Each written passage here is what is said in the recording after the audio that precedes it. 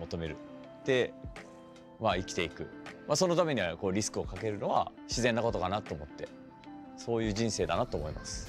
Oh, where you Stay going? there again. Looking to stun him again. Oh, Oh, my the empty word! jump. And he's What leveled has it up happened? at 2 apiece. That's they got the score wrong. It's 3-2 Itazan. How was it 3-2 Itazan? That's this match game both players. Great play from Itazan. What a turnaround. Oh no. You were actually too good at these guard breaks at the time. Yeah. Like it was just like impossible. Like Senno incoming guard break. Oh look at that, I gotta hold all this. Especially on you, specifically you, Desmond, and Sanford are the reason why I upgraded my my guard breaks. Damn, this looks really good though. I'm not even gonna fry. It looks credit to the first two characters. Alright, so at this point, you know, in my head, I'm like, I can't make a comeback. Okay. I'm done. The reason why I was kept fighting is because when you fight against Santhrax, people just like let go of the stick or reset the game. And I was like, no, I don't like that. I'd rather like, if you're gonna win the game, you might as well try to like beat my randomness and just go for it. Because at this point, I'm just gonna go random. There was no plans to start this Gene Splice, you know, comeback thing. I was just Gene Splice happy. I was just mashing like Daigo, like just doing DPs. I mean, I'm gonna be honest with you, Jay. I was just blocking with my face at this point. Yeah, because you thought the same thing. Because in my mind, I'm thinking to myself, yo, if I land a couple of more hits, I'm just gonna hit you with the most spiciest reset I can. I got one. I'm not gonna lie to you, man. I was trying to hit you with something fly, but you know what? And then you right here, you try to go for the reset here. Yes, that then- should have worked. You should. I blocked. What do you mean? Damn. All right, I tried again. Damn, this is kind of embarrassing looking at it now. See, that was smart for me to push block. That was nice. Stay up there. Damn, I should have done it later, huh? I think you still get a punish, no? Yeah. All right, now see. All right. Now, come on. Now that was random. That is was- not supposed to combo. That was Gene Splice though. This is terrible. It's Marvel, baby. Never over till it's over. This is Marvel, baby. Yo, it's funny. So when this match, check this out, right? This is one of the people that didn't really know who I was, but they kind of had an idea, right? Yeah. This is funny. They was watching this match one time. I knew somebody was watching this, and they thought I was commentating this. Oh, they thought you were the one on the mic. But I'm literally the guy that's like in the match, which is crazy. Shout outs to Lawrence Carr, my man Lawman. He Yeah. was the guy that was on the microphone. You know House what's funny? MCing. You know what's funny about it? Because like Lawrence and Chris were both on the mic, but Chris Matrix was like so flabbergasted. There you go. He did not talk at all. He just had the mic and like, while Lawrence is the one. Yes, Yo, that's the only 100%. voice. But there was two commentators actually, but he was just so invested in the match. He did not say a word. See, now this is genius right here. Look at that. I was gone. Like, come on, right? That was good. That was a good- That was good. that That was was a good good. bait, right? That was good. That That was was a good. good That was bait. good. Let me see. Just so you guys understand here, he's just whiffing buns so he could lure me in, right?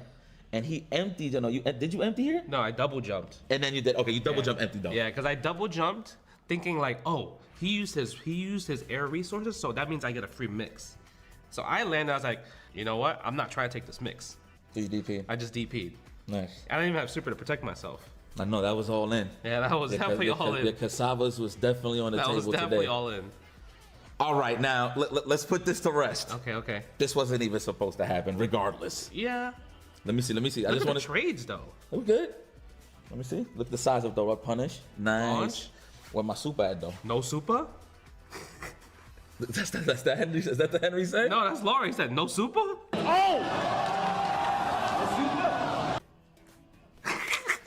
No super? This is terrible, bro. This wasn't even supposed to happen. But the bait here though? Yo, why'd you throw the fireball? I'm gonna credit it to input error for me. What? You threw a fireball? I might have tried to dash out. Nah, that was That's a why the cancel. fears. But why the fears came out? Because you were poking with the fears. No, I wasn't. You was right above my head. Look, why would I even press it? I'm gonna be Oh, honest. you're talking about the push block? Yeah, I'm saying why you the fireball.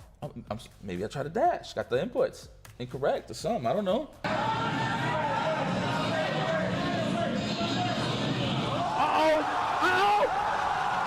Justin Wong! Oh my god! Oh my god! You got it, man. そこはゲームプランナーが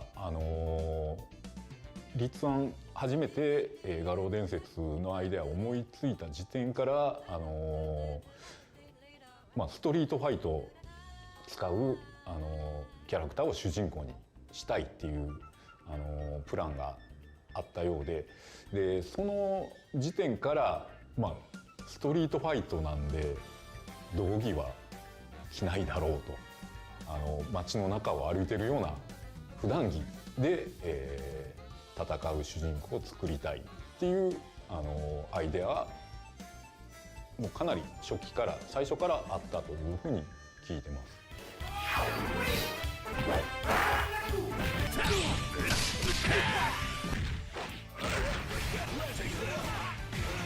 格闘スタイルとしてはこう空手とかボクシングとかっていう日本のジャンルの動きっていうのはしてないと思います。で、技名からも分かるように、パワー何々っていうのがあるので、力強さの、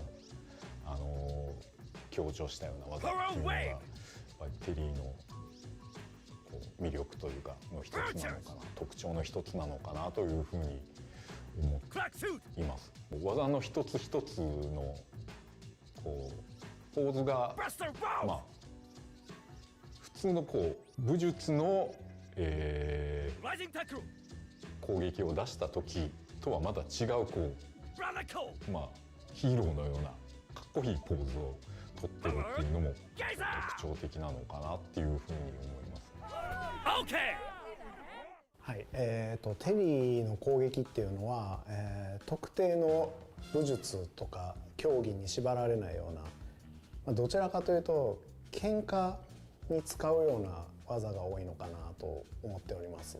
どちらかというとアドリブの動きが多いのかなという感じで、それがテリーの性格、豪放磊落な感じとかを表してて、で気持ちいいという動きになってるかなと思います。で必殺技もちょっとかなり特徴的だと思うんですけれども、それももともとのいろんな、まあ、武道であったり、種目、であったりからのインスピレーションは受けてると思いますけれども、その動きをより大きく誇張して作ったらああなったみたいな感じですね。例えばクラックシュートはもともとかかと落としだと思うんですけど、それを飛び上がってやっちゃおうとか、そういうなんか豪快な動きに、ちょっとアレンジしていったっていう感じだと思います。はい、Hey, come on, come on. Are you okay? Power wave. All right. そうですね。英語圏の人にとっては別に普通のことだと思うんですけど、当時の日本人からしたら英語で喋るキャラクターって結構斬新で、英語で喋るのがかっこいいっていうのがあったんですね。だからまあずっと話に出てるようにアメリカの兄貴っていうキャラクターであるテリーにはやっぱり英語で喋らせたいっていうのがあって、で、英語メインのキャラクターになってます。でマーク・オブの時はそれまで必殺技の名前を叫んで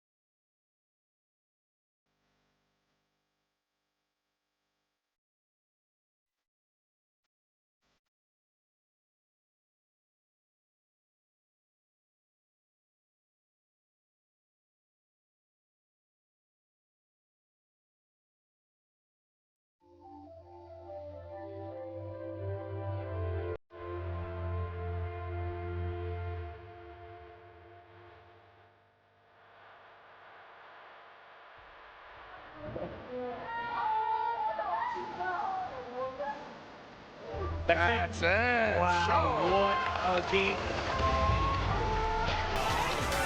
The United States just needs to get the super. That's it. It is, and he got it. The United States just needs to get the super. That's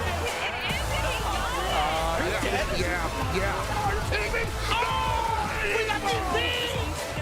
Didn't get the hit. Wait for it. This dude, Pimpin NYC. Sweeps it up. Didn't get the hit. Wait for it. This dude, Welcome to Evo Japan. Welcome to Big Sight Tokyo Evo Japan 2025. And look, if you've been watching Evo Japan, especially with some of these familiar faces, you know the backdrop is a little different. This is because this time we are on site as Casey watching the lovely Sherry Jennings and the homies Reno. How are you guys doing? A little different. Fantastic, brother. Sherry, how are you feeling? I'm great. I've been here all week. Have you guys been here all week? I have not. I've been here all week, so I'm having the time of my life. Japan's always a great time. Great. Yeah, I saw you were shopping already. They talked about the barbecue and everything. I saw what you were doing. You didn't even invite me. It was a side quest. I wanted to go shopping in Harajuku, and then I was like, yo, Justin, where should I eat here? And he was like, yo, there's this Texas barbecue spot. You gotta hit it for me and let me know. It was a side quest. It's all, that place is all over Instagram, and I was like, yo, a lot of people knew about it. And he was like, you gotta try it out before I go try it out. Let me know. I saw your ratings on the food, and I was like, I might have to talk to her about this. As a barbecue connoisseur from the Midwest, mind you, so that means I have a little upper echelon taste here. And I know Sherry likes to eat a lot, but we'll save that for later. We're here for video games, competitive video games at that. And look, first and foremost, there's a lot of cool games, a lot of cool games that have been here. What are you guys most excited to see now that we're here on site? Oh man, the fact that we're starting, I mean, this is not even like an official part of the Evo tournament, but we have City of the Wolves right as well, the EWC qualifier. But beyond that, I'm excited for all the games we got here. I'm actually excited to see how cheap people are for KOF. Because obviously KOF got a big prize pool attached to it now going forward for EWC and SWC. So I want to see how people are in shape for that game. It's always one of my favorite games to watch. So I'm sure people are sharpening their skills more than their past. So what about you, I mean, like, you know what I'm here for. I'm here for Street Fighter 6 action. And like the insane amount of competitors that are here, right? Second largest bracket you know what in Street Fighter history. Yeah, we're saying 6,500 competitors. It's ridiculous. 6,500. Wait, are you in there? Amount of Yeah, I know you like that are that. Well, yes, I wasn't. I am not. I can't. 6,500 at the same time. The wife of a fight. I was gonna say she's trying to get across that if it was up to me, I would still be there. Yeah, I can't say some things, but you know, just I'm saying The wife of a fight. I was gonna say she's trying to get across I like your that if it was presence up here to me. more on the couch with us talking video games. That's true. We come a long way. I do love talking some Street Fighter. This is true. You've been doing this a lot recently this year, man. So shout out to Sherry Jennings, man. You've been showing up at the Cup and just a bunch of events out there. I remember we were on the collegiate league. This is true. And you were out here in That the was commentary. early last year. Yeah, it was a great time. It was a great time. But yeah, even more so, just look, I want to see how Street Fighter does. I'm really excited about KOF because once again, we're one of those regions where you're going to get a lot of focal point of these players. The respective KOF strength in the world will be here trying to claim those spots. So that's another thing. I'm really excited, super excited for Fatal Fury. The newest game on the block, you're going to see a lot of people sweating it out. Like you said, there's a lot on the line when it comes to that game here. But this is also the beginning, I feel like, of our tournament year outside of something like Frost Rings. So we actually got some really cool stuff lined up. I really can't wait to see who's going to start the pacing of being our first champion for fighting games out here, especially leading into Evo Vegas and all the other Evos we got coming up. So I was going to say shout out to Incross because I've been following his Twitter page just to see like all the data that he's collected on like who's here and man, like the sheer amount of competitors that are here, right? But the level that is here. When he posted the predicted brackets of who no one knows like who's gonna be top 8. We have absolutely no idea who's gonna be top 8. It's actually hilarious because like I was talking to Marn. Marn is here. Shout out to the boy Marn because he man came a long way. Newly sponsored by the Newly sponsored. We already know it's hilarious. And just him telling me about like his route. Shout out to the boy. He's like, yeah man, I got Zhao Hai in there. I got ET and he was like, that's not even to get to like the finals. Like to get out of the like you know what I'm saying? Think about how crazy that is. And once again, like there's so many amazing players that have already kind of dedicated their time to their respective lanes. Fatal Fury is really going to turn a lot of heads. One, EWC qualified, players that actually come up. And I really like to see that the game is having this really big blow right out of the gate. It really sets the tone for what's to come. 100%. And you know, a lot of people feel satisfied with the like execution barrier. Yes, I know, yeah. I know that's something that like execution barriers have been lowered a lot in fighting games nowadays, and there's some really hard stuff to do, especially in the home game in Fatal Fury. That's really scratching the edge of a lot of games. I'm gonna tell you right now, sidebar. I was talking to people about, like, you know, City of the Wolves, and they were like, "See, what do you like about it?" I was like, "Because I feel like I'm doing stuff." It gives me a kind of Virtua Fighter feeling where I'm playing that game. I feel like everything that I do is means something. They brought back Just a Fan, which is something they definitely could have changed and made lighter. But they were like, "No, we're gonna keep it there. We're gonna give you a hyper version of it, and we're gonna make you play the game." So we're at the very beginning of this game where the meta isn't fully evolved, but we're gonna see a lot of players that are getting steps together. And we're gonna 100%. Like, I think this weekend might be the first time we actually see like a glimpse of true high level in CS. Because like there's so much to it and there's so much mechanics that it's gonna take a while for people to get used to everything and doing it in the moment, like we talked about with the Just Defend Arcans and whatnot. Because even with Just Defend having a lenient window, like 8 frames or so, right? The fact that the Arcans, so like a lot of times you still have to input the motion and then tap back and then press the button to get the actual Arcans on, and that is very difficult to do in the moment. But as players get used to it, I can't wait to see how it evolves at high level. Yeah, I mean, the thing that I'm really excited about was when people were trying to convince me to play City of the Wolves. They were just like, you do know that they got the Viper, Fierce Fate Fierce. Like, not necessarily Fierce Fate Fierce, but the Fate. So when I'm watching other players play, especially, like, shout out to the Mexican Fierce community. Like, when I'm watching them play and I'm commentating their matches, they know exactly what they're doing. And they're doing, like, crazy combos, even though the game just got released. Those get me hyped. And I was like, maybe I need to touch this game. I'm just saying, I feel like, honestly, look, you played Viper, so you have the execution to be able to do that kind of stuff. And on top of that, I always tell people, I'm a firm believer in playing other games make you stronger as your respect. So, and I feel like that really fits into the Street Fighter lore. But also, Street Fighter, like you said, the second largest bracket in Street Fighter history. 1, 2, the fact that we have some of the craziest rivalries that are being built up right now. And we already, like, you know who we want to see actually go head-to-head in the bracket. The streets have been talking, the internet streets have been talking. I think there's a chance that they meet each other actually in practice. Like, this is like fated by the gods. We're fighting games. And in addition to that, right, first stop on the CPT season as well. That's facts, that's facts. And of course, they got a lot of new stuff for people here to try out, right? Like, apparently Elena's going to be here. Andy Bogor is going to be playable in City of the Wolves. They got it over. They got a 5-minute time limit, but we've already put hands on, and this is the coolest version of Andy Bogor that has ever existed. 3 bar none. By far, a Grand Canyon-sized gap between this Andy and the second coolest Andy. The Andy of old is dead. He looks so much cooler. His moves look cooler. Like, he's overall. He's got more juice. He definitely has more juice. Yeah. Even his outfit is so, like, it's actually crazy. But that's what I mean, though. Of course, we're here for the competitive side of things, but it's more important about, like, the love of fighting games. You're getting a lot of new stuff you're going to see firsthand, not only with these characters from the new games, but there's a lot of cool merch out here as well, and I can't wait for my downtime so I can go buy some of this merch myself. I kind of TPP'd my way in. I was like, hold up, we get to go a little early, so me and Justin, who are actually the shooters here very, very quickly, we were going around and buying stuff before, you know, the crowd gets to go. That's cheating. That's why they were Especially if we cheated. That's actually why they were in. You ain't cheating, you ain't trying. That is absolutely facts. Speaking of a cheater, we're going to send it to Justin Wong out on the floor. Of course, he's actually doing it, talking to the people out there. Let's see what he's got for us. Facts. Speaking of a cheater, we're going to send it to Justin Wong out. Good morning from Evo, Japan. Good afternoon, good evening, wherever you guys are. My name is Justin Wong, and I'm so excited to be back. I was here last year reporting on the floor from all the games, all the merch, and guess what? It's again back for 2025. And the Street Fighter 6 tournament here, it's going to be insane. 6,000 plus entrants, and there's a lot of names out there people are talking about. Street Fighter 6, is he going to be defending the home turf Capcom Cup champion? Plus entrants are literally Evo Japan 2024 champion. Will he win back to back? Even Tekken is crazy right now. We had some locals this week in Japan, and guess who won them? Ty and King Ray Jr. from USA.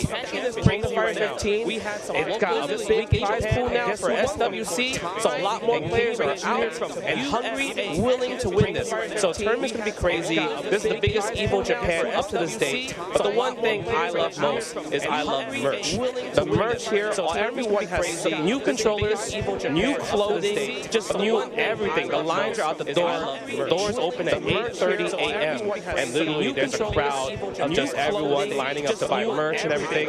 Some of the coolest thing that's also happening this year is that first time Legendary Series Cooperation Cup and Beat Truck is going to be here for Third Strike and Virtual Fighter 5. So I'm really going to be excited to see what's going to happen there because you know what? Back to keep the arcade roots here, and there's also huge side tournaments. I already saw like Famicom setups. There's like 4 hyper fighting. I really do want to check that out. They have Marvel 3 as well too. Man, there's just so much fighting game action this weekend, and the best part is we don't know. We don't know what we're going to see in terms of announcements, maybe possible characters, possible trailers. I'm curious to see all that type of stuff. But we're going to be here throughout this whole entire weekend to kind of walk around the venue, see amazing cool stuff, and I'm not going to spoil it for you, but we have some really cool stuff down the road this whole entire weekend. Enough of me. Let's get back to the game. Let's go back to the casters. And I'm not going to spoil it for you, but we have some really cool stuff down the road. Actually holding us down. He said a lot of what we were going to talk about, but he also brought up a very good point. Tech. We already know that a lot we have this E versus NA rivalry that's been brewing. But what happened at Tatakai Tuesday, shout out to Tatakai Tuesday, one of the locals that happened out here. Ken Jr., an American player and a young player that actually getting the big W. Speaking of another young player that's out here, an American, Noah the Product, or Noah the P, that I like to say. He's been out here. I feel like he's been on the campaign trail. We've been seeing all these. Dude, he's been out here talking crazy in the best way possible about his trials and tribulations going through Street Fighter, how he approaches it. But I love the fact that we've had this big shift for people to see and get introduced to a lot of these newer young players coming from all over the world. He spent the week kissing babies, shaking hands, and handing out heads. I get about kissing babies, and I feel like, go, when I chuck them babies Right, out. he really like, he's like, go to J Street. If you really want to get good at Street Fighter, baby, J Street. Just drop the bassinet over the street to J Street. You won't need this block. You won't need this. But shout outs, like, as you mentioned, Tatakai Tuesdays, like, they also had City of the Wolves there.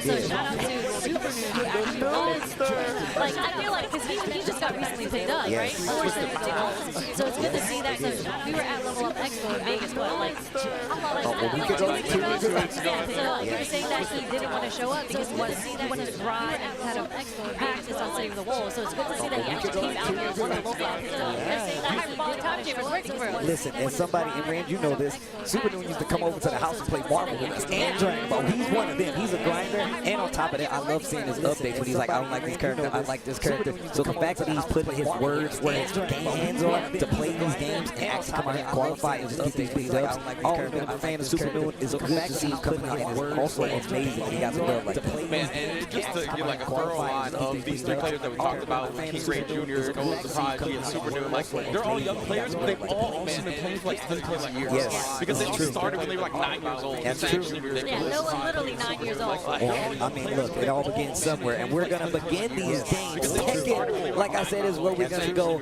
Yummy Yu coming in with the Eddie Gordo and Dr. King with the fan. You know, I'm still not used to seeing the combo count. Like I said, it's where the screen gets really throws me off. Yeah, like I'm still not used to it. For sure, I don't see that. But is Yummy Yu, is that Thailand? I think that is THA. I'm pretty sure. Maybe that is Thailand. Yeah, I would assume too. I was going to say that's also something that's really super cool to Evo Japan is the different countries that show up to show out at Evo Japan. Even Evo in Vegas, there's a whole bunch. Evo Japan actually brings out a whole bunch of, I say, more Asian players. Yeah, 100%. I'm gonna say right now, like one of my favorite things about this Evo Japan is just where it's held.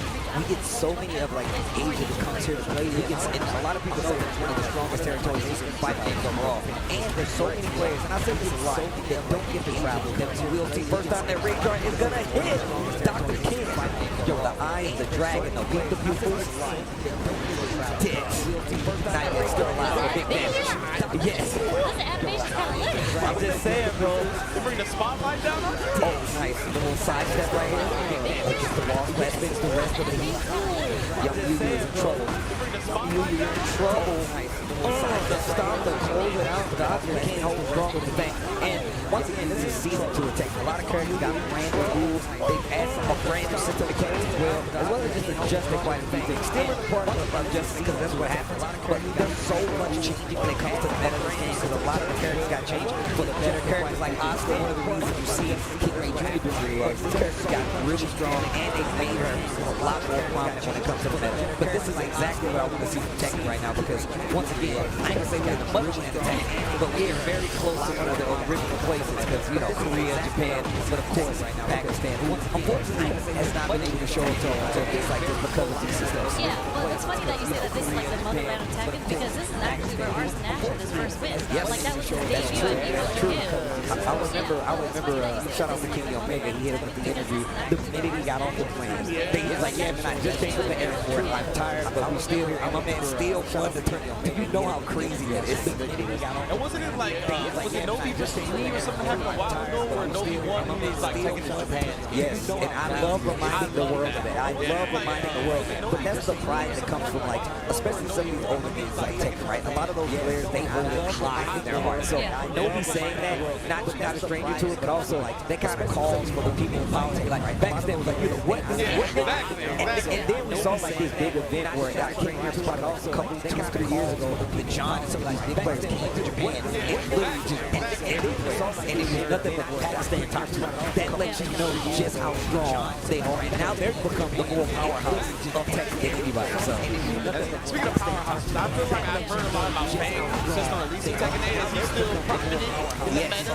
I think the thing is that, like, he has so many great folks. Historically, he had great folks, but he's a force, so they basically transitions out of certain stance. That means he can get the pressure up in the board. So, and the fact is, like, he is one of these things where he's going to be really aggressive with. His folks kind of put that to a test. Like, how good can you navigate my folks? How well can you sidestep my offense? And it's about keeping people honest. One of these new extensions we was just talking about. Even more so, the back turn out is now lean into the wall. We go. To extend the cons. Yeah, that's what, like, when I watched playing and Tekken 7, it was a lot of, like, the stances were like gimmicks to keep people real quick, but then you had to go back into your regular basic game. And it feels like you got a lot more, like, flavor in Tekken 8. Actually, you know what, you say that, and I always thought, like, Bang was kind of like the devil. He really, like, his moves were good, but they were, like, very linear.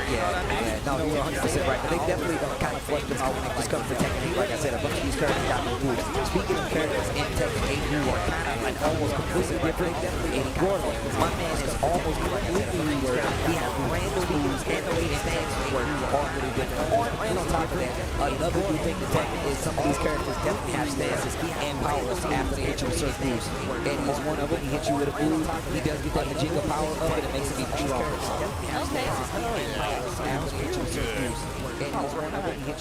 We already got some quick Tekken action on the bracket, right? I think we're going to see some Street Fighter 6 tonight as well in this block of things. And I'm not sure we're going to see much else, but we're definitely going to be seeing all kinds of cool stuff throughout the day. Oh, yeah, it's on the back right there. You can see. I see a Zangief mirror match right now. I was going to say, Street Fighter 6. is that Keith mirrors, bro? Wow. That's how it started. I feel like there actually hasn't been that many Zangiefs also, and maybe this tournament. Oh, there we go. That's both Sujita versus Jamal. USA versus Japan. Let's go. But a perfect starting with Botsarata, Sujita. Sujita? I think it's Sujita. I think it's Sujita. Okay. I'm not 100%. Either way, and you know, Geep is very popular out here in Japan. Like, definitely, I think, yeah, more popular than a lot of regions in the world. So you can see already starting with a perfect. I'm sure this stuff has a little bit more experience in the mirror. I thought he was about to explode. There we go. We ain't missing that one. EX into my fans. Talk to me. The lights. Like, speaking of Zangief, we do have, like, some of the best Zangiefs here, right? Obviously, we have Kobayan here representing Japan. We also have, like, Zangief a lot with his debut. I don't want to say debut, but his performance at Capcom Kobayan, right?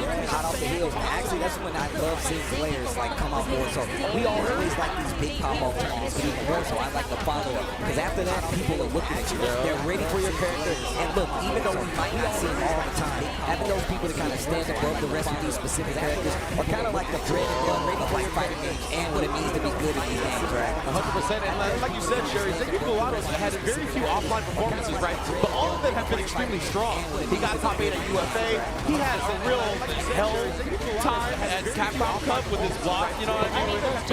Yeah. You know, going up against Kakaru, going up against the different JPs, so it was tough. But I can't wait to see what he does in this tournament. The walk-up. The meta of Zangief is that 50-50. Are you going to headbutt me or are you going to SPD me? The grappler's changed, baby. I was telling her, I was a long time ago, in the early days of Street Fighter 6, I was telling Problem X. He's like, man, I don't think he's going to be that big of a problem. I was like, do you not understand drive rush? I don't know if you seeing what I'm seeing. But this character is definitely going to be a problem. Still not as easy to get like the full leg up on people because obviously Zangief is historically had like bad matchups across the board or something. But in this game, it's definitely possible. Well, what's so funny is I feel like all the Zangief players, shout out to them, when they had to switch over to Street Fighter 6, I think a difficulty that they had was that he's not like a traditional low forward drive rush character. And a lot of them were saying, this character sucks because I can't low forward drive rush. But you see, like, as time goes on, how they evolve his meta, this character sucks. He doesn't need to low forward drive rush. He don't. He really doesn't. I'm terrified after he knocks me down, the range on Light Punch SPD, like all those things really make him a bigger threat in this game. And obviously we're looking at a mirror match right now, but when you see people play experienced Zangief, they're never not afraid. Like no matter who you are, you're like, I can't get caught. Because if he gets to me, I lose 30% of my life bar, and that is my combo, you know? And like you said, Jared, he might not have the reward of the crouch medium kick driver against the right, but his bullets are solid on the ground, man. It's very annoying to play with. Yeah, exactly. That target combo does really good damage. Standing punch really falls. You saw it even counter poke. I think his crouch medium kick from all of that is very annoying. But the stand shorts are so good. And like I get the privilege of playing against two of the best US Zangief. Well, I can't say that about Stupendous anymore, but Dr. Dan Fair. Yo. So shout out to Dr. Dan Fair. Stupendous. And that's her friend. He just took her straight for no reason. You were just hanging out somewhere. You were just hanging out with him to level up and pro. That's new guy. He's so good that he took her straight for no reason. I'm just saying he hasn't adapted to Street Fighter 6 Zangief yet. I'm sorry. I'm just saying, when you play, like, if you play against random Street Fighter 6 all the time, you run into Dr. Dan Fair all the time, right?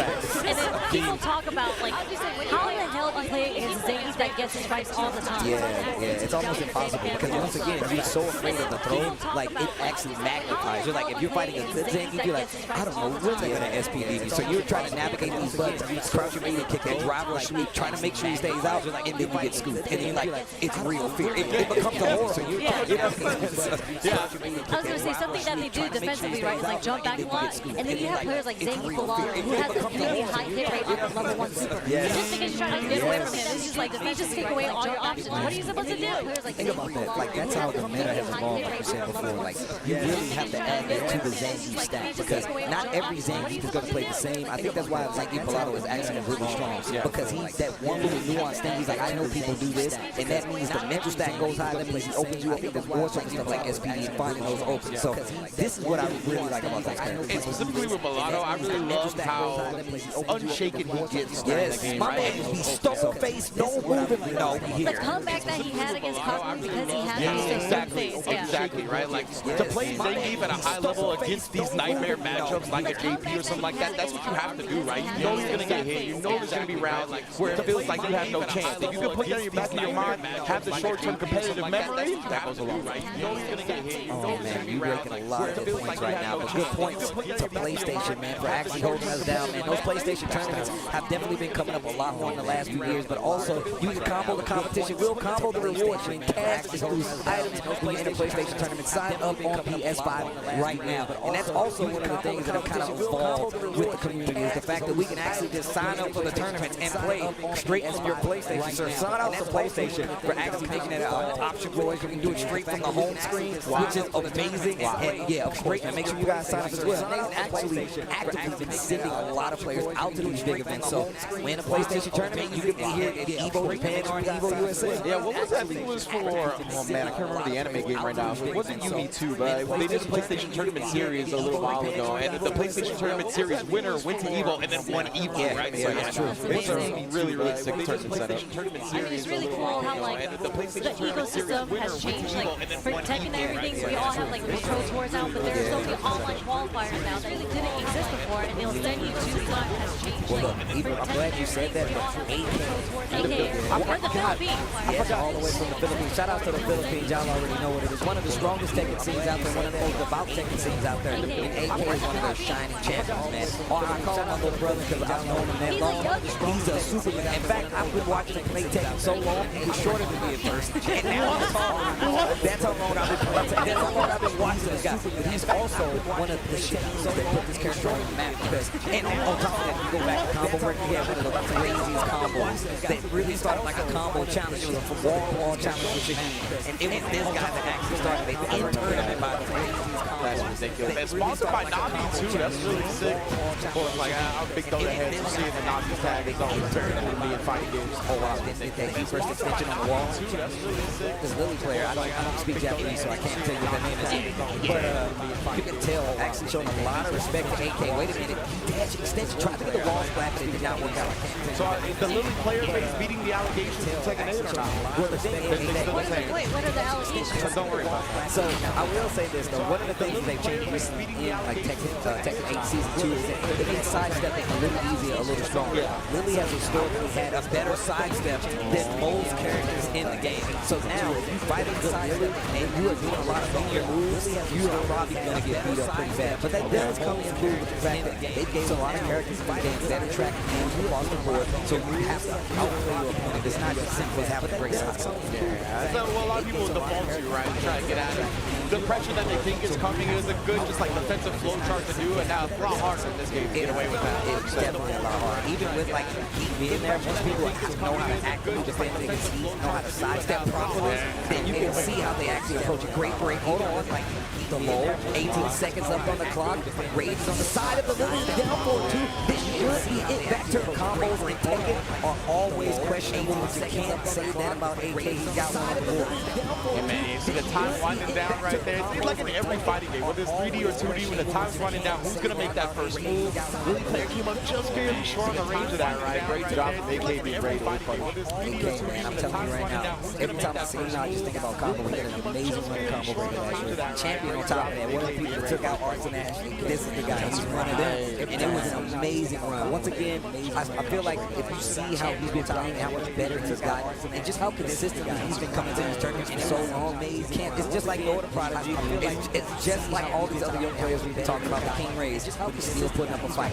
It feels like the consistency is what's really coming into its own nowadays with those players, right? Like, they've always shown flashes of brilliance where, like, if they're on that day, they can beat the best players in the world. Now it feels like they're on most days, like, way more than they are not. Oh, wow. It's the back. It's the side, I should say. They can beat the best players in the world. So you tell me, Steve, when you're playing the neutral in this game, like what exactly, like in Street Fighter, you're looking for kind of like the normal, the medium into a driver, right? So yeah, so I would say one thing about Tekken is combo. The thing about Tekken is a lot of characters have like their fundamental tools like the down 4-1s, the wild stance 4s, and having these moves that kind of keep you right in front of you, right? But you try to get away from a lot of sharp range. You want to sidestep or either stay out of a punishment range where you get a small punish. Now, if you call it out in a big way, you could possibly get a launcher, maybe a hop kick, other respective characters.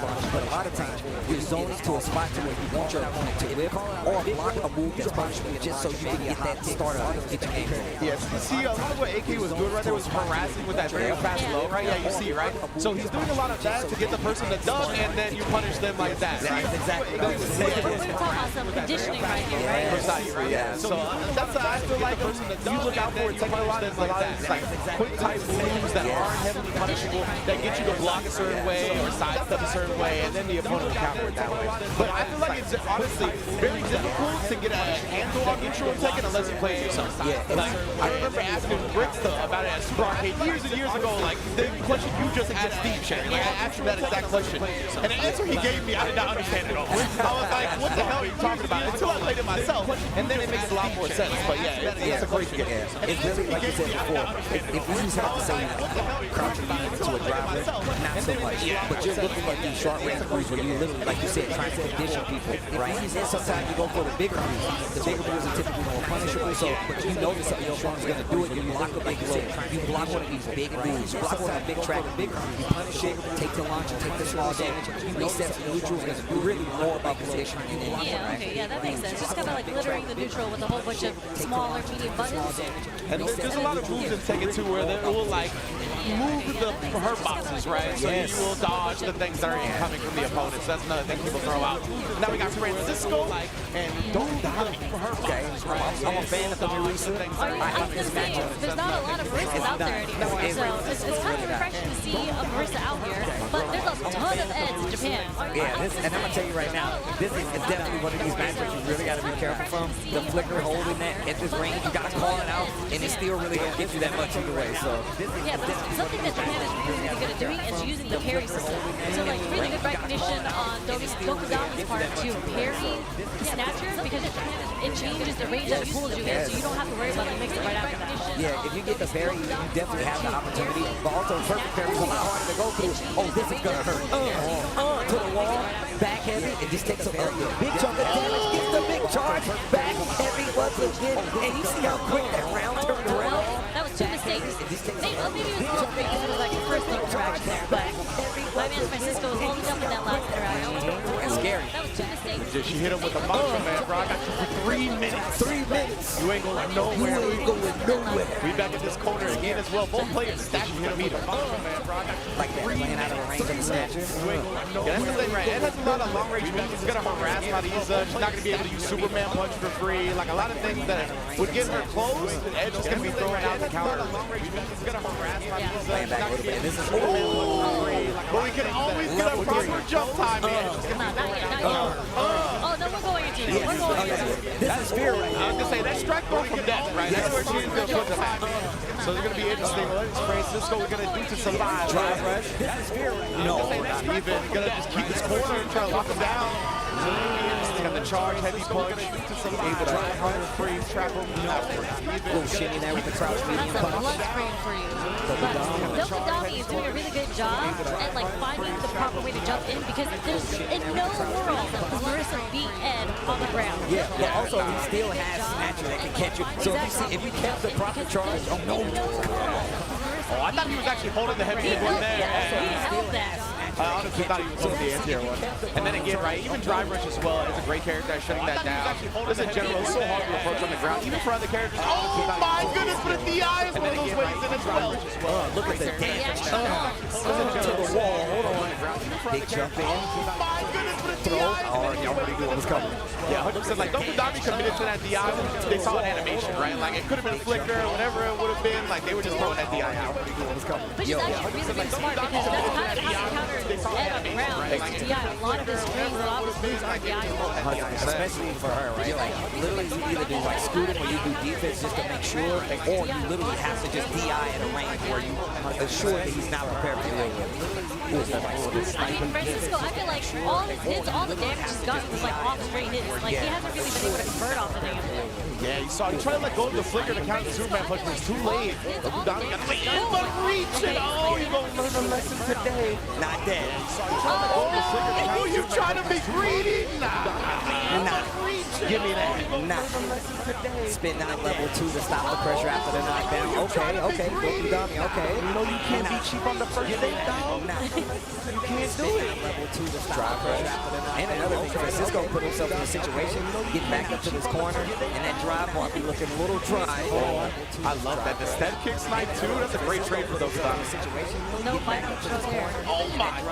You'll see your blue man just jump over that button a lot. I love that. The step kick snipe too. Francisco wasted a lot of that drive on some of these combos. This is a bad situation to be in. Get out of there. That boy's butt. Francisco, get out of there. Oh, jumps out of the corner. Counter hit confirmed into the level 3. Give me my timer back, please. He'll be close to the green once this level 3 is over. See how Dokudami survives this corner pressure. My timer back, there you go. Stand back over to the snatcher. Recharge on the drive bar. See how it's so good too. You put those below 2 bars, has more than 2 now. But yeah, being that low, you don't really want to use OD moves and then cut off at the pass once again by that dude. Put the medium kick. Yo, Francisco, like I said, you got to hold it. That's exactly what I was talking about. Like, if you get to a certain range, you really got to look for snatch pressure, and either hold the parry, you try to DI, you gotta be in range. Francisco knows the deal. And we did see Francisco's red with a heavy kick flicker in the last round as well, right? So that might be why Dokudami didn't jump, but hey, they believe in it now. He has the corner. Safe jumper. And we did see Francisco's red. He tried to go for the safe jump, calls him out with the OD uppercut though. Yeah, it looks like he wanted to make the parry, right? Like empty jump in the throw perhaps, but not gonna happen. And now Francisco's playing this matchup a little bit better. This is exactly the problem. The range that Marisa has probably only knocked down. What's the mix? Drive like that. Very smart drive reversal, efficient use of it. Not trying to get some structure throw. Yeah, and I feel like this point, as Francisco, you just gotta play a little patient. Just wait for Dokudami to jump on you because that's the only way he's getting in. But Doku does have level 3 now as well, right? So keep that in mind. With all the green bar, with all that drive bar, I feel like next hit, next strike, he's Dokudami. I was about to say, if Dokudami gets a hit, that's game. Yeah, 1,000%. Not even close, but like even this, right? I'm wondering if Dokudami's gonna try to snipe a fireball, flicker with a level 3, something like that. But you gotta get a little bit closer. Yeah, it's a little bit too far at the moment. Like even this is the hard part. You gotta call out that flicker, hit him with the DI. Yeah, Francisco doing a great job of staying at this range, right? He knows where the danger zone is, and he's avoiding it. That was the danger zone, though. No, that's a big reach. That's a big reach, and this is the frustration building up. I like this matchup so much. I know exactly what he's doing. Is that what you would do? You would do the OD step kick into a DI? No. I like that. I like that. Because you never know. That's nasty, but I like it. They might want to hit a button on you, right? So the DI might be hit in that situation. Who knows? Yeah, I mean, what happens is, right, if he had done it, gone in and snatched the DI, wow, would have hit him, big damage, he could have cashed out. Okay, wait a minute, to the corner we go. What happens is, right, if he had done it, Here goes Dokudami. Well, that's a bird down corner. Francisco doesn't have any meter either, but it managed to escape. Don't feel like he's still on for this time. you going? Still my favorite command grab. Yo, it's one of my favorite command grabs in any fighting game. Actually, It's so disrespectful. it's so disrespectful. You know what's funny? I like to remind people, if you go back to Street Fighter V, they actually tease me recently.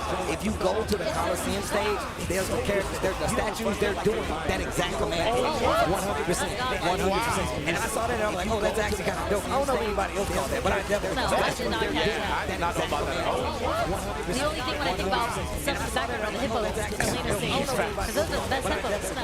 Speaking of Atlanta, the Africa stage looks 6-6 already from the trailer. call that the Lion King. Speaking of Dokudami locked down. And again, Francisco, when he's had Dokudami in the corner, right, he's kind of backed up. This time, he's getting the strike throw off the drive rush can, so clearly Dokudami's locked down. And again, Francisco, when he's had Dokudami in the corner, right, he's kind of backed up. This time, slowing his game down is really what's going to help Francisco get the dub. You can see he's starting to get more control of it, too. Knockdown in the corner, level 3.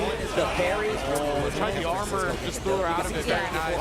Perfect parry. That's exactly what you want to do versus Flicker, but Francisco's going to run. The throw strike guess is not working out. Dokudami's favorite. It worked that time. It worked that time. Oh, what are you doing? We literally all looked at each other in the back of the screen, and the combo wasn't there anymore. And Francisco, best believe he ain't dropping this one. Wrap it up. We literally all looked at each other in the back of the screen, and the combo wasn't the punching bag.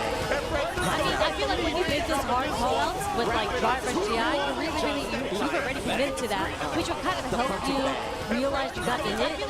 It's a weird with like to drop the GI. Yeah, 100%. Yeah, it could just be like stage nerves, right? Like even Japan You're type on the big nerves. stage. You're on the big stage of Viva Japan right now. There's thousands and thousands of people watching you play. Shout out to everybody watching at home. Speaking of thousands and thousands of people, I know you guys are probably in a different time zone. I know you guys are probably in bed, maybe hanging out. But thank you guys for joining us here at Evo Japan, man. Once again, Big Sight, Tokyo, Sherry Jennings, the Boy Ranch. Man, it's good to have you guys on the couch talking about some fighting. Listen, man. And in addition, I want to bring up the time zone thing, right? If you're up late right now, if you're barely holding on for dear life and you know you're going to sleep soon, there's actually going to be like, not a rebroadcast, but Wooly is going to take over on the Evo channel once we're done here. He's going to be looking at all the matches and all kinds of cool stuff from the event. So you're going to sleep now, so be what it be. You know, I fall victim to none of my time zone tournaments. I fall asleep to some Street Fighter streams. Yeah, exactly. But we're going to be be live almost 24 hours with Wooly also going over everything. But probably more normal time zones for those folks in the West. Good point to call that out. But yeah, man, look, personally, I definitely try to run the gauntlet. When I'm watching tournaments, I'm like, I'm in bed and I'm like, nope, we're locked in. I don't care what happens.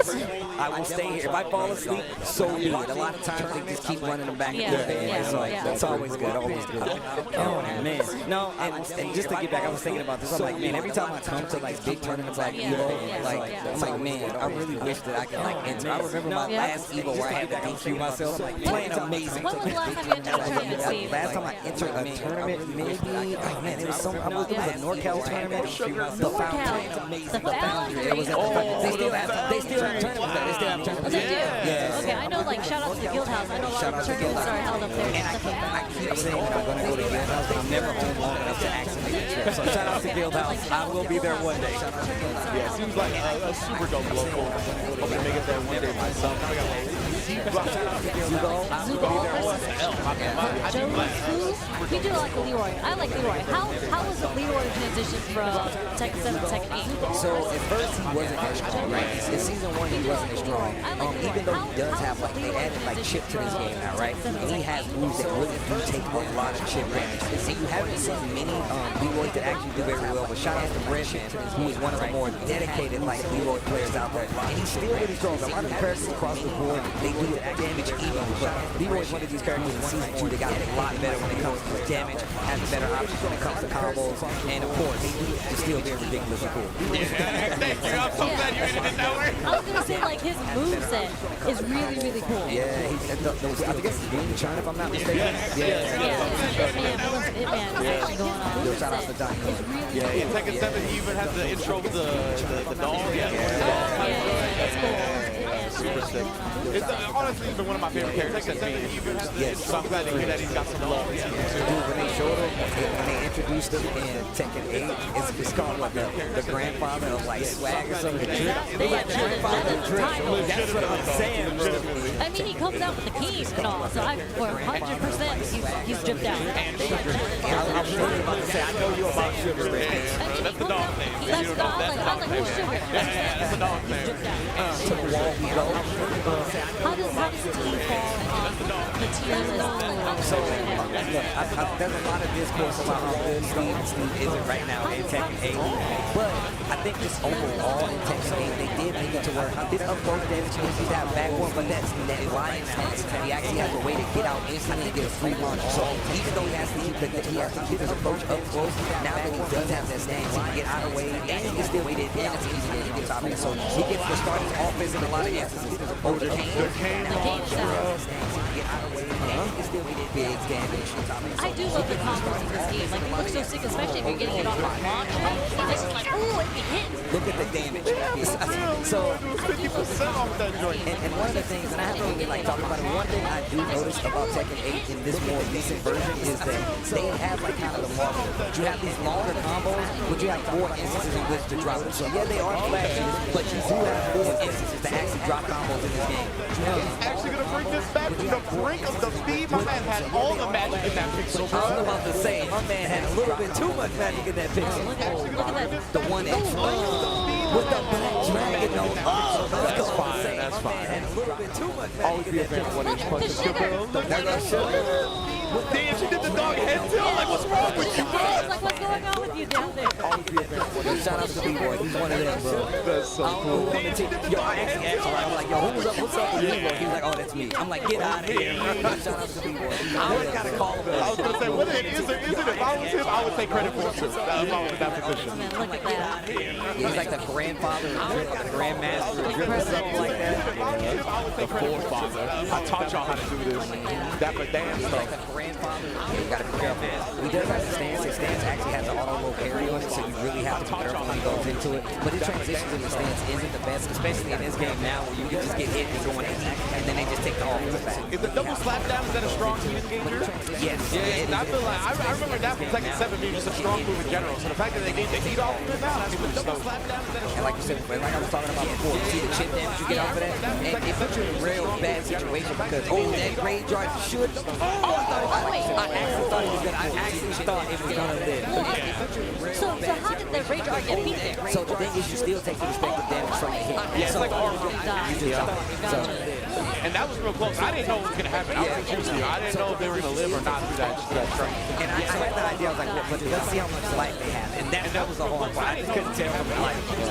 Spends all his resources on he would have done full combo with the Rising 2 I love the combo. That's the biggest part about Tekken is the movement in this game. That Anakin told me very early on when I started watching Tekken. He was like, movement is so important in this game when it comes to side steps. Even duck hunting is like, is the movement just like, yeah, like the ducking part. No, it really is. And now, like, in the most recent patch, they made it so once again you can buffer side steps a little better. And you can side steps to the forefront. So it makes it your movement is very important. And two, it kind of opens up the offensive and defensive sides of it because your movement gets even better now. You have two that are really getting the hang of it. Yeah, whenever I talk to the veterans taking heads, they always told me, like, you got to get your movement down first and foremost. That is the most important thing in the game. It was an old meme where like people like, I got this cool taunt jet upper, down forward two into electric, and those are the other steps, but the first step is movement. So you try to jump over all that stuff and get the cool combos, you play somebody, and they're like, man, I can't even touch this guy. And it's because you need the movement more than anything. And I felt victim to it. I definitely practiced taunt jet upper before anything else. I'm telling you, I've seen people be like, yeah, bro, I got it down forward to electric. I'm like, no, bro, you don't even know how to move. You ain't never going to hit anybody with it. That was a perfect example right there. Side step to the right. The pressure goes in the stance. Yeah, that lion tamer stance. Lion tamer stance. I'm done playing around. They point at you with the glove. I love their activation. They always say something snarky like, no, it's not over yet. They're like, I'm just getting started. I'm like, let's go. It gets me hyped. Oh, nice. That's big damage right there. And his launch punish as well, takes a small string on top of it. And also, he has one of the things, one of his newer strings in Season 2 is so dope. And on top of that, like, it's his added advantage. You have to hold it, but it does take a bunch of your heat, so you really got to be careful spinning. Steve or Leroy? Steve, okay. So I think we saw that, right? Like, that was on the wrap-up. Yeah, I know exactly what you're talking about now. He only gets one of those, but you got to make him count. So I knew there was something with the kid. I couldn't remember yet. You can only bust the kid out once. Yeah, he only gets one. He only gets one. Does he get to choose between low, high, or Yes, always the low? he gets to choose. He gets to choose. You can only bust the kid out once. Oh, what a sidestep on the wall. Leroy in trouble. He dashed up. The old okey doke in the mid. And this is exactly what I'm talking about. It's very scary in this game for Tekken, right? Everybody who's played Tekken historically, they're used to a slower pace kind of Tekken. This game kind of throws it out the window. Like, nah, bro, you got to be ready offensively at all times. I was going to say, I feel like the Steves that I see in the past, like if they had you in a situation like that, they back up a little bit, put themselves in the optimal range. That was like pure rush down in your face Steve. Like, I am not used to that. That was wild. And the thing is that I've noticed, and just the evolution of how people learn to play this game, one of the things I've noticed is that a lot of players will start to interrupt your heat, right? Like, you think it's free, they'll literally be like, no, I'm going to hit a button here because you think it's free. And now since they've changed it, it's a lot of more guessworthy. Like, you actually have options out. Like, you can make the force a movement and make a mistake. So they really are making it to where you really have to make a choice out. It's not easy to take the offense off the wall. The stage has their mistakes. So I call this place the evil arena where the bad guys hang out, bro. It's all like they're like guards around the ring, and I'm like, bro, they just beating up to rob a bank. Go take some candy from a baby, or you're dead. Bad guys hang out. I was saying, he's dead? I thought he was going to hit the wall because the wall is an explosive. So if he hit the wall, the combo would have killed him. Legitimately, he would have kept going for a hot minute. I thought he a lot of characters now, like, and a lot of players, how they start to understand. The Lions played him. He literally hops back, he's like, over here. And then he's just like, yeah, it's so sick. What a dodge.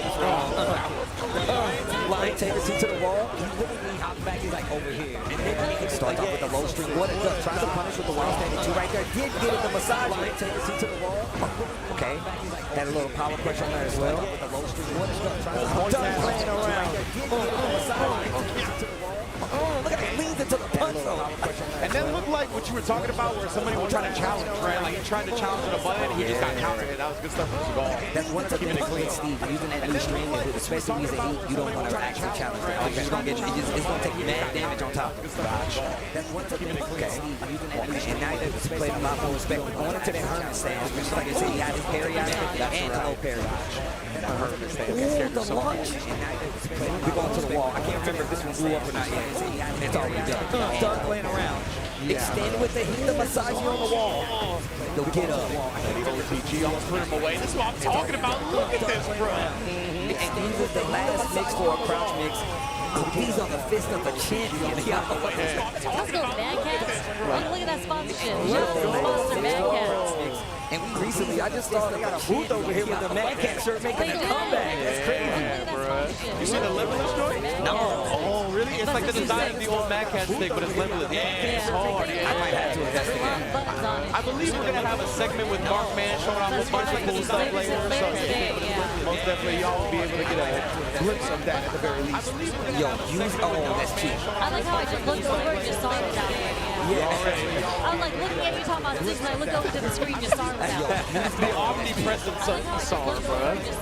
Always there. Of course, Terry in Street Fighter 6 as well. We were talking about this earlier. Terry's literally in like every single fighting game right now that's out. Look, man, he's the legendary wolf. He's been around for a while. Why would he not be in your game? This dude's been fighting for years. Oh, you already know the Punisher's gonna come in clean hot. They want to spend too much because the driver cancel would have put the burn out. Now we clean off that. Nice tackle. Yeah, light punch rising tackle right there. They want to spend too much because the driver cancel.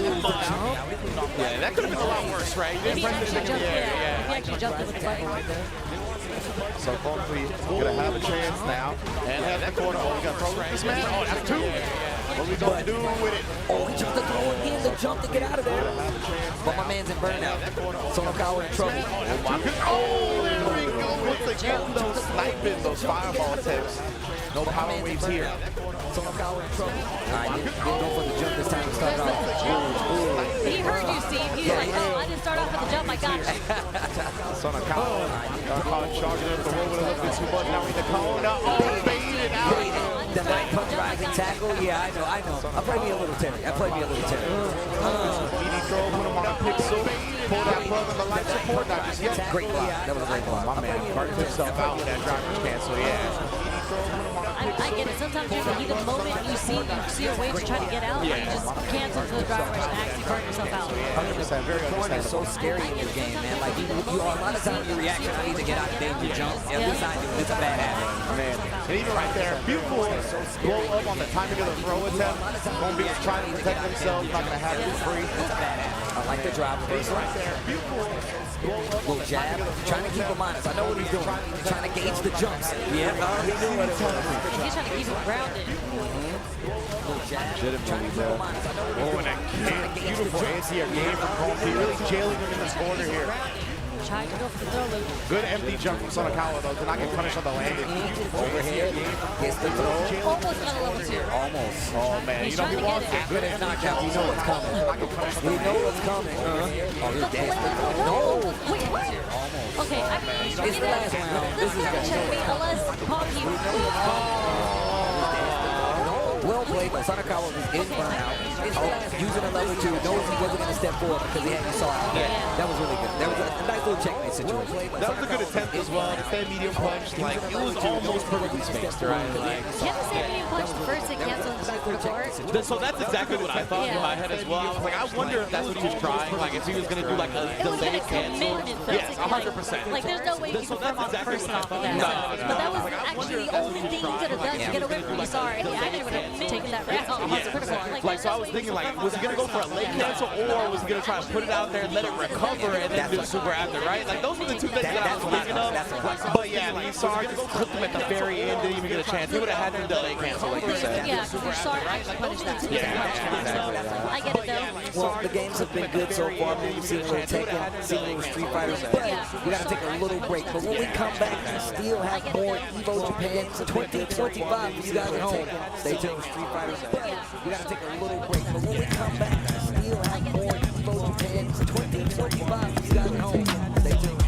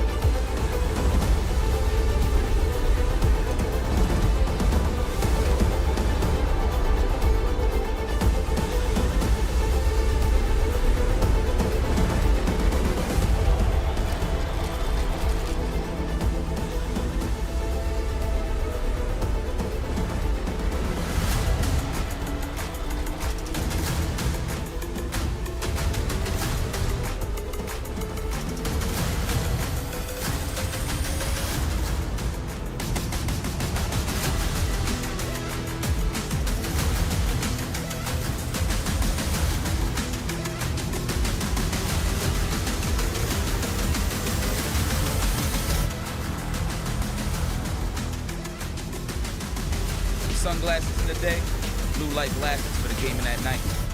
Zenny's got affordable eyewear for everyone. Vibe and style while protecting your eyes. Sunglasses in the day, Evo sunglasses, blue light glasses available now. At night. Zenny's got affordable eyewear for everyone. Vibe and style while protecting your eyes. Evo sunglasses available now. At night. Zenny's got affordable eyewear for everyone.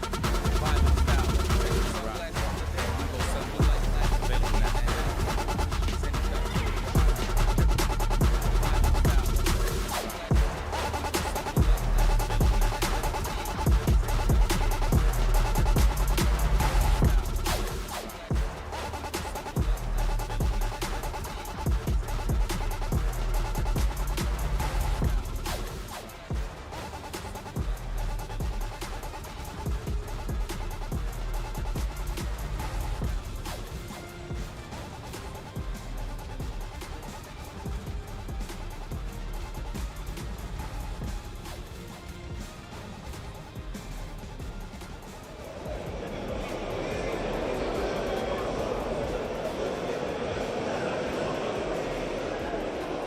Welcome back to EVO Japan 2025, and we are here with Mr.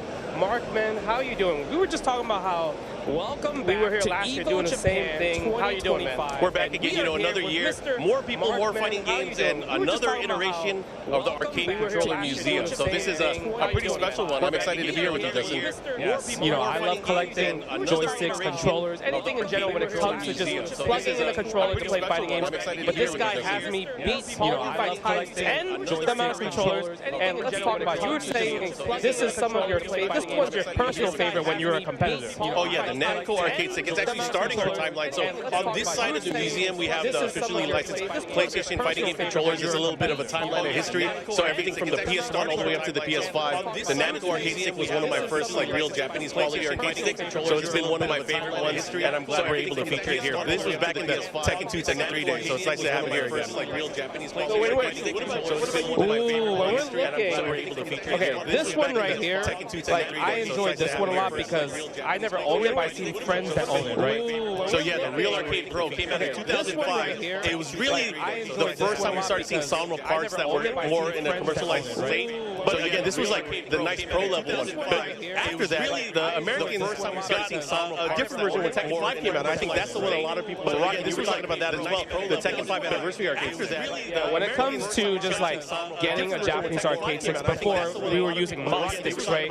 You know, mom and pop store. This is the first one that we were selling at like video game stores. And that's the one I introduced to a lot of people to the Japanese style, like you mentioned right there. The 10th anniversry arcade stick that came bundled with the game in their collector's edition. Everyone started getting that. They started modding it, and I think it helped with like the arcade stick tech culture in the United States, especially, or in the West. And people started buying and modding arcade sticks, and it went crazy from there. As you know, I joined Mad Cats after that, and a lot of the landscape for arcade sticks from the PS3 era onwards kind of really changed the trajectory, and you started seeing more and more these cool weapons, these weapons of the trade started coming over to the West, and there was just like it's a big renaissance pretty much.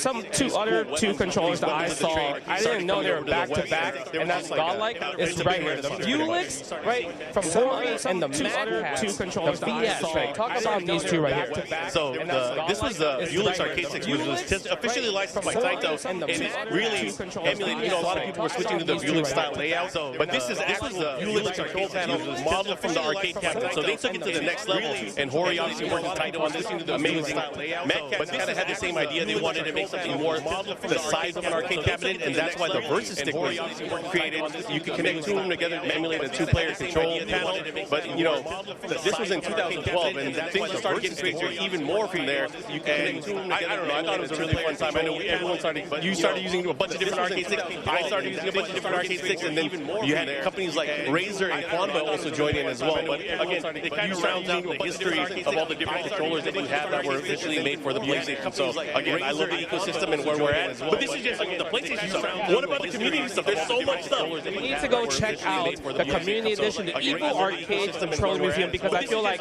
with the boom of all these companies doing official stuff, it boomed a lot of mom and pop stores, and we're going to see it right here. Like, which ones out of these are kind of like some of your favorites? For me, the TR, the new one, this octopus right here is so good. So the Octopus Arcade Stick from Fight Stick TR, an amazing labor of love. Again, shout out to Hersen and the team that have created this one. This one has the Octopus Arcade Ultra compatibility. Any console you can think of, it is compatible with it, but obviously you can see it takes so many design references from so many of the arcade sticks that came before it, an aluminum chassis, and you really could fit almost any arcade stick there and really cater it towards what you like. But I mean, there's so many great ones. You have a small arcade stick, you have a lot of stuff from the Golden Lever team from Arcade Stick Indonesia, and then there's a lot of the Evo stuff here that's available at this event.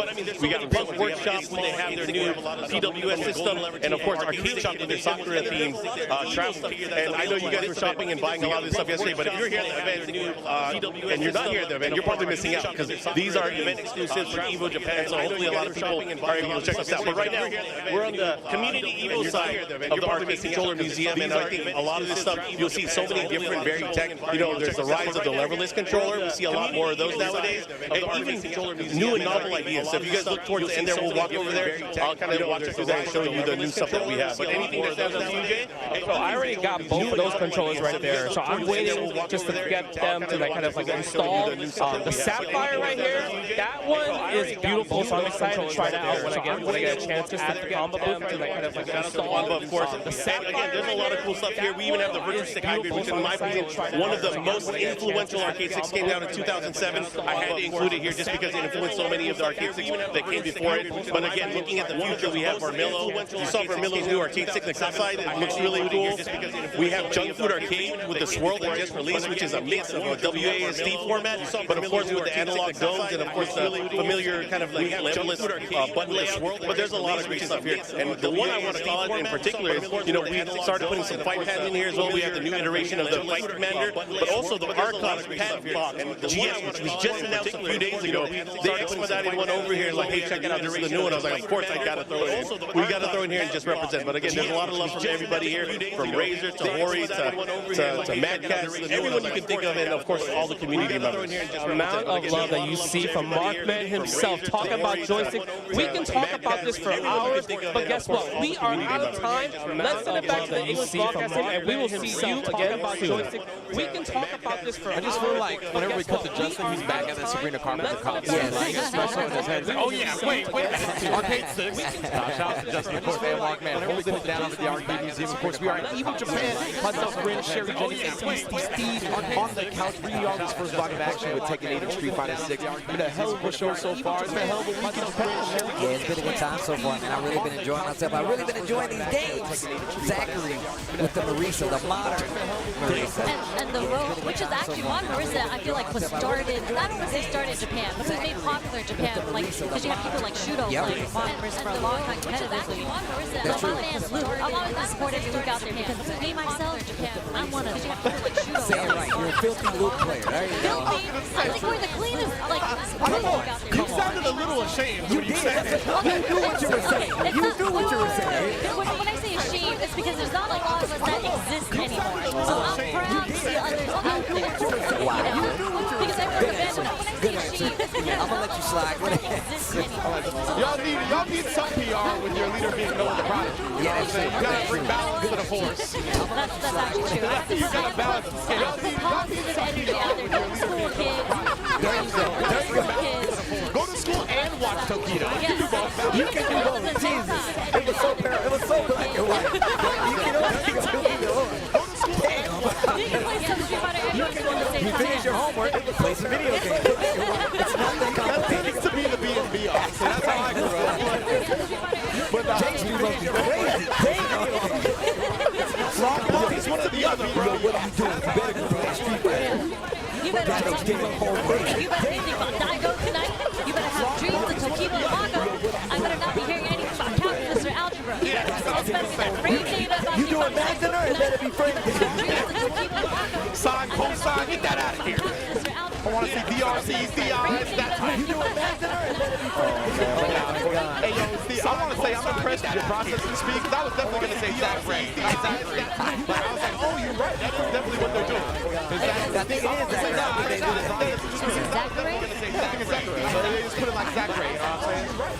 But nah, I'm pretty sure Steve is correct. Then we got Rohan on the other side. We said that Mama Marisa definitely was giving a little momentum, but this character is just, she's just too linear, honestly. I think she's getting done at the high level. No. She's very linear, so she really, really has to earn those hits for the big damage. I mean, think about it though. If she gets that hit, that game, the reward is there. It's just definitely there. And like people always tell me, bro, they be like, man, I don't know why you play that character. I was like, I just think she's cool. She's mad. She's so I played her at the beginning of the game. Like, I absolutely hate this costume, by the way, of Marisa. She has to be the one. I want the suit all day. Okay, but it's the other one, the one where she has the light hair, the wedding dress, like the wedding dress with the charms, the hair. Alright, Marisa can have that, but this is absolutely hell look at the hair costume where she has the light hair.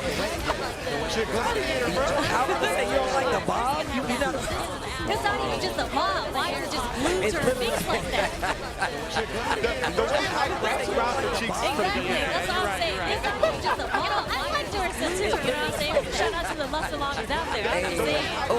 Speaking of which, I think we got some content with Justin Wong and some muscle mommies coming out the pipeline one of these days.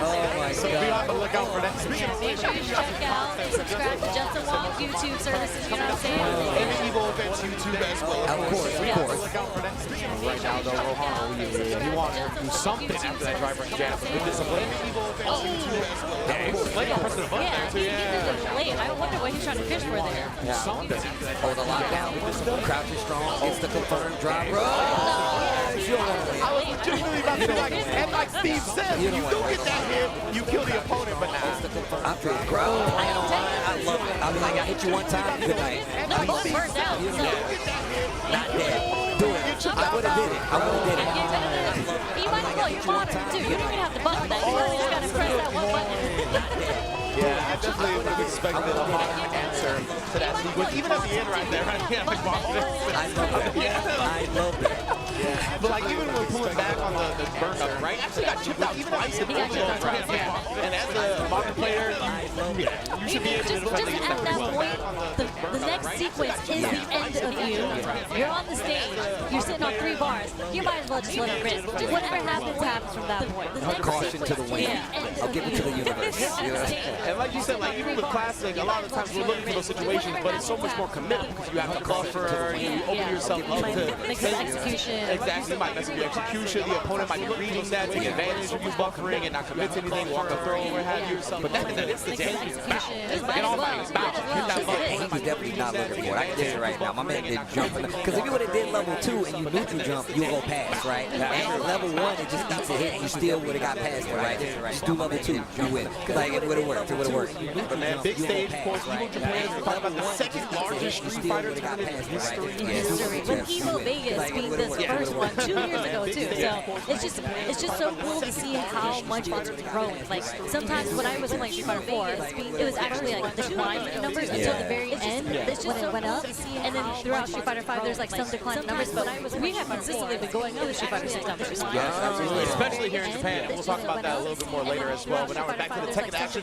My man Brown Man. Yo, shout out to Brown Man. Also another commentator. He's been doing a lot of work. Manila Madness is an event that he has put on. I actually want to go to it, but Yonarang is actually what it is. The name should tell you everything. He's one of the Yonarang. He's playing Warang. Like he knows what's up. I see. On the Final Fantasy stage. Sherry's face. It was so good. So wait, this is the Clive stage. Survive against Karen Face. And you're fighting in the Final Fantasy game. So literally, they have the summons. And then flip the background. It's actually ridiculous. And the song goes crazy. The song goes crazy. Low bear. So it's going to say this is probably one of our more competitive matches this early on, right? Brown Man and Yonarang. And Brown Man is no slouch. I mean, also you answer as well. Obviously, he switched over to be more of a commentator, do more events. But I remember with him entering tournaments, he was very nice with it. One of the things was he was a Heihachi player, so he wasn't in the game until, you know, he said he was dead. Well, that's what I was going to say. Wasn't there lore for Heihachi being dead? Bro, you know what's crazy about the lore is that in the in-game promo where they was like, yeah, Heihachi Machine was dead, they cut to the live footage of Harada saying, yeah, Heihachi's dead, and then he's alive. And I was like, bro, are you kidding me? Yeah, they cut to man, but Heihachi, another one of these characters, they kind of got like retuned, right? Like they gave him stances now. It also is obviously a lot cooler, but his damage is ridiculous. And he has this warrior instinct, which kind of forces you to use heat, right? Because when you use heat every round, you get access to warrior's instinct to get some powered up moves. And it kind of makes it like an easier thing when you want to save it for the last round so you can pop it, right? Is that what this too? Yeah, that's exactly it. So next to the E-bar, you can see that now he's got three. So now he's got three. That means he has an instance where he literally warrior instinct. He just did it. So now he get powered up moves and everything. Okay, you can see that. Also, the outfit goes crazy. The outfit is great. His feet are so moisturized. I was just walking around, just climbing around.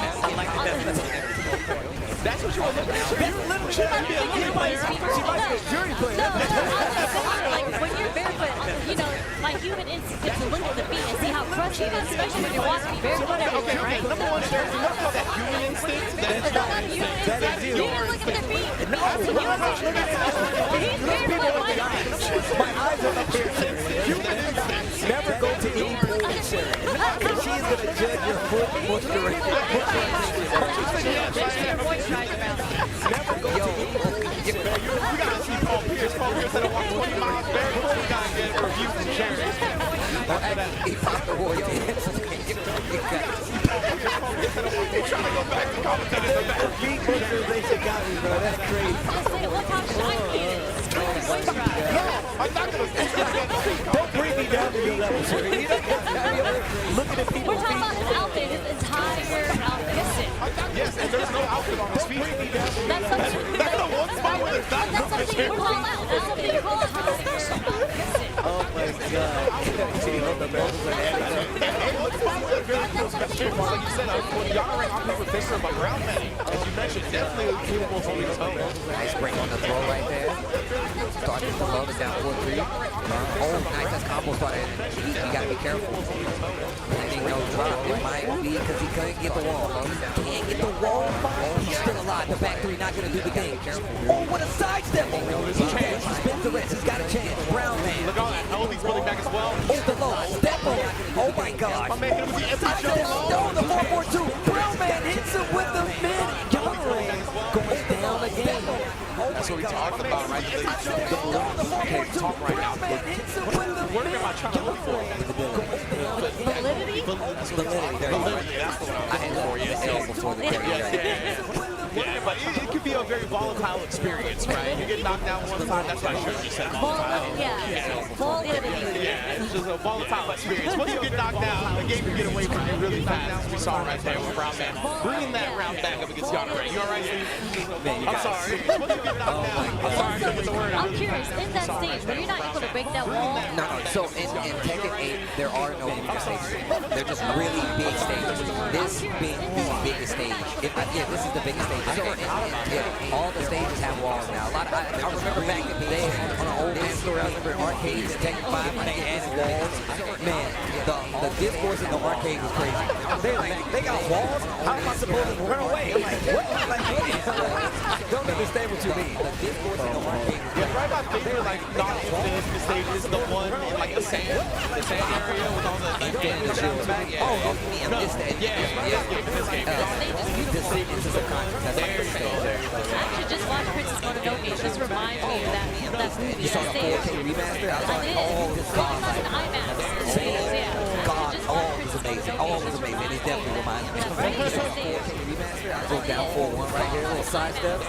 Look at the wave dash though. It's amazing. Brown man was nice. The commentator, actually that's something that the Tekken commentators do really good in. All you guys play really well. That's right. It's a power crush. Spinning on new moves. My man got the Urian headbutt now. I thought that really well. I thought an old man is allowed to do that. You saw the story. He headbutted a meteor. He looked like kidding me? I swear to God, the meteor coming down, the headbutt, he's like, I'm myself again. I was like, damn, that's what it takes. I need to be on that type of wave. Oh, man. Would you say that this would be an upset if Brown Man takes over Young Ray? I would say it would probably be an upset because once again, Brown Man, I'm not sure how many tournaments he gets to enter, but I know more than anything he commentates, he helps organize events and help out. So him entering tournaments doesn't even happen as much anymore unless we're there not commentating. So. And to see this with like Yonrang, right, as you mentioned, namesake for Allrang. He definitely loves his character. It's one of the favorites on it. The stomp, hold on. He dash spins the rest of the resources. Nice little wave dash, trying to go for the low. Brown Man is aware, go for the stomp out of stance. So he's got like his rising stance now, where he actually they gave him moves. A lot of characters in A dash, all out of stances now. So they got like little extensions on life. The movement got a little longer, you know? Well, you don't tell Mishima players build themselves when they just wave dash in your face like we saw Brown Man do last time. I'm gonna tell you right now, man, it's not too many things in this life that scares me like a true Mishima player wave dash. Oh, what a sidestep, the back three. With the launch, that was the launch, Yeah, right? back three. Glad to play one of his most prominent launches on top of it. Yo, the spring up. And on top of that, Intech and Gate there, you do get life back. So you do have a couple of life. I saw when he got that hit, he got a little life back on his end. So you only have a couple of great life, right? Like if you get hit, like you get like a chunk of life that you can't get back. But you also can chip away at that. Big 4-4-2, you see him getting life back. If you get hit, like you get like and it makes it so like a lot of times you get a return on investment when it comes to the round. Your life gets really low. You want to be able to zap that great life, right? So you get the clean, zap the bar so they don't even have an opportunity to come back. Because let's just say you get to the end of the round, right? And you're like, well, I hit him for the range art. You'll get that great life back. So, but you have to hit him. And it's not a lot, but it's also one of those things. You'll see people gamble with that a lot more now. Where they're like, I'm losing, I don't have much life, and I have a lot of great life. I'm going to hit you with this range right here. But it's also...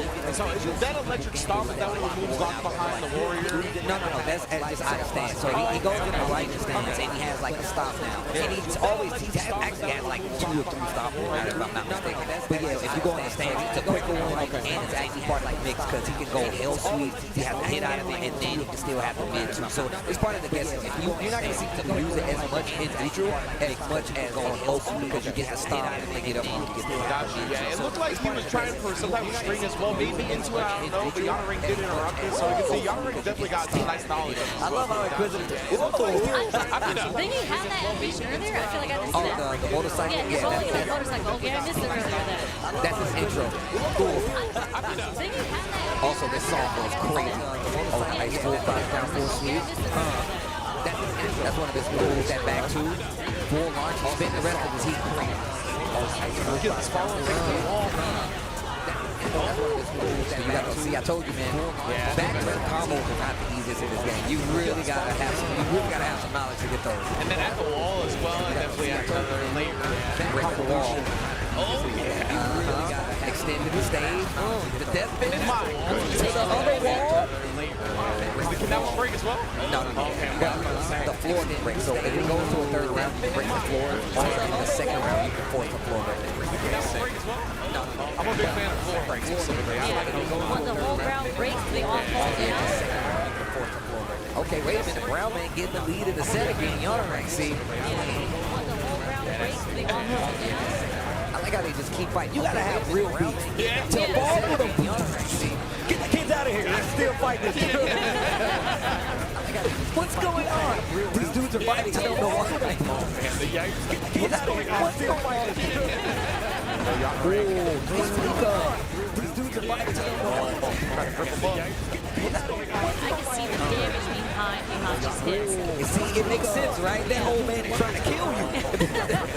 It's just like the sound and the animation, and you can actually see the damage from the bars. It's a lot of damage. Bro, he's got some of the craziest animations, right? Like now he's got like a new move, like an uppercut out of stance. He hits the like a Buddha's palm and uppercut at the same time. It's acting ridiculous, right? Like now, he's like out of stance. He has to throw as well, and it's unbreakable. So you really gotta be able to at the same time. you have to sidestep that then? You duck it, yeah. Because I saw this duck. That's the whole thing. It's still a guess out of stance, right? You have the roll option. That's when you make the guess. Like, you want to take the throw, you want to take the low that won't knock down, or the stop that can hit you. But that's why movement is important. Backdash. So, and one of the things that's still consistent in this tag is clean hits. You don't want to ever be close enough to get clean hits, and that's why movement is important. You always want to be out in the range. Like, if you zone one, zone is range one, range two, you can still get clean hit by step characters. You want to play at range three, and your movement wants to be good enough to keep you at those ranges at all times. So if you see somebody with too much, you're like, I'm out, right? I want you to get to the space where you play at that range. I love that you brought up chaotic animations because, like, during that string, I was having anxiety, like, for the defender, for Yana Ring in that instance. So I was like, if I was in this position, bro, I don't know how long I'd be able to block. Like, I would have to try to panic and do something. Right now, Yana Ring was down in 2 rounds, but none. He's about to tie his position. I don't know how long I'd be able to block. Okay, here we go. I love the 3rd round pop off. They've been going crazy. Last game, last round, huh? Here we go. Oh, nice. Yeah, Heat Burst gives you armor, so once you use it, you kind of use it like a get off in some instances, right? Things get a little too hectic, you're like, you know what, Heat Burst, take your turn back. Is it not that punishable though? Yeah, you can't get it. They put you in blocks now, so you can't really do things get a little. But that's why you do that side step, right? A lot of people, you put pressure on them, and then they try to like move around. You're like, no, Heat Burst, I want to keep you here. But neither one of them has it. But that's why He's working on his own. Perfect! Yo, Brown Man.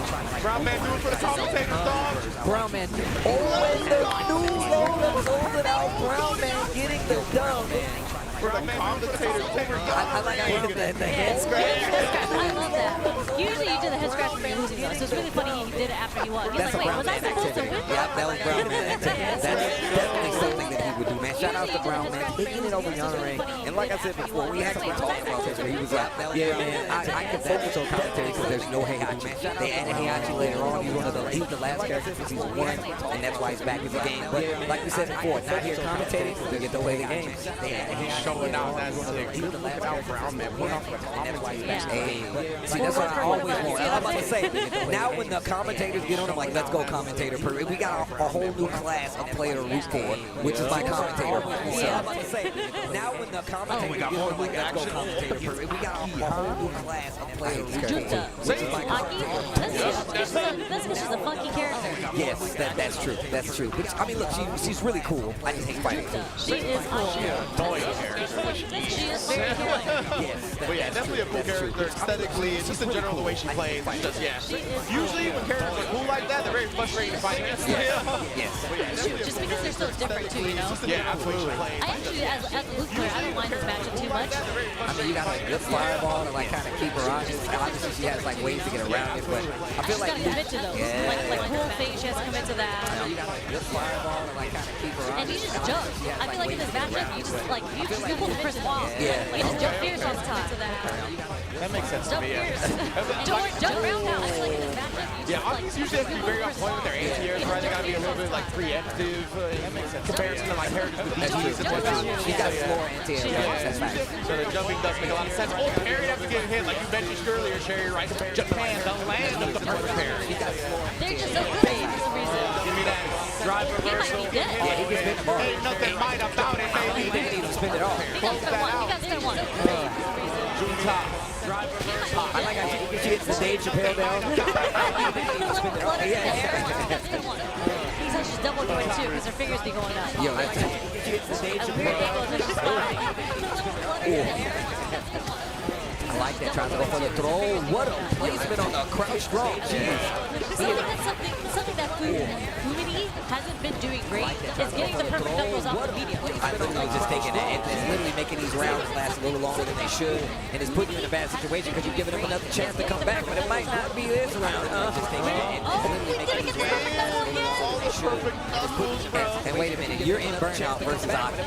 It's not love, but if you just don't jump roundhouse like that, then maybe it's gonna work for you.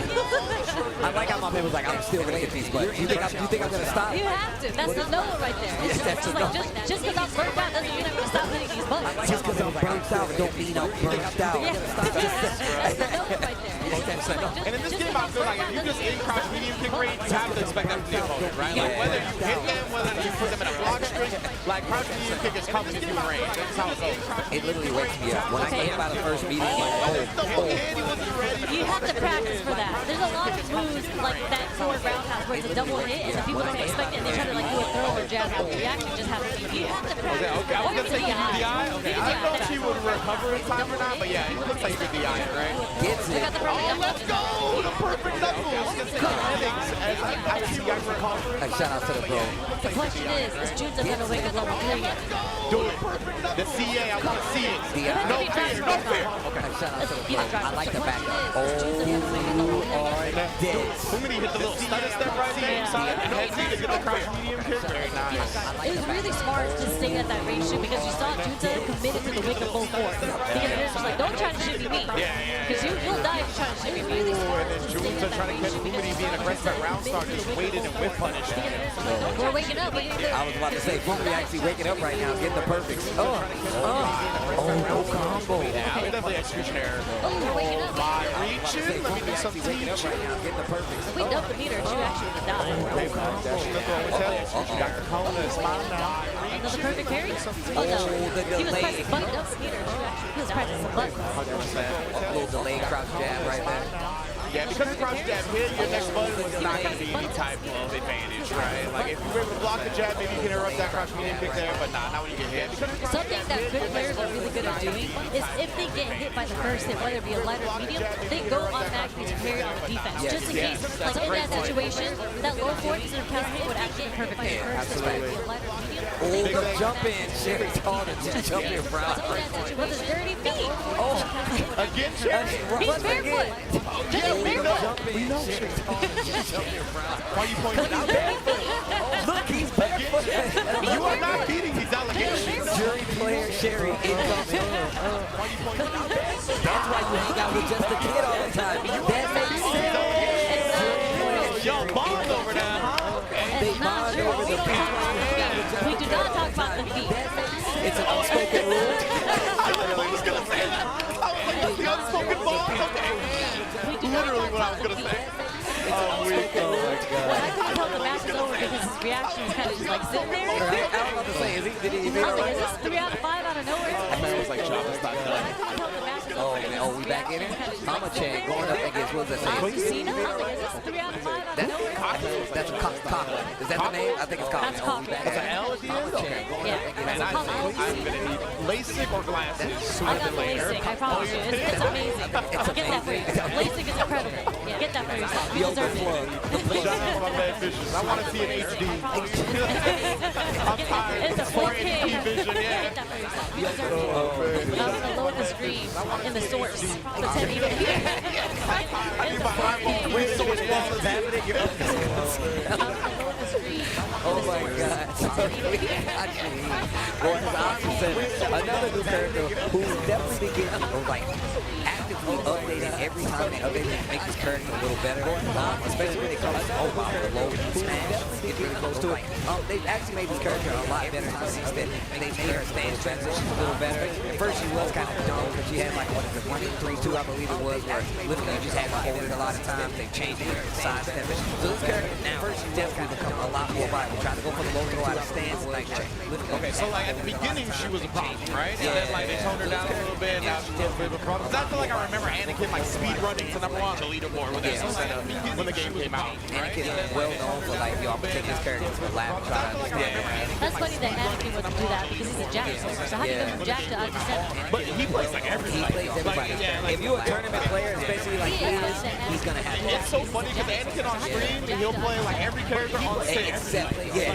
Except his name, except Jack, right? And he'll do it on stick. And in tournament, it's Jack and Pat. That's it. I'm an stage strap. Like, he got a holster for you. No, but honestly, she looks sick. I don't know much about her. Just her fit in itself, that's a sick fit. Like, I would wear that. I'm telling you, first off, Is she What the do you think coffee about lady this or character? not? She is the coffee She's the coffee lady, This is right?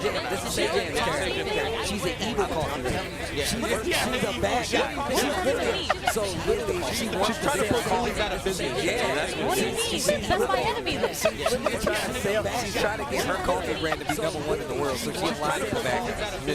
That is such a random story. I know.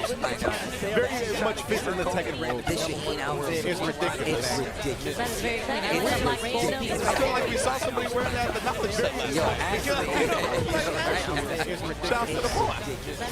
I love her stuff. She's like, yo, what's up? I love it. Oh, wall broken. Let me in. Shouts to the boy. Okay, should be able to get to the other wall. Break it. Ridiculous. Don't break it.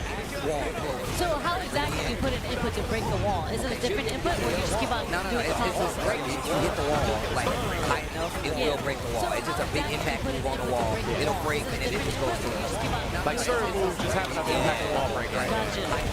It will break the There we go. I see the wall chipping away. Yeah, break. And she's really annoying because she's got a lot of tricky moves. Her stances really kind of throw you off. She has a back turn stance. Her stance when she goes, it's called Liberator stance. Literally from like 1-1. She walks forward, you have to be careful. She has an auto parry out of it as well, but goes for the heat stance. Her stance when she goes, that's what I was talking about. Running 3-2. That move used to be so stupid. Goes for the low. Wait a minute. Cobble's trying to go back and heat stance.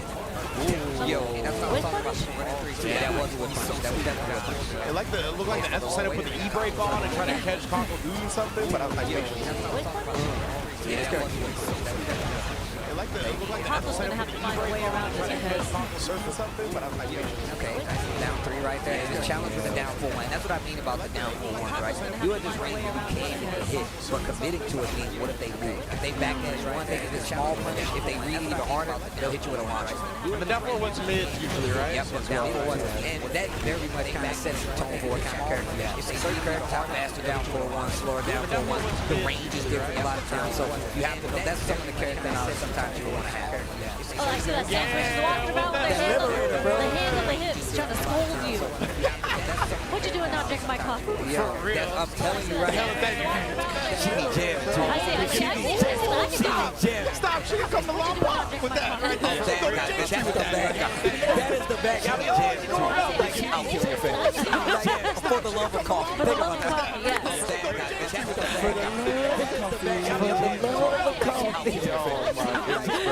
Senna in the building. It's been a fun show so far. This is the very first block of Evo Japan, bro. Very first block, son. Who we got next on Mo Street Fighter? Morikuma, Gamer for Akuma. Breaking records out here. The oldest man sponsor, according to Dexter. 46 years old, this man is sponsored.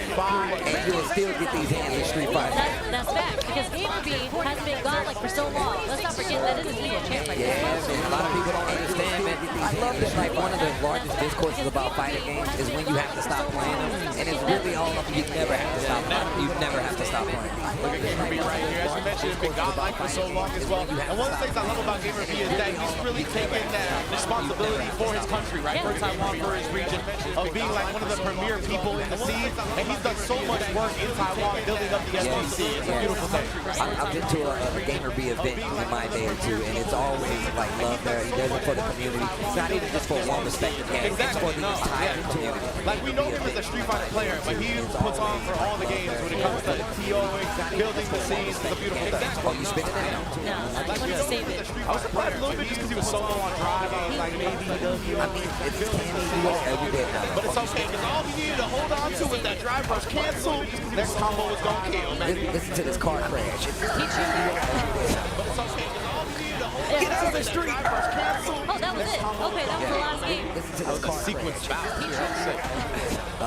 to Gamerbeat. He's been using that stick for God knows how long. I've seen The that stick's stick older than some of these players in there. Yeah, for sure. Straight up. 100%. Straight up.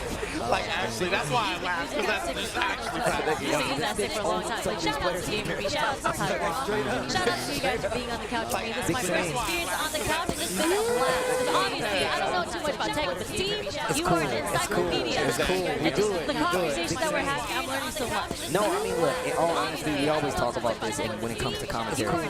the couch is perfect for this because, like, obviously we already have history with each other and I respect the games. We've all played games together, but when we get down to being able to have this dialogue, we get to learn more about the games. And on top of that, it's just a really good time. So I hope the people at home are also enjoying it because, once again, even though obviously we all play these games, I always have learn stuff when I'm on commentary because obviously I don't know everything, but it's always a fun time. And on top of that, y'all are some of my best friends, so it's always a good time. So, yo, look at Mr. B. Look at Mr. B back there. What's up, Bruce? What's up, old man? What's up, old man? That's what I'm talking about, Mr. B. And that's another sick thing about this type of setup that we got right here, right? The couch, the stage is literally right behind us. Players come down, sing with us. Nah, it's great vibe. I remember, yo, he used to come over to Killer Kai's house too and play games. He was running, everybody used to come over there. That was one of the training grounds. Man, I remember back in CEO, we were all hanging out, and he was just talking about like the future. He's like, we won out of the FGC series, and I was like, I'm trying to win Evo. And then he was just like, yeah, I can see that happening at practice. Yo, I like the inspiration. That's what I'm saying. It's just like the small little conversations that you have. I get to meet these players. That conversation with a CEO like 2013. It's like 12 years. It's so long ago. And it's just so conversations that like look around and to see everyone still here. Yeah. I think that's one of the most important things about like the community that we have is that like there's so many people. Like I said, I'm a transplant to the West Coast. You know what I'm saying? And still, when I came, she said it's so committed. You are. It's always been love, and it's always been one of those things where like I learned so much more about the community and being in this space because I met y'all when I came to Super Arcade, and literally it made me a better person to see and be around y'all because like it made me love the community and get in. So it's always a pleasure to be talking to y'all. Same goes for us, 100% with y'all here around us. And one of the things I really love about the couch setup too is because like we may not be as familiar with Tekken Me and Sherry, but we play so many fighting games for so long that we know the questions to ask, right? We know the conversations to have. I think that's one of the best parts about like, and that's how I know you guys know what y'all doing because y'all ask these questions. And Sherry, that's one of the things I always like to commend about you. You be asking questions. You're like, oh, I don't know what that was. What was that? And I'm like, there you go, Sherry. Talk to me. You know what I'm saying? Honestly, we live in a world where some commentators don't want to do that, right? They feel like they're going to expose themselves or whatnot. But honestly, the viewers can smell BS anyway. So you might as well. Some commentators don't just ask. I'll tell you. I know I don't know everything. That's why I tell people all the time. When I'm like doing Street Fighter and stuff, specifically with the guy Jammer, shout out to the bro. I was like, oh, you're my Bible. You're the Bible. I mean, Jammers have like all the official names. So like when he goes to bed at night, he has to list of all the moves in Japanese on the ceiling. So he's just laying touching in bed, just reading it before he goes to sleep at night. Oh, snap. Shout out to the boys. He's just laying touching in bed, just reading it before he goes to sleep at night. And also, this is another one of these characters. June specifically has one of the best mid-track moves in the game, which is it's super scary to deal with because one, her damage output is really high now. And obviously, this is her first game in a while, but they made sure she returned with a fast one. She can take it equal out. June's Lord, she's the mother of Jin, and Kazi is old significant other with a fast one. Wait, so Kazi is way older than Jin? I feel like they've been the same age. No, that's the son. And Kazi is the father of Jin. Oh, that's godlike. I feel like they've been the same age. That's why he got beef with his dad. Okay, I thought they were just like friends. Like they kind of from the same age. And then how does Devil Jin come in? That's why he got beef. Jin is like Eagle you too. I see. So it's just like another. Okay. Same age. I'd be a Devil Jin player if I played this game. Really? Yeah. Okay. I'm a regular Jin fan. That's like one of my favorites. I don't want the wing. I put it all. You trying to fly? You trying to get this Red Bull? You the woman at the garden. I deserve it all. Give me the wings. I deserve it all. I deserve it all. I just remember flying laser beam hill suits. I deserve it all. But I remember when I first started trying to pick up Tekken, and everybody was saying the hardest thing you could do was electric Wingaga. And I was like, that's what I want to do. I mean, I'm gonna tell you right now, if you once you actually hit somebody, it's one of I feel like it's one of the few things in fighting games. You hit somebody with an electric, you're like, oh, I'm dealing with a professional. Like it's instantly reads like, oh damn, they know what they're doing. So and that's one of the things I love about Tekken. Everything you can see players do, and you're like, oh damn, these guys either play this game a lot or they're character specific players. And that's one of the reasons I really love Tekken. You really learn a lot from just watching some of these people. Like, oh damn, they know what they're doing. Sorry. I was gonna say just for June, Arslan used to play June, right?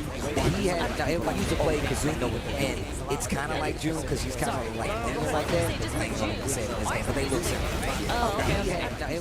This outfit's specific, but the character that Kazumi Shikani even in his games like that. And is this June's first Tekken game or no? No. She was, so the thing that happened was she was in Tekken 2, and she was not in any Tekken. That was the last game, solo Tekken game she was in. She was in Tekken Tag 2, and that was the last time we seen her. And then outside of that, it was Tekken 2. So it was like, this is her first game in like 20-something years. Yeah, she came back, and you know what the lore is? That stage that we were in, and we was like, it's the Princess Mononoke stage. She was asleep there. She basically sleep in the tree because she fought like one of the characters, and she's like, yo, I gotta rest. And literally, and so it usually like, oh god, I love stuff like this. So what happens is when the characters fight each other, they have like specific intros, right? And like Kazuya, he'll kick certain characters after he fights them, but he won't kick her. Like he'll be like, you dead. But if it's her, he'll be like, and he'll just leave. So even though this dude Kazuya is actually crazy, and he wants to blow up the world, he still got love, you know, for June.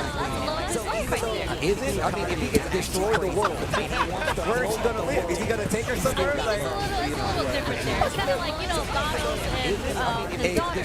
See, you know what, Sherry? I really, we need to talk about some of your motivations. You agreeing with Thanos, looking at people's feet. I agree with Thanos. I do not agree with Kazuya either. I'm just saying there's a bit of beauty to the madness. Man, Sherry, we really gotta talk about this. I was going to say, how toxic have your relationships been, Sherry? Hold on, we don't talk about that. That's something that we cannot talk about. Say this for Sherry. We gotta say that for Sherry Street. We gotta leave that in. Oh, man. But no, man, this character, June is definitely what it's called with the side that he actually uses to stand and get out of the way. Also, okay, spins and he smash. She's one of those characters that can get a lot of life back, right? Like her recoverable life is in the high, probably only second to like a character like that. So actually, it might be higher. I'm not exactly sure. Can you tell me what the icon is for June here? Her unique icon? Oh yeah, this is one actually. Basically, what happens is it's kind of that person. You get powered up or extensions off of something. Okay, so it's one of those. Yeah, and it's a lot of characters in this game have that, so it's fun. And I can't remember all of them off the top of my head, but that's one of the newest features where characters get like the icon power up and it extends their moves, it gives extensions to it, and yeah, it's across the board. Off of the stage, when you get to the third round, the floor is lava. You hit it, and you get another, it basically gets a new combo. Wow. And I just realized they're in space. Like meteors are legit floating up into the atmosphere. They're definitely in space. It's funny because you see Huawei come out and he's riding a motorcycle. I'm like, what the heck? What kind of motorcycle is this? It's funny because you see Huawei come out and he's riding a motorcycle. Yes, armor to go through it. And that's also one of the things I love seeing about Tekken 8 because obviously there's it's super impressive, right? But there's ways, small ways you can cause you can use armor sometimes. If you see people going for armor, you can use throw. So they keep that RPS pretty active. Calling it out is still really hard though because obviously it's all about aggression in this game. One wrong guess, you're on the wall, you're on the defensive, and you really got to be careful. Calling it out, man. Kicks. He burst, we're trying to extend this combo. Look at the damage. Yeah, like I said before, she's one of these characters, in all of it, she's still been taking off a chunk of damage with her gameplay in this combo. Yeah, like I said before, she's one of these characters, in all of it, she's still been taking off a chunk of damage with her gameplay in this combo. But she used to like suck the, she'll win, and Snow White, the bird, will just come and be like, yo, what's up? That's the name of the bird? He just said Snow White. It's very Snow White. Yes, I get you now. Yo, this stage music is one of the greatest in any fighting game ever. Dog, this song goes bomb. If anybody's an authority on fighting game music, I will give that. I swear, if you go after this, you go listen to this song. I'm telling you, it's one of my favorite songs ever. Oh, it's not in Paris? Yeah, on the scene, yeah. Nah, this is hard. This is hard. And the new character, Victor, is actually sitting back and watching the fight. So if you don't see him, this is his moment. He's literally sitting back there. Yeah, he's sitting back there a little later. The character, Victor, is actually sitting back and watching the fight. So if you don't see him, this is his moment. He's literally sitting back there. Yeah, he's sitting back there a little later. Yeah. Just a little pause. Oh, what a dog. She's so weird. Big damage. Yeah. Yeah. Is that an overhead that kid? No, yeah, Western mid, so yeah. Yeah, so yeah, my bad. You have to block it instead. Yes, sir. Oh, we gotta be careful on the Long wall. stun you're talking about, right? Like, you Yep. can't punish that. Western mid, so yeah. Yeah, so yeah. He dash. Yes, sir. Uppercut. We gotta be careful. Yeah, this is wild to see Steve in this instance. Because I feel like, oh my goodness. Steve's like, I see more like that in the past games, right? Where they put themselves at a sweet spot and really hit their moment. Now you have that Wano. Oh my goodness, this character is impressive. Yeah, like he used to have like one of his main things from the older games was back when like he counter hit starter where he literally was like, all right, that's how I start my game. You would just snipe with that. Yeah, and but now he used that line hanger stance because people like I know they're looking for back one, so now they swing and he's like over here, launch instead of getting the big counter hit. But now he used that line hanger. But it's gonna be a little harder versus a character like Mash. She has some really good swings. He's like over here, stance, but she has nice rolls out of it as well. And Steve has a problem when he can't launch all the time. He doesn't have fast launches. So a lot of times when he gets the block, he's only gonna get smaller punches. They made it a little easier, and now where he does have like some clean launches, but they're still typically slower than a lot of the other characters. Building that light vest. It's the combo. I love the move with the bird. Yeah, like sending it. That's super. Dude, it's phone in the back. Building that light vest. Dog, it's so crazy. My man Steve was doing the air sack. Dog, it goes crazy, bro. What is that palm she's doing? Yeah, that's what she said in the bird. So It's like to me, bro. So one of the new characters has like a projectile, right? That's what that is. And on top of that, once again, it goes so far that it controls the mid range. This is one of the characters that has one of the best, some of the best tracking in the game and some of the best range because of those. Once again, it goes so far that really they kill with the rage on. They always have extra animation and stuff like that. Some of the best range because of those. I like little stuff like that in my fighting games. Just like we saw Victor on the boat and whatnot, like you mentioned, the kicks as well from Heihachi. Or no, you said Kazuya. Yes. The one that kicks them after. Yeah, little stuff like that. Or like when we saw Victor. I remember I was talking to, I did like an interview with Harada a while ago, and he was like, yes, he was like, what are some of your favorite things in games? I was like, I like character interaction, like special intros, Guilty Gear and stuff. You don't really know how I feel about it. They always do like, what are some, so when, and they kind of like I like Tekken, right? And then they put it back in this game, and it's like overhaul. They got like third round interactions, they got special KO screens, they got literally characters come in and they do very specific stuff to just kind of accentuate their relationship. So like Jack and Lisa fight, like the two robots. Lisa comes out, she's like, hey, how you doing? And she does this and her head falls off. And it rolls to Jack's feet and he takes it and he throws it back to her. And then they fight. So stuff like that, man, it's really good. Either way, we are going to go to a quick break. We got plenty of games left. Don't you worry. This is only day one of Evo Japan 2025. We got more games right after this. We are going to go to a quick break. We got plenty of games left. Don't you worry. This is only day one of Evo Japan. PlayStation tournaments are on PS5, featuring the biggest games. PlayStation more players, PS5, more ways to win. Featuring the biggest games. Get ready to compete on a global stage. More ways to win. With new and exciting daily tournaments, all at the press of a button. So whether you're a seasoned competitor or just starting, all at the come for the challenge and leave with glory and incredible prizes. It's time to join the competition. Come for the challenge. Sign up now and leave with glory and incredible prizes. It's time to join the competition. Come for the challenge. Sign up now and leave with glory and incredible prizes.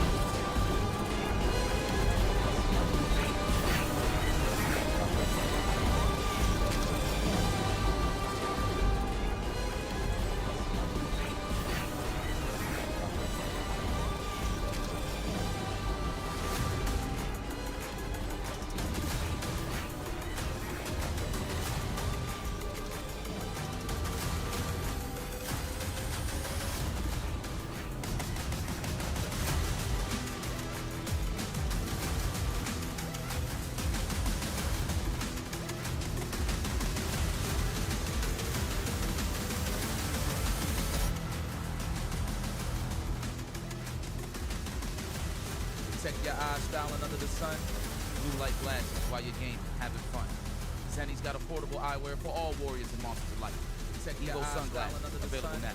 blue light glasses while you're gaming, having fun. Zenny's got affordable eyewear for all warriors and monsters of life. Evo sunglasses available now. Blue light glasses while you're gaming, having fun. Zenny's got affordable eyewear for all warriors and monsters of life. Evo sunglasses available now. Blue light glasses while you're gaming, having fun.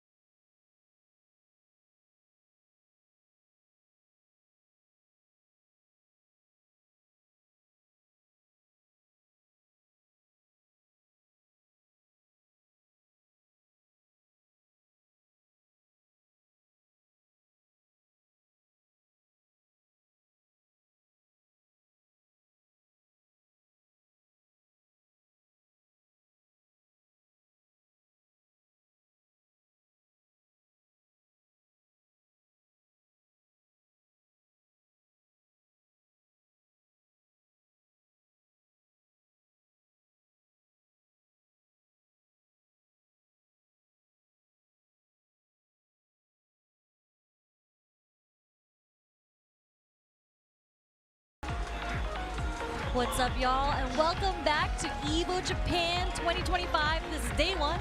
I am with the lovely Tasty Steve and the lovely Ringe.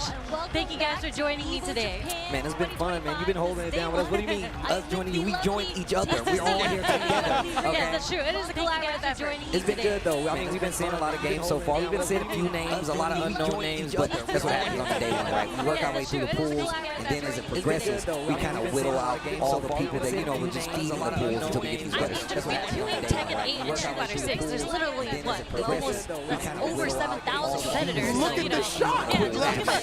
Quick maths, that was crazy. That was the way you just did that. Well, obviously somebody was in school instead of playing Street Fighter. Don't tell Uncle Pop. Don't tell his daddy. That was crazy. That was the way you just did that. That's your problem. That's your problem. You was always playing basketball. Or you'd be winning like no one right now if you weren't doing master lectures. Look at so many people. There's so many competitors. The pools, I think, are every 20 minutes, too. So that's insane. I mean, the pool blocks used to be like an hour, 2 hours, really. But now we have every 20 minutes, there's starting to be pools. So There's a lot of people. There's a lot of competitors you got to get through. Like we talked about, second largest Street Fighter record in history. You had to imagine they gotta be moving it quick. But yeah, in addition to Street Fighter 6, of course, all kinds of people here to play that. But you heard Justin in the opening segment, right? Even the non-tournament games, there's a lot of people here to play those. I saw somebody run up on Yikes like, yo, there's Marvel over here. Like, come on, you need to do this. You gotta go play this one. There is side tournament, so there's a Marvel free side tournament. And there is Money City Rules also a side tournament here. And the co-op cup, there's right. Shout out to my homie. He actually hit me up. He wanted to be the player on this team for Virtua Fighter. I'm sorry, they got me working. I definitely wanted him. I love Virtua Fighter. I definitely was going in when the game re-released. And I would love to like come here because I've never actually played in one of the B-Tribes and co-op and all that stuff. And it's a big thing. I really would love to do something like that. Maybe one day when I'm not commentating. It's so cool because like Virtua Fighter, I heard that they just released a new patch for 5, and it's like a 12-year-old game. But that's really cool that like the developers just like, let's do this patch because we know the new one is coming out. We got to bring the players back. Super smart move. It's actually crazy. If like I remember, me and Rick came out here a few years ago, and it was, I think it was just for EVO Japan or something else. And we went to some of the more Virtua Fighter centric like arcades, and it's nothing but like salary. It was nothing but salary, and they all had on suits, and they're ridiculous. Like they're old men, but they will beat you up at Virtua Fighter. Bro, one of the first people I ever got introduced to in the FGC that really put me on to what the FGC was Shudosha.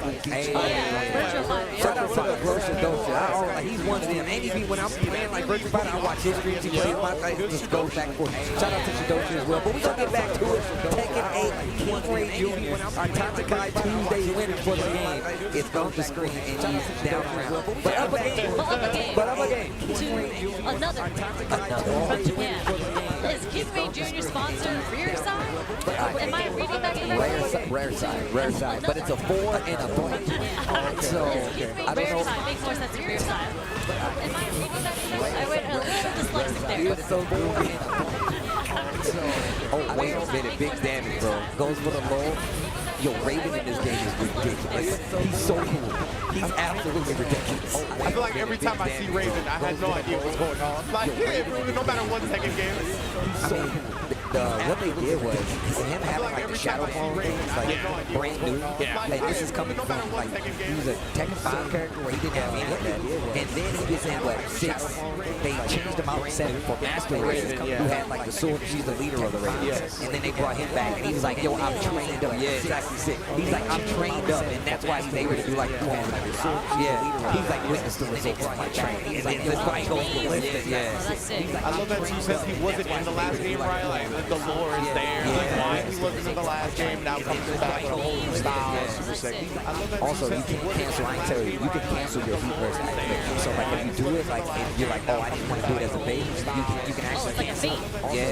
Does it spend the bar? Does it spend the heat bar? So the thing is, do you use the move? It takes like a little jump, but if you just activate the cancel, you just have the whole bar. Oh, wow. So the thing is, you use the wall. King Ray Jr., I just saw him playing at level of Expo as well. He did really well there too. He did really well, but he lost to Arceus. Yeah, but I think the night before at the local, he beat Arceus. So yeah. So there's some rivalry going on over there. He lost to Arceus. And that's wild. King Ray Jr. has come such a long way, bro. Yo, it's Raven had like a back turn counter, so if sometimes you'll see him, you'll see him standing there. No, he'll literally be like, "I got you," and you'll like for real. But that's the thing, he's not a crazy stance taking character, but you have to respect his back turn stance because he does have he has a low, he has a power crush, so even if he chooses not to bring counter, he has an armor move out of it as well. Does that have anything to do with like the power of his blade? Well, no, not really. It's just him. It literally he'll be back turn and he'll catch your hand. And but he also has like the true ninja move where he can make a clone of himself and the other one just drops down, so he gets away from things. Yeah, he'll literally just be like, no, and he's further back. So a lot of times it takes a chunk of piece of life, and people do it to like the later game just in case they get overwhelmed. That's really cool. I love when fighting games have that little extra element with characters. For example, like Zato, like you have the shadows that you can control, and then like Blanca Chan. There you go. That's what it was, right? Okay. That's really cool. For example, no, that's it. He's a Zato. You said the words of my heart. Zato. When I was watching Guilty Gear, I was like, if I was to play Guilty Gear, I would be playing Zato because his execution is super hard. But when I saw his mix of 50-50 with the shadow, I bought that like. That character, I mean, he's my favorite fighting game character across all fighting. Yeah, no, he's sick. But unfortunately, he got super nerfed with the shadow stride. Yeah, they just shoot that character over and over again. I want you to know, and I've always felt this way, that character can never be bad. I don't care who you are. I've been the camera back. Look, I've been scarred, okay? I've been fighting this character for too long. That character can never be bad to me. You can't tell me that character's bad. You can't tell me that character's bad. I don't care. You cannot. I don't care. He is just not as effective for the effort you put in as compared to some of the others that too. But he is strong. And also Strive. The Strive is definitely a different kind of mix of what Guilty Gear has typically been. And obviously, when you put him in that respect, he's definitely not as strong as he used to be. So I'm not completely on the other side. Yes, he was. Where they were just like, nah, we can't let him flip this much. So we gotta bring it back. That's kind of how his trajectory has been in almost every Guilty Gear game. He starts out really strong, and then they're like, all right, he's cooking too much, and they gotta tone him down. See, the thing is that I need to talk to all the developers, so they all agree on this. It's just, if there's something that takes heavy execution, they should always be top tier. That should never be taken away from me. I need to talk to all, like, the Viper player, you know what I'm saying? So you should never nerf Viper. I feel you. Like, if you're doing that much work to make things happen for you, you should always be top tier. Look, I personally just like doing cool stuff with my game. I want to do, if I can do combos flashily in the game, and we used to talk, we played Marvel's Dream, and you was like, yo, Steve, the way you hit combos, like, I want you to know this is with intent. I want it ain't no slack. You know, we used to play, he's like, yo, Steve, you got it. I'm like, I want you to know. Yeah, I'm more gentle when I hit the stick. My man, I started the hell out of my stick. That's why when we talk about sticks, Leah's fighting, the versus fighting stick from Mad Cats was my favorite stick because of how heavy it was. Because when I was playing Sea Viper, I was like moving like this. I'm used to the arcade. I'm used to Final Fantasy where you can't move the machine. So I would sit a lot and I would press, you know, as you say, with intent. I had anger behind my buttons. So I had to play on the versus stick. I can't believe I can't see this character's feet. This is crazy. I've never said that in my life. I have no idea which one. So I had to play on the versus stick. But I remember learning stuff with Nacho and Exo because that was the first game I really learned him in, bro. And like some of the light conversions where you had to do like 3 lives plus a pierce and like all this stuff, like that really trained my hands to be ready for whatever. And you got crazy with it. Speaking of, Guilty Gear Strive on the screen, and also one of the cooler characters out there, this guy Slayer, bro. Yeah, Slayer and Testament as well. Super cool in this game. Yeah, they've gotten a lot of love over the course of the patches. Definitely more viable than they've ever been. So love seeing it. Yeah, Slayer. Got toned down a little bit, but best believe you're gonna die real quick if he gets this game started. Definitely more viable. What's the character that has the key? That's her husband? I saw that character for the first time at the Arc Tour Finals, and it was so, like, the work that they put behind that character is sick. Like, when he's not activated and she's like forward dashing, and then she's like dragging it, I was like, this is sick. So I think noticing about Guilty Gear, like, how, like, when he's not activated and she's like forward dashing, and micro animations and whatnot. It's actually the reason why it's one of my favorite anything, not including just fighting games, the characters, and like even like to the point when I used to play like the older games, I would pause the game in training mode to see the different animations because they literally had certain animations that were like 1 frame that you literally only see it if you're paying attention. So that's one of my favorite things about it. And on top of that, just like them bringing back these legacy characters and making them even cooler every time. Like I'm always happy. Is the Slayer the legacy character? Both Testament's been around for quite some time. Obviously, definitely completely different. And you said more valuable here, but I would argue original AC Testament. Okay, I just meant a Strive. Yeah, of course, definitely AC Testament is peak Testament for sure. But all the universe as well, that means it's the special counter hit that only Slayer gets. Oh my, you dead, bro. Yeah, you ain't living on that. Yo, over the. He just sent her over the platform. You couldn't even see her. I was on Tommy home run, brother. That was a part. Yo, over the. But Testament, that's a real girl vibe right there. The way that Nappa and Punch is playing, you guys tell me, oh, this looks like a terrible matchup. I don't know what it is. Like, that's Slayer's damage and his movement, whatever that stop is, that slam, you guys tell me. I feel like she can't get out of that pressure. I don't know what it is. The thing is I think it's the reverse. I feel like obviously Slayer definitely can move around, but Testament controls a lot of the screen once they get started, right? With the specials, but I feel like movement-wise, she actually doesn't really have that much movement. You tell me, you guys. She's a little bit stick in the mud when it comes to movement, or excuse me, they're a little bit stick in the mud when it comes to movement. And Slayer just in general has always been one of the premier movement characters of the game, as you can see like that. Yeah, that was a ridiculous block. So he even got the instant defense on that, so that was very impressive. That's what you're going to need, right? Because Slayer does have a bunch of mind games with the danger step where you can go with the crossover. What's happening right now? Why do I see 2 ghosts out? That's sort of the familiar you see, like literally they put like a little mark on you and they're 2 like little fairies, little subtleties, right? But once they go into the super, they get big and then they come out and they literally do like a sequence of attack. Yeah, it's actually, once again, like when it comes to animations, I'm pretty sure there's not many that match what Guilty Gear has done. Not even just now, but just over the years. And that's the thing with like, it feels like every Guilty Gear game, it comes out, it's like the prettiest game you've ever seen, and then somehow they improve on it over time. Like somehow, somewhat. Like Slayer, Testament, Nappa, as you mentioned earlier, like some of the most well-animated characters across the fighting game. Speaking of, you know who else? You know who was an Alpha player back in the day? Combo Fiend. He was one of them. Oh my lord, you're gonna melt that one. Look at this, look at that, bro. This dude Slayer in this game looks so sick. And the fact that the overhead guard breaks you like that, that's why it's a purple combo, because you're still stuck in block stun and you have to guess what the next hit's gonna be. So there wasn't even an opportunity to do anything. This is something that I really like by anime games. I just don't play anime games, is I love defense. So I feel myself when I'm just like, oh, I blocked that. Oh, you see that block? So yeah, games, I just really I feel like anime players and Marvel players get the same feel. That's one of the draws. Yes, absolutely. You see that block? You block something, you be like, yo, damn, I'm nice. Anime players and Marvel players. Did you see me block? That is one of the draws. You thought you were sick. You block something, you be like, yo, damn, I'm nice. Oh, the magic pixel, bro. Nappa hunch. Back to the burst. The wake up burst? You thought BRC. Okay, overhead on the first side. Got the blood sucking universe. Let me get some life back. Let me get some life back. Oh, the universe counter hit. you would have died. Yeah, you actually would have died. He would have built the 50 tension and he would have died, but nice burst. Especially at the timing that they did it as well. Queen Slayer in the corner, getting the overhead again. He would have died. Slayer's a vampire? He would have built the 50 tension and he would have died, but he's the vampire. He's actually the vampire. That's right. He got delayed in this game because we had Nagori Yuki, right, who's also a vampire. So they definitely... They're going to have too many vampires at once. They let him rock for a little bit before bringing back the Ochi. That's at 50%. Oh, yeah. It's Guilty Gear Strive, baby. You know, one of my favorite things about Guilty Gear Strive, obviously not like a conventional like Guilty Gear games, is that they turned it more into like a Super Turbo-esque game.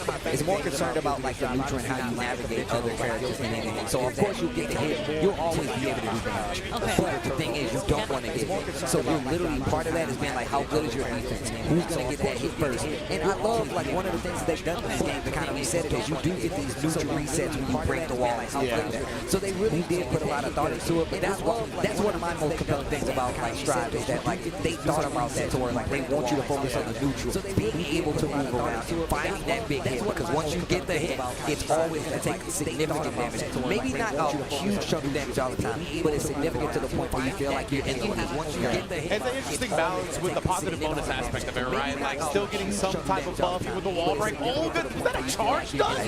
You snuck that in there like that? With the positive bonus aspect. Oh, the low profile, the jump in, that was super clean. I like the stage transition right there. Trade. I don't blame fools for trying to press right there, or excuse me, fool 2 trying to press, but that punch is all they needed. Like, just look at the damage. Yeah. Oh, yeah. You don't want to get hit no more, you know? But There's also... a little heart thing that pops him on the bottom. But Testament, yeah, like just heart thing, I know it's like her little fairies, right? But I see it pop up every now and then and just disappears. I wonder if that's like a bomb or something that she like traps him in, yeah. Like just, I don't know what that is, like what little fairies, right? I think it's just like an effect, right? It's just like an after effect. It's just an effect, like it hits. She like traps him in, Yeah, see, like it just stays there. Oh, okay. I wonder if it was like a little trap like Wonka Chan. Or like what's it called, Kane in Fatal Fury? Like where he puts out the little bomb. But that'd be too cheap. Don't give them ideas. Don't give Testament anything like that. Don't give them ideas, okay? Do not give them What's the character in this game that has 2 swords? The chick with 2 swords. She falls, and then she like the swords are a trap, right? Like yes, the swords are everything. Honestly, like everything. They're her footsies. They can trap you. They can frame trap you. You can put them on the wall, and before they explode, you can run up and throw them because they're waiting for the explosion to happen. Yeah, I mean that character just won R4 Tour Finals. So, it's a pretty good character. Shout out to Red Ditto. Red Ditto is also here. Yeah, shout out to Red Ditto. That's right. You see Riverside. Yes. Shout out to Red Ditto. Also, shout out to Sajan. That's how I found out about it. Yeah, he was a Hoop Squad. Yep, he was a Hoop Squad. That's how he got in the fighting game. That's so cool. To the wall. Shout out to Sajan. That's how I found out. Yeah, she can. Okay, you know, yeah, we forgot about that. So she can teleport to the little heart. She can teleport to it. Yeah, she has it out there like that. Yeah, my bad. Basically, so like you get a hit here, right? You get a knockdown, you get a hit, and the guess is like, hey, are they gonna take the space, go for a cross up, or just keep the screen at the, you know what I'm saying? So you really do have out here, right? You definitely forgot to get a hit, and the guess is like, hey, are they gonna take the space, go for a cross up, or just keep the screen at the, you know what I'm saying? Down full 2, takes the set 3-1 over Nappa Punch. Namesake 2 Slayer, Nappa Punch is one of Slayer's main moves. I keep wanting to say like Nappa Punch. That's what I'm saying. Man, this character's sick. Dude, every character in this game. They just look so cool. That is the calling card of Guilty Gear. That every character is very cool, very unique. Is my man in the wait, hold on. Is he Carl? Blaze Blue or the dad? Oh, the dad. My bad. Is it Blaze Blue or is it Blonde Blue? You guys tell me. I say Blaze. I've always said Blaze Blue, but then someone was just like, what are you blonde? And I started thinking about it. I was like, you guys tell me. Why are you trying to apply conventional logic? Yeah, dude, we play fighting games. Someone cares about the right way. Especially the Blaze Blue story. Have you seen, man? Nah, listen. They don't even know. They don't even know if it's called Blaze or Blast. They don't know. Someone cares about the right way. That's how confusing it is. The story makes the name confusing. They don't even know. They don't even know if it's called Blaze or Blast. Hell of a show here. That's how confusing. Nah, man, it's been a really good time, and I love that we're starting to get some of these other games in there too. We got to see some Guilty Gear. Obviously, another region that's very strong Japan and Guilty Gear, but also we're in the spot where every player, a lot of players, going to be coming here, getting some games in for Guilty Gear specifically. Yeah, absolutely, right.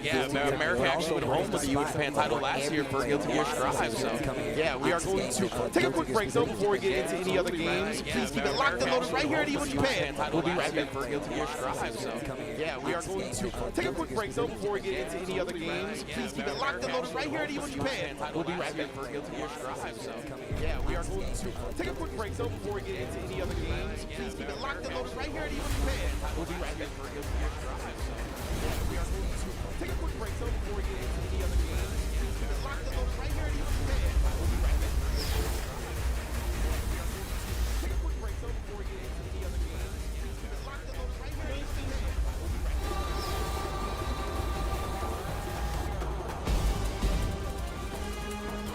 We are going to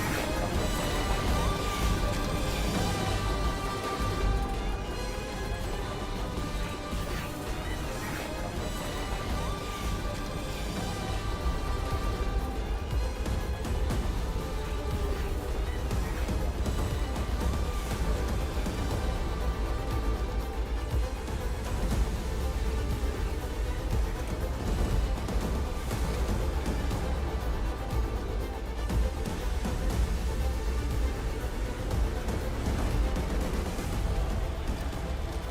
a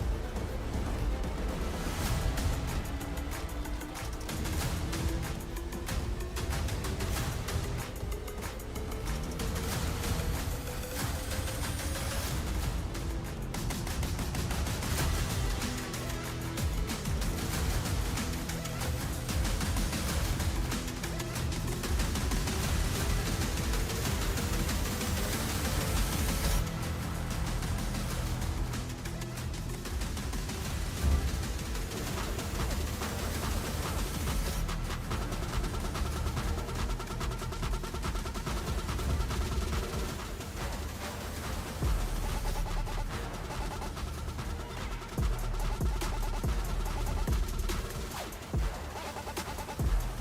break, though, before we get into any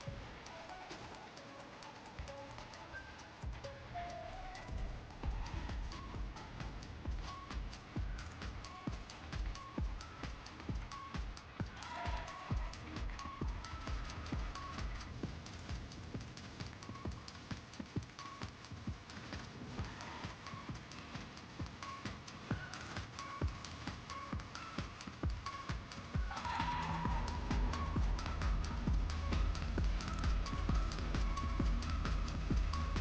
games.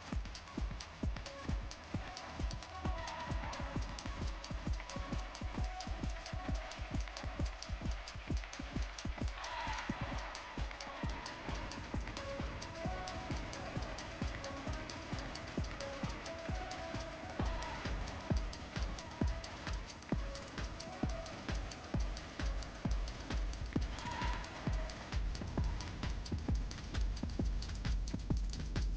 here at Evo Japan. We'll be right back.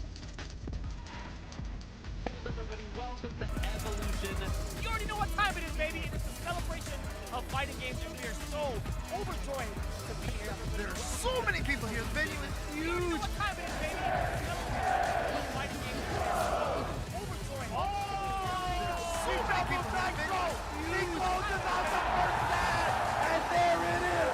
Punk gets his retribution. This is the spectacle of fighting games. And there it is. Welcome back. As you can see right there, Evo Vegas is upon us. June 9th. You need to get your tickets before, especially if you want to get in before you can't get in. Get those tickets now. I'm pretty sure all of us are planning to be there. And look, if you like anything about fighting games, if you think this is cool, Evo Vegas is the one you want to be at. The mid shindig, the mid party is going to be a lot of people. One of the largest free play areas ever. One of the largest community arcades. You get to see the Stick Museum. You get the cool art gallery as well. There's so many things there, and I tell people all the time, as a big intro to the community, you want to go and see something cool and see how this community actually festers in a big tournament setting in the States. Make sure you come to Evo Japan, or Evo Vegas. Yeah, I mean, when was your first Evos? Oh man, I know you're before me. I want to say mine was 2010. Which, yeah, like, you know, it's pretty old now, but at the time I was like, hey, I was such a new kid on the block. But yeah, it's been, what, 15 years since my first Evo now, and now you, I mean, it's pretty old now. Mine is, I really don't remember the date. But it's, now I think, maybe you were before you. I think you were there before me though. I don't even think, because I did go to Evo before I lived on the West Coast. Oh, okay. So I've never been on. My first Evo was after I moved to. So you're actually after. Yeah. If you guys went before that, but if you guys went to Evo before you moved, then you're an Evo vet, and I'm not. Yeah. Oh, 2009 was my first one, and I haven't been to Evo since. Yeah, that's facts though. You know when my first Evo was? Jeremy still had hair. That's facts. Jeremy was a Rufus player in Street Fighter 4, and he had hair. I bet you guys can match that. Vicious. I was going to say, yeah, for all of us at home who don't know what we're talking about, Vicious, of course. I know it's hard to imagine, but there are pictures out there. I got a few on my phone, just for memory's sake. Speaking of which, you need to show the pictures of you, Steve, from back in the day with your long hair. Different from the long hair you got now. It's definitely different from the long hair we have now. Sherry's favorite character, Jury on the screen. I mean, she's not truly barefoot. Oh, okay, you would know this. I was going to say, you got a problem with that, though. I'm just putting that out there since you guys are trying to say that I'm Jerry lover, you know. And also, I actually absolutely hate Jerry. Oh, yeah? Coming as a Street Fighter player from Street Fighter 4, you guys are trying to say that, you know, like, Jerry was just wasn't an also. I actually absolutely I'm going to tell you, I just hate Jury because she's too good. She's really, really good, you know, like. I think there's a little envy there though, because I feel like C-Viper should have been the character that was like the face. And Jury took that away from her. Yeah, Jury has definitely become the heir of like a female Street Fighter main character. Yeah, outside of Cammy, these are literally like the two classics plus Chun-Li, right? And Jury took But that I do like that, like, she's one of the newer characters that has really kind of like risen to like being like, and then and I'm gonna tell you right now, one of my biggest problems was like, I was not a fan of a bunch of the Street Fighter 4 characters. I love C-Viper, I thought Abel was cool, I absolutely positively with all my being hate Rufus. I used to play El Forte until I heard him talk, and then that was it. You didn't like Quesadilla? All my being hate Rufus. I literally wanted to leave my house. I don't even live here anymore. But of course, Cammy, been piecing people up since 4, really. Yeah, and still, like we said, I live like Joey is. Cammy just the same. Definitely one of the staples of like Street Fighter 6 when it comes to knowing how to play the game. The meta, the DI. She's still alive though. Yeah. The level 2 is going to be fun. Reset for sure. Wake up throw. They both got hit by wake up throws and checkmate situations there. Yeah, I wonder if that was like intentionally with the trying to beat something out or just mistimed media. I don't know. Yo, I will say, I do like how Cammy's like checking the jab just in case there's a drive rush there to do with the jabs, but just mistimed media. And that stage jab from Cammy, that's Jukes, man. A lot of great players utilize that to really keep their opponent at bay. Obviously, that's a special Punk the God. Best stand jab user in the game, in my opinion. Jukes, man, a lot of great players. Knuckles across the face, can't finish the combo, but provide the throw when you try to boost up. This Cammy is all gas right now. I don't see no breaks. Like, even when the combo drops and the buttons are whipping, there's still another button right behind. This Cammy, I don't gas. That's what I'm saying. It doesn't matter. It's like, even when it's all gas right now. They're whipping. All gas, no breaks. Jacob fought too. Exactly. That's how I got That's what I'm saying. It doesn't matter. It's like, even already it's all gas right now. Perfect carry into the back. Okay, take a positional advantage. I like that. Exactly. Both players though showing no fear. No fear they like. I actually absolutely hate that happens. That Street Fighter 6 is built in that, where like you don't want to anti-air with like your anti-air, whatever it is, DP or button, then they go for perfect parry. Where like you don't want to anti-air. It's something that can be exploited, but yeah. I'm just old and I'm hating on DP. It's like that sometimes. That's how we know you've been here. But something cool that I don't know if Japan is the one who started it, but something really cool that they started doing because, you know, all the correct DPs aren't the greatest in this because DPs are so slow in this game. But Japan actually started doing dash unders on cross-up jumps. Same.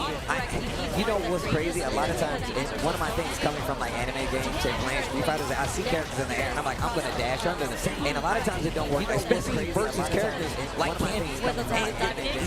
I'm like, you're in the air, I'm going under, and I'm like, damn, I just got hit.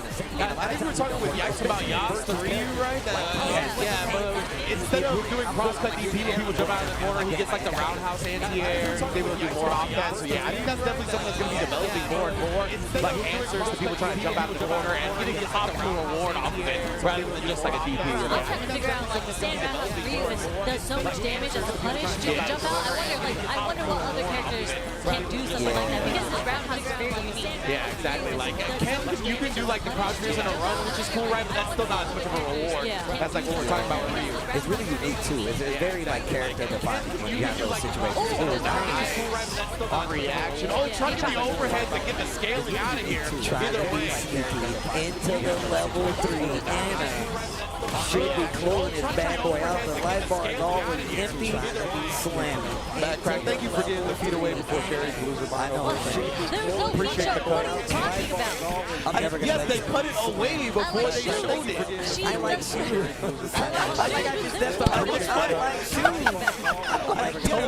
like shoes. Shoes, they should be covered. I like shoes. I'm just saying. But anyways, shout out to Anna. Yeah. You know, nice recognition. Like Cammy like to smash buttons all the time. There's a lot of counter hits over there. It was. They were definitely hitting the buttons. Covered feet. Nice recognition. Covered feet. But also we were talking about like anti-airs and stuff like that. One of the things I will give Street Fighter 6, it's not saying I'm taking anything away from it, is how people have started doing like walk under crosscut, like uppercuts. Shout out to Urio. Like he does like literally people see him, they jump and he literally walks and then hit you with the uppercut. I'm like, that's what I like to see. It's crispy to me. And like honestly, we were talking about how people jump over. They definitely have made it a lot of ways of getting in Street Fighter 6. Like there's a lot more variety to it. And of course, even on the defensive side, you got to go worry about parries and stuff like that. So definitely an evolved game. Definitely one of my favorite iterations of the series is Street Fighter 6. And this is coming from somebody who's been playing for a very long time. I'm a 3rd strike, I'm a 6 guy, I'm a 2 guy, not that big of a 4 guy, but yeah, you know how that goes. And this is coming from somebody who's been playing for a very long time. Obviously, I know you 4, I know you 4, you sit with 2 not that big of a 4 guy. Street Fighter 4 was the golden age. For you. Of fighting games. Oh, fighting games. Wow. Oh, wow.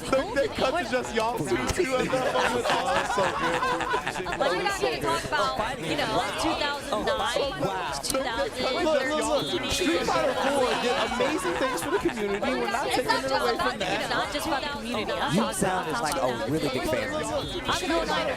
That's where I came from. So I got to fight for my... That's what I'm saying. What are you doing? So, let me give you the story. You're trying to get back. Let me give you the story, Sherry. Let me give you the story. So, I was 09er, picked up Street Fighter 4, right? I played.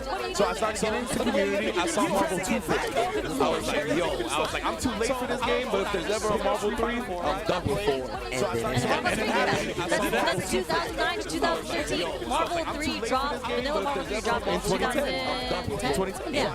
And then we had so many tournaments going where we had so many players play multiple games across the board. And the chat would say, when's Marvel? Because they didn't want to watch 4. But it's not about that. I'm talking about how we would stay in top 8 like Sunday. Nowadays, people watch their games respectively. They leave. But when it came to that age, everyone stayed. Like everybody watched tournaments throughout all the games. Like, that's how I met the Killer Instinct people. I met the Tekken players. Yeah, listen.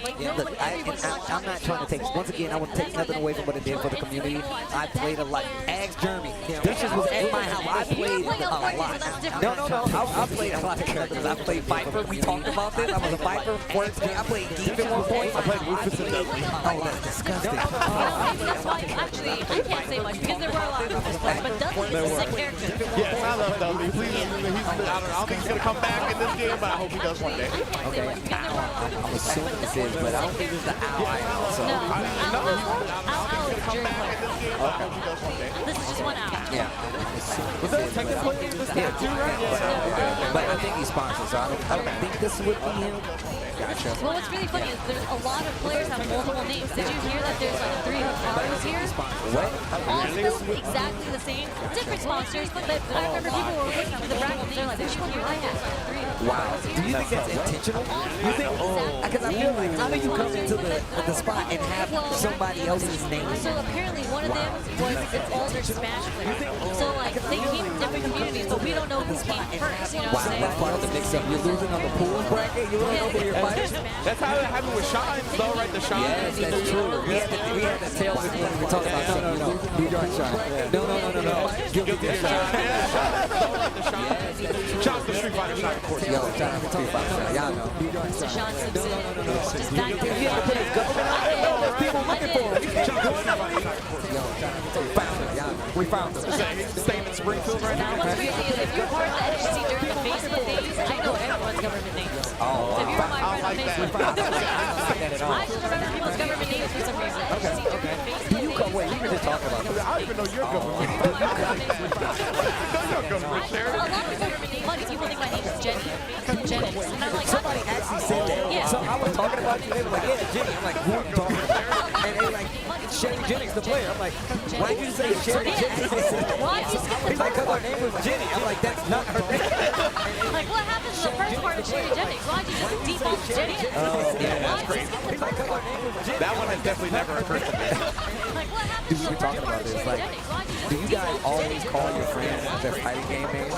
In my method and the community, like, I've never called Flo Ari in my life. He will always be Flo. Okay. And he's asked me that before. He's just like, dude, we've been friends for like 10 plus years now. Why don't you just call me Ari? You will, I cannot see you as Ari. You are Flo to me. And he's asked me that before. No, that's true. I remember I introduced other people, and I'm like, yeah, man, Nerd Jock the ring. They're like, who? I'm like, oh, Jesus. Josh. No, that's true. I remember I introduced And with me, like, I don't like my real name. Like, so that's another reason. Like, I prefer to go by my You know what's crazy? It's just like, you are forever rich to me. And like, the only reason why I know your government name is because I added you on Instagram. And I was like, there's no way I would ever call you my government name. I don't give Lewis a weak spot. It's fun, bro. I swear, he introduced himself to somebody last time. He said it. I was like, who did I bring? It's fun, bro. I looked around. I'm like, am I tripping? Oh, yeah. That's his name. It's like, guys. I always just say, guys. Never in my life have I ever called him Michael or Mike. I feel like that's different. If I call you Mike, I would hurt myself. Exactly. I'm taking my ass to a woodshed myself. What he's saying is, Al, if I call you, getting a level 3, getting on the board. Tying up the set. One up. Fire back up against Linda on the DJ. Very explosive matchup, honestly. Cammy versus DJ. I just realized I have that Cammy jacket. Oh, word? Yeah, I was walking around Anime Expo and a leather company actually did that Cammy jacket in leather. So I was like, I don't mess with Cammy like that, but that jacket is sick, so I need to copy it. That's fine. Like the straps hanging down on the side? Yeah, it's everything. That's heat. That's heat.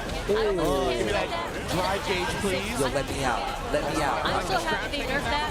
Yeah, with the both sides. Yeah, so pissed. Somebody was saying, they're like, why did they take that away? I'm like, what are you talking about? Like, Well, what? she doesn't deserve better. She definitely did deserve that. They're like, yeah, but if you block it, you get the roll on her. I was like, okay, just like every other character. She gets the side vision again if she get hit by it. Yeah, but if you block it, what the hell? What are you talking about? Everybody exposed by block ATP, bro. I actually really like this matchup, though. I think it's very interesting just because, like, Cammy, footsie base, so fast on the ground. But DJ has different ways to manipulate his turn box with the sways and whatnot. Even being able to low crunch some wheels like an axe kick and whatnot. Yeah, really cool matchup, honestly, in my opinion. I think DJ is such a sick character, although I absolutely hate playing against him. But he's so cool. Like, any character in this game that has just like a multitude of sick tools.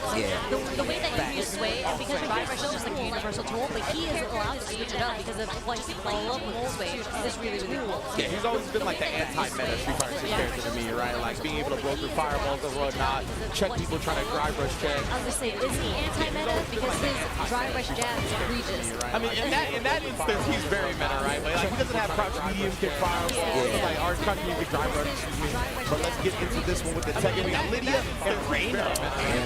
Wow. Oh, jeez. I don't think there's been one repeat character of the Tekken matches we've seen so far. That's one of the things that I really love about like AEW. You've seen a lot of Steves. Because it doesn't love I mean, come on now. The name alone, you know? Also, the stage is sick. You have not said one stage is bad. All the stages are bad. Am I wrong? Look at this stage. I'm not saying you're wrong. I'm just saying. You have not said one stage is bad. No idea. I mean, you said the intro was sick. Is it? No, I mean, I wasn't talking about the clash, not the language that they were speaking. Jesus. We're not actually Tekken characters where you can just like understand every language. I don't know about the education system in the Tekken world. They can speak better. Cheetah, like Kangaroo. I'm like, what the hell? What the heck? Can they go back? They don't even switch to their language. They just speak Japanese to Australian. Like, they don't even have Tekken Department of Education, bro. Yo, right? I feel like you can see that concept. Maybe not in the conversation clearly, but in everything else. Yeah, Lydia is another one of these characters that came back and benefits a lot from the Tekken 8 like revamp. She has a lot of stands and it goes heavy when it comes to like the face up in a lot of instances. And it's not so much as like, you know, you getting knocked down and afterwards. It's more about how to defend against her stance, right? So she'll go on a stance and she has, well, she'll take a poke, or like, let's just say you duck thinking the low is coming. It's a big combo start. So you really have to know how to challenge the stance, whether it be like a down jab or a fast mid, you really have to call her out.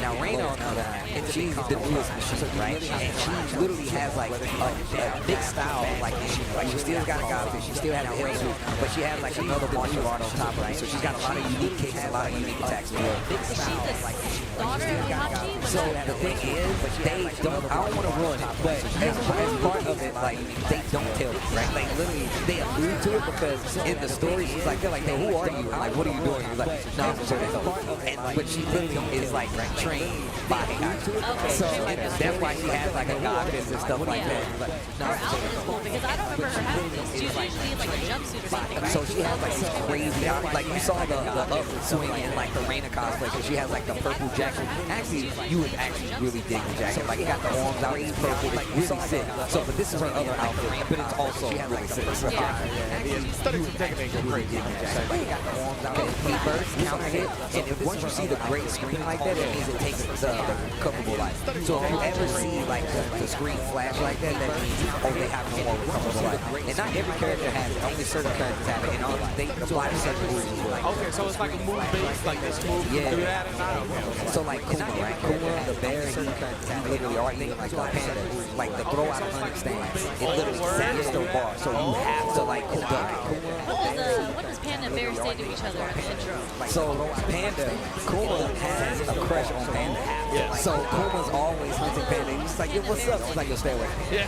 So yeah, that's good. Let me get this fish and smack it with it. Yeah, that's true. So but now we got boy JB in the building right now. We're looking at this fish and smack on the Cammy, and JB should have plenty of high-level Cammy experience. Oh, 100%. I mean, like, he literally plays in almost every single weekly online tournament, right? I commentated so many of his matches already. Yes, it was. Every single weekly online tournament. Lockdown in this corner. What are we going to do with it? 50-50 there. Yeah, strike throw. And it's an equally weighted 50-50, right? Because you're going to die from the throw anyway. So at that point, you can't just take it. And once again, you already know, after the forward throw, you got 2 bars. The assault at that point. Missed the follow-up. I think it was a crowd strong after that. Oh, the fake side switch. You got 2 bars. Yeah, JB just keeping the pressure meaty, right? Really testing the bar. Oh no, and the parry came out. Faked him out. Caught the recovery. I love that from JB as well. He didn't even go for throw, right? He pressed the buzz on that. And the bar just wasn't blocking back. He blocked out of parry. You just can't do anything else. You know, one of my favorite, like, kind of like meta, like, mental stack things is like, we talk about it a little bit with DJ, how he can kind of feint you out of using your drive bar, right? Where you use the parry. I mean, Jason does that as well. Quite a few characters. That's one of my things in this game that I really like, because it's kind of new to the Street Fighter outside of universe where you have to worry about that resource so much that you want people to spend it by baiting them. It's actually cool. And one of the evolutions of what we've seen in the meta so far, and maybe why JB did that stand medium push in response to the parry, is that a lot of times now people will hold parry and then drive rush out to avoid the punish counter. So if that's how you counter that, you just put a button down and they drive down into the button. So that could have been what JB was looking for earlier. So if that's how you counter that, you just put a button down and they drive down into the button. Trying to get a reaction out of JB, but he's not doing it. But he gets the jump in on Navarra. Hold on. Something that JB actually does really well in this matchup, he almost got it there. Because the pickup, when he gets the juggle off, like Cammy trying to do the dive kick, because if you hit her when she's trying to do the dive kick, you actually get a juggle because she's a juggle stay in the air. There's the pickup when he gets the juggle off, like Cammy. Yeah, I definitely have to get used to that. Like, even when I'm like fighting this matchup, you get the float, and I'm like, oh dang, I can get up. Like, I don't show this curve, I get a VP or something like that. Or even if it's just a jab or a medium punch for a reset. Still, when I'm like fighting this. So I see, you can see again, JB doesn't go for the throw right there, right? He's really, I think, expecting the bar to cancel that parry and drive rush. But either way here, oh no, one of the back throw. I swear, when people drive rush out of the corner, 90% of the time they keep back throw. 90% of the time. They're trying to put you in the corner. Exactly, yeah. The back throw. And that's what makes characters that have like side switch combos really dangerous, like Ken. That's like a great thing for Ken, right? He drive rushes out of the corner, you think it's a back throw, he just side switches you with the combo. Anyway, characters that have like side switch combos. Wow. That's like a great thing for Ken, right? He drive rushes out of the corner, you think it's a back throw. JB has been working this corner, bro. Block this EP. Oh my goodness. Okay. Yes, indeed. Efficient with the meter usage as well. Again, the bar does not letting that driver drop long enough to get close for the back throw. Goodness. Oh, JB got caught off guard by that jump. It was definitely one that I was ready for. The bar does not letting that driver drop long enough to get close for the back throw. JB's got 3 bars sitting on deck. Force knockdown, jungle state, as Sherry Jennings pointed out before, and he gonna get. Oh, never mind. There's no, that was way too far. I mean, I didn't know that, but like from the. I knew that. I was like, there's no way that is. Because the very last hit before he activated it, that's how I was like, wait, you think level 3? I know, I think it's close for sure. I was like, man, once I saw, I was like, that's really far. And I was like, nah, I don't think it's that's like the hitbox on that is actually pretty close to his body. And once I saw, I was a little deceptive. A little deceptive. Yo, he in the building with the textbook, Brian. Man, one of the things that I love about him, and I've been seeing in a lot of tournaments, is he's really starting to play like technique, right? Like he's really starting to wrap his mind around, like, yo, I can't play it this way anymore. I actually have to play it this way. Yo, he got the Sparky one too. Yeah, so it's a hit grab. So if you, it's an input. So if you get the hit input, it's a combo starter. Yo, he got the Sparky one too. Something else you were mentioning, like when people transition from different iterations of the game, like they always have difficulty in the beginning because the meta is a little different, right? But it's always beautiful when you see the competitive players starting to understand how they need to change and start adapting. Yeah, that's absolutely true. And like, and now even talking about this game, like specifically, Joe, the punch that was so god. Like he did the punch parry on the gun hit. That's actually crazy. And now Brian, he got juiced in season 2, right? yeah, he's got like a brand new low wall splash. It's actually stupid. And just good for this character play. And one of the characters on the opposite side of that, Victor, even though he's still really good from the original version, definitely been toned down. Yeah, I remember him running a bump online watching the game. Like everybody was playing. Is that a gun that he has? Yeah, he got a gun on his hip and he's got like a plasma sword. I mean, why? It's so funny to me when like fighting like games, creating characters with like swords and guns. Like Captain Chaos, when you're trying to like melee people, like you're trying to go like punch for punch, and then he whips out the sword on you. It's a knife to a gunfight, man. My man trying to win. You ever think you think this is a fair fight? You think I care that you don't have a gun and I have a gun? And then he just pulled out the sword on you. To be fair, I used to like, oh, he got a gun and a sword. My man Brian got to admit that's a block. Right? I don't know if he has that in this game anymore. Yeah, it's hard to still there. Yeah, so you know, if Mike needs the blockable, then I guess bringing a gun's pretty fair.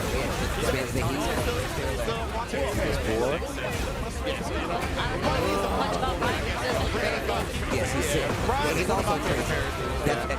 Yes. My vibe, that's Lord vibe 100%. Yes, he's sick. Yes, he's also crazy. The entrance, he literally is holding a mini gun.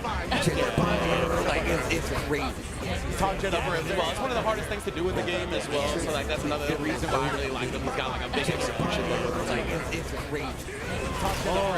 Breaking the camera, bro. So like that's another reason why he's got like a big execution level.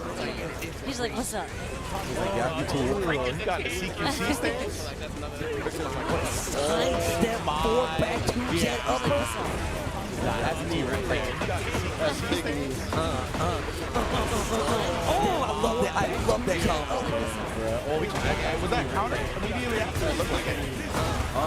What are you supposed to do about those dashes? A lot of you get interrupted if he's not doing an attack. He's got a high out of it, so if you see him do the big swipe, it's a high, but he also has a mid. So it's really just if he knocks you down, you see him do it, it's a mid. Okay, so you can't interrupt that mid. This is really fast. Yeah. I mean, it's kind of like, I used to have the same issue with, I played Mortal Kombat a lot. Like, you know how when you first see, like, a Scorpion teleport, he goes off the screen, you're like, how the hell do you react to that, right? But once you get the hang of it, you're like, oh, you start to anticipate, you know, if you just start to place it, and then it becomes It's like Bison when he tries to TP on you. Exactly. You're like, oh, comes to time and whatnot. That's one of the dope things about fighting games, right? Seeing the things that are like so unusable at the beginning, and then all of a sudden, as you get used to it, everything gets toned down. But right now, Chai, about heat it up. To the wall. Things that are like so unusable at the beginning, and then all of a sudden, as you get used to it, And there's the low, right? So he has a big swipe and he has the low. You block that low, you can launch it. You duck that high, you can launch it. But if you block the high, you hold it. Yeah, when there's like a guess like that in Tekken, and there's like a high option, usually, He's a combo. He's in trouble. Oh, he missed it. What a sidestep. But he got quite a bit of life back from that last combo, but he's not going to get the W. I love that character wave into the ground, holding his knee. I love it. So the stun animation when they get combos, like the Jins for a quarter, like Jesus, they like talk about Again, that little sidestep. Australia came to play today, bro. Brown man taking that Yanarin, Child, giving me some problems. What is that? Yeah, so once he has the same move, and if you block it normally, right, if he's not in heat, launch punch. But when he's in heat, you ain't touching it. You have to size it, but it's really hard because the range is crazy. Yeah. He's literally one of the furthest reaching moves in the game. When he's in heat, you drop it, you have to size it. But it's really hard for sure. Yeah. Trying to force the issue now. He catch the double. Yeah, because he's probably trying to sidestep up the wall and then follow up. That's the thing. You do have the opportunity to get a like out of the corner situation in this game, but if they call it out, hit you with a good mid or just a land of it, wait for you to whip to get out of there. That's the thing. You do have. And I'll be the one to say it this time. This stage is freaking sick. I'm telling you, bro. They call it out, hit you with a good Little candles on the floor. So I'm saying interactable to it, stepping on the door. This stage is freaking sick. I'm telling you, bro.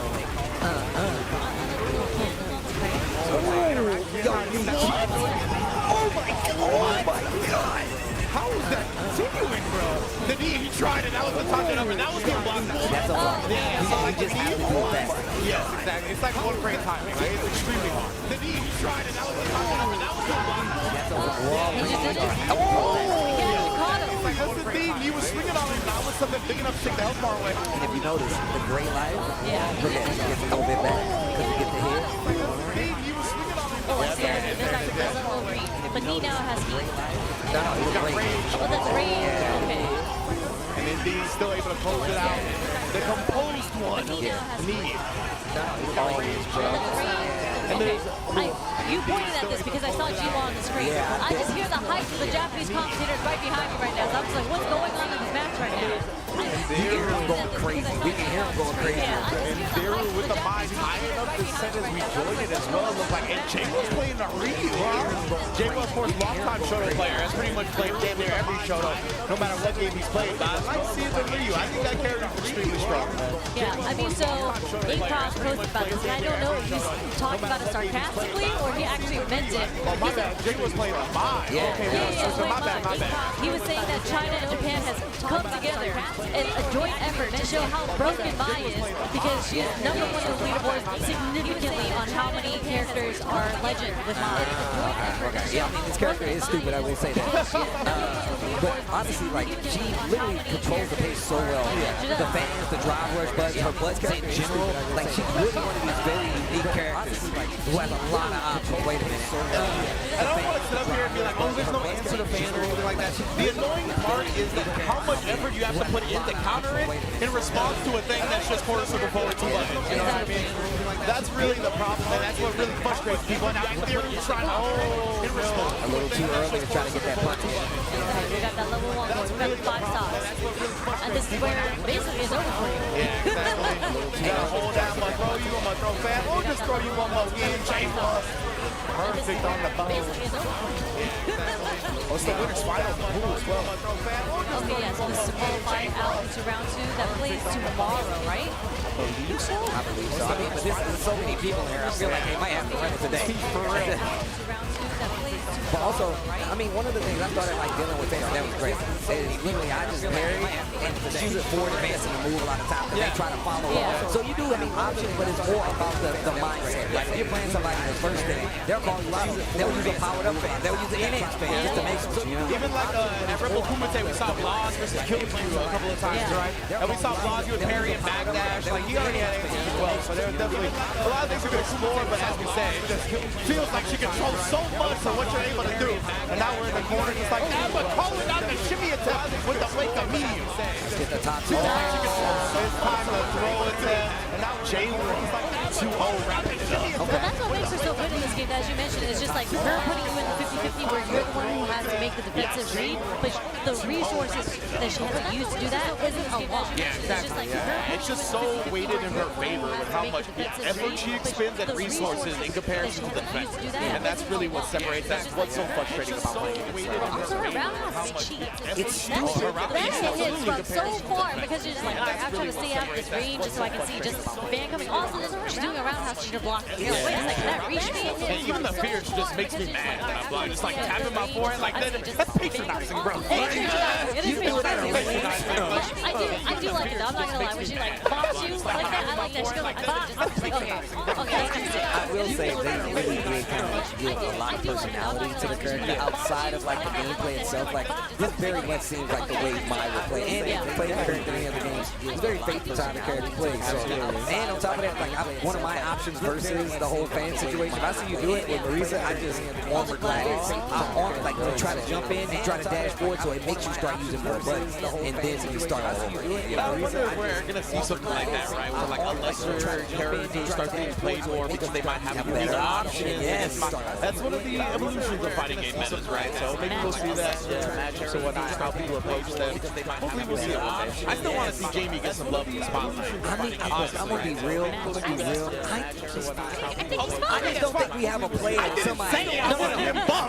I want to say that. All I'm saying is I think that he definitely. We just don't have a player out there who is actually like I'm gonna make Jamie the player. Like the one right here in Japan, I think is one of the better Jamies. There's like a couple of Jamies that are pretty good here in Japan. Yeah, I definitely think he's got some juice. Just hoping somebody shows up. Same. It's true. I mean, you gotta get. Oh, we got my girl Betty. Okay, wait a minute. I'm excited to see Betty, but I was gonna say about the Jamie players. I mean, do you play against them in rank? When you play against a Jamie in rank, you're just like, this is why people hate Jamie players. Like they start off the round with Oni Pony when you play against a Jamie in rank. You're just like, this is why. They're akin to the online rank 3 players. Like they're just individuals that have no decorum. And he's public enemy number 2 now, huh? He might be. But like Ryu players actually, I think after they watch the vlog, they're just like, you know what? This might be the correct way to play. You know what's crazy? I still see a regular amount of Ryus, but it's like now that like Ryu's getting like this good, I've seen less of them now, which is so weird to me. I've ran into less Ryus. I actually more Kens. Yeah. There's more Kens out there. You're just like, I'm not trying to play Ryu like that. Yeah, right. I'm trying to drag lash some people. Like patience? I actually love no. There's more Kens out there. But Betty, I I'm so excited to see her play because she has been cooking. Yeah, that's nice. She's been doing a lot of streaming, obviously, but she's been doing a lot of like player versus player. And funny enough, Justin just released, I think, a YouTube video where they both been challenging each other. So they're actually going to do like a first to 10 or something in Evo Vegas. And funny enough, Justin just that's gonna be sick. I'm pulling up for that. I want to see that myself. So they're actually going to do like a first to the main stage. Evo Japan 2025. Beautiful stage, by the way. Definitely a fan of a lot of the custom graphics that the JP Studios got going on as well. So big ups to all of the teams behind Evo Japan, by the way. Definitely a fan of look at all those sponsors. I was just about to say, there's a lot of Suzuki up there, bro. We got Victrix. Suzuki had that bike at Capcom Cup. That's why I'm mad jealous because I saw mad people taking pictures. I was like, this is not even fair, bro. That's why I'm mad jealous because I saw mad people taking pictures. I was like, this is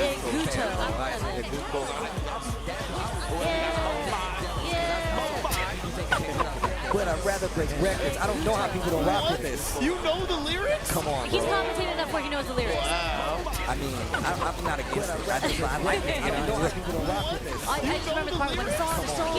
When the song is song. I mean, I'm not against it. Betty, as you mentioned, definitely one of the premier players out here in Japan on the jury. Oh no, reaching. Hands off inside the vehicle. Oh my God, what were we just talking about? We were just talking about this character, and it's literally sitting in action right now. I think we're going to see a lot of mines in this tournament. Almost definitely. Didn't want to spend the light lights to dry rush and seal the deal. Yeah, a little strange right there, maybe just flubbing in the moment. Got plenty of fans to make use, and yeah, that's the thing, right? If she got the stocks, what do you do? It's hard, man. Like we talked about, there's options, but you gotta be so on point in the driver. You over him to start, that's true. I love that counter. That would have tilted me instantly. I would have been like, oh jeez. I think that's why she did the jump, like to call it the throw. She was like, oh, you want to be rude like that? I can be rude like that. The pickup off of that would have been insane. But mine was, to me, one of the fastest drive rushes in the game. I don't know what it is. It feels like it goes like it's super fast. I'm gonna look it up. Y'all keep chopping it up. Finishes out. That's another win on the board.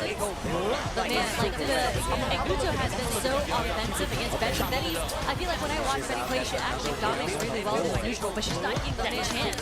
Mine negates that. Like mine throws the fans at you, and that's it. It's literally, I feel like it's the kind of like the second coming of Guile, bro. Like she could throw so much, and it's like now I get to play. Like if Guile could dash behind it and so faster, it would be what mine's doing right now, bro. Like she could throw so much, and it's like now I get to play. I like that. Like if Guile could dash behind it, and this is also where Jury has character shine, right? Like just having you in that corner, being under that range right under the counter, that's where all her buttons hit. And this is also where Jury has absolutely true.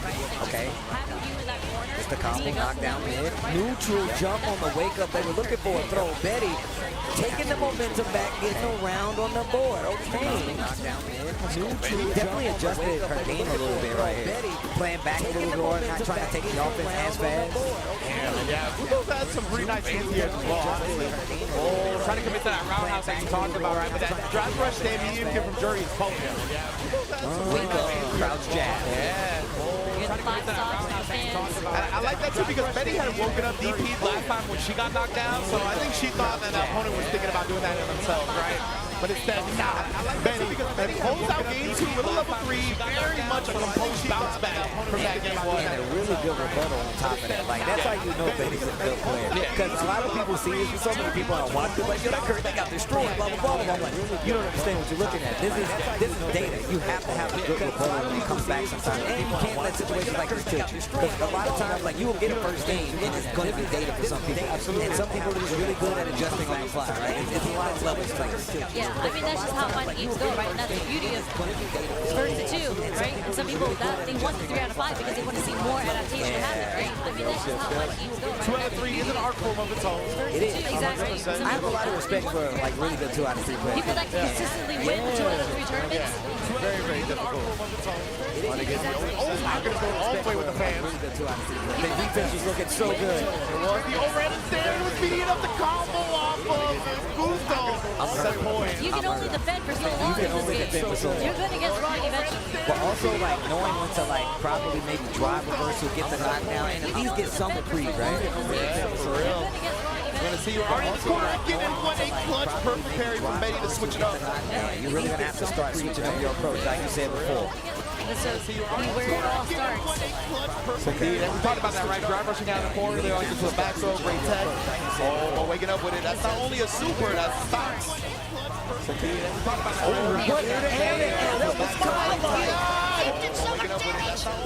Betty in trouble. Betty goes down. Oh my God. Put his spinal on the pool. I can't tell sometimes because they just. I know. I feel like they're expecting it to be 3 out of 5. They just chill there for a second, but nah. It's going to be it. Iguto takes the dub. Like Iguto, he started introducing that ear-to-ear into the dive as an anti-air against Jury, and that last one, because he was buffed, that did so much damage into the level 2. He started introducing that. It's funny, like, well, that's another thing I feel like happens a lot with mine. You get wake up super just so people can get their stock. And it clips a lot of people on top of that. So it's a valid strategy. You get the stocks right after it, and we saw what happened when you get the corner, they get stocks. You holding a lot of blocks. I mean, it's the wake up level 1 that if it hits, gives the most momentum to the game free. But even if it doesn't hit, you still get the stock. Yeah, you still get the stock. So if you're doing it in a situation where it's just like you're not going to die on it, sometimes it is still beneficial just because you get the 5 stocks. Even if it doesn't hit, you still get the stock. Yeah, you still get the stock. You don't want it? You don't want it? I heard it talk at the same time. I want No, you to you started first. You do it. Fair enough. All right, then. Oh, you want to take I it, was going to Jerry? say, I'll take it then. Jerry, you take it. Well, I mean, all right, thank you guys for tuning in, but it is not over. We're just going to take a short break before we move on to more fighting game action. Well, I mean, all right, thank you guys for tuning in, but it is not over. We're just going to take a short break before we move on to more fighting game action. Well, I mean, all right, thank you guys for tuning in, but it is not over. We're just going to take a short break before we move on to more fighting game action. Well, I mean, all right, thank you guys for tuning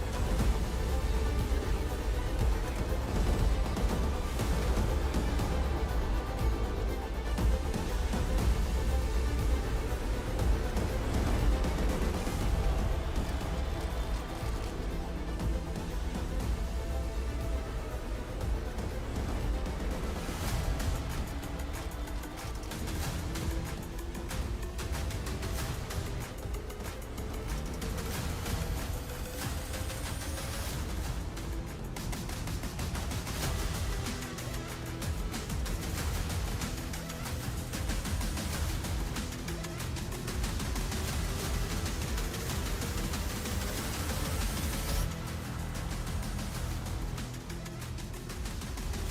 Sunglasses in the day, blue light glasses for the gaming at night. Zenny's got affordable eyewear for everyone. Vibe and style while protecting your eyes. Sunglasses in the day, Evo sunglasses. Blue light glasses available now. At night. Zenny's got affordable eyewear for everyone. Vibe and style while protecting your eyes. Sunglasses in the day, Evo sunglasses. Blue light glasses available now. At night. Zenny's got affordable eyewear for everyone. Vibe and style while protecting your eyes. Evo sunglasses. Blue light glasses available now. At night.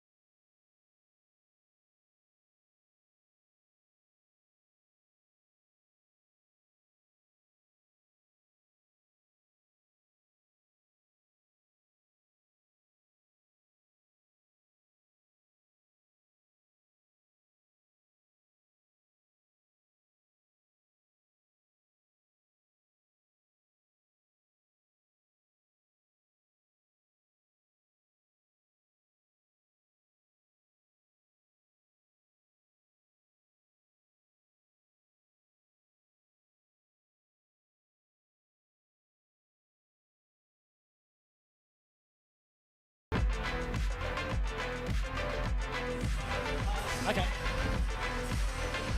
What's going on, everybody? Welcome back to EVO Japan 2025 here at Big Sight Tokyo. Just to change things up a little bit, my name is Vicious, otherwise known as the man himself. We got EVO Japan 2025 here at SNKC, and of course, you know, change things up a little bit. The man. My name is Vicious. Hey, Jam. How you guys all doing? I'm chilling. You know, this block is going to be a lot of fun. We got some games that we're going to be covering today, and not only that, but this venue is heating up. There's so many people here. It's nice and sweaty with some games going on. It's going to be a good time. I was watching earlier. I saw that they had a JV matchup on the main stage as well. Yeah, it's been cool to walk around and see all the players from all over the world and all the booths and everything. Every single booth I walked through, they were selling. It's packed. Yeah, it's packed. There's so many people buying all the stuff. This venue is like full of 6,000 gamers for Street Fighter alone. There's a lot of line here, and a lot of the tours also are starting with this event as well, which is really cool. That's completely right, but I am kidding that we have a special connection with Justin Wong in venue. So let's go there. That's completely right, but I am kidding that we have a special connection with Justin Wong in venue. So let's What's go up, there. everybody? We are back at the EVO floor right here, EVO Japan, and we're at the EVO Japan official merch store right here. And I want to talk to you about some of the cool things that they have here.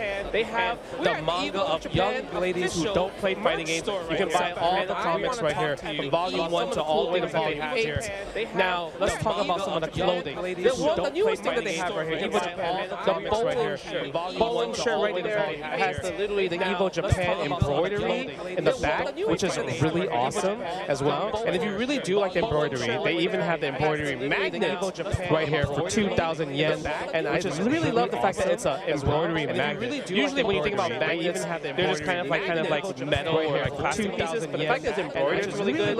You can obviously go for like the zip-up hoodie. Usually if you're big fans, the EVO Japan t-shirt, a pillow, a bucket hat. That is also amazing. And the one thing, you already got one sold out EVO 2023 stickers. You know, bring it back, bro. The stickers are really cool. So I feel sorry for all you guys out there because, you know, it's one of these things that when it comes to merch, it's going to sell out. And you know what I love the most? I love so much when Yipes doesn't get anything. I can't stand that dude. So anytime we get some cool stuff, make sure he doesn't get a single dime. But besides the EVO merch, all the booths here, they're all selling really cool stuff in general, and I just love it because when you come to EVO in general, get ready to spend money. But besides that, enough of that. Let's go back to the couch. Let's talk back to the couchers, and we will see you soon. In general, get ready to spend money. Well, that is not the case now, jackass. Let's go back to the couch. Where the hell did you come from, man? Oh, I've been here for a minute. Y'all been chilling, but listen, I got some merch this time. I remember what you said last year. Your piece of how you doing, Justin? But I'm gonna make sure you don't get anything. How about that? I got some merch this time. How about that? Is he still on the floor? I don't know. I'm sure he can hear everything you're saying, but now it's a one-way street. Now he can't go on. So get it off your chest now while you can. Preach. Well, I'm gonna make sure you don't buy anything. Your yens and US dollars stay in your pocket. I'm right here, man, live. Now check it out. The merch that I wasn't gonna get, apparently. Well, here it is. Fire Evo. I'm the fan, man. Look at the merch that I wasn't gonna get. Very nice. Let me turn them. Well, here it is. That's what I'm talking about. Wait, that's They change the design like every single year, right? In regards to like both the Vegas merch and the Japan merch. You can be excited to see what like the other regional merch they do. Yeah, very flavory, very artistic stuff that they bring all the time here for the merch. So get yours as soon as you can.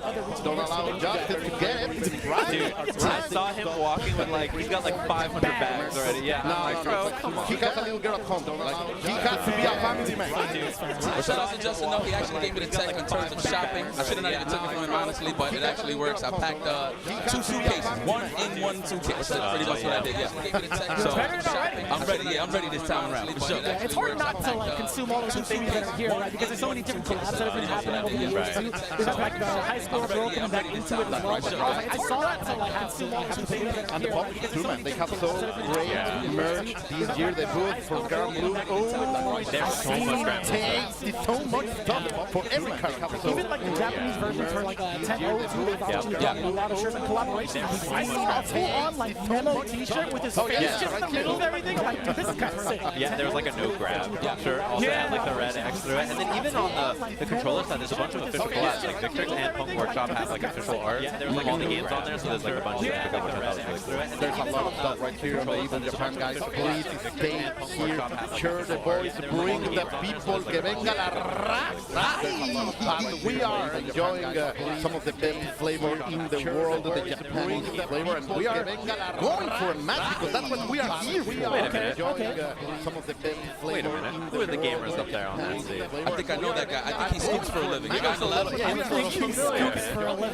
Wait a minute. Who are the gamers? Oh, never mind. Oh, wait, a different game. Wait, Guilty Gear? Yeah, you guys are both thrown off on this. I had no idea actually he was going to shoot over the Guilty Gear. I'm with it. Never mind. Oh, wait, a different game. Some Guilty Gear action. This is a big one for the Arc World Tour. Obviously, the finals just happened.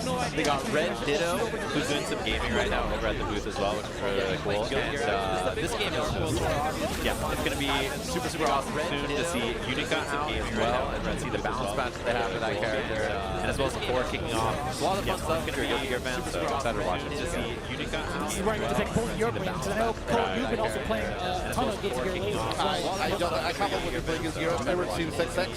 I just love to see some good old Testament right here. As we are trying to establish the rhythm of the game. No flying zone for 5. So I see me like in the food? Yeah, he's cooking. Okay.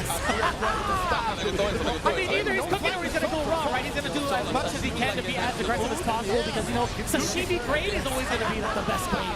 Like, imagine yourself, you are a master of cooking, but you always go wrong. That's hard. Sashimi grade is Speaking of cooking, there's a lot of things I can talk about cooking. Talk to me, guys. Talk to me. I mean, you see it? You know it? Yeah, my forehead glistening, but I love it. That's all hype. Speaking of cooking, that's all hype. I promise. Yeah, that's perspiration. Is that how you say it? Perspiration? No. You know it? Yeah, my forehead glistening, but I love it. That's all hype. There you go. That's all hype. Also, we have a little cancel over there, not allowing some play. We're going for the storm. Immediate command grab, offense sign, safe jump into fuzzy stuff. You know what's so crazy? I always thought that was a plate that he was spinning on, but he's actually doing a tornado. Yeah. This whole time I thought it was a plate. Look, He just summons it. oh, it's just a man, but unfortunate he was spinning on, but he's actually doing Beating Great Reaper into the pressure afterwards, you get the stain pop. Wire sees out. You can get a combo off this, but no cancel. I wouldn't mind getting hit with that command grab because of that right there. That hair is glorious. Yeah, you gotta take this fuzzy though. That's instant pressure for sure. That's why he was already negating some of that pressure with that FT. Loved it. Man, not only that, but gets killed on hit right there by the Afro explosion. Oh, trumpet. There should be a free trumpet for Testament here. Oh, Goldberg whipping from full screen right there. That's crazy. We want to take no block stun. That's the danger in these games nowadays. Block stun. That's crazy, huh? Yeah, for sure. And remember when you are against the corner, look at the pressure right here, get something up. Yet again, there's so much block stun. You can't block all the time, man. Only human. The corner, look at the pressure right here. Yo, say that. Just know who my guy. I know exactly who you thought I was thinking of. Yeah, okay. Just know that. Same team. Oh. I am sitting right here at the side of my sensei, el maestro, el profe. Oh, gracias. Tranquilo, papi. Ya, pero tú no tienes calor con esa manga. Tantito, se moja y se refresca. And also with you, Jim. Yes, and with you, Sage. Okay. So I'm glad we're on the same page. You need a translation? I thought some of both. Yeah. I pretty much said, are you not sweating on that in that mask? Yeah. And I say that if it can sweat it up, refresh. Oh, he's got cool down from hair. Yeah, We're talking about physics, my boy. Physics. If it can sweat it up. He's got the AC in there. He's got like it's pumping through. Oh, the clouds. Oh, man, the monks. Oh, gotta love it. Yeah, love it. That's right. That's pretty accurate. Yeah. All the primers, all the months. Yeah, it does look like that. You simply have to do it again with the Roman counter. No, get stopped. No party for the trumpet. And then again, everybody fighting for the tool and nobody gets. Yeah, there was a banana peel on top of the trumpet, and then a mini Faust, and then a trumpet. There's all kinds of stuff happening. And then again, everybody fighting for the tool and nobody gets. Fuzzy jump on the 6-8. Yeah, that could have been a lot there. And crouching jump 2K hit is really, really scary to get hit by there too. Fuzzy jumps on the 6-8. Real estate come straight from the gallon there. Yeah. I really like how Sashimi is not allowing any kind of rhythm to be against him. Always pressing one, always done for the challenge, and so far it's working perfectly for him. I really like how Sashimi is I like the air grip for to cut off that escape option. There's going to be a wall splat at the super, but instead just gets the stain reactivation. Working perfectly for him. Let's see. He's like joystick, have that button gets used immediately and it's getting control from coast to coast. A perfection that button gets Man, you know what? It's been a while since I actually been watching a little bit of Guilty here, but man, Testament still caught their footing in this game still. I like that stuff in the character. Yeah, and Faust is a lot better in this version too. This character definitely got some love. I think this version of the game too is interesting to watch. Everybody kind of like we're so deep into the game that you see expertise from all the characters now, right? Like people are really comfortable with their characters. So it's fun to watch like experts play at this level. Particularly this weekend, there's so many good players here, and I'm excited to watch. Obviously, you know the Arc World Tour champion is here. Red Ditto, which is going to be a fun one to watch. But even on the Japanese side, there's so many strong players. Tatsuma, obviously, who did really well on the tour as well. Champion is here. Red Ditto from your backyard, right? Yeah, for Southern California. I always thought it was like northern for some reason because like during Arc World Tour, Rex World Tour, a ton of like NorCal was just popping off in general. I mean, like it was a combination of California, so that's what led me for some reason to think about seeing him at California at Rex World Tour. A lot of representation. SoCal college student. His parents were like, bro, stop playing video games. Just stay in school, do school stuff. And he won the Arc World Tour finals. Maybe that'll help a little bit. That's how it goes, right? Yeah. You're gonna pay the mortgage, son. Yeah. Just stay in school. When you win 50 grand, you know, it's like, all right, wait a minute. Maybe these video games are working out for you. Oh, this is seasonal? Yeah, keep going. Some stronger inspiration is needed, man. You know, it's like, oh, we are staying. My goodness, we can't get that off with bleach. We're just gonna have to sit there and block. Sashimi working on this match point already. Yeah, it can be tough, I think, for Faust to like not get tagged by all these options low in. That's a wall flat. Into the super reapply stain at the end of this as well. You gotta deal with that afterwards. To like not get tagged by all these options low in. That's a wall flat.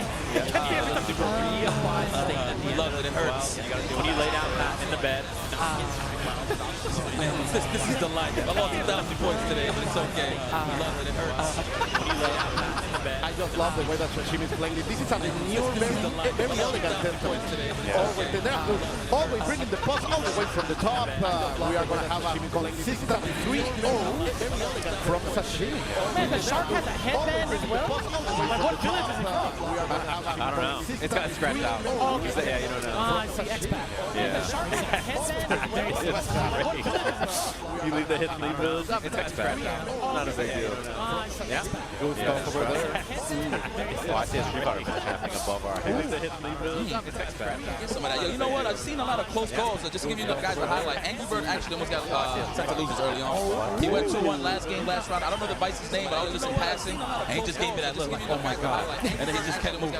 So it's like, yeah. So it's definitely stressful when it comes to the competition. Hey, how many people is it? It's like 8,000 over 6,000. It's like 6,600 or something like that. I think it's around that. So that's the second most entrants, right? Yeah. Evo period. That's very nice. Congratulations, everybody. They love Street Fighter. Almost 14,000 people in this venue today. That's a lot of gamers. Yeah, it's really packed. If you were to just like walk by and try to check out some of the matches, it just gets so like intense. Yeah, that's the word condemned. Even the air feels condemned. Yeah, well, I mean, it's a good time to actually take a break from all that. We are perspiring a little bit, but when we come back, we'll have plenty more matches to behold here.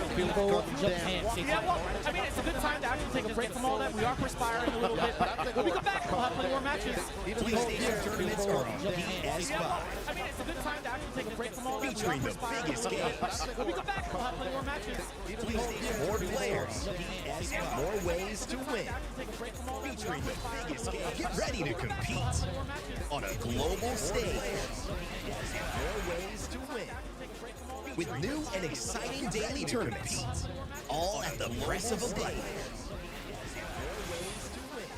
So whether you're a seasoned competitor or just starting, all at the come for the challenge and leave with glory and incredible prizes. It's time to join the competition. Come for the challenge. Sign up now on PS5. Glory and incredible prizes. It's time to join the competition. Come for the challenge. Sign up now on PS5. Glory and incredible prizes.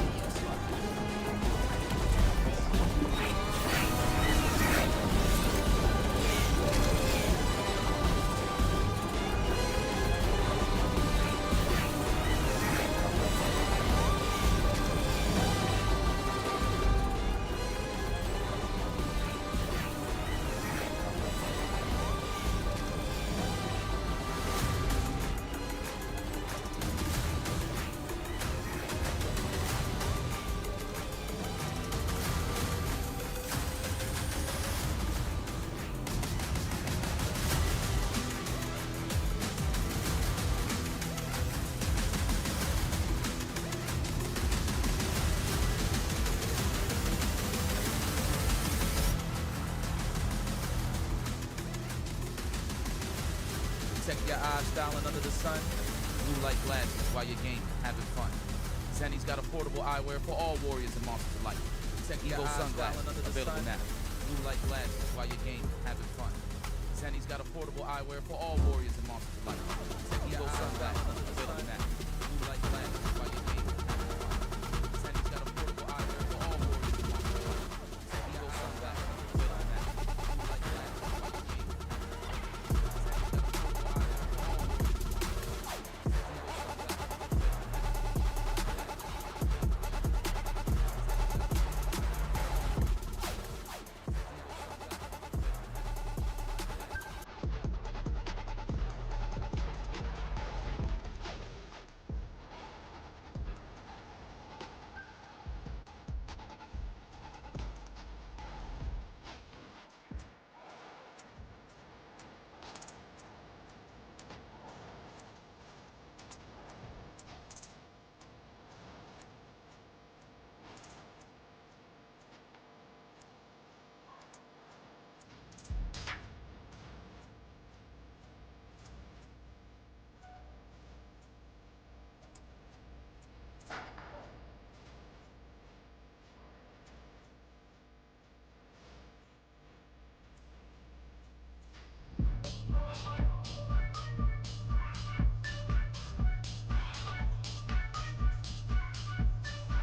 you're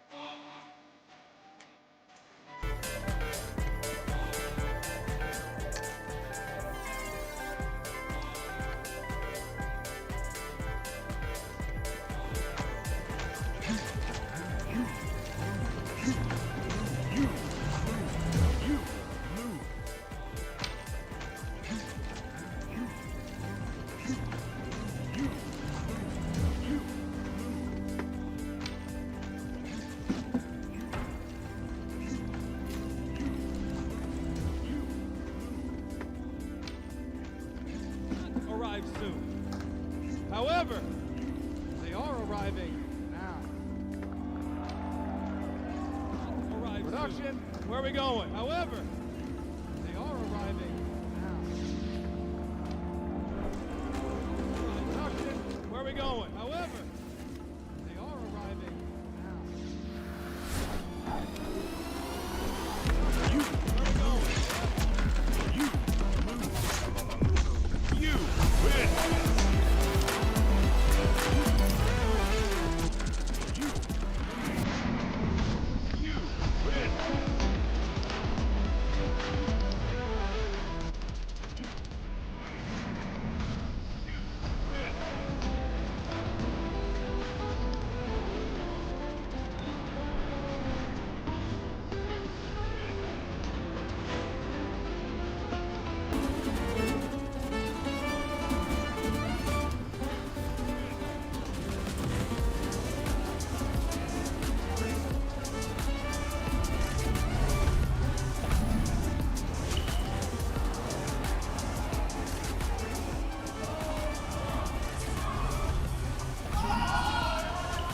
And that's right, ladies and gentlemen, get everything ready, get ready to dress up and go to EVO France this year. Already looking at EVO night, ladies and gentlemen, but also night over there.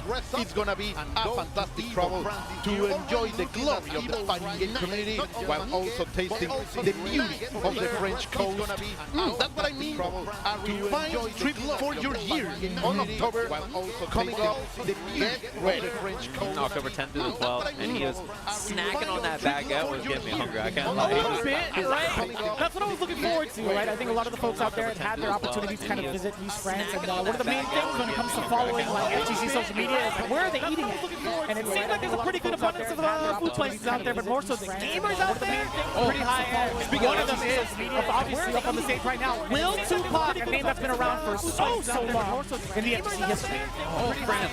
Speaking of France mention. Oh my god, what a jump back air to air. Wait, this Jamie seems kind of... Oh, he's got level 3 available as well. Nice block, and the pain on the throw was clinging right there. That was a very winnable round though. He had level 3. If that forward heavy kick hit from Jamie, could have hit confirmed level 3, won the round immediately. So scary stuff.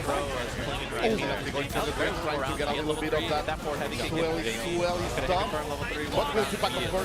Maintaining the pressure on. Look at from all over there. Crazy that it hit at that angle too. Still being able to get enough plus rates to continue on the link. Takes the great get there. Yeah, two frames already in full drive gauge. Wuthibok definitely on the back foot, yeah, because of the drive gauge deficit here. Maybe a little bit too far to continue with the low forward link, perhaps. One punish counter after all. Wuthibok definitely on a couple of drops from both of them. Missed the air dive kick and then a little drop there as well. Take another sit. Oh, what?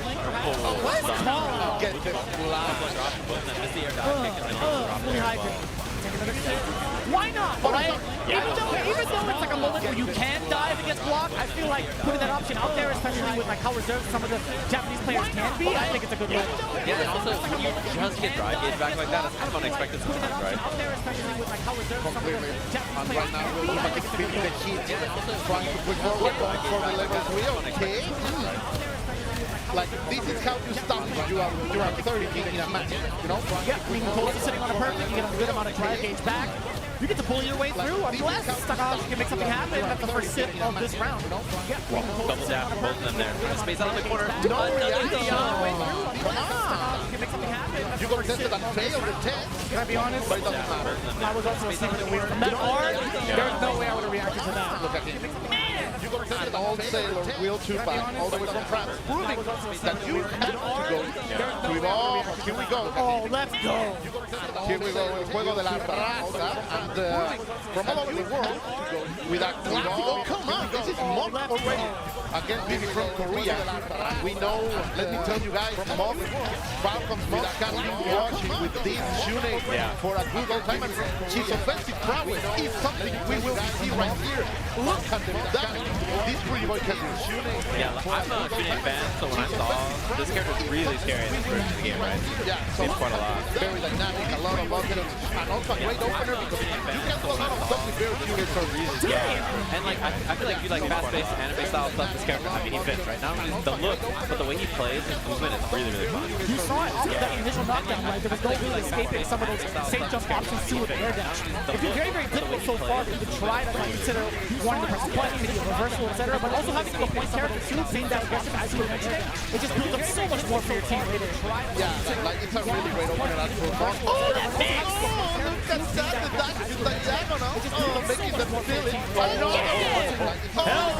Help me! La mezcla is here. But it doesn't matter because, of course, Vice is going to get freaky things. God, I've always thought Vice was so sick. Just the aesthetic. The red and black. Look up here. I love to get freaky things. Back roll again. 1-4 to close out on the round. Okay. Just the aesthetic. But look how much life is taken just off of that round alone from the point character. No, and you also, that's a boy that is working extremely proud. Like, he also delivered a 3-bar lead for Isla. And right now, he only needs one good open. And just one bar, he also delivered a 3-bar. This character is swag with personified. She's cheap. Yeah. She's cheap. I don't know, we're supposed to expense her, man. This character. They said they were going to nerf her, and no, they didn't. Just a little bit. But she's still she a squid or she a kid. I don't know, but she dominates the game. I gotta say, too, the way that they brought in Gonit is one of my favorite villains of like the KOF series. Too. The first time I actually had experience with this character was in SBC Chaos, and I thought he was amazing. But it's so cool, one of my favorite. And he's always looking for like yeah, all the time. He's worried about SBC Chaos. I thought, what a nice match. But it's so cool. That's it. Looking with that convincing 1-0 victory over here, defending the home turf. He's one of the best players in Japan. So right now he's proving that he is here to defend the land of the Vikings. He's one of the best players. You know, you can always assume you see Falcons next to someone's name that he's trying to win. Right? This is somebody who's out there. They picked him up because he's trying to win. Probably also playing good experience. You see Falcons next to someone's name. Yeah. Like, oh, if you see those days now, Sure, there's a reason. Well, not one reason, like 3.5 million reasons. That's fair. Yeah, that's a lot of reasons. Like a lot of that, 40 years old are getting signed up lately. Of course, not he's one of the. He's like a really young player. One of the most stylish players in general. Always dressing in style, to be honest. But look at the pressure over here by Mansour, but it doesn't matter because this boy doesn't like them all. He wants some young girl in his life, and look at that.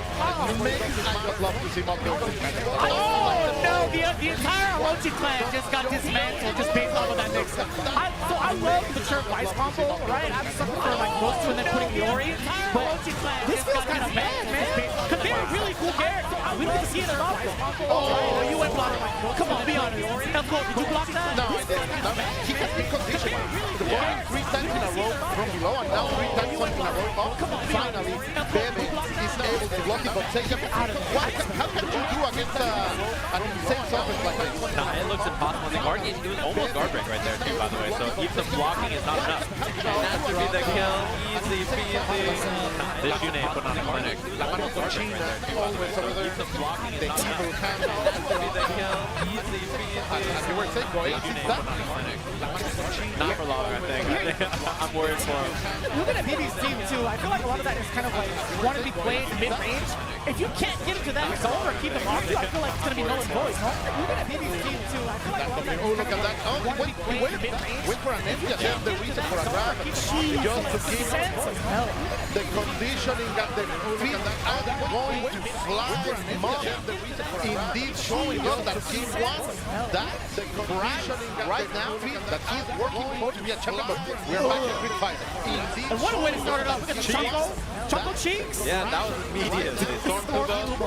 I saw he's the highest seeded Honda main in this tournament, actually. And yeah, one of the few players back up the Honda still. So cool to see, of course. And in this version of the game, Honda obviously stronger, but this, you know, I don't know about JP on the other hand. Obviously, very, very dangerous. Yeah, $1 million character.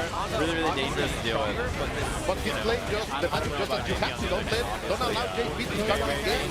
Jeez, how many plus frames did he just take over and over and over again? Standing from certain ranges, you might think to yourself like, all right, I think I can probably press a button. There's been a lot of times where even if you're plus, like some people will kind of steal his turn deliberately by throwing out a slower move, which I can't even more plus frames, right? Yeah, and that's the thing is he's plus, and then he's spaced out so much that you're like, oh, he's stealing frames, I'm gonna match a jab, and then boom, counter hit, immediately dead. Now trying to find a way in. Of course, Tycoon is not wanting to allow any kind of approach. Finally get the opening, and little by little we can see a Tycoon 10-15 is good. That's definitely, but not anymore. Here comes some finally get the opening. That was mad cool. Carry cancel again, we saw that right away at the first time we saw him throw this as well. No headbutt yet, there's the first one we've seen attempt to the ghost, didn't quite make it on time. Right away at the first time we saw him. Very smart using his resources as tools, not as strategies. No headbutt yet, there's the first Oh, one. look at the footsie right here. Playing nice, perfect spacing. This is how you play with the Sumo Master. I'm really glad to see Solo even like up and playing, right? Because there was a moment in time where I feel like he was kind of thinking about whether or not he should do Brazilian on, whether or not he should be a coach, etc. So seeing him on the Evo stage in the bracket in general is so refreshing. Kind of thinking about whether And I love the way he played that interaction in the last round where he just walked back knowing that there was going to be a low threat from JP at that range. That's scary and go combo or anything. And yeah, the mid-range he's played so far is really impressive. There's been a lot to fear from JP down below, right? That's big for preparing. Yeah, missed level 2 actually from Takuma earlier, and then there it is. Really impressive. Valencia Takuma got a great chance. The defense not enough. Big for preparing. It's the same time. Broke a little bit. There it is. Tried to throw it again, but he's still mad far, but not a big punish counter from the side of Evo. Sitting on level 3 to a single hit can lead to death. Even though just a regular combo into the drive run. Tried to throw it again, but it will be on the match point right here. You're finishing early. There we go. From Evo with the Thunder Cheeks. Look at those flags. Maybe swagging out. Yeah, I kind of like the look. Dude, that's been very, very popular lately. Just seeing like the rounded glasses on the frame with the little tinted lenses. Yeah. Okay. Look at that. Yeah. That's been The very, very Honda pose, we'd love to see it. Very, very well played from him, though. He was really clean in that matchup. So. Great show, great spectacle over there by Kuba to say.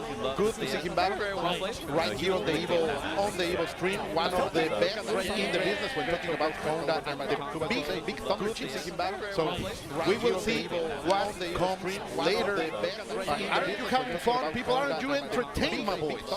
Yeah, match has been sick so far, and like obviously the venue itself is sweaty, the matches are going to be sweaty. It's going to be some sick stuff. I'm excited to watch all this weekend. I am a man of the sun. Like I like Heat more than Cold, so I'm in my element. It's going to be some sick stuff. I'm excited to watch. Low-key, we were having a nice little walk and enjoying the breeze outside. I was like wearing shorts and you were kind of sweating. You're like, aren't you like cold? I'm like, no, man. We're Southern California. We can handle any weather, but you've been going through it. This is perfect for me. I was like wearing shorts. The venue?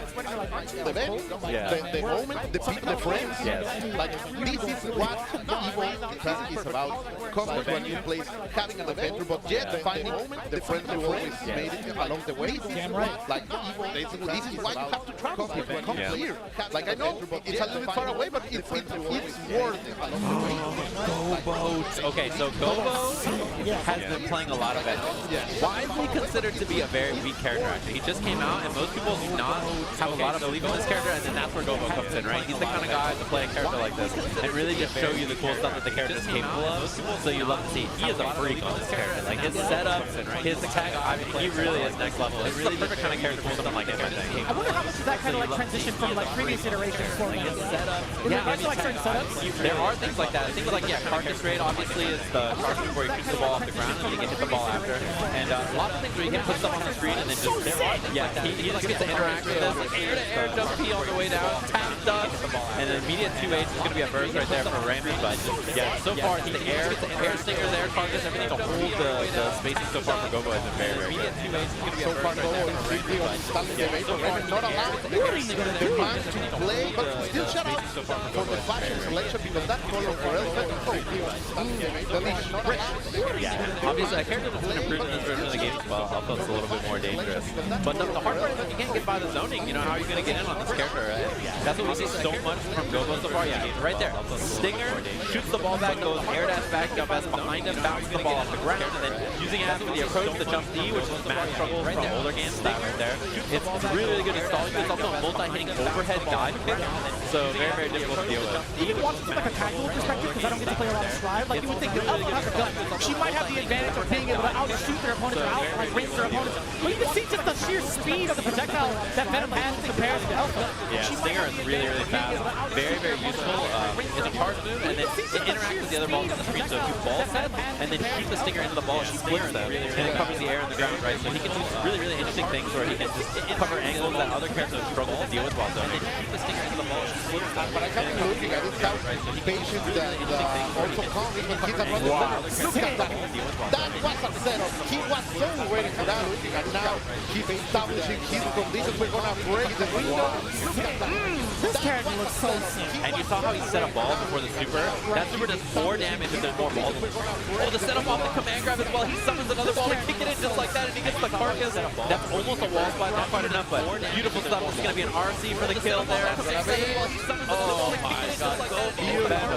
I've been watching a lot of Go-Boat, and I'm such a big fan. You are cheesy right now. Dude, if you guys can see right now, Sajan's like face turning bright. He's fanboying over Go-Boat. It's so, like, this character is so cool. He takes so much work to get anything done with it, so it's very, very impressive. Can I be honest, Sajan? I've never seen you this happy in a minute. It's awesome. I mean, the character is sick, dude.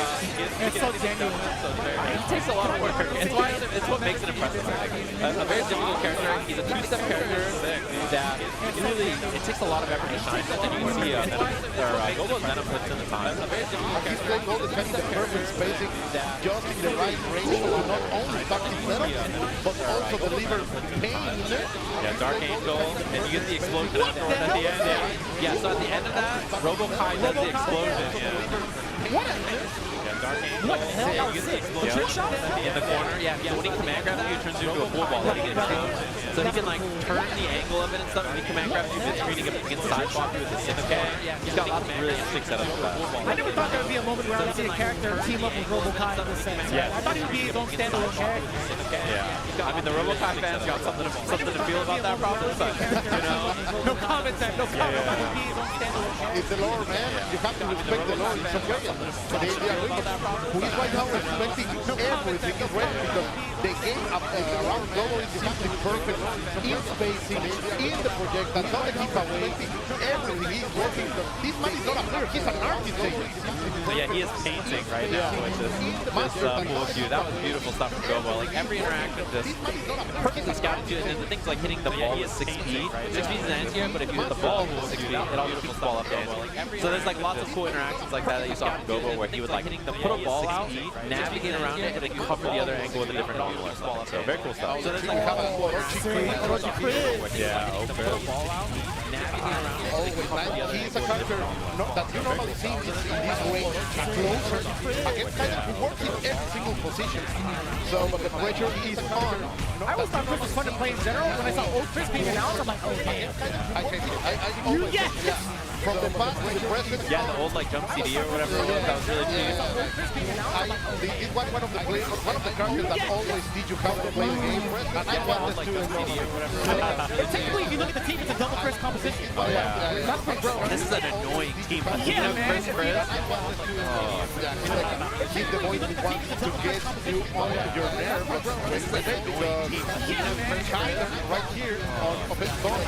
I think definitely did not as well. Yeah, if he makes a note of something, he has the board, right? Feather is able to get you into that situation when, he's going to hit here. And you are going to see he's going to spend the money.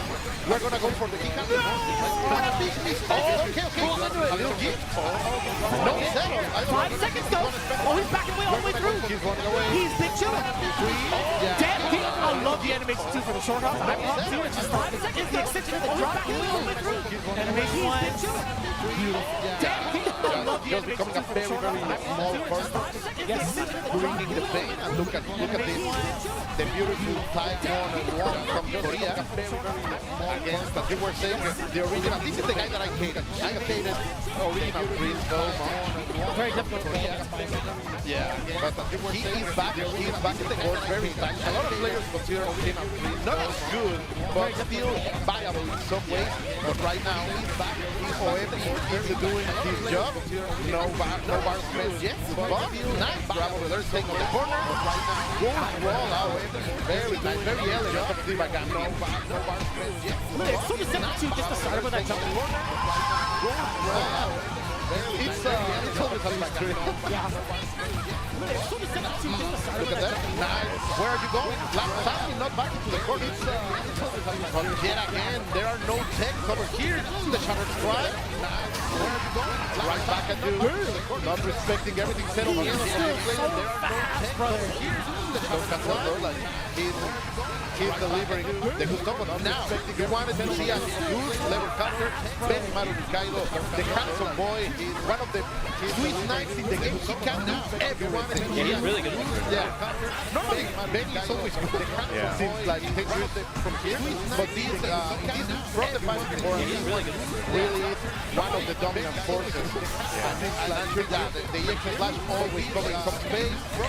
No hit yet, but so far, Kenny is playing this very, very safe, very, very Lantry.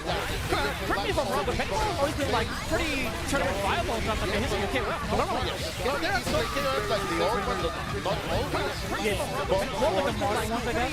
Yeah, at the beginning of 15, he was just okay. It's like, yeah. He always got that fantastic hit that gives him a lot of tools and options. But at the first part, he lacked the damage that Terry and Vanessa had. But little by little, Vanessa's damage was insane. And launch Terry. Yeah. But little by little, he has been climbing up the ladder. And look at this. The bread and water level 1 super finishing with the shutdown again. This is what you want to see Benimaru stopping everything that Soldier wants to do. And that's it. Finishing with the shutdown again. This is what you want to see Benimaru. The beauty. I wish there was a way he kind of just did like a normal hair Benimaru? Because like, you know, like, in the intro, he does like the static shock to his hair so that if you had a regular Benny, he would look a lot like Remy from That's right, that's exactly why I'm like, oh, this is so sick. I've never seen him with his hair. He would look, there's some games that he starts in Series 2, you can see him with his hair down. I've seen it, yeah.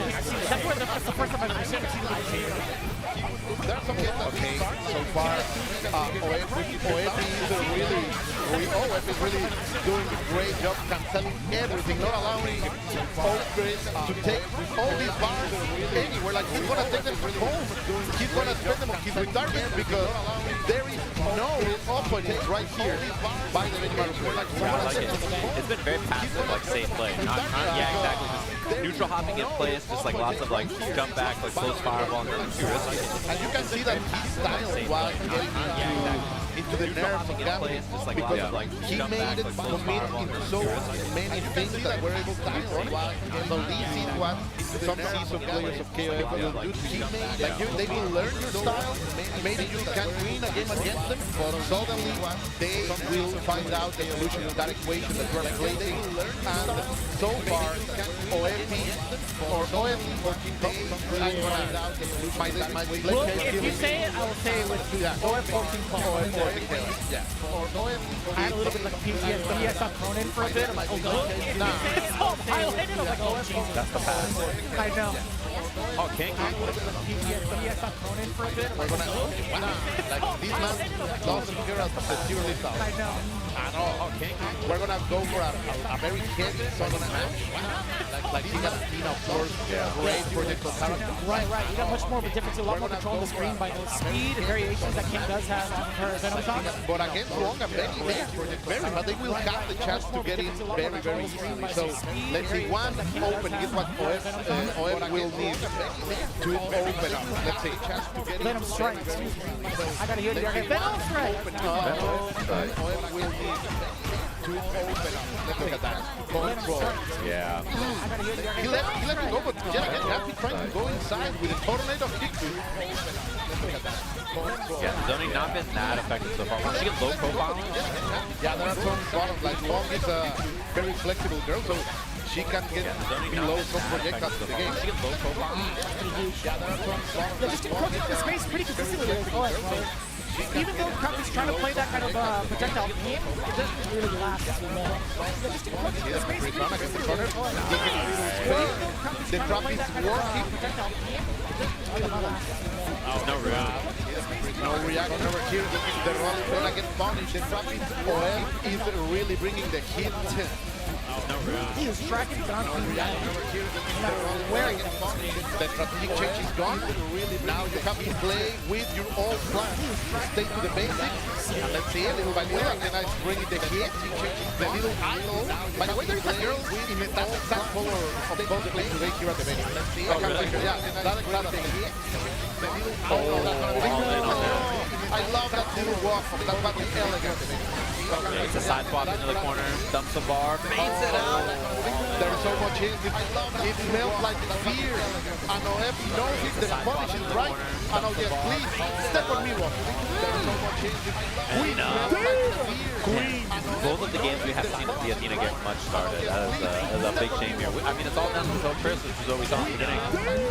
People in Latin America will love to say fat. That's what they are thinking right now. How long it's looking beautiful. People in Latin America will love to say that was mad at me. Are you kidding me? It was a sick block, but and you can do it on every single forward jump out. Like it's disgusting. Rock is a fantastic character, to be honest, guys. Like she got nerfed in that last back, but not a lot. And very violent. Chip? Yeah, looking for the chip there. Very smart. Like she got nerfed in that 3 bars, but that's a lot. Like he can convert 2 things and get rid of Benimaru, but he needs that opening that he was unable to get last one. Yeah, Benny was the wall. He can convert 2 things and look at Benny. Like he's not going forward. I am winning. Why should I come to you? Come to you. Chilling. Benny was the wall. Backing it up, not playing in that space. Yeah, see, defensive jumps, just big chilling. Benny maybe not the most damage in the game, but he will chip little by little. Yeah, see, those 2 jumps, reopenings are everything you need to control the space. And yet again, the OF, but no chip that little That was nice. Come on, spend more. You don't need those bars and coach now. Come on. Capitalism works by spending. You need money to make money. Come on, spend more. Oh, that again. Yeah, DP. No, that's the end. 1, 2, 3. Pitangeri. That's the end.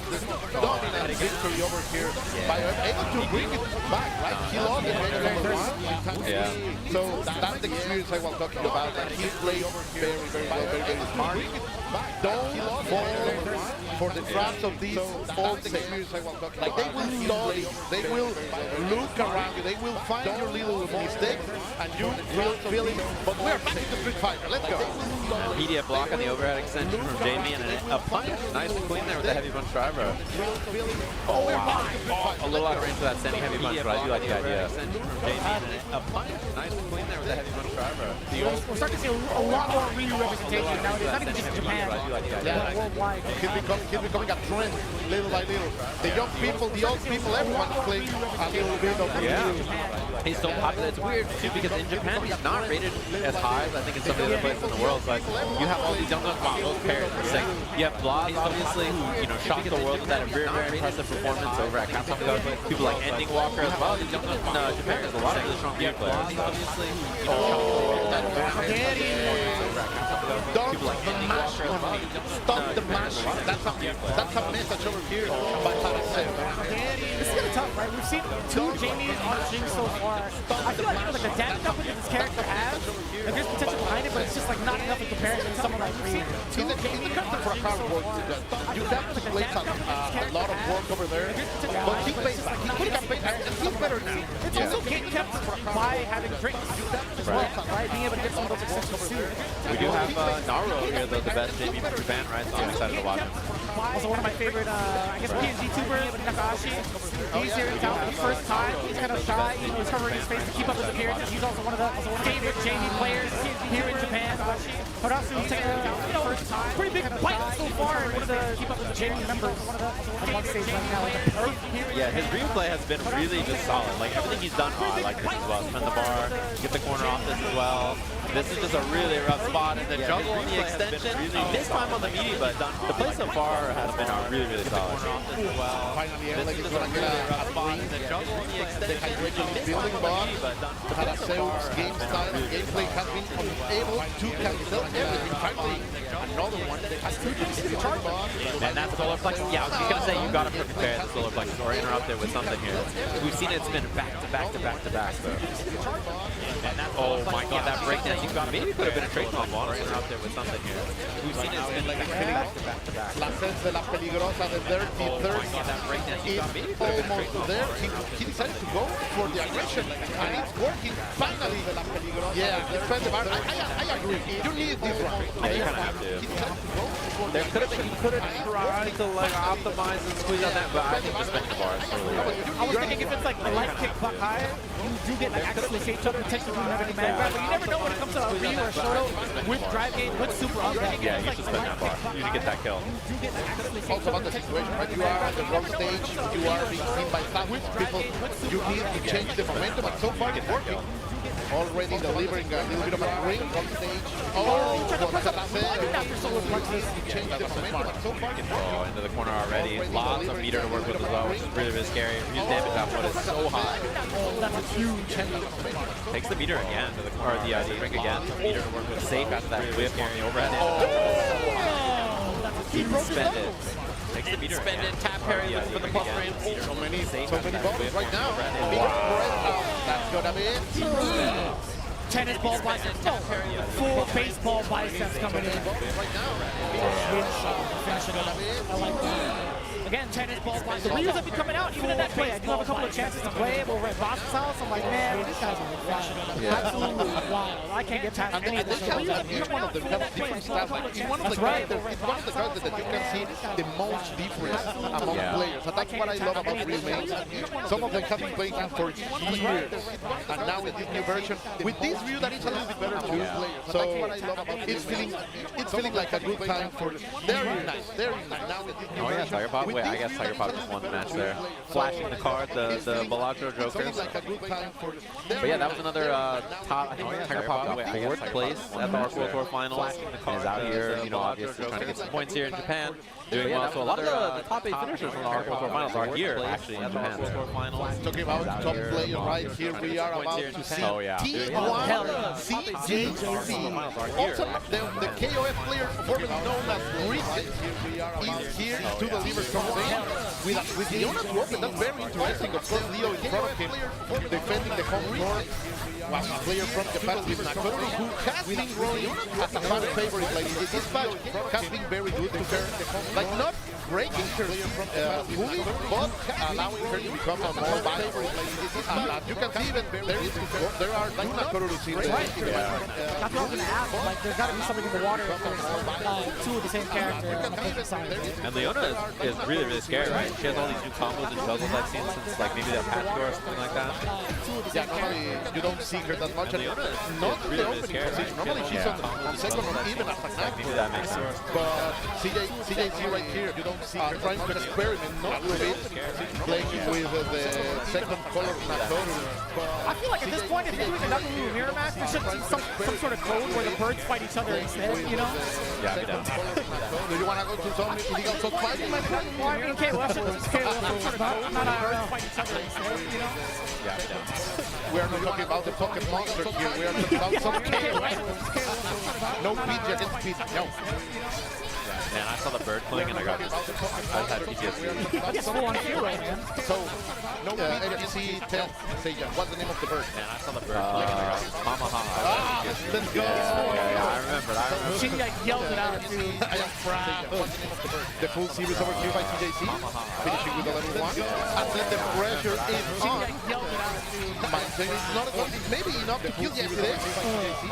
Oh, hell yeah. Nico's card? I like that. Worth the bar, of course. Gotta get that kill. Now, Isla and Sylvie on Leo's side, that is a very strong couple. Sylvie has become one of the best tankers in the game. A lot of damage that she can pull out with when she has the resources. So let's see how much damage can be performed by Isla, because it's going to be very important. CJC has Chizuru on the back, and Chizuru is like a bag of ice. She is there to chill. She is there to control your game. So far, it's very important what Leo can do with the girl with the dirty hands. And you were talking about Sylvie just briefly. You said she's kind of like a tank. You said? Is that what I heard, or did I mishear you? Yeah. How did you explain Sylvie and her archetype? I misheard you. A great time. Like, she will deliver a lot of damage with good resources and not a lot of experience. How did you explain Sylvie and her archetype? I misheard you. Pop the back dash there. Yeah, I've seen a lot of Chizuru in this version of the game. In general, she's like a popular character. Chizuru, she was out of the game for so many years. Yeah. So the true nature of the Sacred Treasure team, she's back, the guardian of the mirror that killed Orochi. And you're going to see here a lot of damage. Let's see CJC is going to defend this. Now she has no special.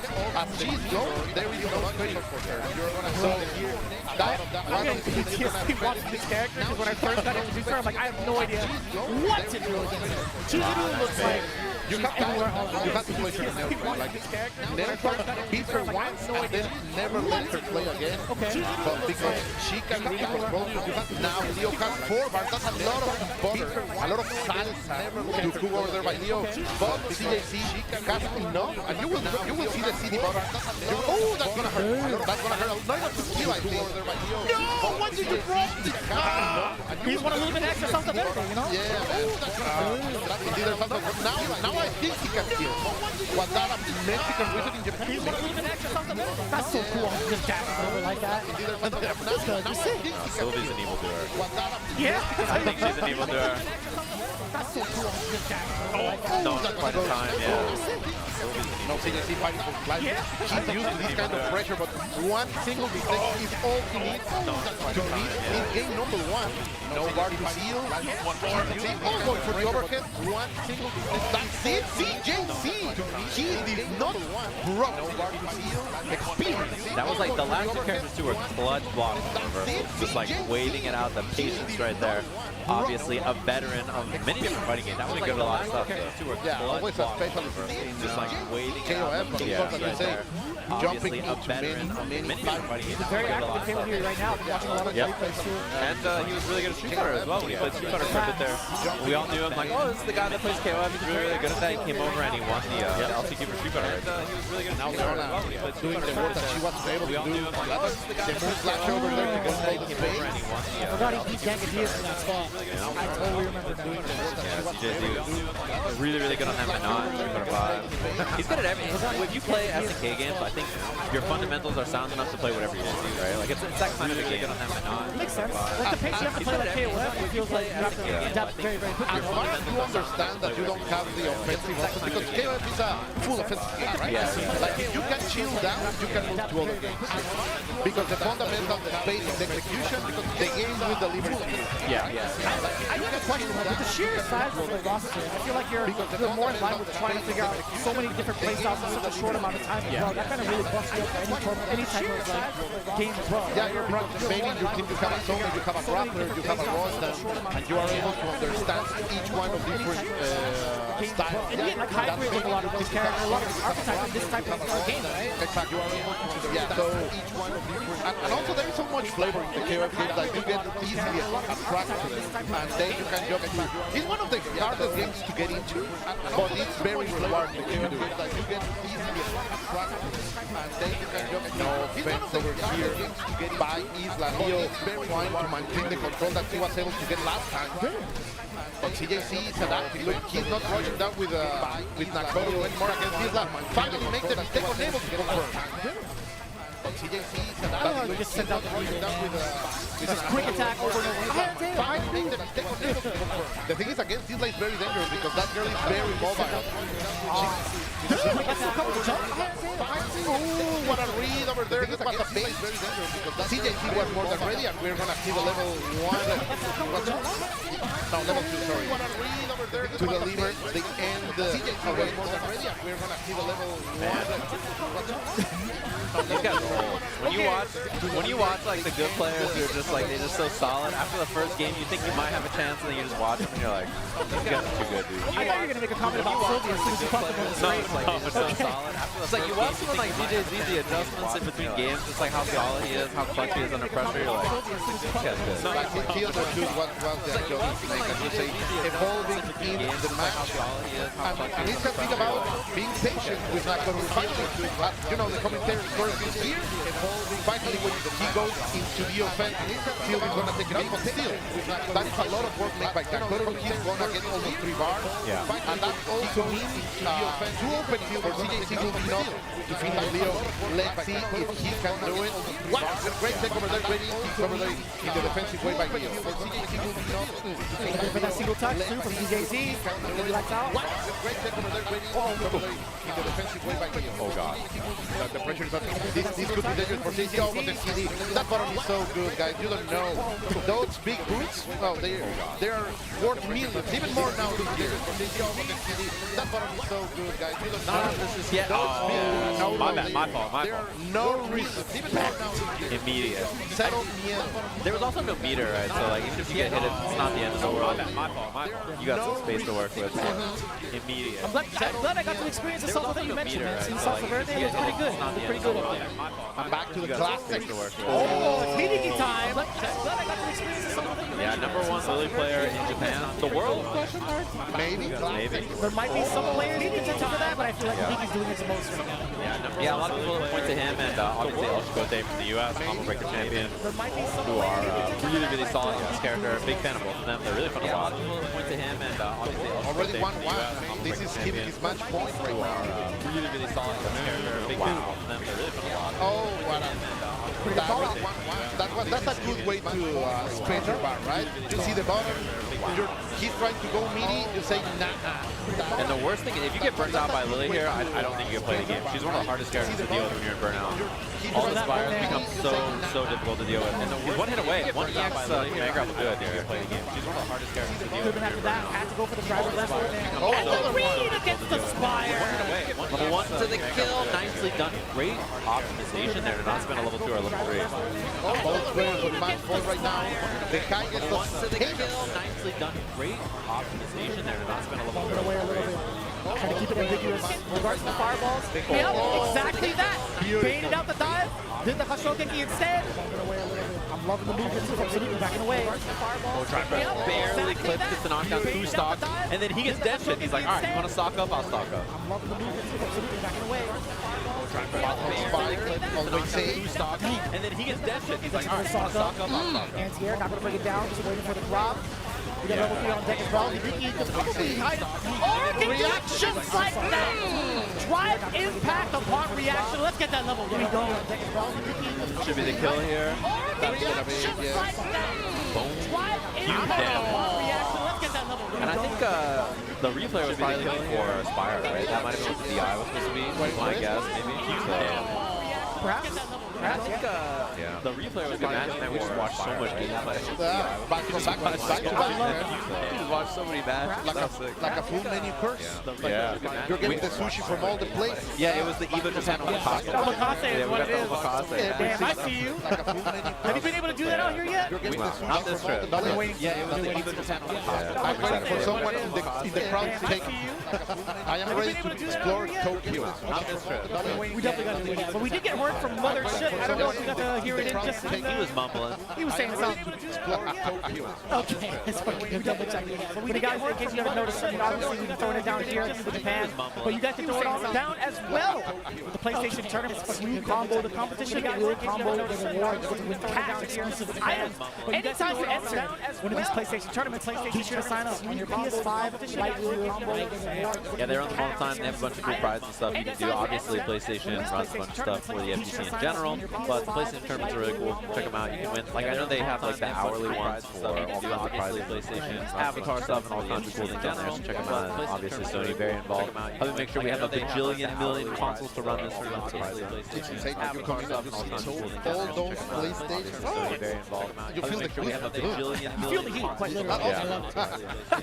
Yeah. I think it's going to be doing it for us in our block. I mean, we still got so many more games to go through. We have a full rotation of people coming through the commentate as well. But most of the time, we're just here to hang out with you guys. But we do have to take a quick break. When we come back, we got more of that action here at Evo Japan, right? Coming through the commentate as well. But most of the time, we're just here to hang out with you guys. But we do have to take a quick break. When we come back, we got more of that action here at Evo Japan, right? Coming through the commentate as well. But most of the time, we're just here to hang out with you guys. But we do have to take a quick break. When we come back, we got more of that action here at Evo Japan, right? Coming through the commentate as well. But most of the time,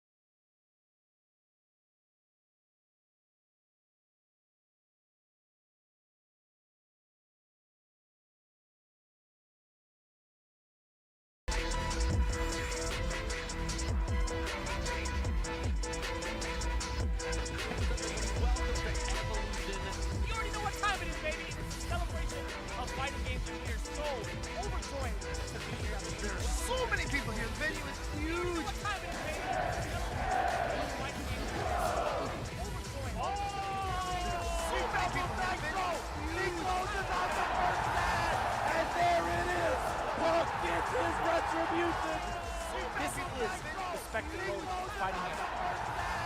And there it is. Punk gets his retribution. This is the spectacle of fighting him. And there it is. Punk gets his retribution.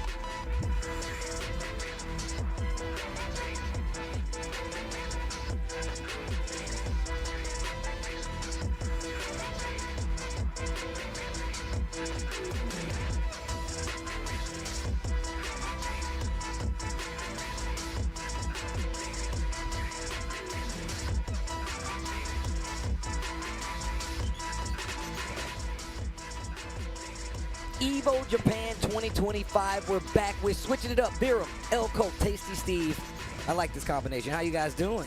Oh, it's fantastic being here in Japan. We're back. We're switching it up. Virum, The Elko, Mecca for Tasty Steve. geeks, I otakus like and this combination. How you gamers. guys And we are doing? here all together. It's fantastic being here in Japan. I am obviously ecstatic to be here. It is very warm. We are here. It's real toast. It's love. It's a love. It is plenty of love. There's so much energy, so much excitement. It is all throughout the venue, and we are going to be seeing It's love. It's a in love. the games we have coming up. Plenty of love. There's so much I can guarantee you, all of these matches are going to be sweaty.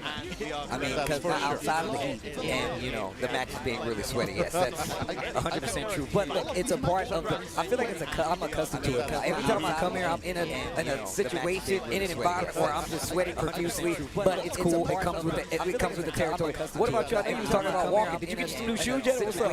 Man, I am busted. I am busted. Blisters, but not the blisters that you would love to have. We have some good. I don't know if I can say it. You can definitely say it, bro. We're on the couch. We got a table. We're not at a desk. We can have that. We can do that. But yeah, we're going back to the Tekken, man.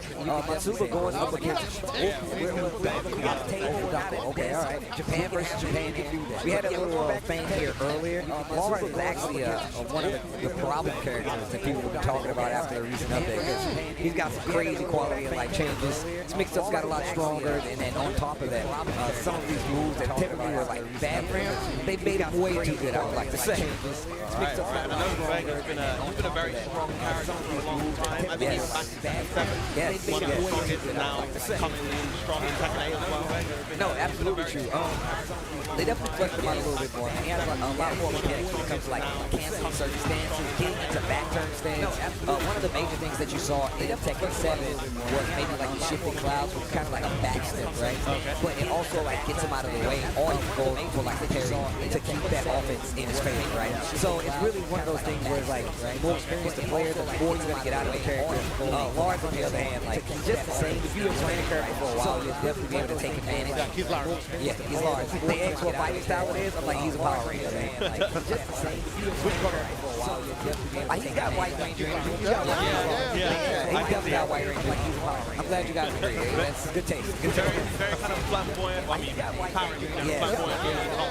Exactly. Always carrying that energy and everything he does. Very flashy. Very flashy. Oh, yeah. Wow. Very good. You don't really get to see wall attacks. Not from Lars like that. I'm glad it worked out. Yeah, he's getting away with it. Okodako has been able to win many exchanges, but the solid offensive gameplay from Matsubaka, keeping him on the advantage. Let's see if he can change it around. Wow, and that's one of the moves we're talking about. This stop right here, it's way too good now. It actually gives him advantage plus frame, so like, yeah, you really got to be careful. And that's one of the moves. Asuma, we're talking about this stop. Oh my God, long range into the lightning screw. Jeez, to the wall. Oh, this is going to be beefy. Into the block, we got lost 50%. What a block, small punch, trying to take his turn back. But that's the thing about Tekken, man. Up close game, the fight is actually very scary. You gotta make sure you follow these rules. Same using it down 4-1. But that's the thing quite a bit. So up close game, the fight is actually very scary. You gotta make sure you follow these rules. Same using it down 4-1. Back before the chicken. Don't hold up his spot from little by little. Here we go. You see that back turn stance. That was actually an extension from the new string that we recently just got to see too. So I love to see that they're already utilizing. You see that back turn stance. And look, Tekken is one of those games where once you get to like a respectable speed, is that gonna hit? Yes, it is. He should be dead.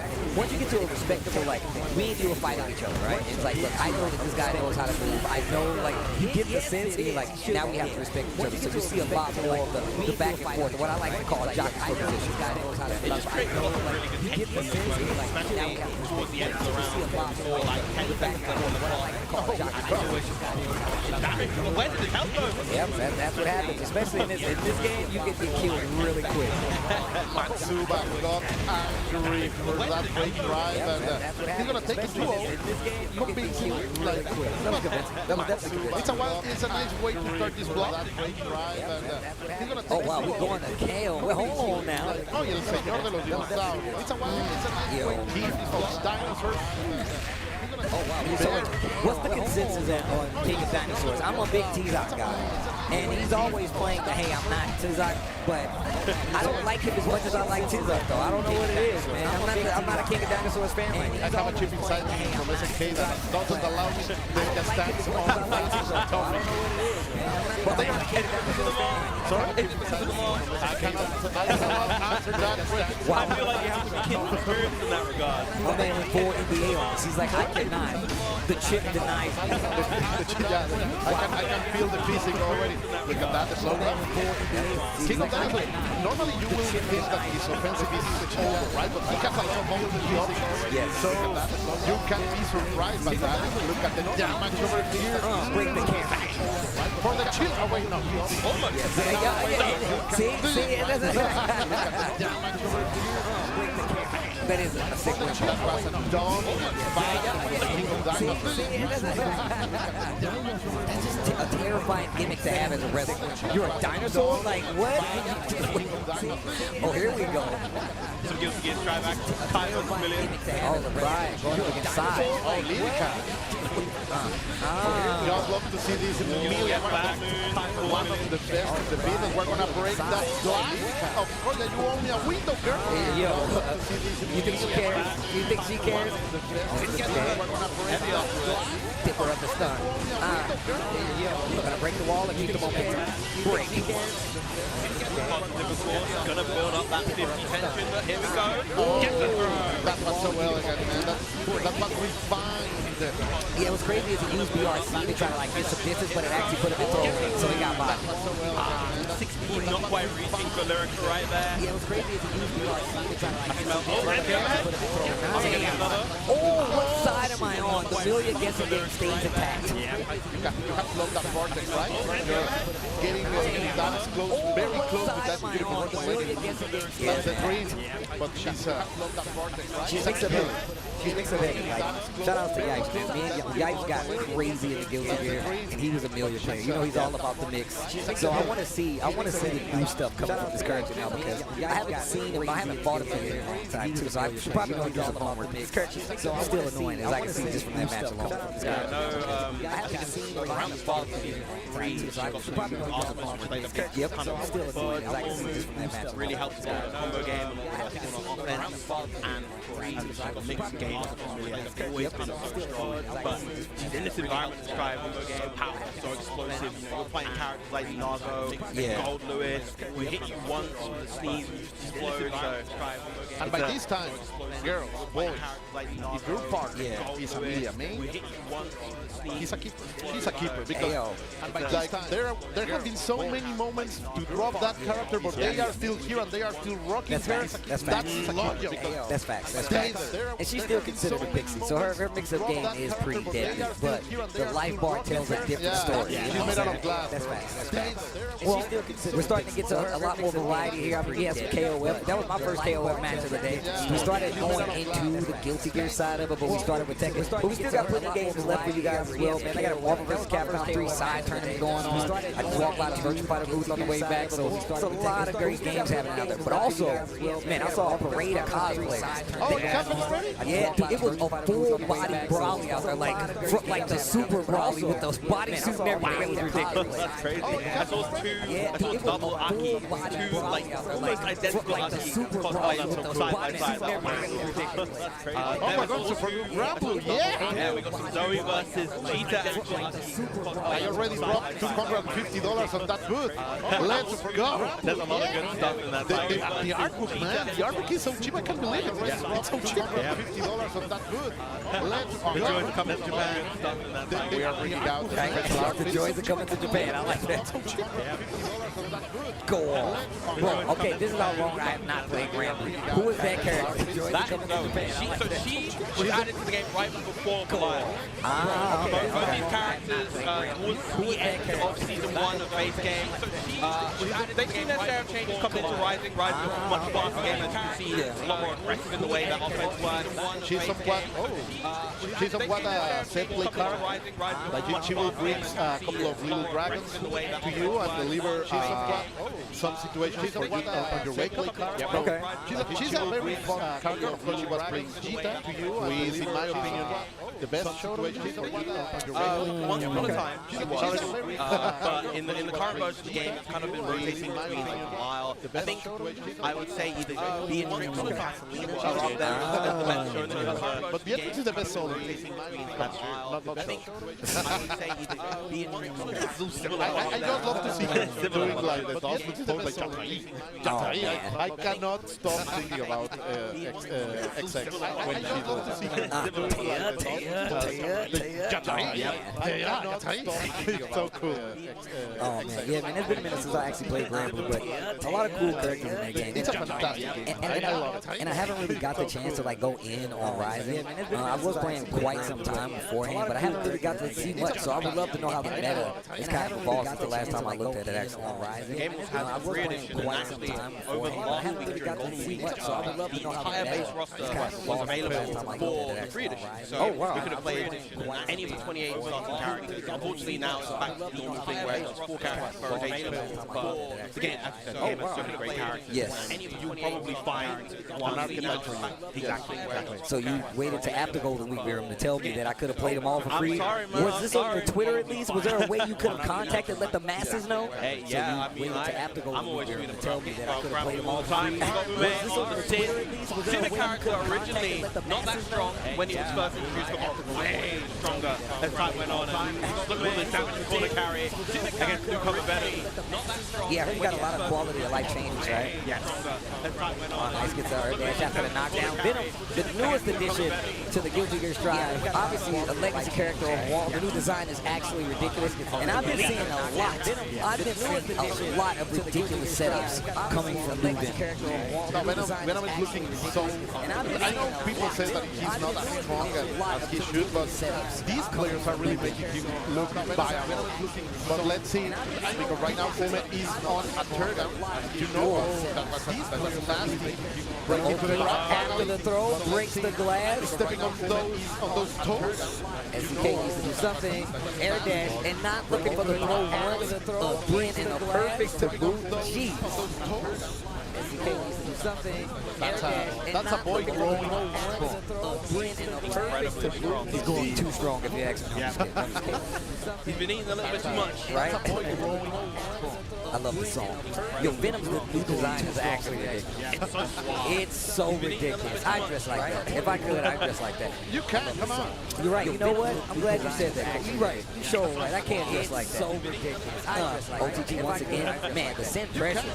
The scent pressure. I'm glad you said that. Coming out as well. Sure right. I can't dress like that. Overhead, straight into the super tyrant barrel. I think it's the barrel. I think so. Coming out as well. SSK, you're back into this. Like, this is your world, though. This is your life. Wow. My man lives in the corner. That's your home. Don't you want to be in your home? You're back into this. Like, this is your world, though. This is your life. It's full of abusive relationships. Wow. Lives in the corner. Trying to get out. And look, every time you try to get out, put you right back in there.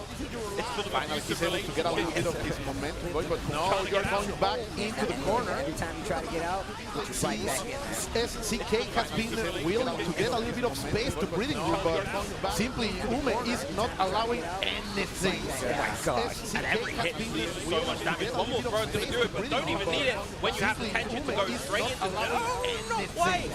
No, the 5 is not going to be enough damage there. One more throw is going to do it, but don't even need it when you have potential to go straight He's gonna get this breathing room, goes forward. Oh, Tries to go for the throw, just jumps out of it. things like he is feeling it and gonna jump and just deliver. Tries to go for the throw, just jumps out of it. Good call out on the jump. A lot of defensive options kind of revolve around the fact that like being able to call people out. You got 6 Ps. A lot of times you get the close S's just to kind of make them respect their ground game, not jump out. A lot of defensive options kind of revolve around the fact that like being able to call people out. Yo, the Anji. Okay, wait a minute. Switching over. Just Venom not getting the job done. Anji, very annoying character to fight. The butterfly mix-ups are real. Welcome to the field. Okay, wait a minute. Welcome to the field. My man said, yeah, that's cool and all. I don't like butterflies. I'll slide out. Very annoying character to fight. The butterfly. Yeah, you gotta get it knocked down. Make it count. You can't just do raw butterfly and expect my man to respect. Yeah, that's cool and all. I don't like butterflies. There's a lot of passive movement right now from SPC. I think finally he gets a little bit of an opening. But look at that, the reaction from Ume. He's not going to respect anything because he has been able to play. And right now, with the RDL, right the lighting well. He's not going to trépate al rayo. He has been able to play. And right now, Ume's been playing the defense especially really confidently whenever SNK has been able to get an opening. Nothing has really kind of come off of it. Ume's been playing the I was going to say, even with this switch, right? Like, Ume just seems like he has such a commanding lead of the character. Yeah, like you said, lots of passive movement. But it's because Ume is really looking for that one knockdown. And he puts you in the rinse, recycle, repeat. What a backdash. Yeah, like you said, lots of passive movement. But it's because Ume is really looking for that one knockdown. Yeah, when you're getting based so much on defense, you kind of lose confidence in a lot of what's happening. It feels like SNK, as you mentioned before, passive movement is indicative of how kind of confident they feel right now. He's feeling shy. He has to break out. Finally, he's going to do it. Guys, if you are feeling like this, if you are feeling oppressed, break the bounce, go forward. You are losing anyway. So don't allow the other player to take out the complete momentum. And finally, a little bit of offensive gameplay over here by SCK. No, the overhead. Yeah, that's going to be enough. I think. Yes. Tried to backdash away, but that overhead still caught it nonetheless. Making it like 3-0. The C gang looking strong over here at Evo Japan. Okay. With the Sin out here, tried to switch from the Venom, didn't really get the job done. Put you in a bad situation. Go back to the KOF. Okay. He was playing right here. Tried to switch from the Venom, didn't really get the job done. Put you in a bad situation. Go back to the KOF. Both Samurai Warriors right there. Abil, I haven't seen Abil in years. I was about to say, right? I needed to see another game to see Abil. Yeah. I do like this Billy outfit. I love Tux Billy with the bandana on. I needed to see another game. I do like the new one as well. Yeah. I do like the I am still not 50 views. Like fighting the age. Let's say because right now Mr. Clark still is here and you know what that means. I am still a lot of hugs, a lot of close. Oh no, that's a mistake. Sadly on Let's say because right now Mr. Clark still is here and you know what that means. A lot of hugs, a lot of That's it. Very passive. Finally a mistake over here. Able to confirm. Good solid damage over here by Gosho. Passive, my boys. Against the corner. What are you gonna do, Mojica? Able to confirm. Just good there. Solid damage over here by Gosho. This feels like such a quintessential Zono grappler matchup where, you know, Mujica having such a hard time finding the way in. But, you know, given that opportunity, you know, that's where Mujica can snowball. Now, Andy, as a guy, that's not very normal, but with those 5 bars, we will be able to see like the climax for sure. In the first confirmed SSC, that's going to be a lot of damage. Maybe able to kill with those 55% of health, like the steel there. For the hop. La mezcla que rico. Maybe able to kill with those 55%. Big damage. Even if Mujica is able to get through this release, there's still the Rock and the Oyashiro on the back of Gosho, so quite amounts to climb. Ooh, what a confirm. Okay. Nice from Gosho. That's a good starter for him. Like we weren't able to see his Orochi Yashiro, who is one of the solid characters in the meta. Oh, really? Yeah, I'm a Oyash player. Like, I was one of them. Yeah, I was one of them. Definitely Oyash was the one that I was running last. The Magic Camp? Yeah. My man be ready to grip, bro. Man, he is really going in with the Billy Kane, though. Oyash player. Like, I was one of them. Yeah, I ain't even in the beginning to get started. Oyash was the one that confirmed. Like, I think those should change the order. Like, noticing that Mugicha was unable to, it's clearly unknown of the matchup, and he's abusing that.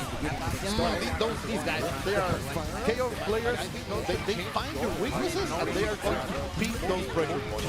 They really take advantage of it. And I'm glad you pointed out, like, the thing about KOF that's different from like every other fighter is that like you get the opportunity to adjust your lineup to their matchup, right? Like you literally like, yo, look, this isn't working. I gotta switch it up. So I'm glad you pointed out, like, he should probably switch up the order of his character. According to the rule, when you win the match, you cannot change your character, but you can change your order. So, Gosho here abusing that confidence. A little bit of a last coach. A little drop here, but Gosho's been so bumming It's very clear that Mujica having a really hard time getting around the use buttons, dealing with the mix-up. Back to the think he can show up a little bit of something, because right now Gosho is feeling himself, and when you are having a match with this level of momentum, it's so hard to break away from it. Like, this is Operation Session right here for Mujica, and there is no escape so far. Yo, the elevator. Gosho is feeling himself, from bottom floor to the penthouse. With this level of momentum, it's so hard to break away. Okay, wait a minute, Andy trying to get something started here. Hold on. Hold on. Yeah. Wow. Have you guys seen Andy in City of the Wolves? Not yet, not yet. He has a mullet now, but he's looking cool. Y'all don't tell me that Andy is not significantly cooler than this Andy right here. He blows this Andy out of the water. Like when we finally see what Mai sees. I was about to say, Mai, I get it now. All right, okay. It took us 35 years. Now I get it. I mean, if a man can rock a mullet and still look cool, then there's something going right. And he legit, well, his idle stance is him slicking his hair back. I'm like, oh, you know what? They knew exactly what they did. Okay. Like, I mean, if a man can rock a mullet for a win, is this year one? I remember that character Ralph being a real problem character. I went to a tournament year number 1 one. There is 3 Celsius with the magic but committed to the gimmick. Like on the top 8, there were like 6 teams with Vanessa Ralph there. It's like this gas with the magic. Wow. We're on a better place now. Committed to the gimmick. The game has matured. On the top 8, it has aged like wine. Yes, I will say, but that's always been like the thing about KOF. One of the reasons I'm a big fan of KOF, because like obviously the games, they really do last quite some time, but the meta always evolves, whether it be just new characters coming in, and that's one of the things they did in the latest KOF, like the contingency, adding of these characters that really did continue to change the meta. So I'm a big fan of KOF. Yeah. Keep getting fresh. I do believe we still have a chance for a little bit more adjustments in the way. The KOF scene is feeling fresh with the new announcements around the $1 million prize for KOF on the SNK World Championship. That's a lot of money, people. Yeah, I don't think people understand, man. We've come so far in like fighting games now that like this is legitimately life-changing money. Whether it be you playing Street Fighter, whether it be you playing KOF or City of the Wolves now, like the money that's involved in fighting games is well worth the investment. I feel like a lot of people understand, man. We've come so far. But I think we have to take a quick break and we will be right back live from Tokyo, Japan, from the Tokyo Beat. Don't go anywhere. Stay right here. I know it's late, but you can stay with us. We're so far, but I think we have to take a quick break and we will be right back live from Tokyo, Japan, from the Tokyo Beat. Don't go anywhere. Stay right here. I know it's late, but you can stay with us. We're so far, but I think we have to take a quick break and we will be right back live from Tokyo, Japan, from the Tokyo Beat. Don't go anywhere. Stay right here. I know it's late, but you can stay with us.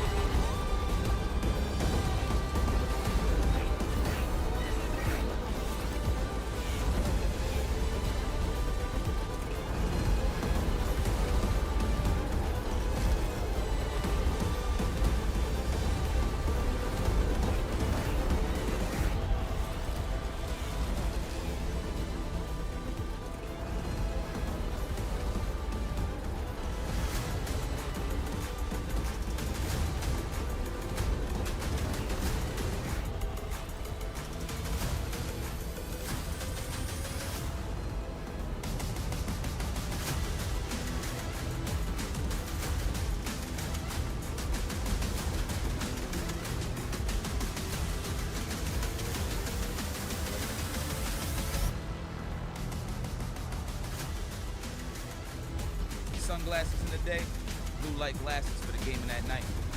Zenny's got affordable eyewear for everyone. Vibe and style while protecting your eyes. Evo sunglasses, available now. Sunglasses in the day, blue light glasses for the gaming at night. Zenny's got affordable eyewear for everyone. Vibe and style while protecting your eyes. Evo sunglasses, available now. Sunglasses in the day, blue light glasses for the gaming at night. Zenny's got affordable eyewear for everyone. Vibe and style while protecting your eyes. Evo sunglasses, available now. Sunglasses in the day, blue light glasses for the gaming at night. Zenny's got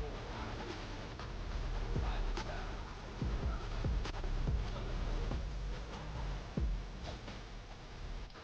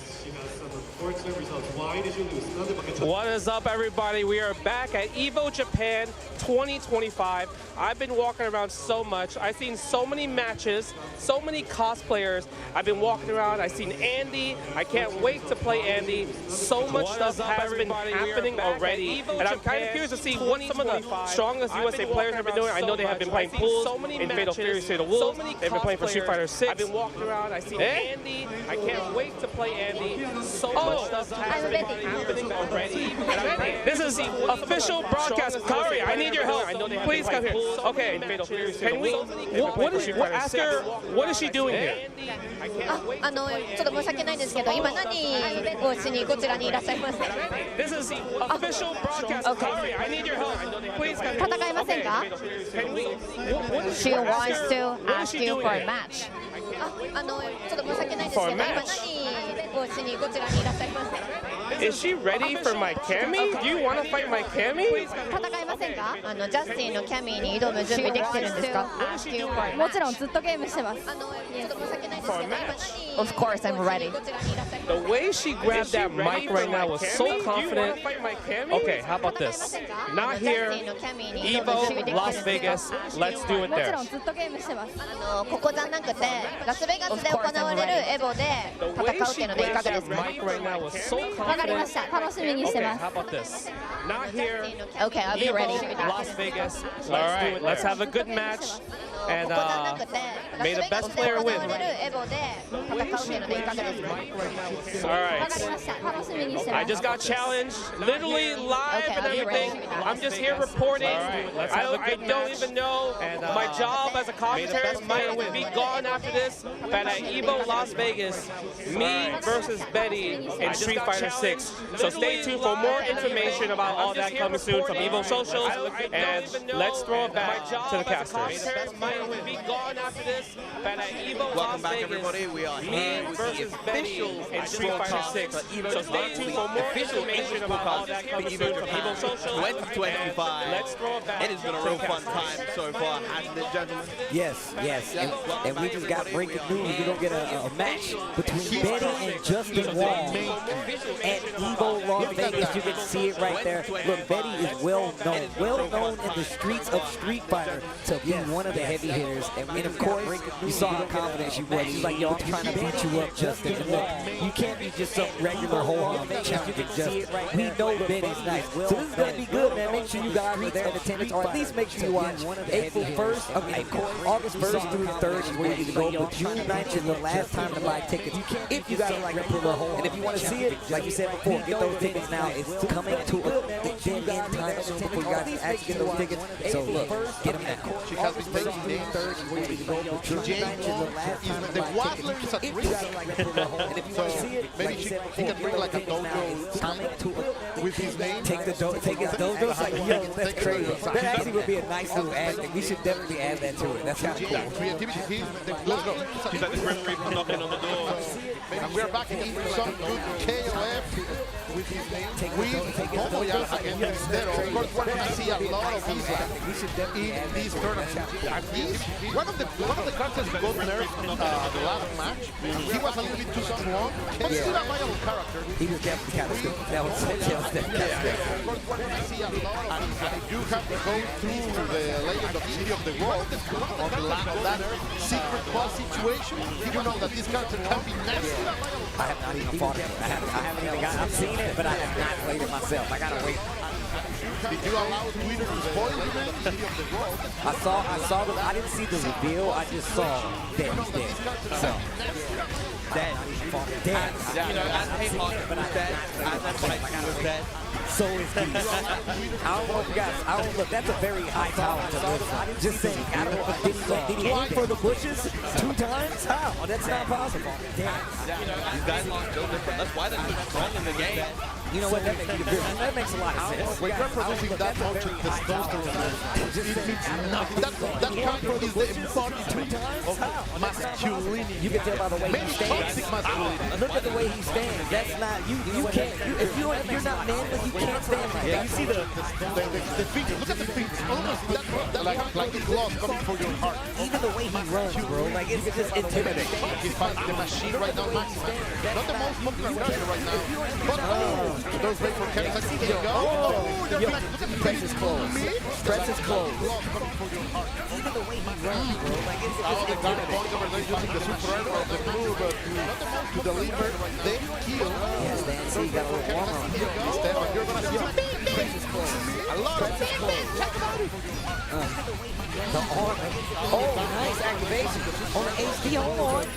Gonna spend it early. I actually really like this, man. You get to this point where like you're on your last character, but they're still on their second. You gotta kill them as soon as possible. Remember, the longer the round goes, the less life you get back.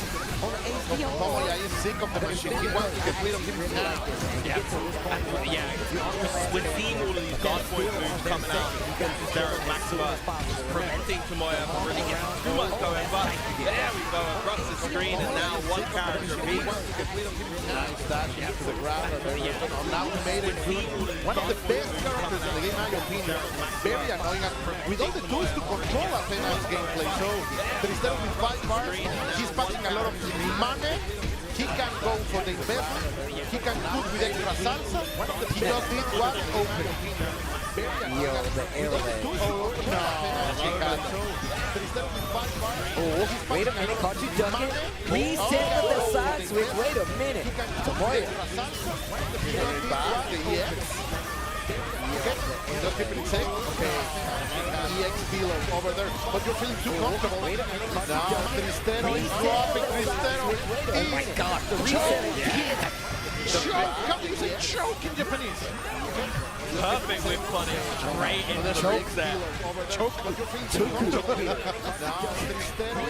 Oh, here we go. Wait a minute. The Yashiro. He's so cool. Choke in Japanese. One of the favorite characters all around Mexico. Really, I know that. He should be though. I completely understand that. He's way too cool. The young gangsta from the Kai school right now delivering a lot of damage over Isla from Tristero trying to go for the next jump, but not able to get it caught. The burn up is right there. He hits the down C, almost had the full combo conversion right there. He definitely could have got the kill and confirmed that combo. He was even close to get Cerdisi, by the way. But not enough. Tristero staying alive, able to get by a carry. Oh wow. Almost the preemptive down C right there. He definitely could have got the kill. Tomoya, like, he knows the momentum is here. He knows that he stole that last game. He knows that the emotion of the game is over Tristero, and he's playing around that very, very smart. Oh wow. The preemptive down C right there. I like the patience. In the grand scheme of things, it is people versus people, and you've got to capitalize on when you sense that a person is crumbling mentally. That's so very important. That's why I tell people that never show your emotions in the when you are sitting on the stick. Like never do heavy movements. Never show that you are desperate, because these people, they are sharks. They can sniff it out, bro. It's blood in the water. They will destroy you when you show weakness. And little by little, Tristero is bringing back. Yo, the hyper beam.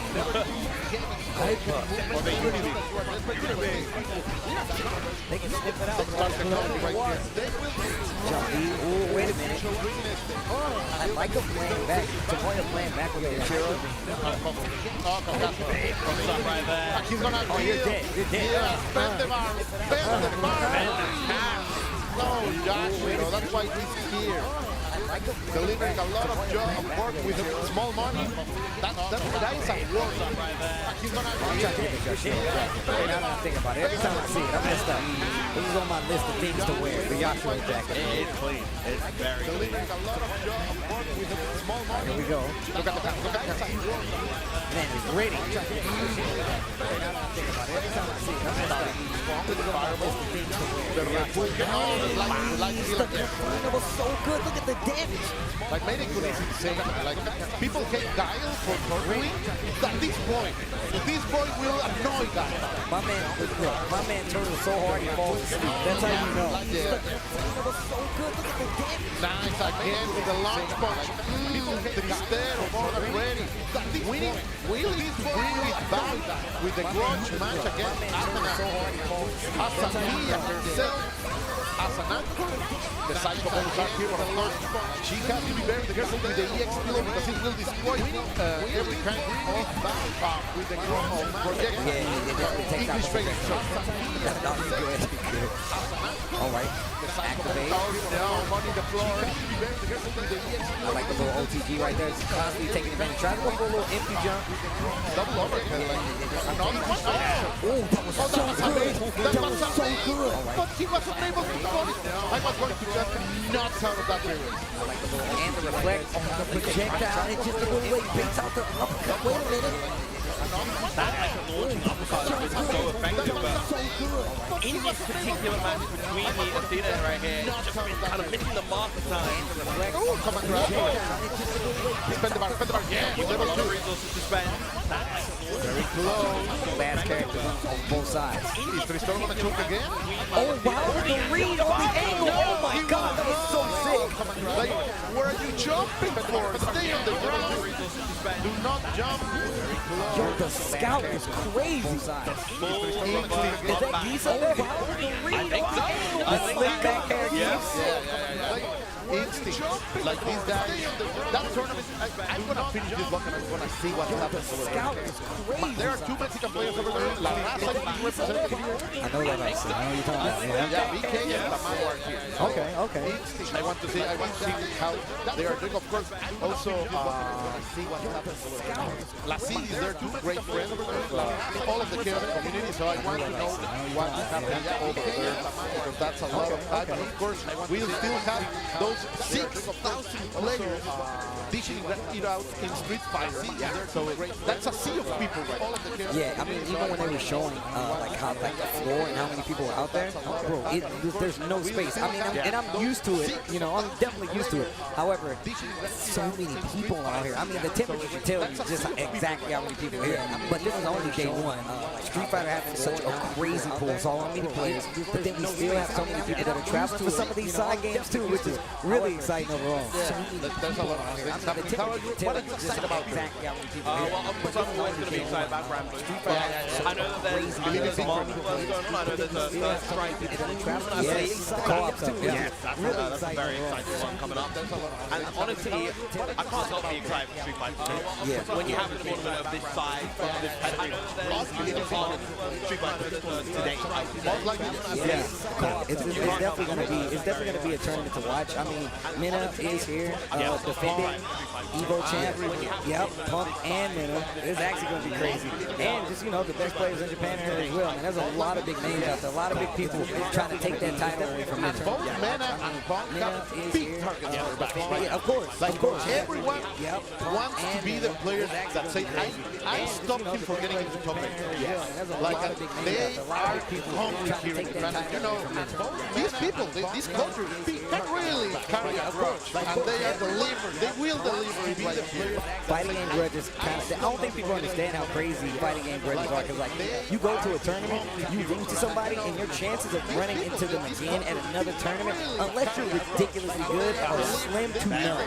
You have to be so consistent to be like, oh, I'm gonna run into this player again. But even more so, you were talking about having targets on their back. Like, I think they have targets on their respective backs, right? Like, Mina is trying to take out Punk, Punk is trying to take out Mina. So not only is the masses, you know, you got 5,999 people over there, but you still got one that's specifically aiming at you. So look, the waters are scary out here. Like, Mina is trying to take out Punk, Punk is trying to take out Mina. So not only is the masses, you know, you got 5,000. Phenomenon is traveling all around the world. Today we are in Japan. In August, at the summer we are going to be at Vegas, and then in October we are going to be in Nice at East. Yes, it's going to be such a great year for fighting games. Millions of dollars are to deliver. A lot of what's happening, Steve? We are suddenly living the dream. Look, I ain't living the dream. I ain't got none of that money. But I'm happy that it is available for people who choose to take the familiar or the similar route of playing fighting games and making it and trying to make it a career. You know what I'm saying? And there's a lot of people that's obviously been doing this for even longer.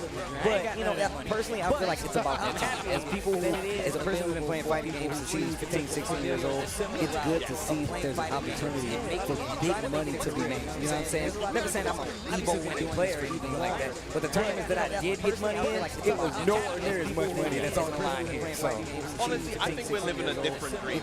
We're living this dream where we get to come out to these tournaments, we get to talk to you guys at home about all of these great fighting games, share the experience. That in itself is so fulfilling. That is the dream. You know what? That's the dream. I need a hand here because that's he's speaking truth. Because we normally, when we talk about this kind of events, normally we are the focus of the players, right? But you know, there are hundreds of people that they working for this to happen, and that's also a dream for them. Like he's creating a business that's able to live around fighting games, bringing people, creating even merch for you to enjoy and show the passion that you have for this game. All of that is being delivered now on the community, the esports community, that is the most healthy around the world. Maybe we don't have the cash of other big corporate games, but the passion that moves the FPC is legit. And that can keep us going for more than 30 years. So, clap to yourself, people, because we are right here growing and growing strong because of you, because of other big corporate games, and because we love to play some really good fights. I'm glad you said that, man. Like about like this merch too. Like it's a crazy merch that they have here. Some very specific, one-of-a-kind merch. Jeremy came over here with a Street Fighter 6 shirt with his characters in chibi form. He's like, yeah, I designed it myself. I'm like, they do that here? You can do that? So there's a lot of cool stuff out there. But to get back to it, Bedman and Venom, one-of-a-kind merch. Jeremy came over here with a Street Fighter 6 shirt with his characters in chibi form. I thought I was Venom. All I saw was the side pants thing. I forgot. Look at those 10 green eyes. He's hungry. And of course, there is a spirit trapped in that bed. And Angie is maybe willing to take it out. But no start. You will not start your stuff with me, man. Okay.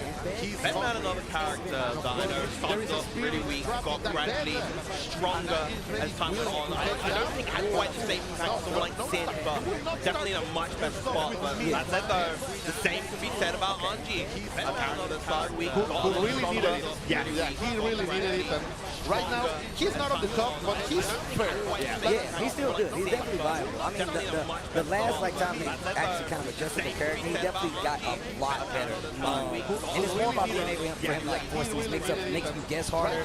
And just maybe just speed increment increases on certain things too, just to make it a little harder to catch the guess after. So just improving the layers of offense on like Fujin and stuff, and being able to capitalize so heavily on the damage now definitely helps the character a lot. Getting something because of the risk, right? Like now you can get paid when you take those risks. But let's go forward because right now he's feeling the pain.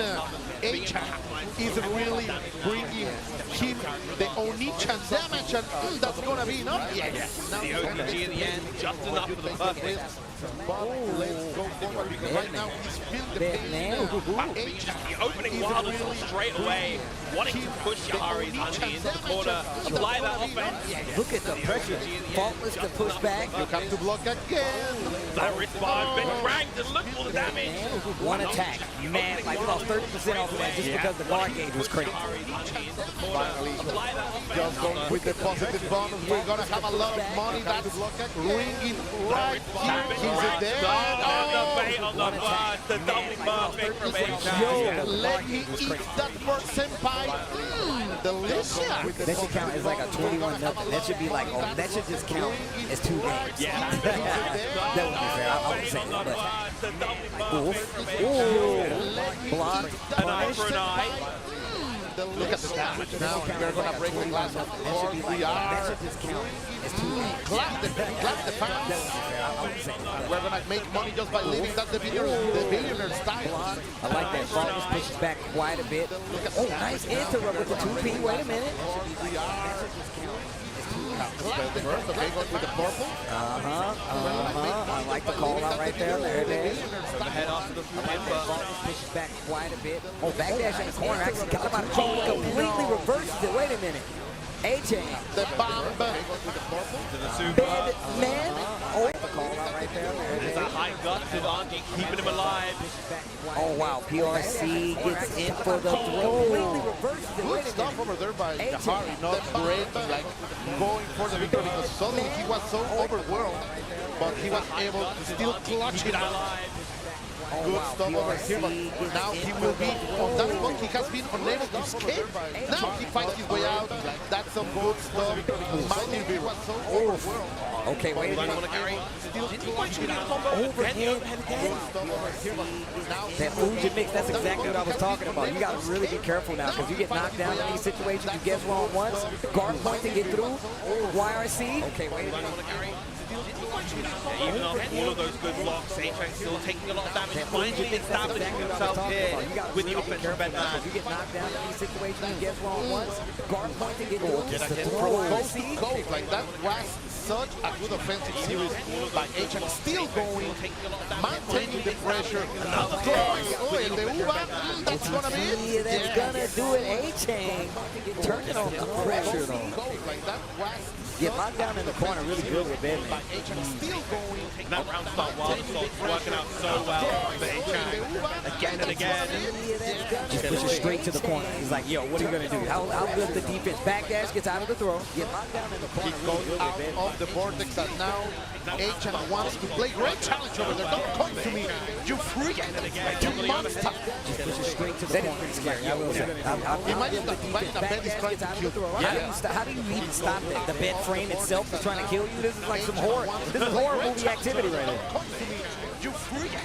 Jahari this time going for the throw himself, the reverse super.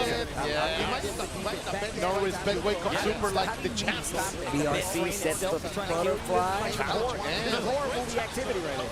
Oh, PRC backdash. He tried the tricky stuff, but failed. Finally a backdash over there. No grab for super like the chance. A-Chain has been consistently backdashing in the corner. And the last two times he's done it, it's actually got him out of trouble when he started his offense based off of that game. He tried the tricky completely right. Maya taste is the El Esteban Sabro. Hey, consistently backdashing. Let's see. Great over there. It sounds so much cooler when you say my name. Man, I gotta learn how to roll my R's better. Jeez. All right, here we go. Yo, a whole new world. I love the super. I love the pose he does at the end. It's so extra. You know what I like? It's so extra. You know what? He doesn't need to do it, but he does. He don't need to do it. Jeez. What I used to love was the storyline about those fans and the 7 pieces of the outrage, and that's gone. Where is Daisuke? I want to know the other pieces. Where are they? Yeah, that's fast. Where is the lore? I used to love the storyline about another wake of Superman, like are we playing Street Fighter? Outrage, and that's gone. Yeah. Where is Daisuke? Yeah, Harley, hold on. The other pieces. Not doing too bad. Yeah, that's fast. Every time he gets to start this offense, backdashes in the corner from A-Chain, Harley doing a lot better than Carry. Look at that. That's some great work from coast to coast. Yeah, Harley, hold on. That positive bonus running as well. All that tension. Oh, nice. Trying to get sneaky with it. Maybe get in and hit a throw. A-Chain was like, nah, I'm going to steal my turn back. Gets the dust. RC to keep the combo. These matches, man, he's feeling hungry. Look at that, the cross. That was disgusting. Disgusting. Maybe get in and hit a throw. A-Chain was like, wow. Nah, okay, wait a minute. YRC trying to take his turn back. Harvey says, I'm tired of blocking. It's time for offense, but if he gets in again, it's going to be the end. Covering all angles with a plethora of projectiles. A-Chain now 1 round away. Okay, wait a minute. Advancing in the low. Gonna get the punish well. Harvey says, I'm tired of blocking.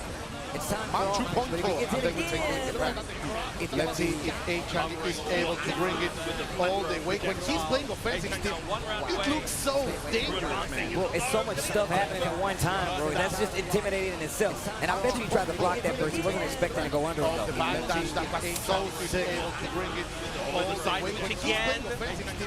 This is looking real rough for Jahari. Another throw land. Stuff happening at one time. Is it up? Nah, he's got one more chance. He was lucky he was on the wall. He got catch that break, because if he didn't, then he probably would have died. Oh, wait a minute, he's got an opportunity. This is a full combo conversion, and he's got the bar. Do you want to believe? I want to believe. No, he didn't spin it. He didn't spin it. I literally thought he was going to spin at least 50%. Says no.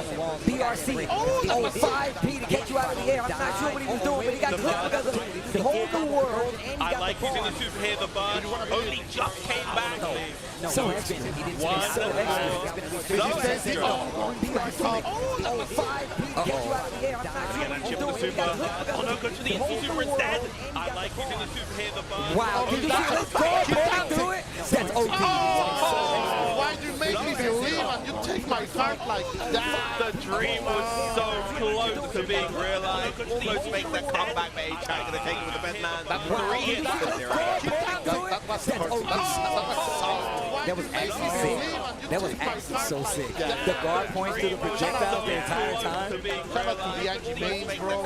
No, not shout outs to those guys. They are cardboard. They are cardboard. Don't listen. They are cardboard. Take respect.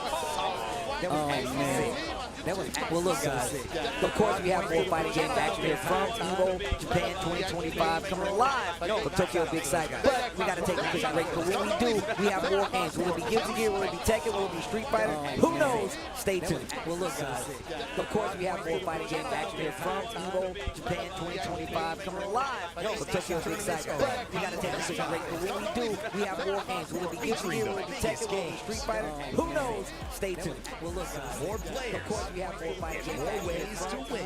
Japan 2025 coming live. Get ready to compete on a global stage. We have more games. Will it be Guilty Gear? Will it be Tekken? Will it be Street Fighter? Who With knows? new and exciting daily tournaments, all at the press of a button.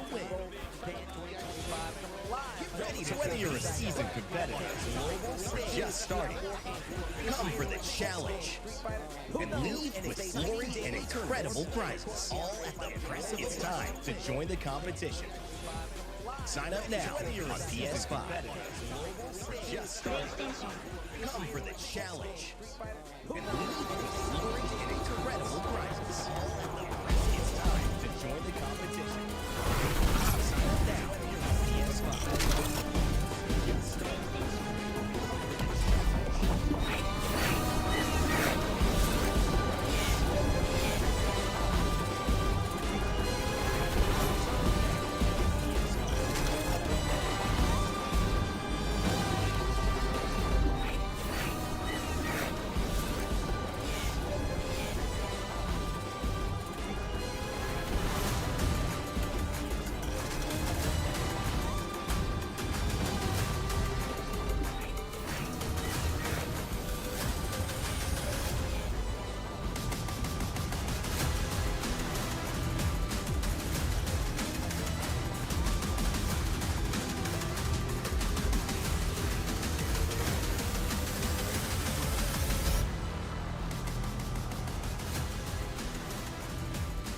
Protect your eyes, styling under the sun. Blue light glasses while you're game having fun. Zenny's got affordable eyewear for all warriors and monsters alike. Evo sunglasses, available now. Protect your eyes, styling under the sun. Blue light glasses while you're game having fun. Zenny's got affordable eyewear for all warriors and monsters alike. Evo sunglasses, available now.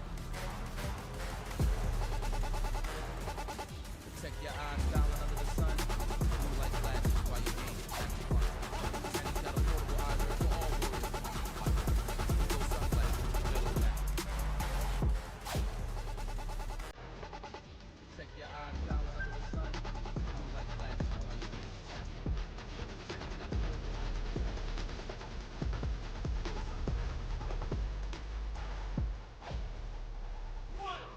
One more time.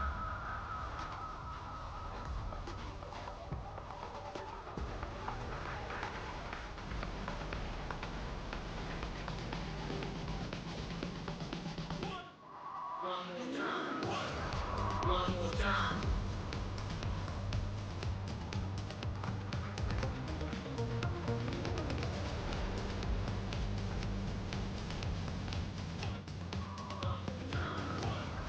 One more time.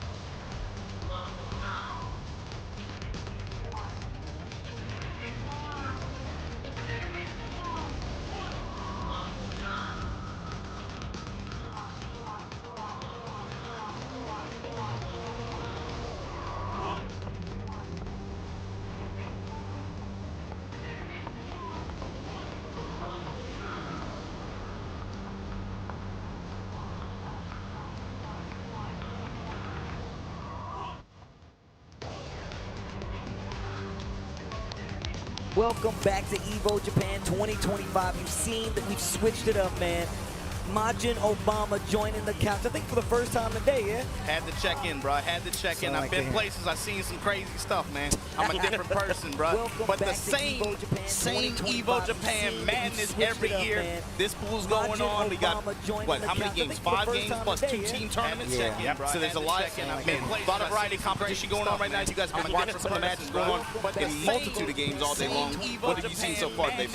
We've been seeing a lot of strides. We've been seeing we've been seeing a little bit of Tekken, some more Tekken right now. Oh yeah, I was definitely looking at this behind us. Like as you were talking, I was looking at it right here. I'm happy it's right in front of us. Tetsu, I believe, just recently got signed to Falcons, if I'm not mistaken. So yeah, people trying to make moves for these PWC qualifier events like this. Tetsu out here representing right now, cooking with this Claudio at the wall, working Lydia, trying to get the other wall on the other side. What a hiccup! Oh my God. What's this? Yeah, people trying to make all that just to drop the qualifier. But it was like just like a what happened? Double. I mean, that's always what happens. You get the hard stuff on the combo, and then it's the easy bit at the end. Is where it kind of falls apart. Yeah, he kept getting in the round. Yeah, you saw Damos, he had a good punish on that wall standing attack. Like, good step as well, but then missed the punish after, and Tetsu just going to make him pay for it. Oh, back to the wall. Eats the low smash. God damn, that is cheap. Yeah, I don't care what they do to that. That is always going to be cheap. Low smash. Low smash is just cheap, bro. Low smash, the punish after, and Lee, that goes for you too, you piece of man. I hate that character, bro. Low heat smash. That Damos. Yo, somebody in the chat, correct me if I'm wrong. Is that the Liz play for Persona? Is that that might be an old head. He played some other stuff. Lee, that goes for you too, you piece of man. I hate that character, bro. Playing some Tekken. That Damos. All right, bro, here we go. I'm not sure what this is. You said they've been striving all morning, huh, bro? They've been striving. They striving for that money, bro. They trying to have some fun out here, man. They striving. Wow, playing some Tekken. But yeah, man, it's been some really good games. Here we go. I'm not sure what this is. You said they've been striving on really good games. I like how they're striving. I like how even though it's they're trying to have some fun out here, man. We just came off of like a really intense Capcom Cup with some awesome stories. But it feels like there's never a stop in the action. You know, it's like on to the next one. EVO Japan, EWC qualifier time. Everybody's right back in there. It feels like there was never really even a break, to be honest. I was talking about this with Sherry and like in range, just the fact that like this is kind of like our biggest first tournament like of the year, right? This is, even though we don't, it's a respective like all seasons going to their big, you know, tours.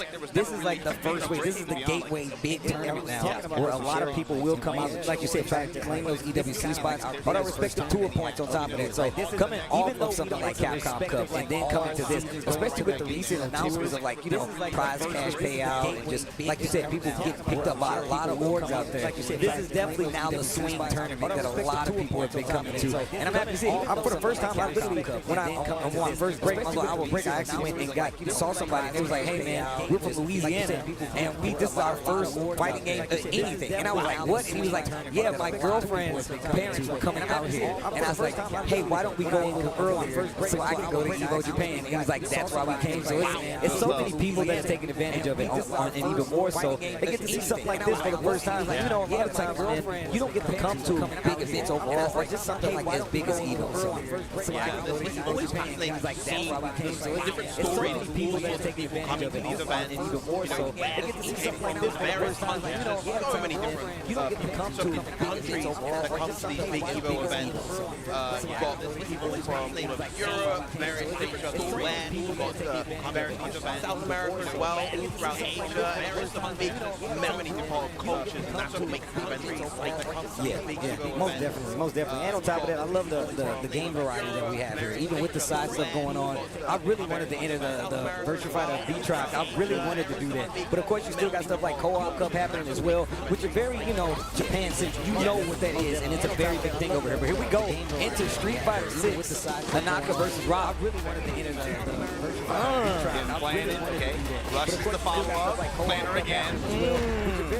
Yeah, that Modern Steve, bro. Terrifying. Yep. No way.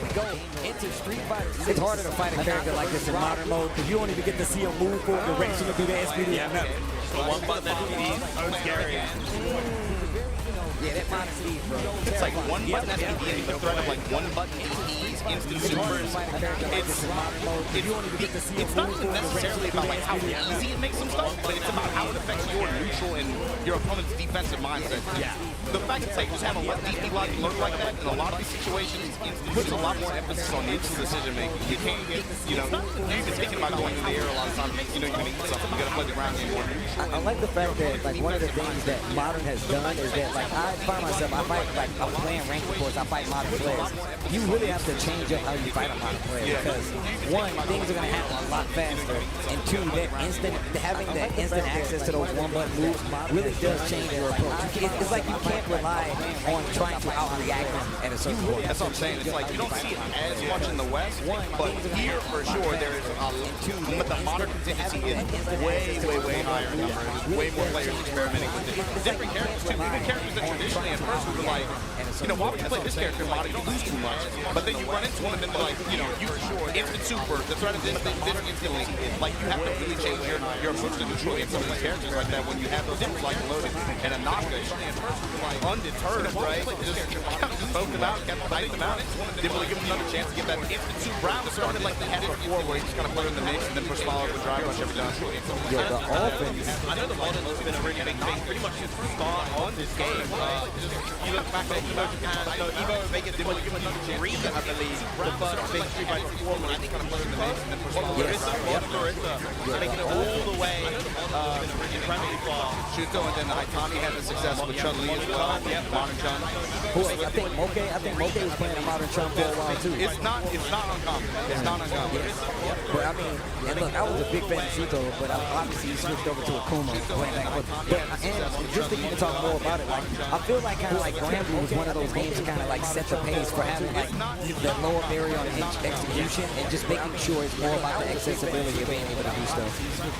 And it just makes such a big difference both it makes a big difference when people get like into the game as well as people who are already established in the fighting game community and how they kind of use different options, use different approaches to make the game have its own identity. Such a big difference both the big thing too is it's not even a new concept. It's just been like reappropriated and almost like recontextualized, but in a way to where the modern audience here especially really gravitated towards using it as a tool to get more people into the game. They just had incredible success. Jump in, put the boot on her face, like reappropriated and almost like drive, but then she gets backed out. Drive rush can't confirm where the modern level 2 Yep. really gravitated towards using Oh wow, should have spent the level 2. Level 2 I think would have been enough to take the game right there, but like Nayo, get back down. Dash in the grab range, yeah. 2-0 a knock. Level 2. Okay, well played. Chun-Li, another one of those characters I feel like definitely underrepresented, man. There's so many people that I've talked to, like veteran Chun-Li players, where they're just like, nah, she doesn't do it for me anymore. A lot of them have moved on to mine, so it's really interesting. Okay, but here we go. Oceania versus Japan here. Yagami had one of the most incredible runs, I think, not only just in fighting games overall last year. Think about that EWC set against Chanel, right? You were there, yeah, you were there. One of the greatest sets of all time, bro. It was good, especially just for Tekken 8, being a newer game. All right, down for a 1-2, no charge this time around. Sidestep, yes sir. Dead. Excellent use of resources there. Of course, he first to be able to just take that hit, be able to take it positioning afterwards. Accurate read on the step as well, just to be able to get the kill. 1-2, no charge this time around. Okay. Actually, the mid dispenser. Dead.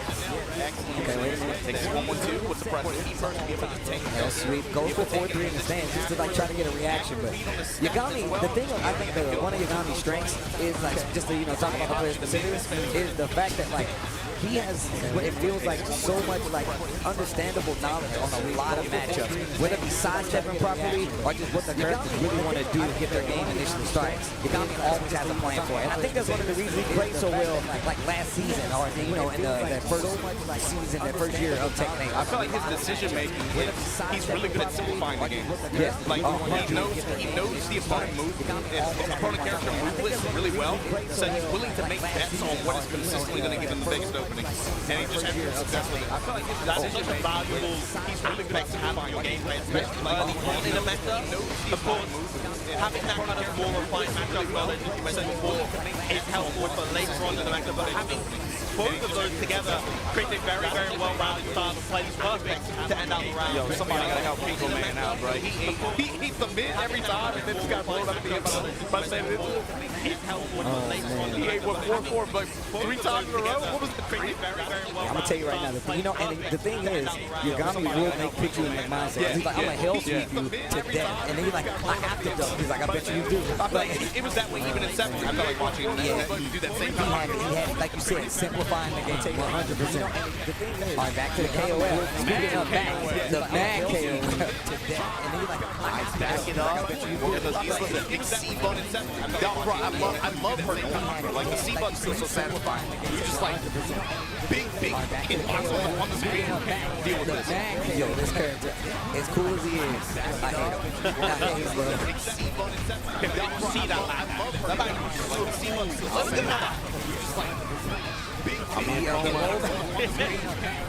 Has one bar to work with. He's trying to put as much damage on Mad KOF.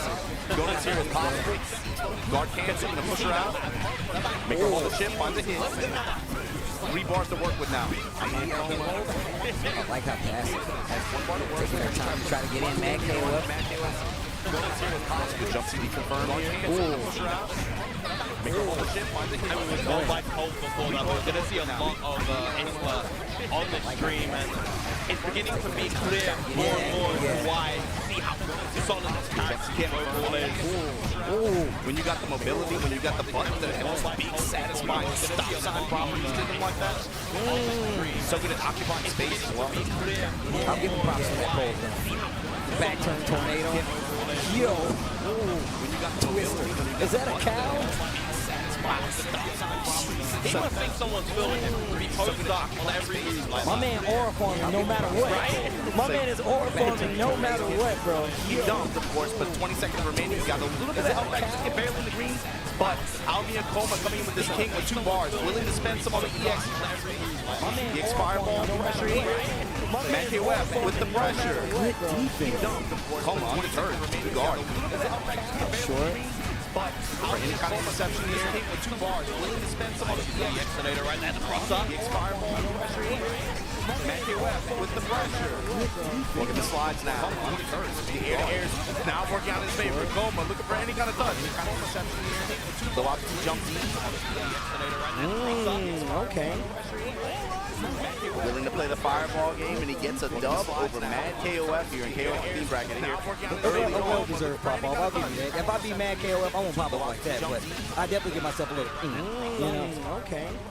Oh, man. Willing to play the yeah, man, KOF. Like I said, we've definitely been switching back and forth for a lot of these games. Yeah. Tekken 8, Street Fighter 6. Had some Guilty Gear Strive in there. It's been really good so far, man. I can't wait to see what happens even more so down the line, man. I want to get some of the updates on who's still in this, who's made it out of pools. I got to go check that out once I get some downtime. Yeah, the Street Fighter 6 tournament's obviously going to take some time to get through. Obviously, they got a lot of matches to come through, but some of these other titles, especially as we make our way towards Saturday evening, obviously we're going to be getting towards the top 8s of those brackets. So, yeah, look forward to some updates there. There's going to be, we're going to hit the point soon where I think some of those games, especially their brackets, are going to start having the big bodies run into each other. I know we're approaching the sort of round Saturday evening territory for a lot of games where the top 8s of those probably within the next hour or two we'll be hitting the round 2 full threshold. We're going to hit the point soon where I think some of those not to say that we haven't seen some incredible gameplay, we absolutely have, but that's where we get approaching consistently going at it between each other. Puma versus Athena now here in Tekken 8. That's the Fundio from his spine and going up against Will XZ. Bear booty. The big bear. Big bear doing big things. Check out the mid kick at the end like that. Damn, with that sweep like that on his spine and going up against Will. Fight back. There you go. Speaking of the big bear. Goes in and understands. I like the low to try to call out what was happening, but doesn't do much. Still stuck on his wall. Down back 4. Especially against the Baron Heat, man. They just got out of hibernation. They hungry. Better take it for a ride. Rolling. The fact that the fish stays on the stage gets me every time. Down back 4. I like it when it's like a round later and he still is out there like popping, you know, like you see like round 2 and it hops past the screen. It's crazy. Here we go, Will with the chance here after the balcony break. Nice. Gonna extend here with the heat activation. Okay. Great damage, great coverage. Got the back turn, yeah. You're a bad player. You are susceptible to getting walked on a lot of his approaches, a lot of big swings from him, too. Nice. Gonna extend here with the heat activation. Counter hit. Full combo startup. Are you going to break the floor or you going to take the wall position? You're a bad player.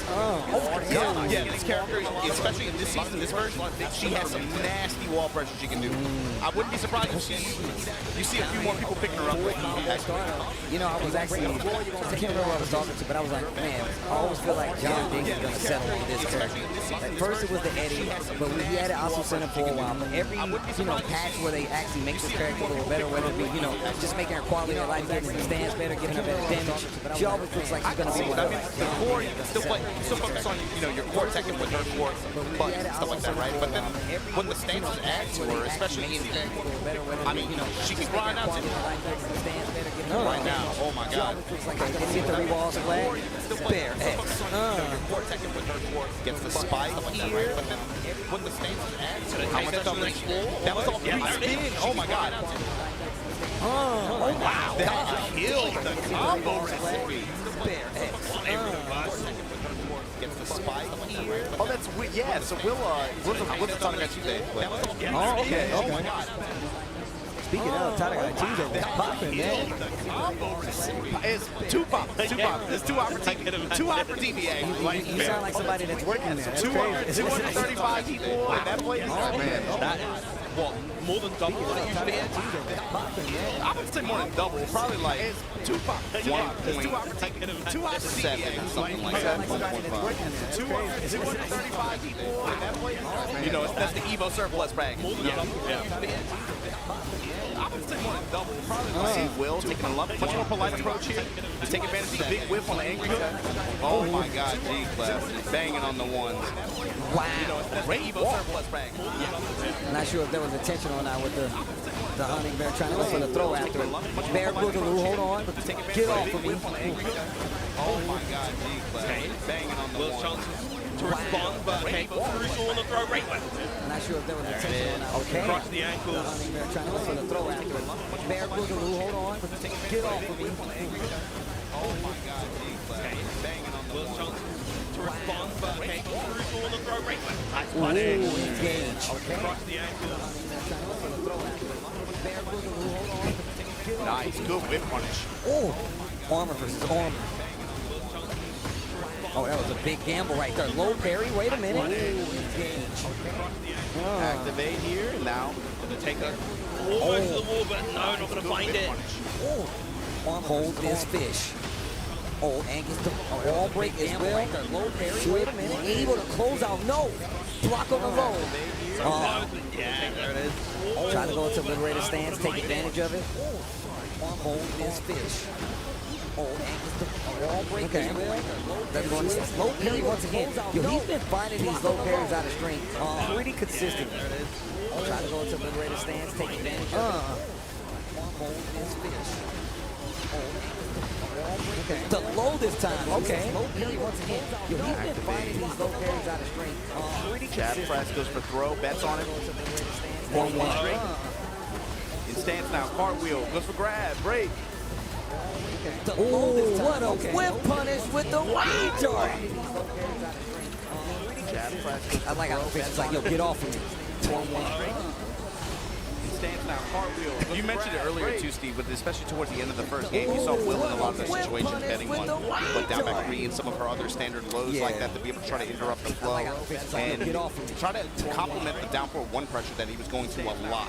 So that's probably what led to some of those reads too in that situation. He was really trying to get back in the stance, trying to force the pressure, but the reads on the low really is what changed that momentum in his favor. So it got a positional advantage quite a few times.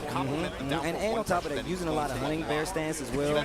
We start to see the side steps from Asu Center, so it really kind of, you saw the evolution there. You saw the roundabout thinking on how to like kind of get over and really is what changed that momentum in his favor. So it got a positional advantage, which is really, really important. Even if you have the lead, making those adjustments as well, crucial to be able to maintain that lead going forward. You saw the evolution. You saw the roundabout thinking on how to like kind of get over. Yeah, man, you really do have to make sure, especially when it's a tournament like this. But speaking of tournaments, you can enter your very own tournaments. Of course, shout outs to PlayStation for holding us down, man. You can combo the competition will combo the rewards. We've already seen what PlayStation has done for big events like EVO when it comes to just inviting people, having their own tournaments, and then letting them qualify to come to the big show, the big shindig, and try to get to some of this big money. And it's made some amazing stories for some of your favorite fighting game players from other communities all over the world, not just the USA, but literally all over the world. Rife has been one of those players who's coming from Tekken as well. Nitro, another one of those players that really do kind of stand out as people who took advantage of PlayStation tournaments. So make sure you sign up for PlayStation tournaments, especially with some opportunity to come out to some of these big events, as well as being able to do it from your home and not even having to leave. So take advantage of that while you will. And of course, once again, shout out to PlayStation. Check it out. There's probably one in your region. So make sure at least one. But the big thing too is, yeah, I mean, the fact that we were talking about it earlier, the way the calendar is broken down for kind of our season, if we can call it, is EVO Japan starts things off, and then we move over to EVO USA and all in one event. Now we have a European addition to the calendar. The big thing too is, so it's like being able to just seeing players being able to, even in spite of tough economic situations, obviously especially for some countries, and then we move over to EVO USA and all this.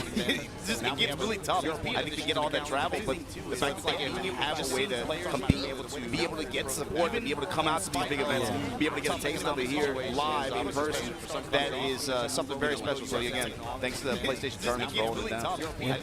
I can't wait to see what happens this season. I know they really already kind of put their toe in and gave us a lot of players to go to this and get the opportunity. I mean, I've commentated a few of the PlayStation tournaments with a few of the homies as well. So, and it's not just one respective game, by the way. This is a multitude of fighting games that you guys can sign up for and possibly register, get in, and win your own tournament and come to a big event like this. Like you said, man, check out the region. You might have one there, and just take advantage of it. Because once again, I'm super thankful we get to see more players just based off of stuff like that that you guys can't sign up. But anyways, you guys know what it is. EVO Japan 2025. Look, I'm just saying right now, I'm happy to be back because we've been doing these from San Francisco for the last few years. I was going to wait. I was going to talk about it later. I was like, man, I'm happy to be back. Can I just say, I'm just happy to have y'all here, man. I'm happy to have y'all. I was literally trying. They were like, "Yo, Steve, bro, you want to stay at the house and do this?" I was like, "I was actually just gonna go over there."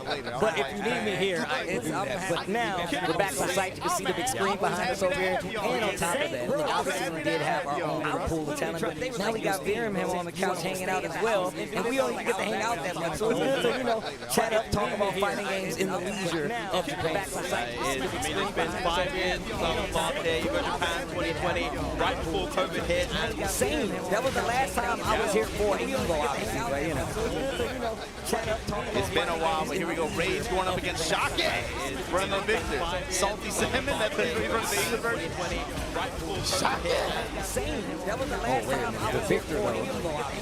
So this is old Gigas player. For some reason, on Victor in this game, he likes running the sword stance pressure in particular. It's just found something with it, and that's what he's been sticking to. But right now, Rage, oh my God. This is old Gigas dodge on there. Activate. For some reason, on Victor in this game. Man, that string. He likes running the sword stance pressure in particular. Victor is such a cool looking character, such a great design, something really kind of quite fresh for Tekken, I would say. See, you might be the only person that feels that way. I'm with you. But when I say people saw this character, they was like, dude's got a laser blade and a gun? Like, what does he need all this for? I think Vincent Cassell is cool. I think he's cool, yeah. I also like Vincent Cassell. I mean, but I like the design of Victor. If you told me a character was coming and he had a plasma blade, I'm down. I'm down. Like, what does he need all this for? I mean, Yoshimitsu has had it for like, what, 30 years? I think someone else can have it. Somebody else in the game want to play these stakes. I'm just saying, the stakes are different in Tekken 8. Your country is at stake. This dude Kazuya trying to take the country off the map. I'm just saying, bro. I bring gun too. You're fighting a bad. Like, come on. Look, the guy is allowed to transform into a demon and shoot lasers out. I'm just saying, bro. I'm just saying. They in a Coliseum celebrating that their country can just get removed from the map. That's ridiculous. This dude Kazuya is really evil, bro. That's crazy. I'm just saying. The mix that killed his monster, that killed Salty Sam in this game. I'll say this, the second story really threw me. You ever seen Boardwalk Empire? Yeah. You remember when Knuckles was like, I'm never apologize, bro. Bro, I keep waiting for Kazuya. I keep waiting for him to be like, no, it's cool. I'm just kidding. I'm good. And he's like, he doubles down. He doubles down every time. I'm like, bro. He gets worse, actually. He's like, you know, at first I just wanted to get rid of my dad, and now my son. But you know what? Forget this. We're going to take it all over. I'll never apologize. I'll never apologize. He doubles down. I'm not seeking forgiveness. That's what he said. I'm not seeking forgiveness. I'm not seeking forgiveness. I wanted to get rid of my dad, and now my son. But you know what? Forget this. We're going to take it all over. Rage. He's done a really good job of just using his heat gauges. Man, the return that he's got, especially off of like he's running Iron Fortress as well. Backing that up. Here we go. Wall steady punishment from Shake. To get the wall's reward and the activation. Extend that combo. Nice damage as well. Lays there. Oh, what a sidestep. Hits the wall. Down 4-3 for the re-wall split. Not a lot of damage, but definitely gets the message. Finds the rage. Get the back turn mix again. Dash to back it up. There's your spin. Hits the wall. Down 4-3 for the re-wall split. Takes the Oki. Goes for the low right out of it. But definitely gets the message. Every time. Oh, the backswing blow. No heat, no extension. Sidestep down for a one hit. Oh my God, he just hit strings the whole time. Shocking. He is doing a lot of these strings. He's doing a lot of the hits in these strings, bro. Oh, the backswing blow. You think we're going to stop at 2? No extension. Sidestep down. We're going to 6. Oh, jeez. Yeah, the evasion property on that. That's the second or third time he's done that this set. He is doing a lot of these strings. He's doing a lot of the hits in these strings, bro. You think we're going to stop at 2? We're going to 6. Mixing a lot of live stands. There we go. Death from above. Able to beat it out the second or third time. Shake trying to bring the second game back. He's had really good timing on call-outs on the submarket. The floor is lava. Oh, what a block. There we go. Death from above. Able to beat it out. That was a great block. Great punish on top of that. You going to use that now? Yes, I am. He's had really good timing on straight to the wall. Wow. The floor is lava. Oh, what a block. Oh, the full charge. Break the glass. Great punish on top of that. You going to use back to the wall. You go. Yo, rage. Okay. Goes for the low this time. Oh, the full charge. And goes for the low a little too much. Duck launch. Rage. Trying to close it out. Okay. The down back threes. Goes for the low this time. And goes for the low. Not sure what that was. Duck launch. Rage. Trying to close it out. Sloppy kind of mad. There you go. Sidestep right. Got the float. Goes for the low this time. Down back threes on point. Activate. Stepping with them. Shake. Not sure what that was. It's another low. It's the mid. Iron Fortress to back it up. And Rage going to be able to confirm off of that. Takes the win. Okay. Okay.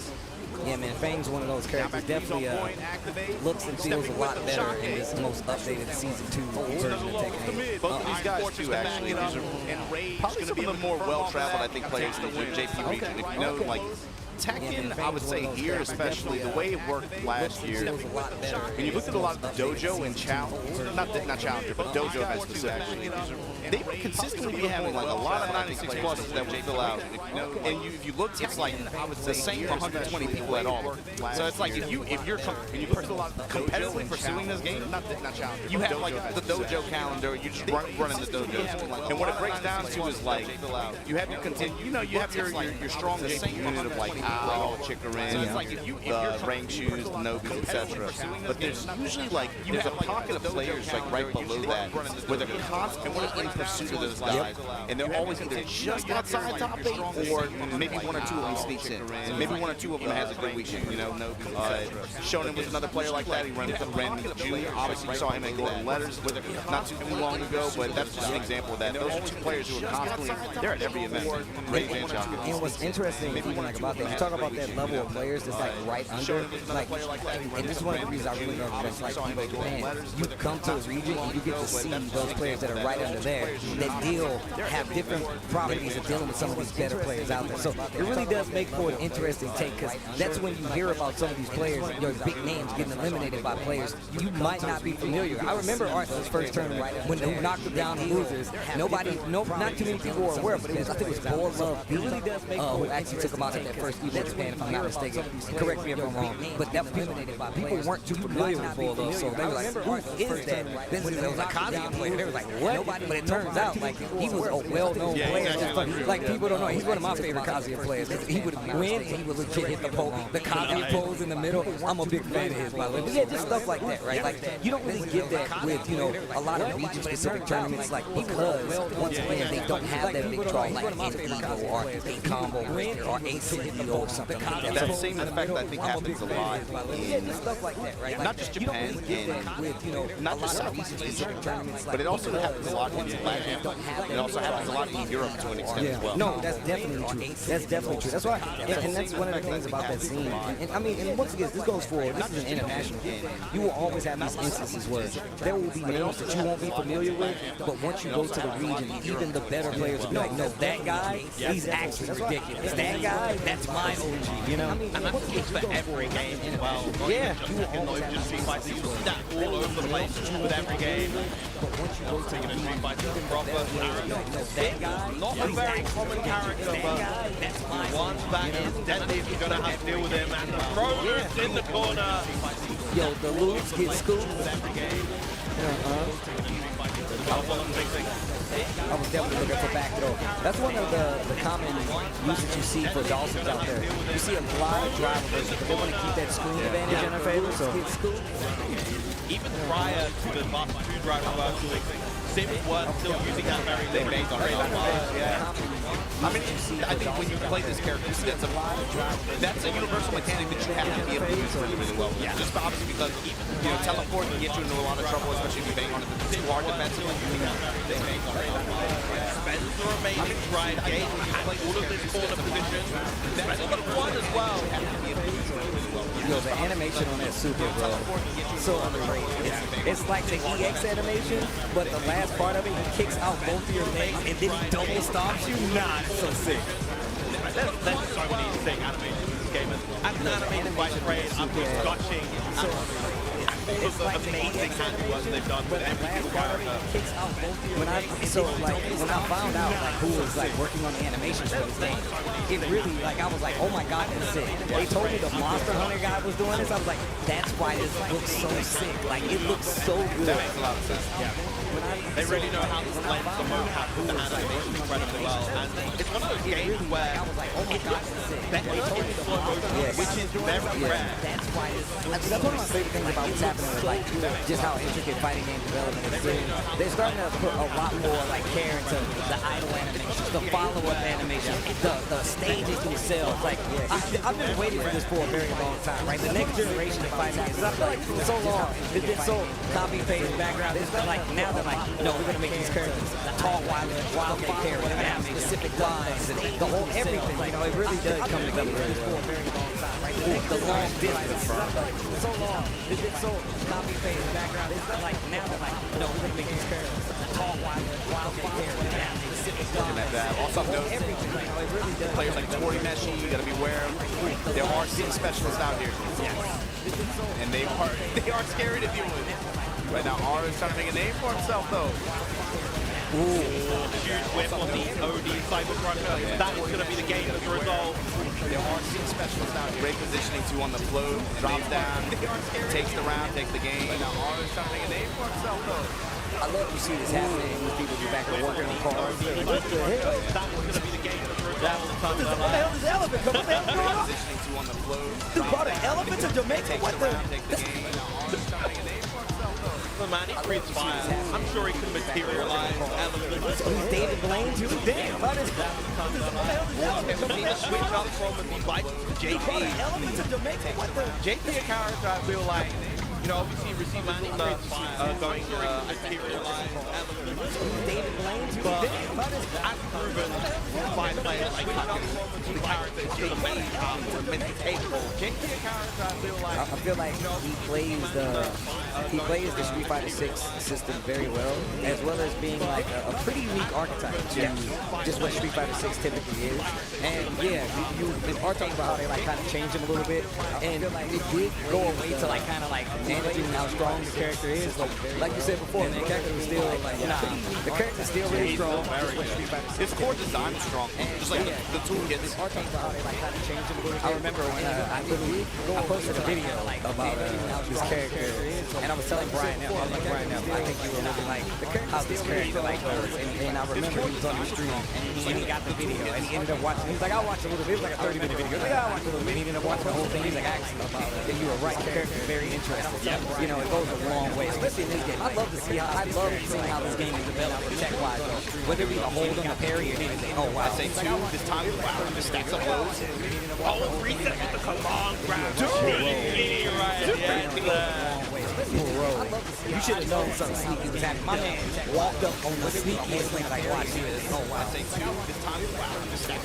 Oh, I'm out of there. My man said, yeah, you can set the portals, but I'm not going to do that. Rolf is really insisting on holding drive parry too in mid-range. He'll try to neutralize any kind of mid-range poking that he wants to run on our side, but teleports past the pot. Okay, nice. Even just the fact that he's just doing stasis to stay in the air long enough. But USCR is actually starting to switch it up. He's like, oh, okay, you're going to stay in the air? Nice capture the teleport as well. We're going to challenge the pot from Aris right there. He's just doing stasis to stay in the air long enough. But USCR is... I want to actually spend the drive feature right here on the parry.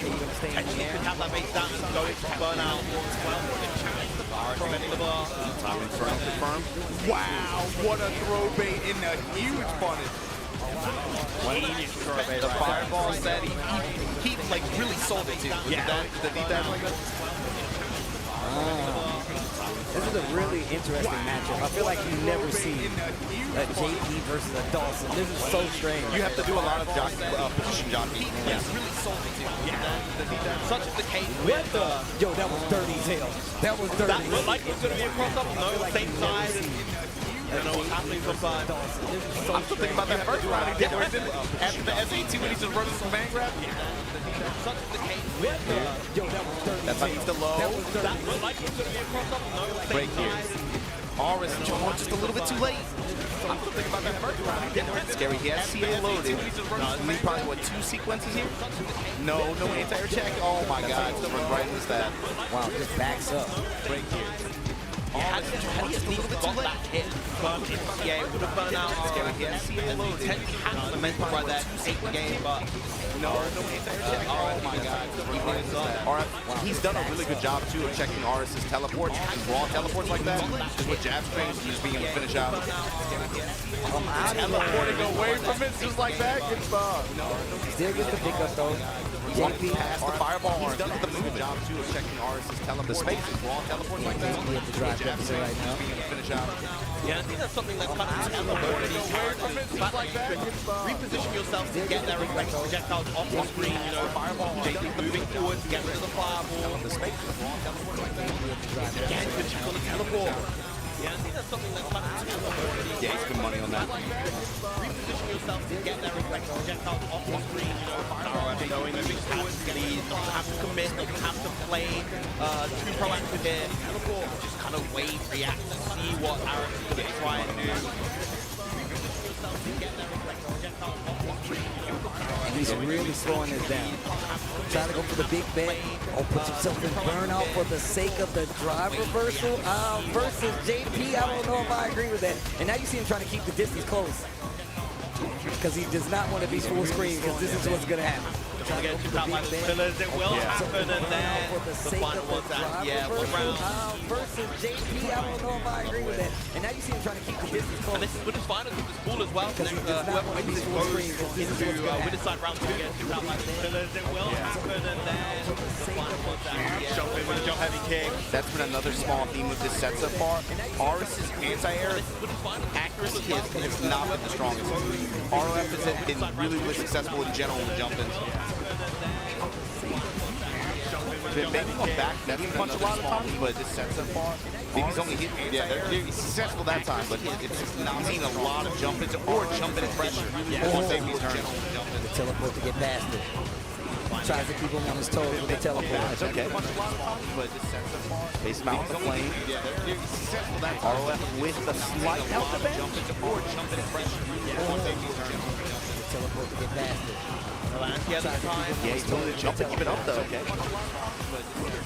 Base mount the flame. Just feels like, it does feel like Arrow getting a bit more of a handle on the overall pace of the game. Keeping this incredibly close, incredibly competitive. Yeah, now he has the help lead, so every decision made here, this is important. Look at how much more offensive RS is playing right now with Dawson. Nice. Goes for throwing.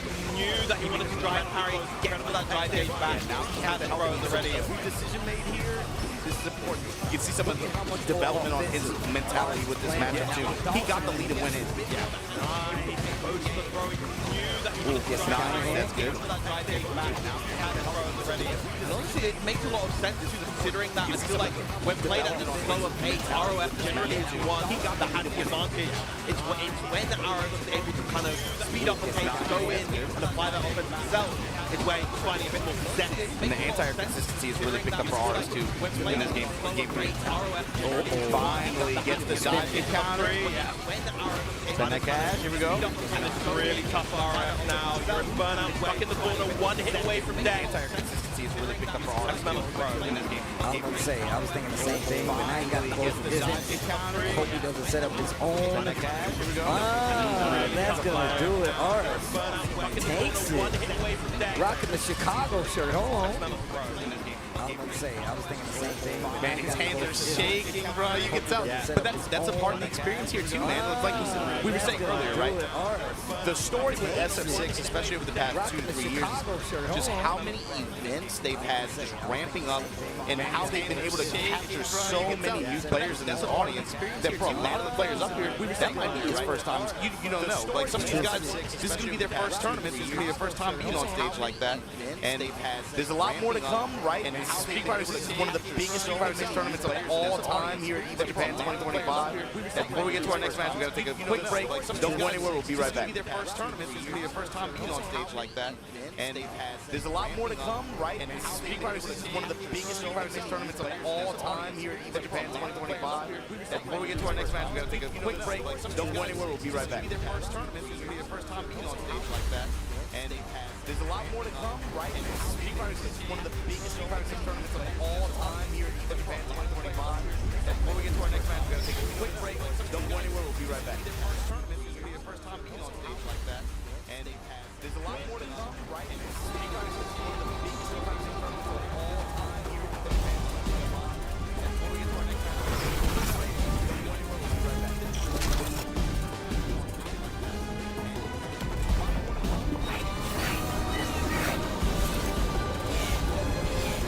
match, we got to take a quick break. Don't go anywhere. We'll be right back. Porque soy claro.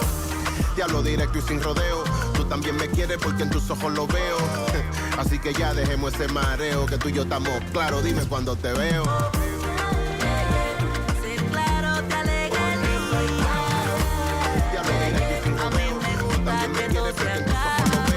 Juntos, construimos un mejor país en la red que multiplica los momentos.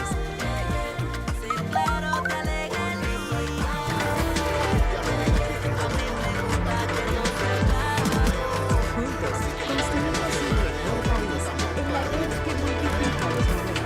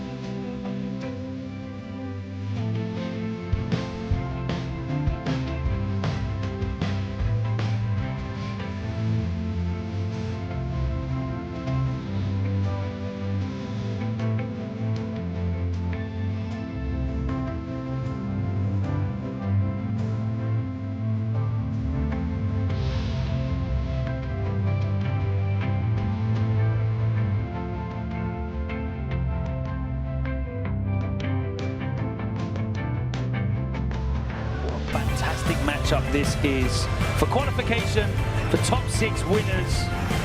One of the most famous EVO Grand Finals of all time. Wow, listen to the crowd. Yeah, 2023 EVO run, it was very good. It was very similar to my 2017 EVO run. Like up until I played Angry Bird in Winter Finals, no one had got a game on me. I went in feeling very confident. No one cared about me for probably the first time in my Street Fighter career. I think people thought I was not like that very good at the game up until this point because I didn't win anything. And you know, Mena and Angry Bird, like they had all the attention on them. And for me going to EVO again and knowing that, I was so happy. I was like, oh, no one cares about me. No one's probably worried about Candy. They don't really realize that I'm doing something that no one else is doing at this moment. People are only complaining about drop rush. I'm actually the only player that's checking drop rushes consistently or even doing it at all. Though people are spamming it a lot, and I'm just checking it every time. And it's just free knockdowns and free pressure every time because I know that I can do this thing, but people think that it's not really possible right now. It kind of just gave me the advantage, but the two people I didn't want to play, they got first and second. Angry Bird. There's the block the ball. What are we going to do here? It's time to get He didn't even represent that throughout the whole set. The two people I didn't want to play, they got first and second. Those two I wanted to not play at EVO that year, and they end up somehow making it that far. It was kind of annoying. But yeah, it was a very good run. Like I was very happy. Honestly, I didn't think I would also do the best in Street Fighter 6. Like I had a lot of problems starting the game. I thought I was going to somehow make an old person who just complained about Street Fighter 5 being better. I felt like that was going to be me. I was very happy that I was actually able to even get third place in school. Oh my God, the whip punish from Punk. Sensational work. Put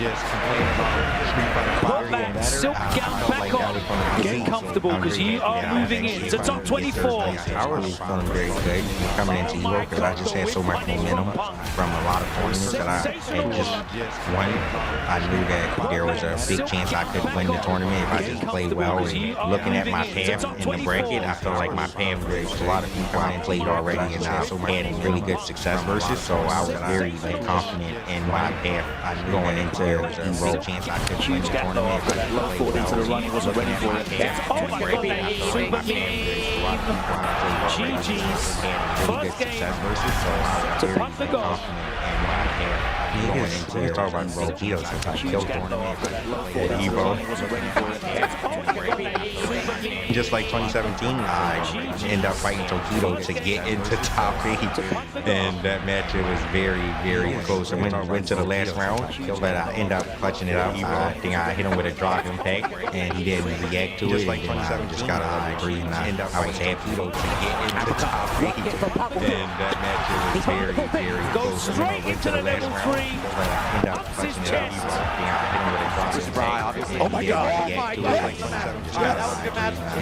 Playing against Momochi, I was very confident. Never really beat me in foul. He's got a few wins, but he's a player that, for me, I grew up watching and studying a lot. We both played Ken and Street Fighter 4. Players that I feel like I looked up to and like I actually watched a lot as a kid. I think those players are like the easiest for me to beat because I feel like I know them so well. And I think me and Momochi just have such similar styles.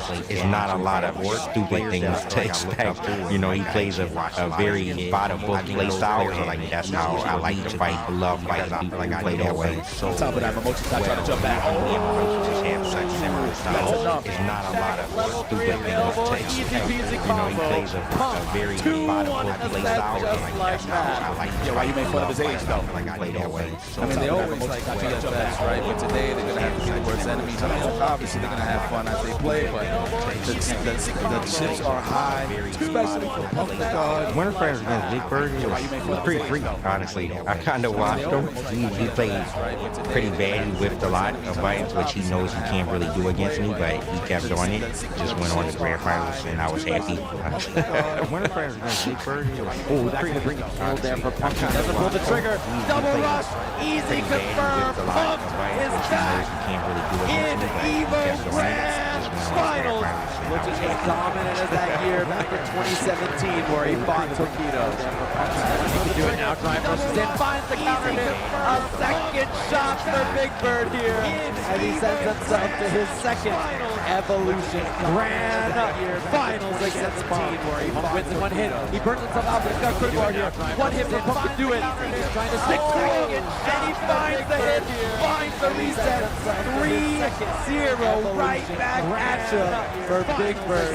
When he reset the bracket, I felt good because I knew what I was going wrong. Like, and I noticed what he came different within the next set. Like, I could see what he changed up. He never actually beat me in the tournament until he reset the bracket. And I feel like we just had a good momentum from beating Ending Walker in a very, very close set. So when he won the 3-0, I was like, okay, I know I need to do these things more, and I need to try to stop him from going his. I didn't think that he stole my momentum or anything away from me. I feel like I just had to adapt to what he was doing. No forward drive was in the 3-0. Oh no, anti-air! That could be an Evo losing anti-air. Just like that, Punk. One more hit. One more hit will do it. I feel like I just had to adapt to what he was doing. When I landed the crouching medium kick, I just started talking to myself. And like while I was doing the combo, I'm just like, wow, I won Evo. And then after I land the combo, it just doesn't feel real. And there it is. Punk gets his retribution. His revenge. He is your Street Fighter 6 Evo champion. I don't really know how to even put it in words. There's so many people in the crowd. There's so many people cheering. It's a crazy feeling to really be able to actually experience winning Evo. I feel like whatever means the most to you, being able to accomplish that thing, I feel like that's the feeling, you know, you get from winning Evo. I was just so happy in the fact that I could share it with Big Bird. He's pretty much my best friend, one of my best friends in fighting games. When I started walking off, I think he just gave me a hug and I just said, you deserve it. It's very cool that, like, even though he just lost, you know, he still found it in inside of him to still, like, congratulate me, even though, you know, he just lost the tournament. I'm sure he was very heartbroken, which is why I personally would never pop off because, like, I've experienced this too, so, you know, I'm able to make jokes with him at the time and, you know, just try to lighten his mood up. So the fact that he was still able to say something to me after losing, it meant a lot, honestly, in that moment. If I was someone else in Grand Finals, I feel like it wouldn't be, you know, as special. Of course, I would still be happy, but the fact that it's with Big Bird, even if I lost, I would feel like it was a very cool Grand Finals, you know, so being able to experience what it was a very cool feeling. If I was someone else in Grand Finals, I feel like it wouldn't be, you know, as special. Of course, I would still be happy, but the fact that it's with Big Bird, even if I lost, I would feel like it was a very cool Grand Finals, you know, so being able to experience what it was a very cool feeling. Even now, still winning, to me, thinking about it, it still doesn't feel real. It's something that everyone comes to and everyone gives their 100% every year, you know. Being able to come out the winner knowing that everyone is coming here trying their hardest, preparing their hardest, you know, it's just something that I feel like I'll never forget in my life, and I'll always remember how it felt winning. No matter how old I get in my life, I feel like I can always be able to feel that feeling. I picked this match to be on my list of matches that I made because it's winning Evo, you know? You can't, if you have a segment like this, then you have to put winning Evo. If you win Evo, right, everyone would have this match. You know, I had to throw this match that I made because it's winning Evo. Come on, this is fighting games. They can only be won in Bucky God today and for the rest of the year, to be honest. You're the best in the world, man. Straight up. Buck, you're the best in the world, bro. You hear me? Come on, this is that time. They can only be won in Bucky God today and for the rest of the year, to be honest. You're the best in the world, man. Straight up. Buck, you're the best in the world, bro. おじハントっていうのは、格ゲーで強いおじさんたちを僕が倒していこうねっていう G スターゲーミングの企画でして、最初は企画どうかなって言った時に大沢明さんっていうバーチャのレジェンドプレイヤーの方と対戦してみたいっていう感じで始まって今に至る感じです。おじハントのレールは、6先 ×2 回のすごい長期戦で今までのおじのレジェンドたちで今まで倒した人たちは、石井プロ、総師範圭介さん、ハンサマオリカサさん、国2位、大沢明さんです。おじハントは最初はやっぱりちょっと見る人も少なかったんですけど、回を重ねるごとにどんどん伸びていって、前回は大須さんの対戦相手の名前がTwitter の X のトレンドに入ったりとかして、すごいどんどん伸びていってて、そのおじハントを通して自分はやっぱりキャラ対を長期間やるっていうのがすごい自分の目になってるなって思います。そうですね、やっぱりその後に対戦を踏まえてお話しさせてもらった時にやっぱりいろいろ今までの話を聞けたり、普段だと絶対関わらない人たちだと思ってるので、ストリートファイター6を通じてそういう方と話せる機会、対戦する機会ができるのはいいことだなって思います。次は多分順番的に R さんにそうですね、いっぱい練習頑張ってください。じゃあ他の国からもしレジェンドプレイヤーを呼べるのであればジャスティンと対戦してみたいです。一番知っているから。Virtua Fighter 4 Evo to me is the,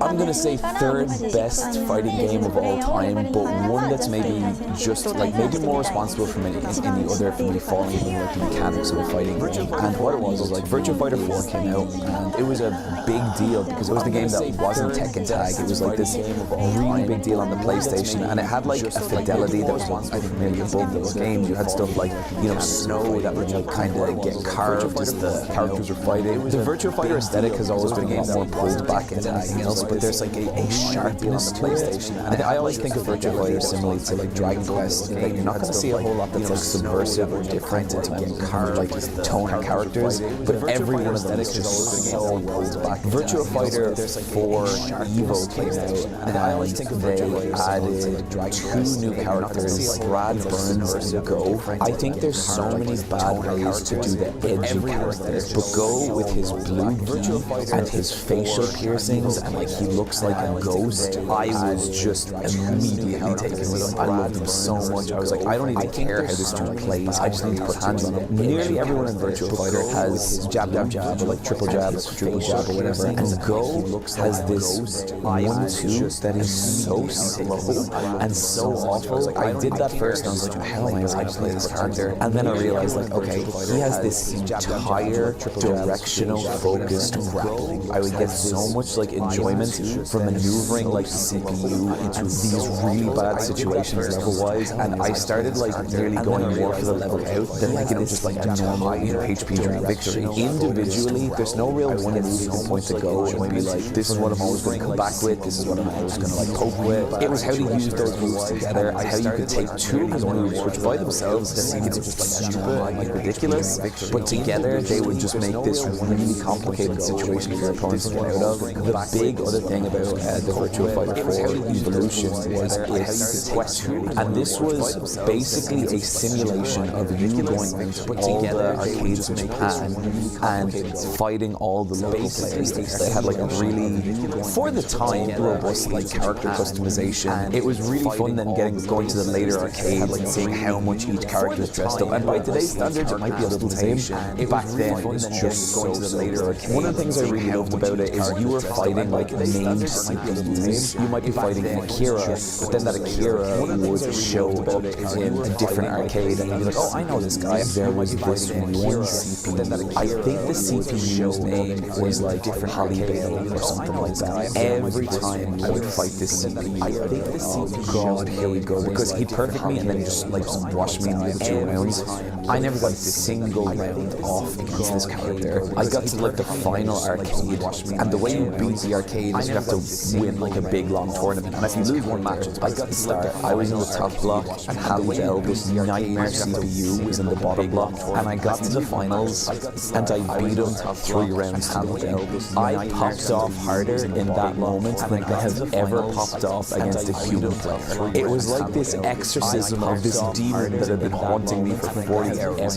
Virtua Fighter 4 Evolution taught me the technicality of fighting games and like how subtle they could be, because on top of everything I've said, it had like the most insane tutorial. This was a PlayStation 2 game teaching you about memes and fuzzy guards, and the different ways you could guard against throw escape before you're actually being thrown. Learning all that technical side of it, learning how to play Go, and putting it all into action in this one match against this CPU, that is just one of the best experiences I have ever had. Daniel Julian asks, how do you calm yourself from stress? Content creation is stressful in itself for fighting games. So what would you recommend to people that struggle with the stresses of fighting games and like FGC stuff and fighting game players? Yeah, and I think this comes down to so what would you recommend like a ranked anxiety situation where you're sort of just nervous about performing? I will say, personally, there is more pressure on individuals and players and content creators just to inherently be super good at all times, and for you not to even see that process. I try not to put myself in that space nearly as much, because it can be just extremely daunting. If you're kind of expecting yourself just to jump into something and be good at it without experience, then what are we doing? Like, no. The process is what's interesting. Getting to that certain point, achieving micro goals throughout it is important. I actively recognize that within myself, I can only get so good at any of the individual games I play, because within my space, there's only so much time allotment I can put into each game. And that's been the case for 10 years, and it's had an impact on me mentally of just like, I like flopping between games. One gets kind of like, stale after a little while. I want to flip to something else to be reminded why that other game before was so good. Or the other gets kind of like, don't put those expectations on yourself, is all I'm trying to say. And even for me personally, I want to show people the process. That's kind of why I like highlighting and emphasizing some training mode stuff, that this can be fun. Look at us discover this like sandbox, this toolkit the character has. We're going to get into it, decide it, figure it out, discover some things, watch what other people are doing, try to implement that into ours. Like, that's really fun to do. We're going to without spending too much time, figure it out. That's a really important thing for me. I try to put myself in the eyes and the heads of players that are just trying to get into this a lot. So one of the goals of my personal style of content nowadays is to show that process and to show like, oh, where the neurons are firing, where the connections are being established, and how long does it take to eventually get to a point where you're able to land it in online matches and even apply that stuff, because that's an entirely different operation that goes on there. Secret Seashell says, how important to the health of the fighting game community is remembering, maintaining, and playing classic fighting games? It's everything. That's a great question, because I have made it an absolute point to go back and look at where we have been, either how bad it was or how good it was, and put that directly in comparison to where we are now. As much as we are absolutely burdened by the perspective, those of us that have been doing this for like almost 20 years, it's really important. And I think this has happened a lot in the modern fighting game space, where not everything is absolutely perfect. Things aren't always going to be squeaky clean. Nothing will ever be. Nothing will ever be able to emulate your like peak fighting game. That is just going to be an impossible standard that you set yourself up for. But there is like mini victories in with a lot of the ways that community has gone, much less the fighting games themselves and our relationship with the developers. We're in a kind of a good spot right here. And in comparison to where we were not even like 10 years ago, it was kind of rough for a lot of games with like online play. Now it feels like developers are directly connected to us in several fashions. That's good. The only reason we have that is like classic fighting games teach us that lesson. That we have the perspective of why it was so good here. And we're starting to see that actually reflected in some new games that come out, where it's like, oh yeah, the influence of this older game is felt in this new game. It's clear that they want to do something unique and different. That's why they're going this route, because everyone talked about this older game, Tekken 7, or it's clear that they wanted 5, Street Fighter 4, all that kind of stuff that had an impact. So identifying those impacts and getting those like little victories is kind of something that I really like highlighting. So identifying those impacts and getting those like little victories is kind of something that I really like highlighting. バーチャファイターは強い技がない、すごいどんな技もすごい弱点があって、そのセオリーがない、つまりすごいギャンブルすごい必要な、どんな弱点攻撃もどんな防御もそのセオリーがすごいギャンブルで、それがギャンブルにとっては大好きな必要などんな武器でしたね。攻撃もどんな防御もセオリーがすごいギャンブルで、それがギャンブル大好きなどんな武器でしたね。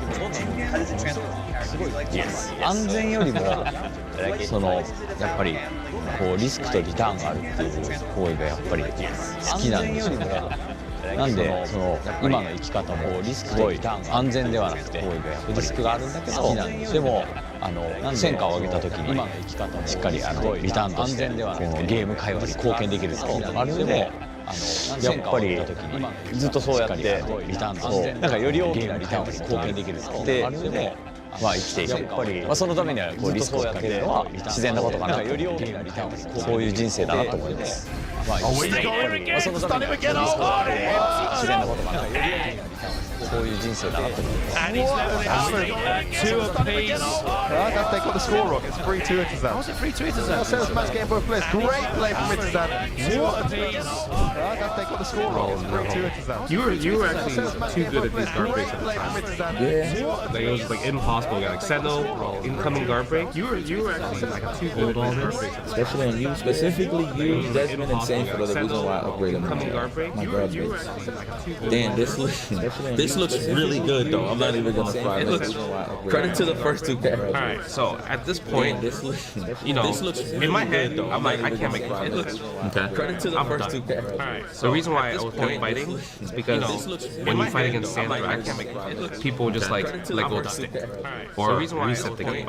And I was like, no, I don't like against Sandra. I rather like if you're gonna win the game, you might as well or try to like beat my randomness and just go for it. Because at this point, I'm just gonna program, win the game. There was no plans to start this Gene Spice, comeback thing. I was just Gene Spice happy. I was just mashing like there was no dialogue, just doing DPs to start this Gene Spice. I mean, I'm gonna be honest with you, Jay. I was just blocking with my face at this point. Yeah, because you thought the same thing. Because in my mind, I'm thinking to myself, yo, if I land a couple of more hits, I'm just gonna hit you with the most spiciest reset I can. I got one. I'm not gonna lie to you, I was trying to hit you with something fly, but you know what? Right here, you gotta go for the reset here. Yes, that should have worked. I got one. You should have. I was trying to hit you with something fly, but you know what? And I tried again. Damn, this is kind of embarrassing looking at it now. You should have. I was trying to hit you with something fly, but that was smart for me. That was nice to up there. Damn, I should have done it later. Kind of embarrassing looking at it now. I think you still get a punish, no?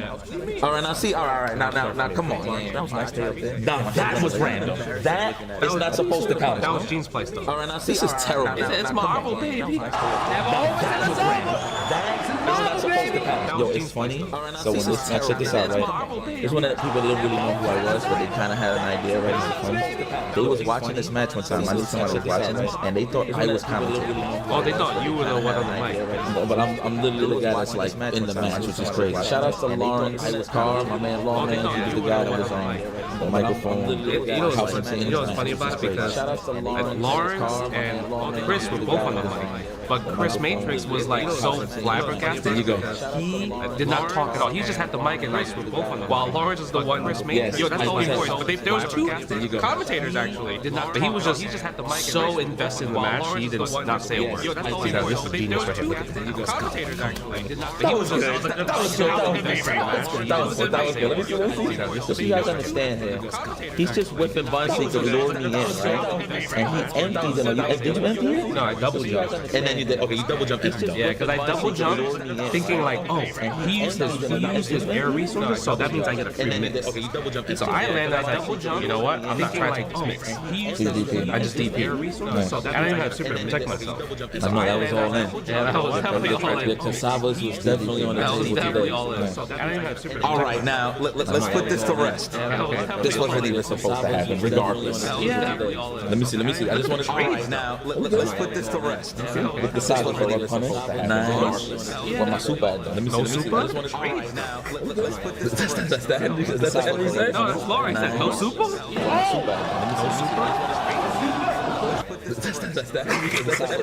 super. This is terrible, bro. This isn't even supposed to happen. But the bait here though? Yo, why'd you throw the fireball? This is terrible. I'm gonna put it into input error for me. What? You threw a fireball? But the bait here though? I might have tried to dash out. Yo, why'd you throw the fireball? That's why the fist. Because you were poking with the fist. No, wasn't. I might have tried to dash out. Yo, why'd you throw the fireball? I'm gonna be honest. You're talking about the push block because you were poking with the fist. I'm saying why you threw the fireball. I might have tried to. Maybe I tried to dash. Got the input. I'm gonna be honest. I don't know. I'm saying why you threw the fireball. Justin Wong! Oh my god! Oh my god! Justin Wong! You got it, man. Oh my god! そこはゲームプランナーがリクソン初めて画廊伝説のアイデアを思いついた時点からリクソン、ストリートファイト画廊伝説使うアイデアを思いついたキャラクターを主人公にしたいっていうプランがあったようで、その時点からしたいストリートファイトなんでプランが道着は着ないだろう、時点から街の中を歩いてるようなストリートファイト普段着で道着は戦うしないだろうを作りたいっていう街の中を歩いてるアイデアが普段着でもうかなり初期から最初からあったのを作りたいっていう街の中を歩いてるかなり最初からあったのを作りたい格闘スタイルとしてはこう空手とかボクシングとかっていう日本のジャンルでは動きっていうのはしてない空手とかボクシングと思いますで、技名ジャンルからも分かるようにしてないパワー何々と力強い力強さのからも分かるように強調したいパワー何々とかっていう力強い力強さ魅力というか特徴の一つなのかなというふうにいます。技の一つ一つの特徴の一つなのが構図がまあ普通の武術の構図が攻撃を出した時とはまた違う武術のまあヒーローかっこいい構図を攻撃を出した時とはまた違うなのかなっていうのをまあヒーローかっこいい構図をテリーの攻撃っていうのは、特定の武術とか競技に縛られる、テリーどちらかというと喧嘩特定の使うような武術技が多いのか競技に縛られてどちらかというとアドリブ喧嘩動きが多いのかなという感じで、それがテリーの強く高麗な感じとかを表してて気持ちいいそれがテリーの強かなと思います。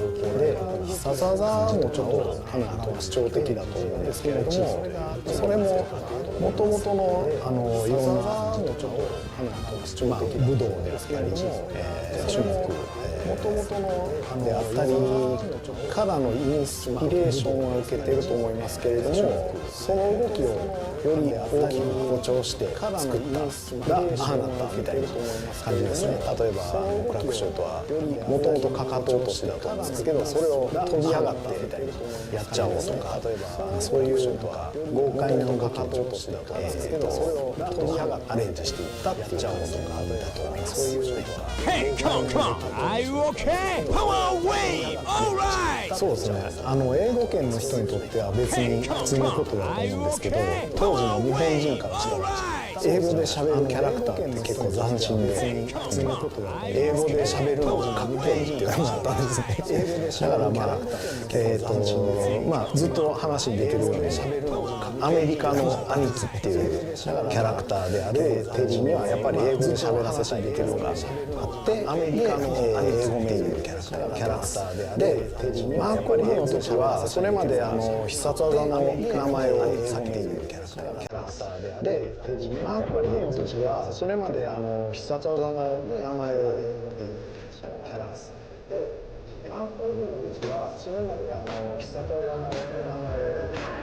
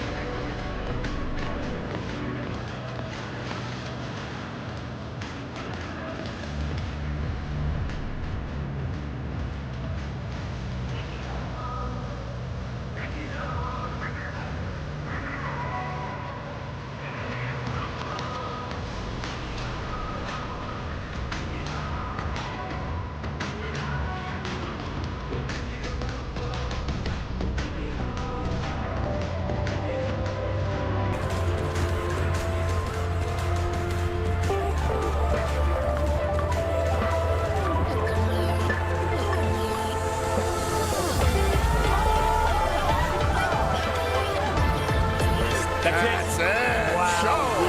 What a game. Just needs to get the super. That's it. And Anthony got it. Just needs to get the super. That's it. And Anthony got it. Yeah. We got the big. Didn't get the hit. Wait for it. This dude, Pimpin' NYC. Sweep it up.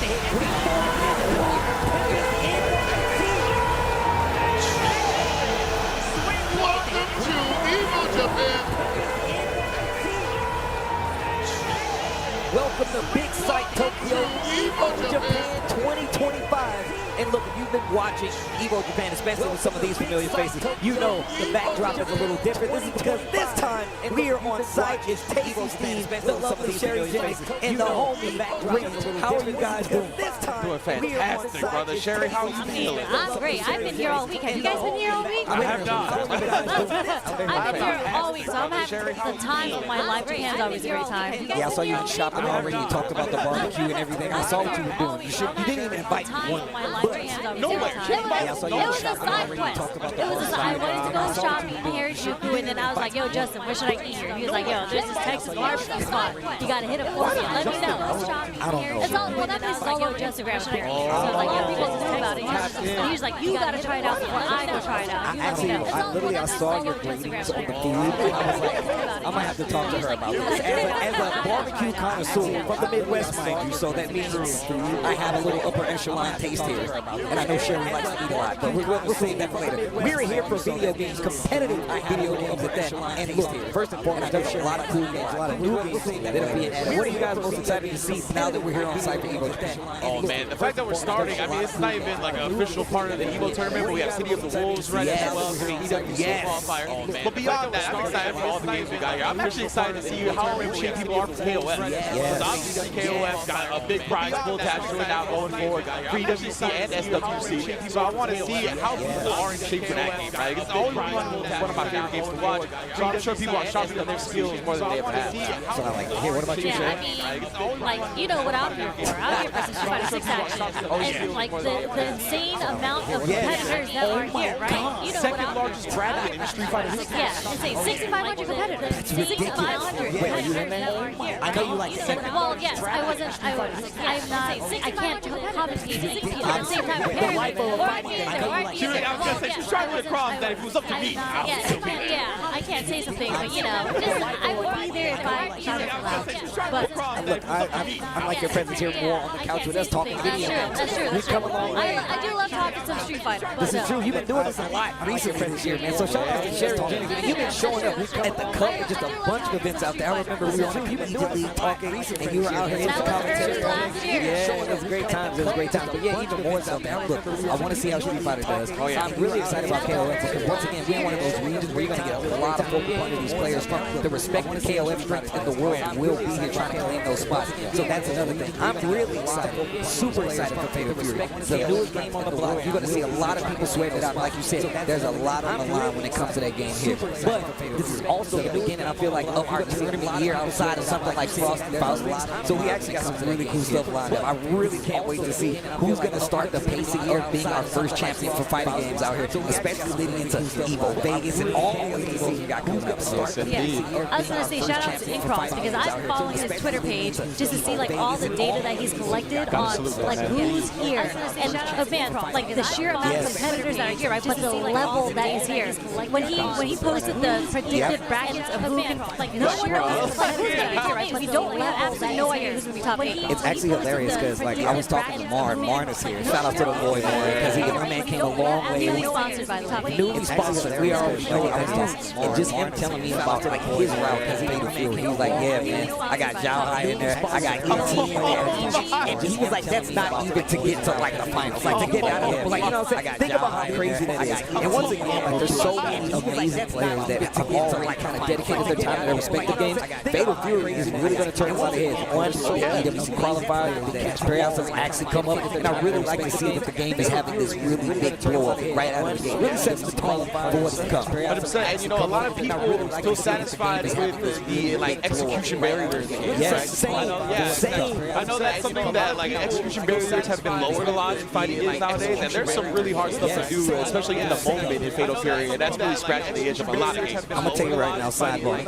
I was talking to people about like City of the Wolves, and they were like, Steve, what do you like about it? I was like, because I feel like I'm doing stuff. It gives me a kind of Virtua Fighter feel where I'm playing that game. I feel like everything that I do, like Steve would something, they brought back Just Defend, which is something that definitely could have changed and made lighter. But they were like, no, we're gonna keep it there. We're gonna give you a hyper version of it, and we're gonna make you play the game. So we're at the very beginning of this game where the meta isn't fully evolved, but we're gonna see a lot of players at their beginning steps to play there. 100%. Like I think this weekend might be the first time we actually see like a glimpse of true high level of tennis.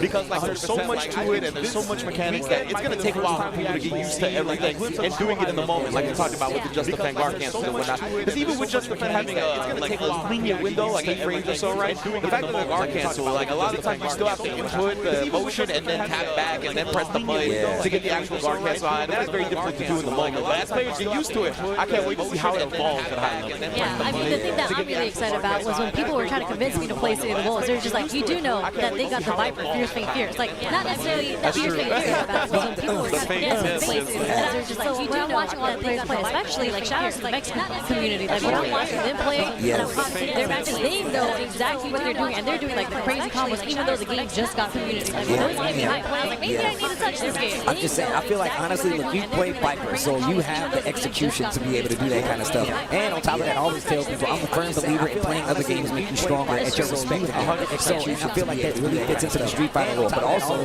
Street Fighter, like you said, the second largest bracket in Street Fighter history. 1, 2, the fact that we have some of the craziest rivalries that are being built up right now. And we already, like, you know who we want to see actually go head to head in the bracket. The streets have been talking, the internet streets have been talking. I think there's a chance that they meet each other actually in brackets. Like, this is like fated by the gods. Like, fighting games. And in addition to that, right, first stop on the CPT season as well. That's facts, that's facts. And of course, they got a lot of new stuff for people here to try out, right? Like, apparently Elena's going to be here. Andy Bullgorn is going to be playable in City of the Wolves. They got it over. They got a 5-minute time limit, but we've already put hands on, and this is the coolest version of Andy Bullgorn that has ever existed. 3 bars, none. A Grand Canyon size gap between this Andy and the second coolest. The Andy of old is dead. He looks so much cooler. His moves look cooler. Like, he's overall. He's got more swag. He's got more swag. Yeah.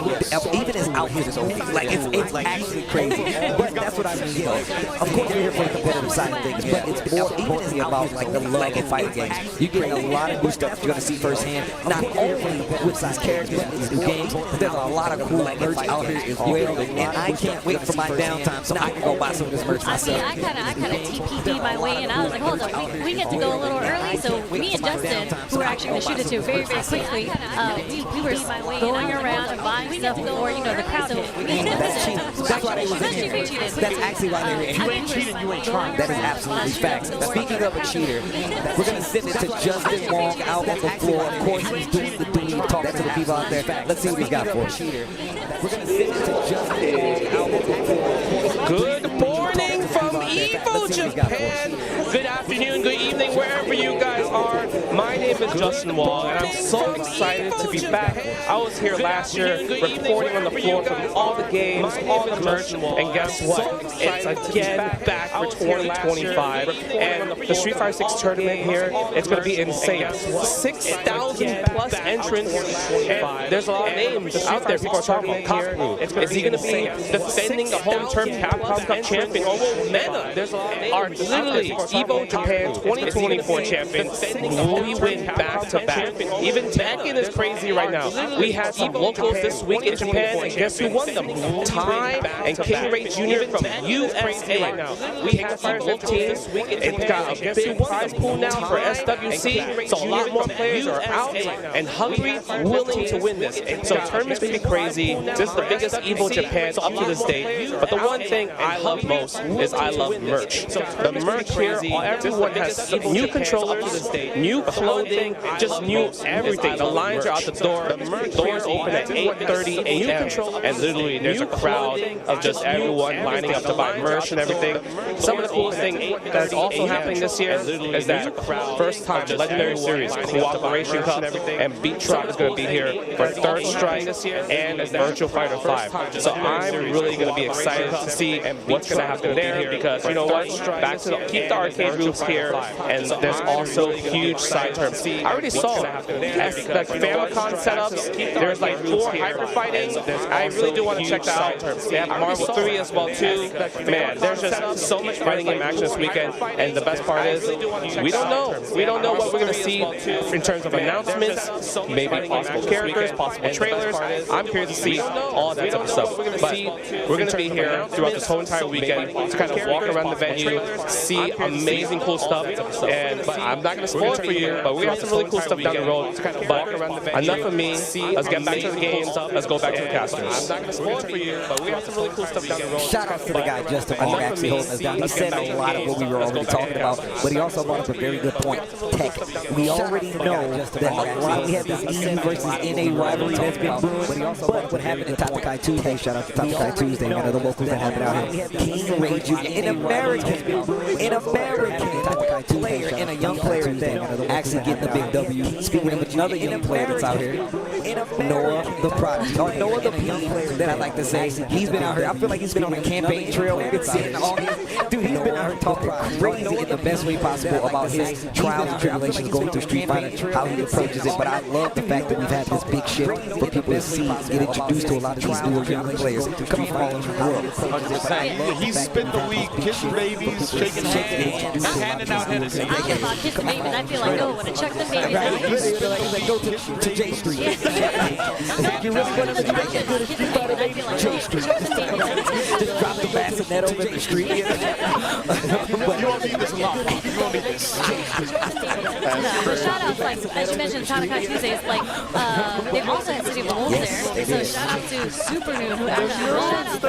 Like, I feel like, because he just got recently picked up, right? For City of the Wolves. So it's good to see that, because we were at World Expo in Vegas, but, like, how long was that, like, to pick it up? So he was saying that he didn't want to show up because he wanted to grind and kind of practice on City of the Wolves. So it's good to see that he actually came out here and won the local out here. So he wanted to show that high-smalling top chamber Rick grind. Listen, as somebody, and Rand, you know this, Super Noon used to come over to the house and play Marvel games and Dragon Ball. He's one of them. He's a grinder, and on top of that, I love seeing his updates when he's like, I don't like this character, I like this character. So the fact that he's putting his words where his hands are to play these games and actually come out and qualify and just get these big dubs. So the fan of Super Noon is good to see him coming out, and it's also amazing that he got the dub like that. Man, and just to get like a thorough line of these three players that we talked about, King Ray Jr., Noah the Prodigy, and Super Noon, like, they're all young players, but they've all also been playing for like 10 plus years. Yes. Because they just started when they were like 9 years old. That's true. Yeah, Noah literally 9 years old. Well, I mean, look, it all begins somewhere, and we're going to begin these games. Tekken, like I said, is where we're going to go.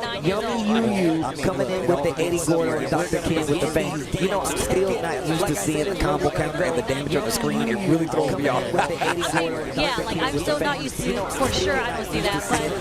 But is Yummy Yu, is that Thailand? I think that is THA. I'm not sure. Maybe that is. Yeah, I would assume too. I was going to say, that's also something that's really cool to Evo Japan, is the different countries that show up to show out at Evo Japan. Even the Evo in Vegas, there's a whole lot, right? Evo Japan actually brings out a whole bunch of, I say, more Asian players. Yeah, 100%. I'm going to say right now, like, one of my favorite things about just Evo Japan is just where it's held. We get so many of, like, Asian that comes here to play. And a lot of people know that one of the strongest territories in fighting games overall. And there's so many players, and I say this a lot, that don't get to travel. That will see first time that Ray Jar is going to hit Dr. King. Yo, the Eye of the Dragon, the Peak of Universe. Dead. Not yet, still alive, but big damage. Yes. This animation's kind of lit. I'm just saying, bro. Bring the spotlight down on you. Oh, it's nice. A little sidestep right here. Oh, gets the wall splash, spins the rest of the Young Yu-Gi is in trouble. Young Yu-Gi, you're in trouble. The stomp that holds it out. Dr. King holds strong with the bang. And once again, this is season 2 attacks. A lot of characters got brand new rules. They've had a brand new system mechanics as well. As well as just adjusted quite a few things. Still season 2 attacks just because that's what happens. But there's so much change when it comes to the meta of this game because a lot of the characters got changed. For the better characters like Oscar, one of the reasons you see King Ray Jr. doing really well. These characters got really strong and they made her a lot more prominent when it comes to the meta. But this is exactly what I want to see you taking right now because once again, I ain't saying the money in entertainment, but we are very close to one of the original places because, you know, Korea, Japan, but of course, Pakistan, who unfortunately has not been able to show up to it's like just because of these systems. Yeah, well, it's funny that you say that this is like the motherland attacking because this is actually where Art Smash did his first win. Yes. Like, that was his debut. Yeah, well, it's funny I remember shout out to Kenny Omega, he hit him with the interview. The minute he got off the plane, they was like, yeah, I just came from the airport. I'm tired, but we still here. And my man still won the interview. You know how crazy that is. And wasn't it like, was it Nobi versus Lee or something happened a while ago where Nobi won and he was like taking his Japan? Yes, and I love reminding the world of that. I love reminding the world. But that's the pride that comes from, like, especially some of these older games like Tekken, right? A lot of those players, they hold it high in their heart. So Nobi saying that, not a stranger to it, but also that kind of calls for the people of power. Like, back then, like, what Nobi said. And then we saw like this big event where they got a couple 2-3 years ago, that John and some of these big players came to Japan and literally just beat every player. And it was nothing but Pakistan top 2. That lets you know just how strong they are. And now they're become the more powerhouse of Tekken than anybody. So. Speaking of powerhouse, I feel like I've heard a lot about Fang since the release of Tekken 8. Is he still prominent? Yes. I think the thing is that like he has so many great folks. Historically, he had great folks, but even more so, they gave him the transitions out of certain stages. That means he can keep the pressure on even more so. And the fact is, like, he is one of these things where you're going to be really aggressive with. Like, his play kind of put that to a test. Like, how good can you navigate my folks? How well can you sidestep my offense? And it's about keeping people honest. One of these new extensions we was just talking about. Even more so the back navigate my folks. He gets the clean into the wall, go, and it's about keeping people honest. To extend the combat. Yeah, that's what I watched the thing in Tekken 7. It was a lot of like the stances were like gimmicks to keep they hit people real quick, but then you had to go back into your regular basic game. And it feels like he's got a lot more like flavor. It's like gimmicks to actually, you know what you say that, and I always thought like Fang is kind of like vanilla. His moves were good, but they were like very linear. You know what I mean? No, you're 100% right. And they definitely like kind of flushed them out when it just comes to Tekken 8. Like I said, a bunch of these characters got reduced. Speaking of characters in Tekken 8, you know, I think almost completely different. And Scorpion, my man, is almost completely reworked. He had brand new moves, and the way the stands work are different. And on top of that, another new thing to Tekken is some of these characters definitely have stances and power-ups after they hit you with certain moves. Eddie is one of them. He hits you with a move. He does get that Vegeta power up, and it makes him even stronger. So, and power after he hits you certain moves. Eddie is one of them. He hits you with a move. He does get that Vegeta power. We already got some quick Tekken action on the bracket, right? I think we're going to see some Street Fighter 6 tonight as well in this block of things. And I'm not sure we're going to see much else, but we're definitely going to be seeing all kinds of cool stuff throughout the day. Oh, yes, this is on the back of the way. I turned around, I was like, I see Zangief Mirror Match right now. I was going to say, is that Geef Mirrors, bro? That's how it started, right? I feel like there actually hasn't been that many Zangiefs also. Maybe this tournament. Oh, there we go. The Botarata Sujita versus Jamal. USA versus Japan. Let's go. But a perfect, starting with Botarata Sujita. Sukita? I don't even know. I think it's Sukita. I think it's Sukita. I'm not 100%. Either way, you know, Geef is very popular out here in Japan. Like, definitely, I think. Really? Yeah. More popular than a lot of regions in the world. So you can see already starting with a perfect. I'm sure this fella had a little bit more experience in the mirror. I thought he was about to explode. There we go. We ain't missing that one. He into my fans. Talk to these fellas. The lights. Like, speaking of Zangief, we do have like some of the best Zangiefs here, right? Obviously, we have Porygon here representing Japan, but we also have like Zangief Alabi with his like debut. I don't want to say debut, but his performance at Capcom Cup, right? Hot off the heels. Actually, that's when I love seeing players like come out for it. So we always like these big pop-off tournaments, but even more so, I like the follow-up. Because after that, people are looking at you. They're waiting for your character. And look, even though we might not see them all the time, having those people to kind of stand above the rest of these specific characters are kind of like the bread and butter of like fighting games and what it means to be good in these games, right? 100%. And like you said, Sherry, Zangief Milano had very few offline performances, right? But all of them have been extremely strong. He got top 8 at UFA. He had a real hell time at Capcom Cup with his blocks, you know what I mean?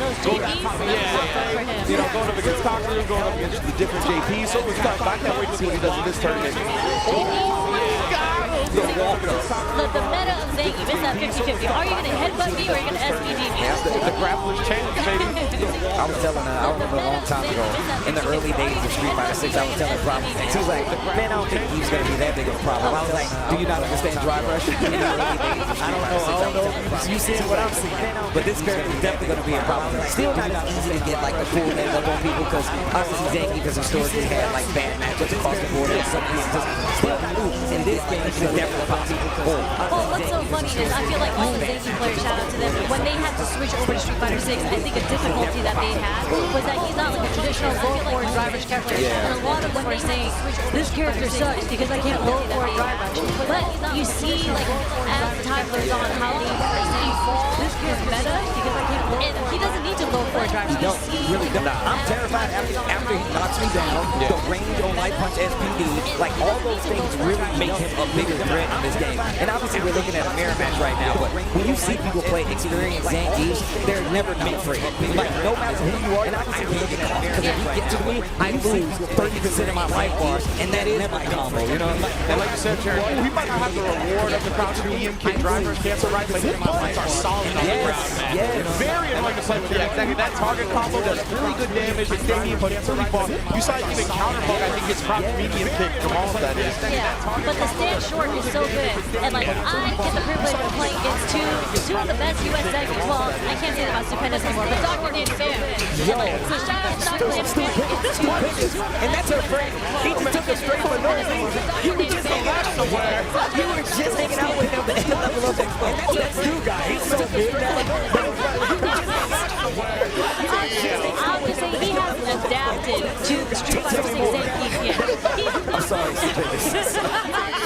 I was just saying, when you play, like, if you play against Rafe on Street Fighter 6 all the time, you run into Dr. Danny Pham all the time, right? And then people talk about, like how the hell do you play against a Zangief that gets his right all the time? Yeah, it's almost impossible because once again, you're so afraid of the throw, like it actually magnifies. You're like, if you're fighting a good Zangief, you're like, I don't know when they're gonna SPD me. So you're trying to navigate these butts, crouch your medium, pick that drive or sweep, trying to make sure he stays out, and then you get scooped. And you're like, it's real fear. It becomes a horror, but I was going to say something that they do defensively, right, is like jump back block, and then you have players like Zangief Pilato, who has a really high hit rate on level 1 super. So the thing he's trying to defend away from it, like jump back, he just take away all your options. Like, what are you supposed to do? Think about that. Like, that's how the meta has evolved, like you said before. Like, you really have to add that to the Zangief stack because not every Zangief is going to play the same. I think that's why Zangief Pilato is actually really strong because he, that one little nuance thing, he's like, I know people do this, and that means the mental stack goes high. That means he opens you up to force over stuff like SPD and finding those opens. So this is what I really like about those characters. And specifically with Pilato, I really love how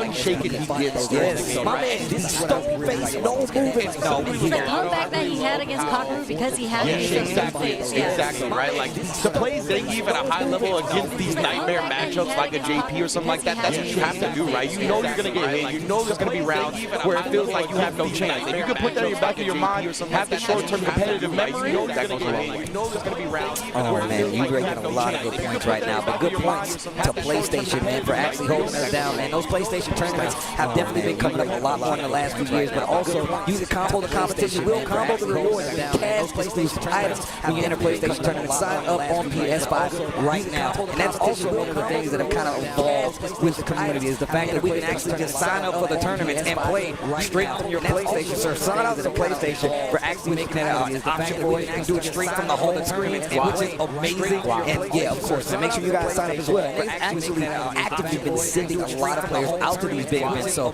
win a PlayStation tournament, you can be here in Evo Japan or in Evo USA. Yeah, what was that? It was for, oh man, I can't remember the anime game right now. It wasn't Uni 2, but they did a PlayStation Tournament Series a little while ago, and the PlayStation Tournament Series winner went to Evo and then won Evo, right? So it's a really, really sick tournament setup. I mean, it's really cool how, like, the ecosystem has changed. Like, for Tekken and everything, we all have, like, these Pro Tours now, but there's so many really qualifiers now that didn't exist before, and they'll send you to for Tekken and everything. I'm glad you said that, but from the Philippines. I forgot all the way from the Philippines. Shout out to the Philippines. Y'all already know it. It is one of the strongest Tekken scenes out there, one of the most devout Tekken scenes out there. And AK is one of their shining champions, man. Or I call him my little brother because I've known him that long. He's a super young. In fact, I've been watching him play Tekken so long, he was shorter than me at first. And now that's how long I've been playing. He's a super young and watching this guy. But he's also one of the shorter moves that put this character on the map because, and on top of it, if you go back to Combo Break, he had one of the craziest combos that really started like a combo challenge from wall-to-wall championship. And it was this guy that actually started it in tournament, by the way. That's ridiculous. And sponsored by Na'Vi too. That's really sick. Of course, like I'm big Dota heads, so seeing the Na'Vi tag is always very cool to me and finding games. Oh wow, didn't get that first extension on the wall. This Lily player, I don't speak Japanese, so I can't tell you what that name is. But you can tell he's actually showing a lot of respect to AK. Wait a minute, extension, trying to get the wall splattered, it did not work out. So is the Lily player base beating the allegations of Tekken 8 or not? Well, the thing is, What are the allegations? Don't worry about that. so I will say this though, one of the things they've changed recently in like Tekken 8 Season 2 is that they made sidestepping a little easier, a little stronger. Lily has historically had a better sidestep than most Seasons in the game. So now, you fight a good Lily and you are doing a lot of linear moves, you are probably going to get beat up pretty bad. But that does come to lose the fact that they gave a lot of characters in this game better tracking moves across the board, so you have to outplay that. It's not just simple as having a great sidestep. That's what a lot of people default to, right? Trying to get out of it. So the pressure that they think is coming isn't good, just like defensive flow chart to do it. Now it's a lot harder in this game to get away with that. It's definitely a lot harder. Even with like Heat being there, most people know how to actively defend against Heat, know how to sidestep properly. Then you can see how they actually approach a great break. Hold on. The low, 18 seconds up on the clock. Raiden on the side of the Lily. This should be it. Back turn combos and Tekken are always questionable, but you can't say that about AK. He's got one on the move. And man, you see the time winding down right there. It's like in every fighting game, whether it's 3D or 2D, when the time's winding down, who's going to make that first move? And man, you came up just barely short on the range of that, right? Great job of AK being ready to win. AK, man, I'm telling you right now, every time I see him now, I just think about combo. We had an amazing run of combo breaker last year. Champion on top of that. One of the people that took out Arts Smash. This is the guy. He's one of them. And it was an amazing run. Once again, I feel like if you see how he's been playing, how much better he's gotten, and just how consistently he's been coming to these tournaments for so long, you can't, it's just like Noah Prodigy. It's just like all these other young players we just talked about, the King Rays, coming still putting up a fight. It feels like the consistency is what's really coming into its own nowadays with those players, right? Like, they've always shown flashes of brilliance where, like, if they're on that day, they can beat the best players in the world. Now it feels like they're on most days, like, way more than they are now. Oh, wow. It's the back. It's the side, I should say. So you tell me, Steve, when you're playing the neutral in this game, like what exactly, like in Street Fighter, you're looking for kind of like the normal, the medium into a driver, right? So I would say one thing about Tekken is combo. The thing about Tekken is a lot of characters have like their fundamental tools like the down forward ones or wild standing forwards, and having these moves that kind of keep you right in front of you, right?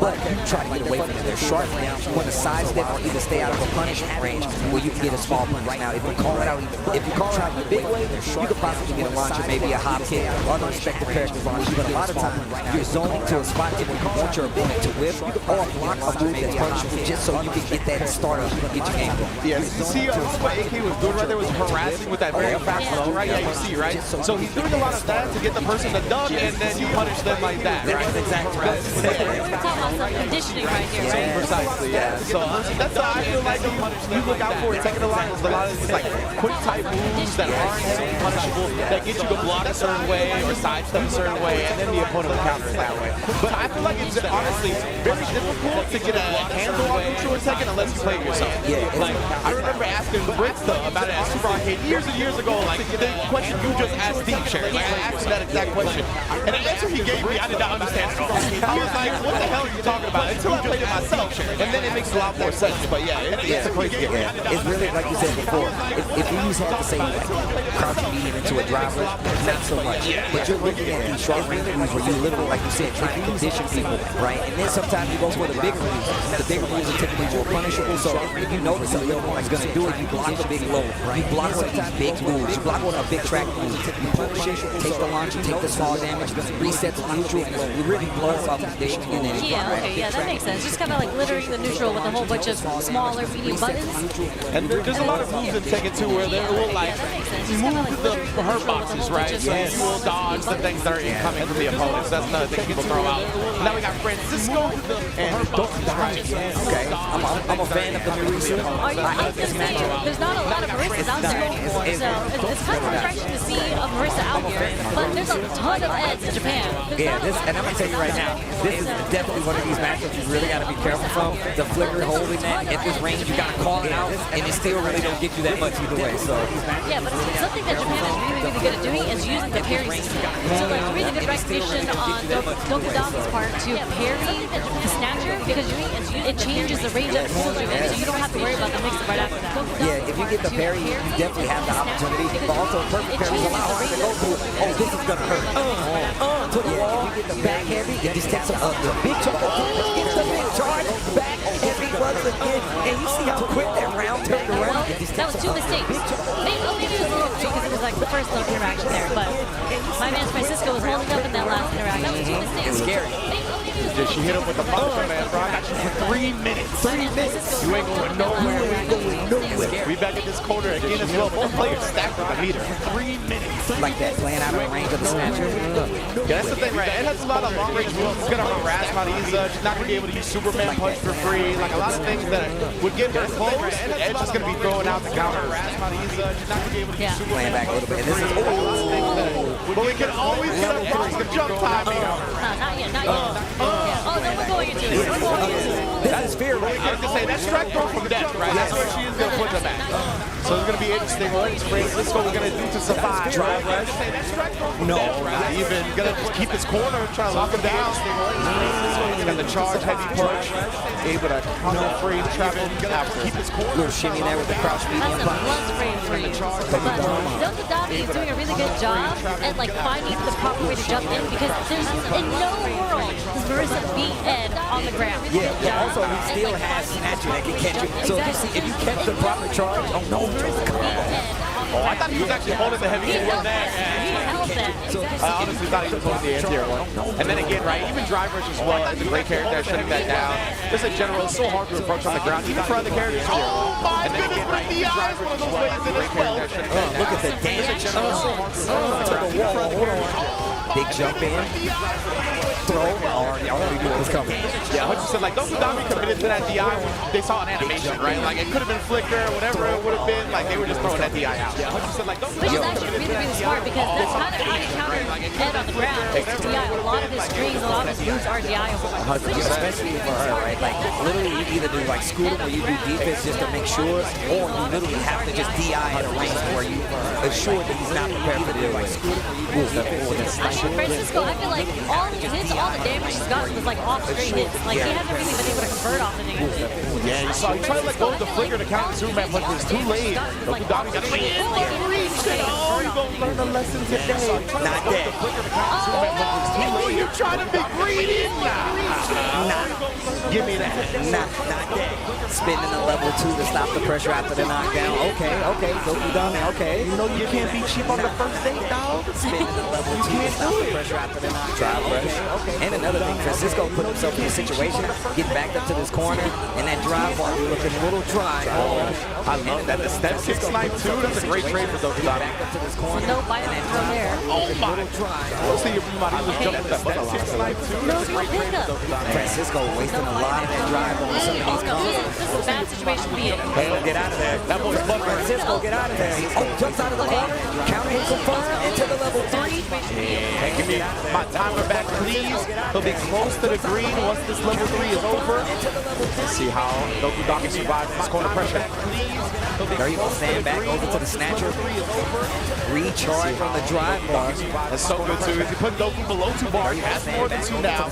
But yeah, being that low, you don't really want to use OD moves and then cut off at the pass once again by that 2 bar and stay medium kick. Yo, Francisco, like I said, you gotta hold that's exactly what I was talking about. Like if you get to a certain range, you really gotta look for snatcher and either hold the parry, you try to be out, but you gotta be range. Francisco knows the deal. And we did see Francisco ran with the heavy kick flicker in the last round as well, right? So that might be why Goku Dami didn't jump, but hey, they believe in it now. We did see safe jumper. He tried to go for the safe jump, called him out with the OD uppercut though. Yeah, it looked like he wanted to make the parry, right? Like empty jump to throw perhaps, but not gonna happen. And now Francisco's playing this matchup a little bit better. This is exactly the problem. The range that Marisa has probably only a knockdown. What's the mix? Drive matchup a little bit better. Very smart drive reversal, efficient use of it. Not trying to guess on strike or throw. Yeah, I feel like at this point, as Francisco, you just gotta play a little patient and just wait for Delta Davi to jump on you because that's the only way he's getting in. But Goku does have level 3 now as well, right? So keep that in mind.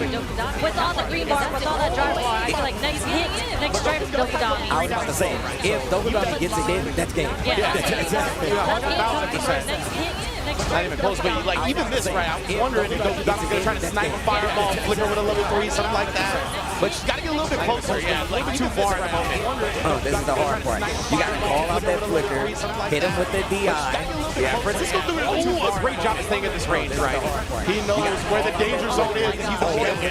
That was game. That was the danger zone, though. No, that's a big reach. That's a big reach, and this is the frustration building up. I like this matchup so much.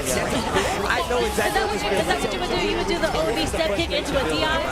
No. I like that. Because you never know. That's nasty, but I like it. They might want to hit a button on you, right? So if a DI might have hit in that situation, who knows?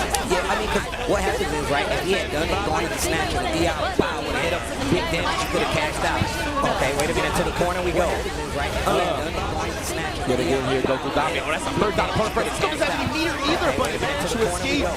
Doesn't feel like he's still going for this fight. Get it in here, Goku Dami. Oh, that's a third down punt. Still my favorite command grab. Yo, it's one of my favorite command grabs in any fighting game. It's so disrespectful. It's so disrespectful. You know what's funny? I like to remind people, if you go back at Street Fighter 5, they actually teased me recently. If you go to the Coliseum stage, there's the character, there's the statues, they're doing that exact command.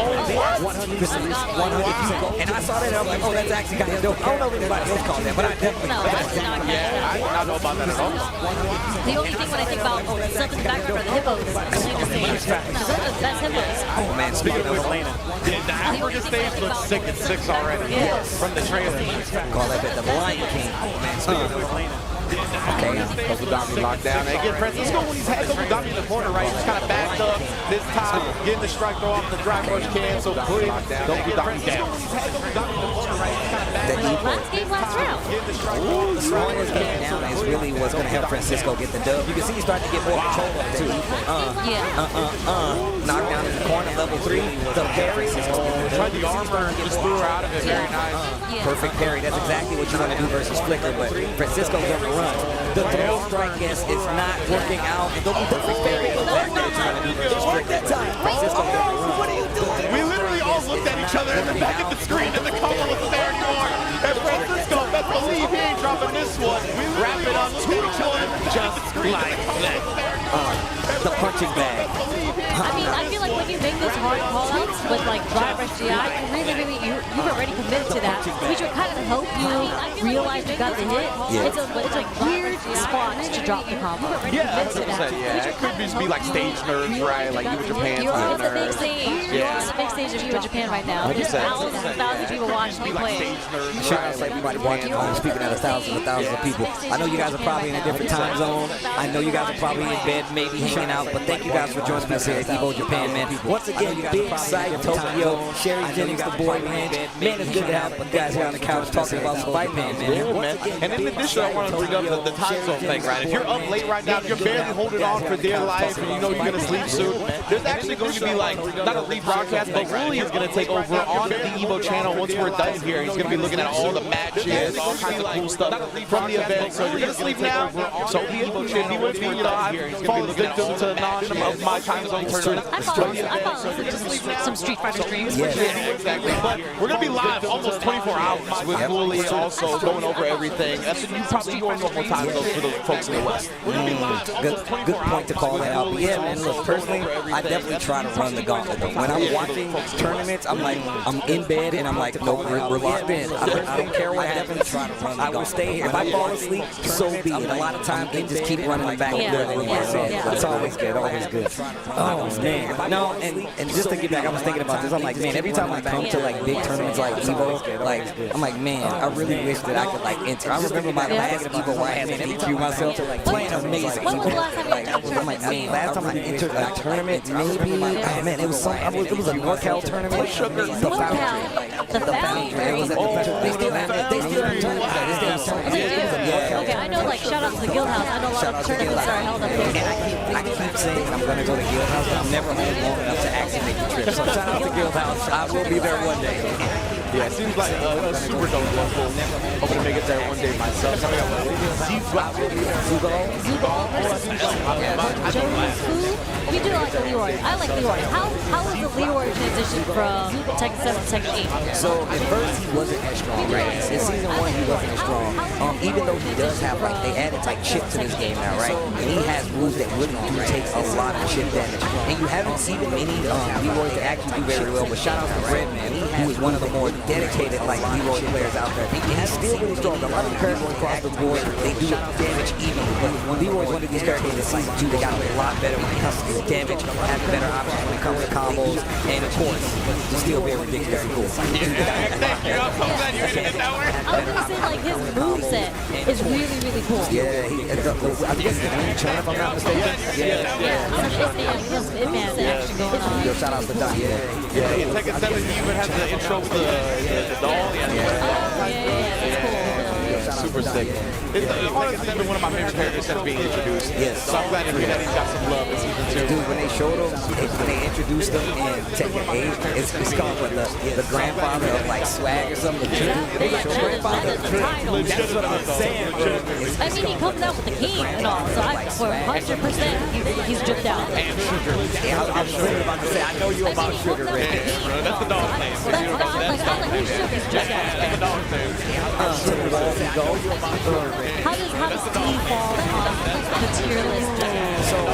Look, I think there's a lot of discourse about how good Steve isn't right now in Tekken 8. But I think just overall in Tekken 8, they did make it to where his up close damage is that back row, but that lion stance, he actually had a way to get out instantly and get a free launch. So even though he has to keep his approach up close, now that he does have that stance, he can get out of the way and he can still get in and it's engagement on top of it. So he gets to start his offense in a lot of instances. Now the game and he can still get in and big damage. I do love the combos in this game. Like, they look so sick, especially if you're getting it off a launcher. It's just like, ooh, it hit. Look at the damage. So, 50% off that joint. And one of the things, and I haven't really like talked about it, one thing I do notice about Tekken 8 in this more recent version is that they have like kind of the marker. You have these longer combos, but you have more instances in which they drop this. So yeah, they are flashes, but you have more instances to actually drop combos in this game. Actually gonna bring this back from the brink of the thief. My man had all the magic in that pixel, bro. I was about to say, my man had a little bit too much magic in that pixel. The 1 inch with the black dragon on the side. That's fire. That's fire. Always be a fan of what it's Damn, she did the dog head too. Like, what's wrong with you, bro? Like, what's going on with you? Shout out to Leroy. He's one of them, bro. Yo, I actually asked her, I'm like, yo, who's up? What's up with Leroy? He's like, oh, that's me. I'm like, get out of here. He's one of them, bro. I always got to call Tim. I was gonna say, what is it? If I was him, I would take credit for it too. If I was in that position. Look at that. Yeah, he's like the grandfather of drip, or the grandmaster of drip, or something like that. The forefather. I taught y'all how to do this. He's like the dance stuff. The grandmaster. You guys be careful. He does have a stance. His stance actually has an auto low carry on it, so you really have to be careful when he goes into it. But his transitions in the stance isn't the best, especially in this game now where you could just get hit and go in the heat, and then they just take it off your back. Is the double slap down, is that a strong heat indicator? Yes. Yeah, and I feel like, I remember that from Tekken 7 being just a strong move in general. So the fact that they get the heat all after now, that's pretty stoked. And like you said, like I was talking about before, you see the chip damage you get off of that, and it puts you in a real bad situation because, that rage art should, like you said, I actually thought it was going to live in that situation. So how did the rage art get beat there? So the thing is, you still take respective damage from the hit. Yeah, it's like the armor. And that was real close. I didn't know what was going to happen. I was juiced. I didn't know if they were going to live or not through that strain. And I had the idea, I was like, well, but let's see how much life they have. And that's the hard part. I just couldn't tell from the life. Spends all his resources. He would have done that full combo with the Wild Rider 2 on. I love the combos. That's the sickest part about Tekken is the movement in this game. That Anakin told me very early on when I started watching Tekken, he was like, movement is so important in this game when it comes to side steps or even ducking or even like, just like, yeah, like the Dex part. No, it really is. And now in the most recent patch, they made it so once again you can buffer side steps a little better. And you can side step to the forefront. So it makes it where movement is very important. And two, kind of opens up the offensive and defensive sides of it because your movement gets even better now. You have people that are really getting the hang of it.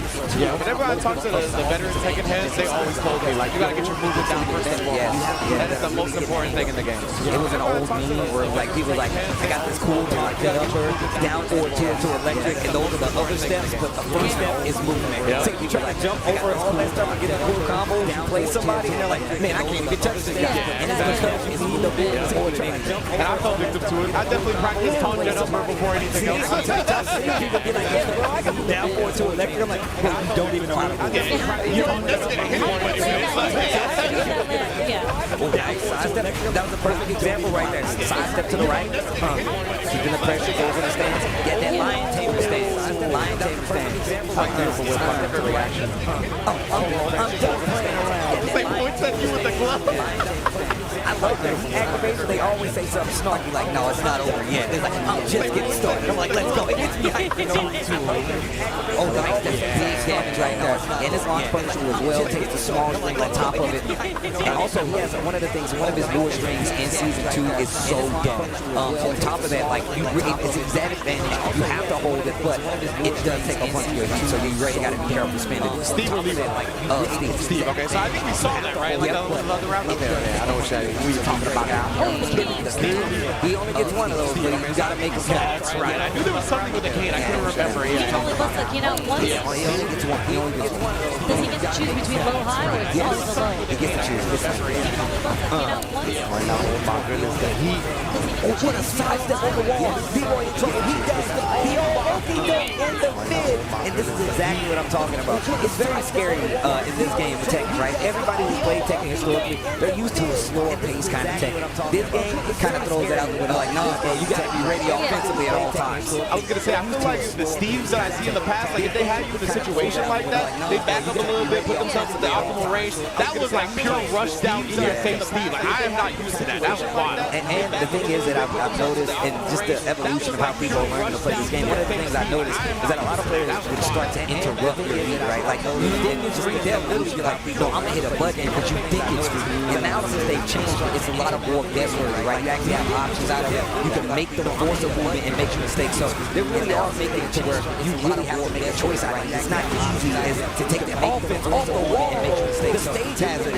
Stage love, I love that. I call this place the Evo Arena where the bad guys hang out, bro. And all like they're like guards around the ring, and I'm like, bro, they just beating up to Rumble Bank. They'll take some candy from a baby and you're dead. They're like going around to hit the wall. I was going to say, he's dead? I thought he was going to hit it because the wall is an expansion. So if he hit the wall, the combo would kill him. Yeah, legitimately, he would have kept going for a hot minute. Yeah, a lot of characters now, like, and a lot of players now, they starting to understand. The Lion Tamer, he literally hops back, he's like, over here. And then he's just like, yeah, it's so sick. What a dodge, bro.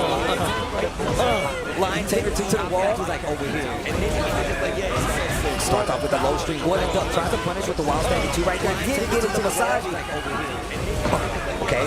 Had a little power pressure on there as well. Tries to punish with the wild standing two right there. Done playing around.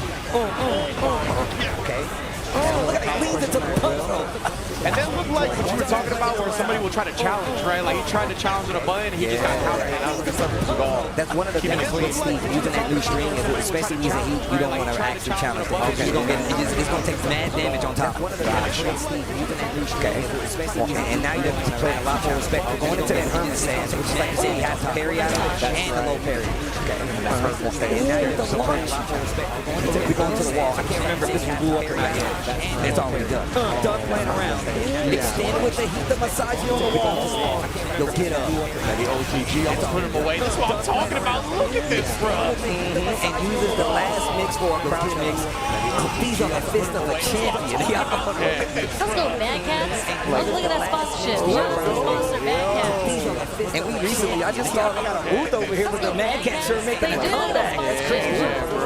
You seen the levelers joint? No. Oh, really? It's like the design of the old Mad Cat stick, but it's levelers. Yeah, it's hard. I might have to investigate. You see the levelers? I believe we're going to have a segment with Mark Mann showing off a bunch of cool stuff later. Later today, yeah. most definitely y'all will be able to get a glimpse of that at the very least.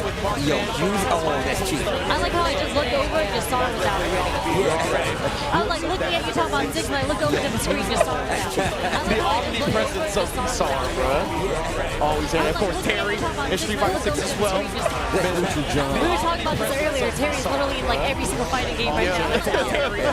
Look, man, he's the legendary wolf. Man, he's been around for a while. Why would he not be in your game? This dude's been fighting for years. That's fact. Oh, you already know the Punisher's going to come in clean and hot. They want to spend too much because the driver's cancel would have put him in burnout. Now we clean off that. Oh, nice. You already know tackle. Yeah, light punch, rising tackle right there.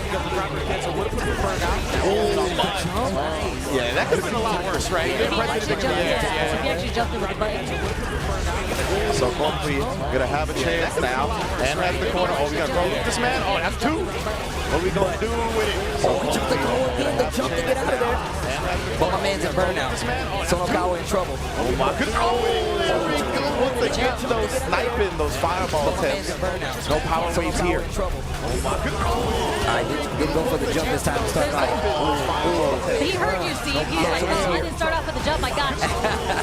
Sonokawa charging up the road with a little bit too much. Now in the corner. Oh, faded out. The light punch, rising tackle. Yeah, I know. I played me a little Terry. He throw, put him on a pixel, pull that plug on the light support. Not just yet. Great block. That was a great block. My man turning himself out of that driver's cancel. Yeah.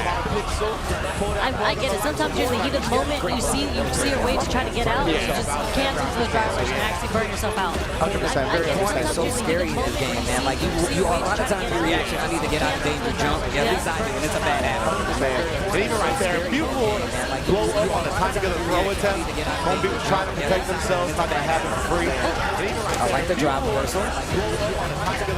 Little jab. Trying to keep him honest. I know what he's doing. Trying to gauge the jumps. Yeah, And he's trying to keep him grounded. Little jab. Trying to keep him honest. Legitimately, bro. Trying to gauge the jumps. Beautiful anti-air game from Kospi. Really jailing him in this corner here. Trying to build the throw. Good empty jump from Sonokawa though. Did not get punished on the landing. Overhead. Gets the throw. Almost got a level 2. Almost. Oh man, you don't get walk after his knockdown. We know what's coming. We know what's coming. It's the throw. Oh, you're dead. No. Okay, I mean, it's the last round. This is good. Checkmate, unless Poppy.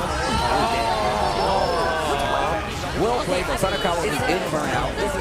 Using a level 2, knows he wasn't going to step forward because he had Isar. Yeah. That was really good. That was a nice little checkmate situation. That was a good attempt as well. That medium punch, like, it was almost perfectly spaced, right? Can the stand medium punch the first hit cancel into critical art?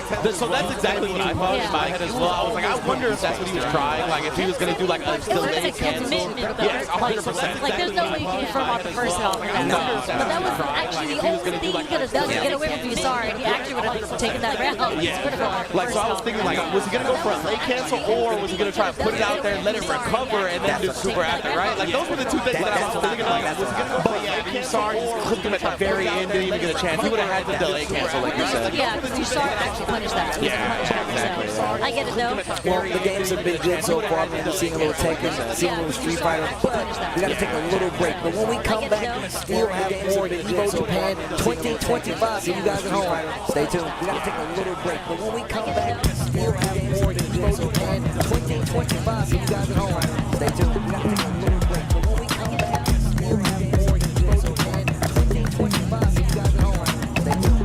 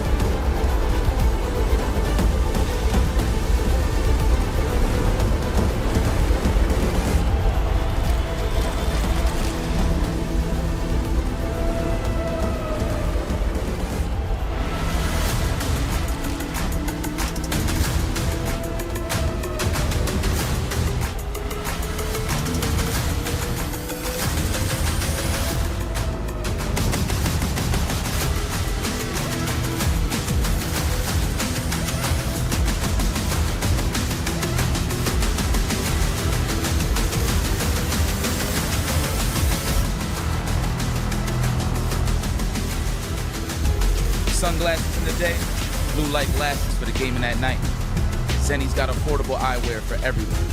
Vibe and style while protecting your eye. Blue light glasses Evo sunglasses at night. Available now. Zenny's got affordable eyewear for everyone.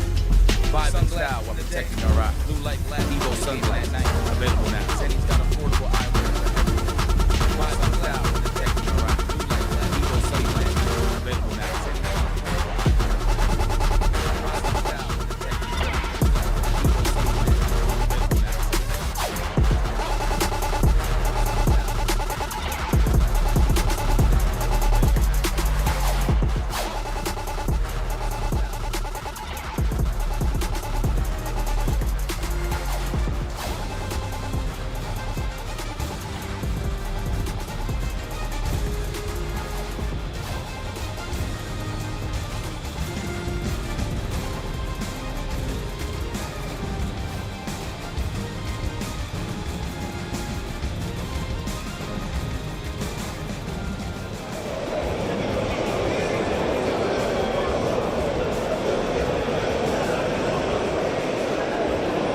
Welcome back to EVO Japan 2025, and we are here with Mr. Markman. How are you doing? We were just talking about how back to EVO Japan. We were here last year doing the same thing. How are you doing, man? We're back again, you know, another year. More people, more fighting games, and another iteration of the Arcade Controller Museum. So this is a pretty special one. I'm excited to be here with you, Justin. Yes, you know, I love collecting joysticks, controllers, anything in general when it comes to just plugging in a controller to play fighting games. But this guy has me beat probably by times 10 the amount of controllers. And let's talk about it. You were saying this is some of your favorites. This was your personal favorite when you were a competitor. Oh yeah, the Namco arcade stick is actually starting our timeline. So on this side of the museum, we have the officially licensed PlayStation fighting game controllers. It's a little bit of a timeline of history. So everything from the PS1 all the way up to the PS5. The Namco arcade stick was one of my first like real Japanese quality arcade sticks. So it's been one of my favorite ones, and I'm glad we're able to feature it here. This was back in the Tekken 2, Tekken 3 days, so it's nice to have it here again.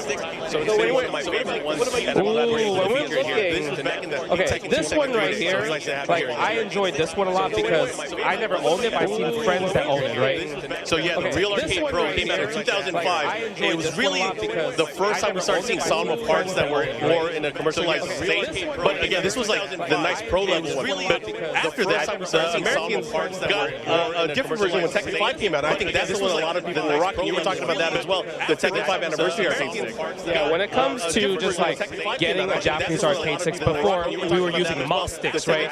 You know, mom and pop store. This is the first one that we were selling at like video game stores, and that's the one I introduced to a lot of people to the Japanese style, like you mentioned right there. The 10th anniversary arcade stick that came bundled with the game in their collector's edition. Everyone started getting that. They started modding it, and I think it helped with like the arcade stick tech culture in the United States, especially or in the West, and people started buying and modding arcade sticks, and it went crazy from there. As you know, I joined Mad Cats after that, especially in the West. A lot of the landscape for arcade sticks from the PS3 era onwards, kind of really changed the trajectory, and you started seeing more and more these cool weapons, these weapons of the trade started coming over to the West, and there was just like it's a big renaissance pretty much.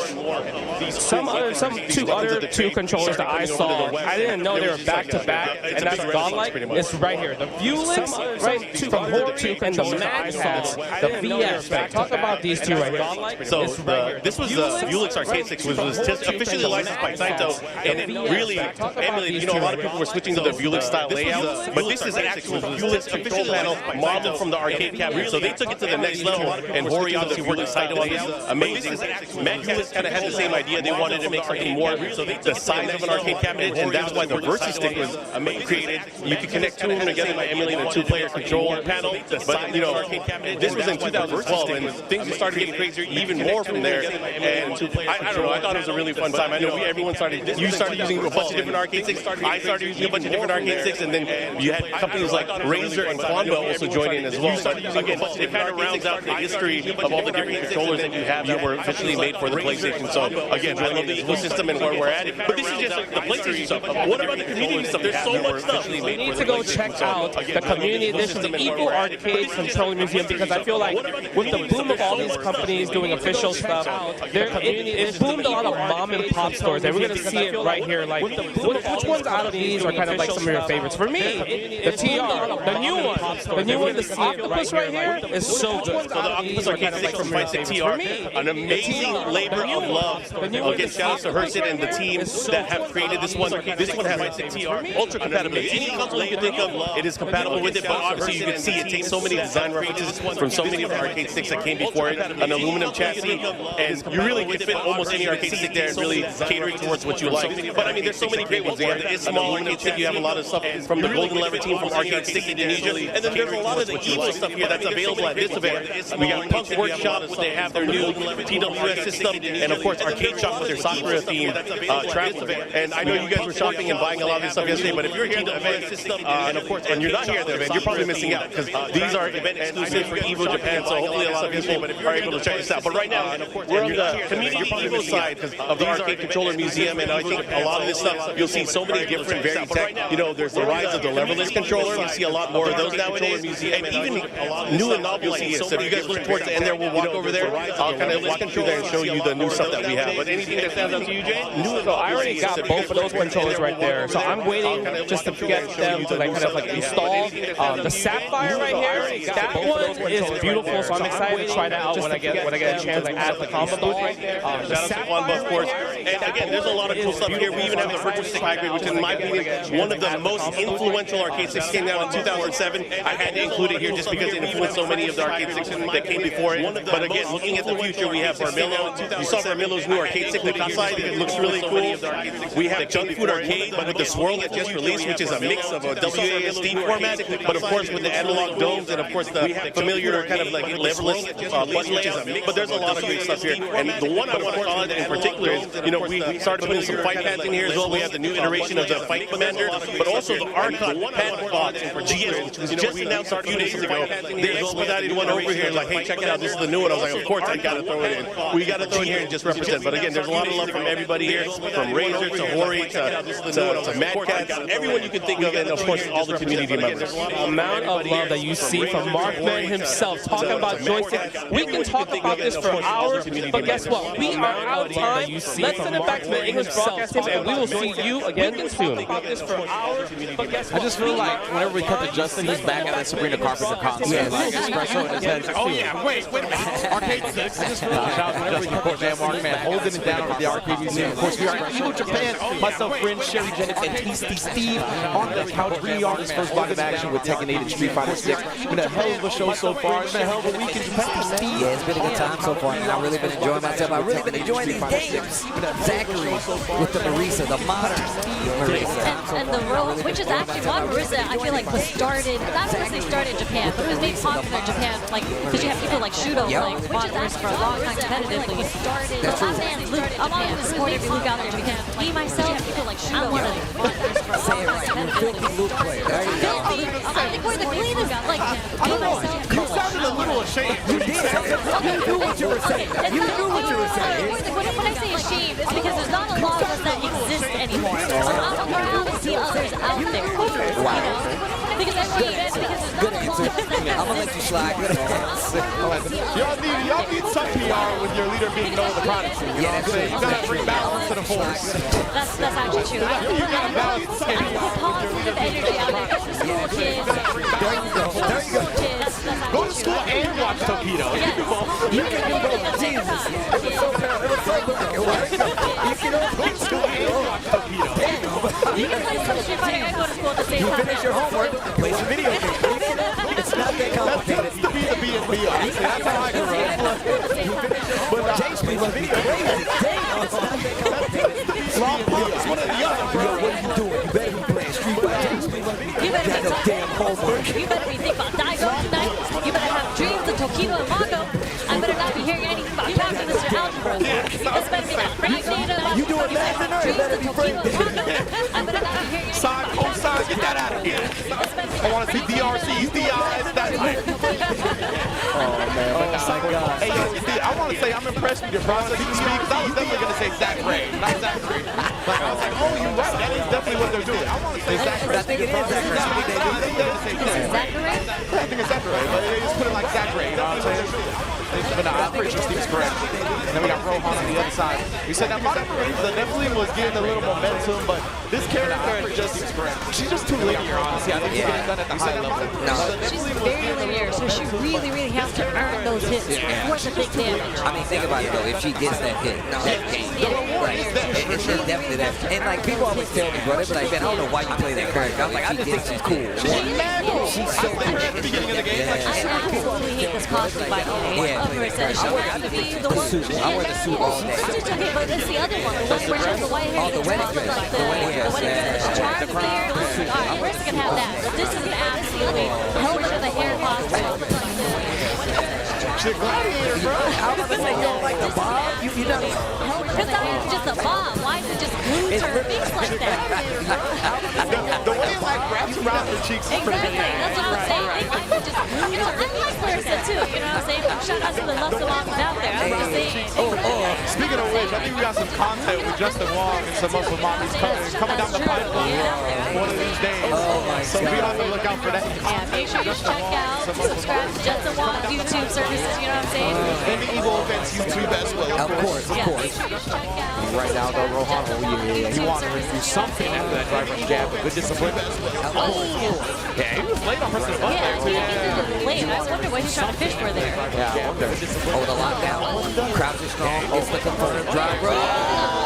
I was legitimately about to be like, and like Steve said, when you don't get that hit, you kill the opponent, but now. I feel playing on mine. I love it. I be like, I hit you one time, good thing. I'm burned out, so. Not dead. I feel it. I would have did it. I would have did it. I would have hit you one time. But you might as well. You're modern, too. You don't even have to bump that. You really just got to press that one button.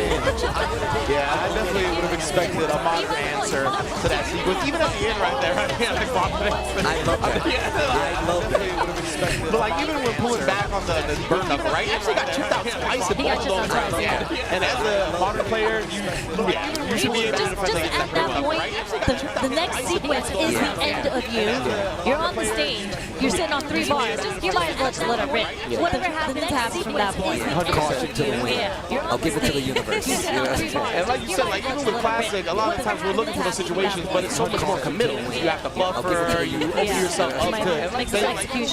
Exactly, you might mess up your execution. The opponent might be reading that, take advantage of you buffering and not commit to anything, walk a throw or what have you. But that's that instant jam. You might mess up your execution. The opponent might be reading that button. He was definitely not looking for it. I can tell you right now, my man didn't jump. Because if you would have did level 2 and you neutral jump, you'll go past, right? And level 1, it just eats a hit. You still would have got past it, right? Just do level 2, you win. Like, it would have worked. It would have worked. But man, big stage, of course, Evo Japan is talking about the second largest Street Fighter tournament in history. With Evo Vegas being the first one 2 years ago too, so it's just so cool to see how much it's grown. Like sometimes when I was playing Street Fighter 4, it was actually like declines in numbers until the very end when it went up, and then throughout Street Fighter 5 there's like some decline in numbers, but we have consistently been going up with Street Fighter 6 numbers. Absolutely, especially here in Japan, and we'll talk about that a little bit more later as well. But now we're back to the Tekken action with my man Brown Man. Yo, shout out to Brown Man, also another commentator who's been doing a lot of work. Manila Madness is an event that he has put on. I actually want to go to it, but Yanaran is actually one of them. The name should tell you everything. He's one of the Yanaran, he's playing wax, like he knows what's up. I see.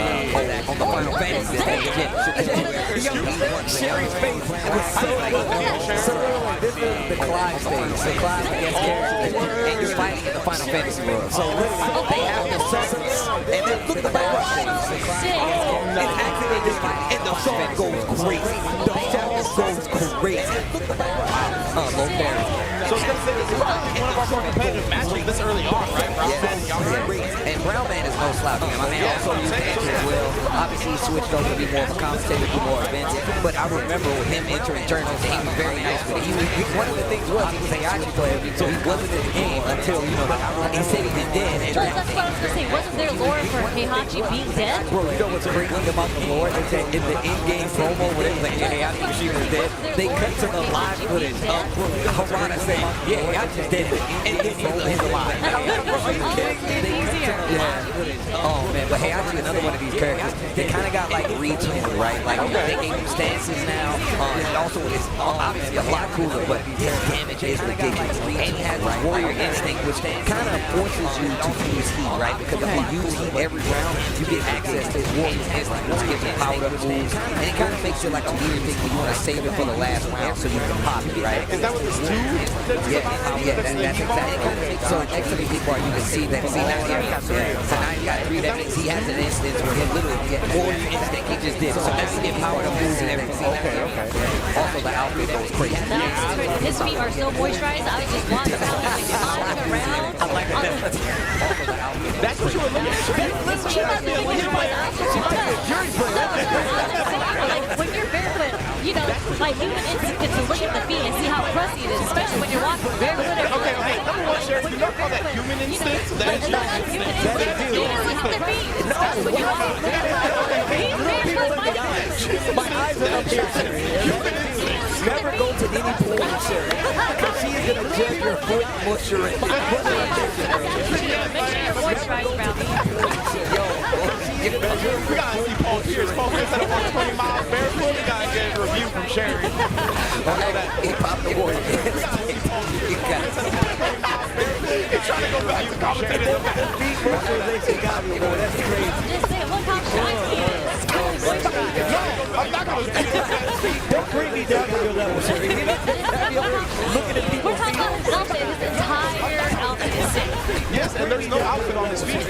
That's the one spot where there's not something you call special. Yes, and there's no outfit Oh my God. And very close special part. Like you said, Yara ran on paper favor, but Brown man, as you mentioned, definitely will be capable of holding his own. Nice break on the throw right there. Starts with the low, but down 4-3. Oh, nice. That combo started. You got to be careful. Nice break on the throw right there. Pending no drop. It might be because he couldn't get the wall. Can't get the wall. He's still alive. The back 3 not going to do the thing. Oh, what a sidestep.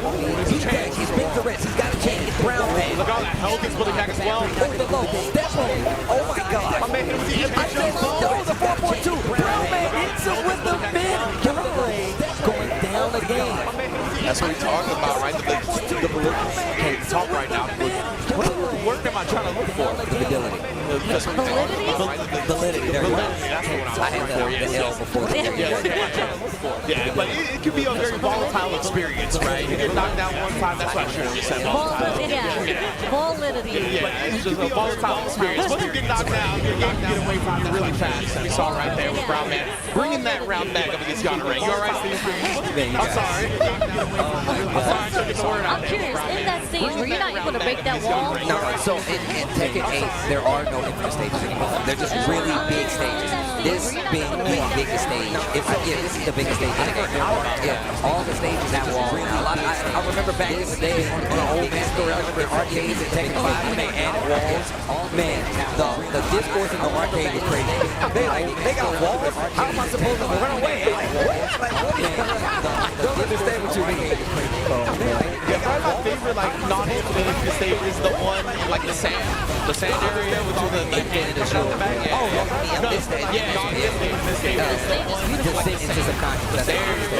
I actually just watched Princess Mononoke. This reminds me of that movie. You saw the 4K remaster? I saw it all in the car. IMAX. It was amazing. All was amazing. It definitely reminds me. Little down 4-1 right here. Little side step. Look at the wave dash though. Brown man was nice. The commentator, actually that's something that the tech commentators do really good at. All you guys play really well. Spinning the arm. New move. My man got the Urian headbutt now. The old man is allowed to do that. He stole it. He headbutted a meteor. I swear to God, if there was a meteor coming down, he headbutted. He's like, I'm myself again. I was like, damn, that's what it takes. I need to be on that type of wave. Oh, man. Would you say that this would be an upset if Brown Man takes it over Yana Ray? I would say it would probably be an upset because once again, Brown Man, I'm not sure how many tournaments he gets to enter, but I know more than anything he commentates, he helps organize and help out. So him entering tournaments doesn't even have to much anymore unless we're there not commentating. So it helps organize it. Like Yonarang, right, as you mentioned, namesake for Allrank. He definitely loves this character, one of the favorites of it. The stomp, hold on. Heat dash spins the rest of the resources.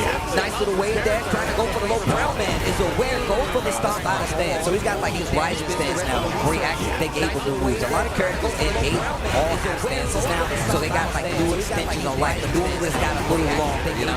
You can always tell Mishima players feeling themselves when they just wave dash in your face like we saw Brown Man at the end last time. I'm gonna tell you right now, man, there's not too many things in his life that scares me like a true Mishima player wave dashing at me. I'm gonna tell you right now. Ooh, what a sidestep, the back three.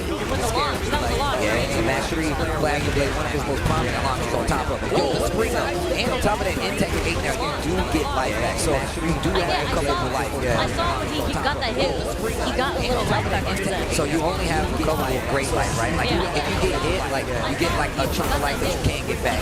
But also can chip away at big 4-4-2, see him get the life back. You get like a chunk of life.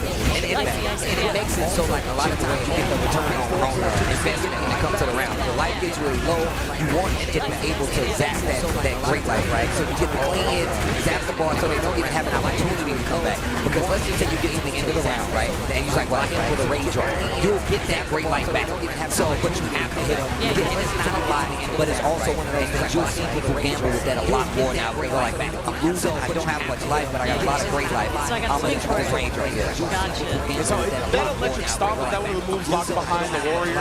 No, that's just out of stance. So he goes in the right stance and he has like a stop now. And he's always, actually has like 2 or 3 stops, if I'm not mistaken. But yeah, if you go right stance, it's a quicker one, and it's actually part of his mix because he can go L sweep, he has a hit out of it, and then he can still have the mid too. So it's part of the guessing. You're not going to see people use it as much in neutral as much as on open because you get the stop if they get up and get this stop. Yeah, it looked like he was trying for some type of string as well, maybe into it, I don't know, but Yonarang did interrupt it, so you can see Yonarang definitely got some nice knowledge. I love how he was trying for some type of string as well. Didn't he have that animation earlier? I feel like I missed it. The motorcycle? Yeah, he's always got a motorcycle. Okay, I missed it earlier then.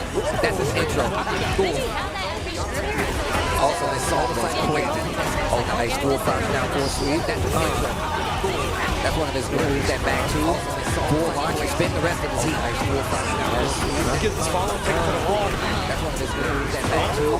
But you got to see, I told you, man, back turn combos are not the easiest in this game. You really gotta have some knowledge to get those. And then at the wall as well, and definitely add another labor. Break the wall. You really extended the stage. The death bench to the other wall. Break the wall. Can that one break as well? No. Extended the stage. The floor can break. So if you go to a third round, you can break the floor, or in the second round, you can force the floor break. Okay, safe. I'm a big fan of floor breaks specifically. I like those. When the whole round breaks, they all fall down.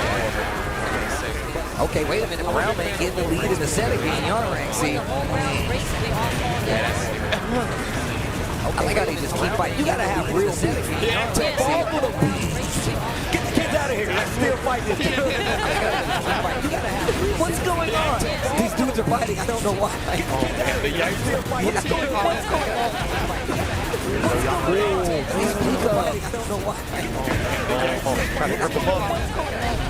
I can see the damage behind Heihachi's hits. You see, it makes sense, right? That old man is trying to kill you.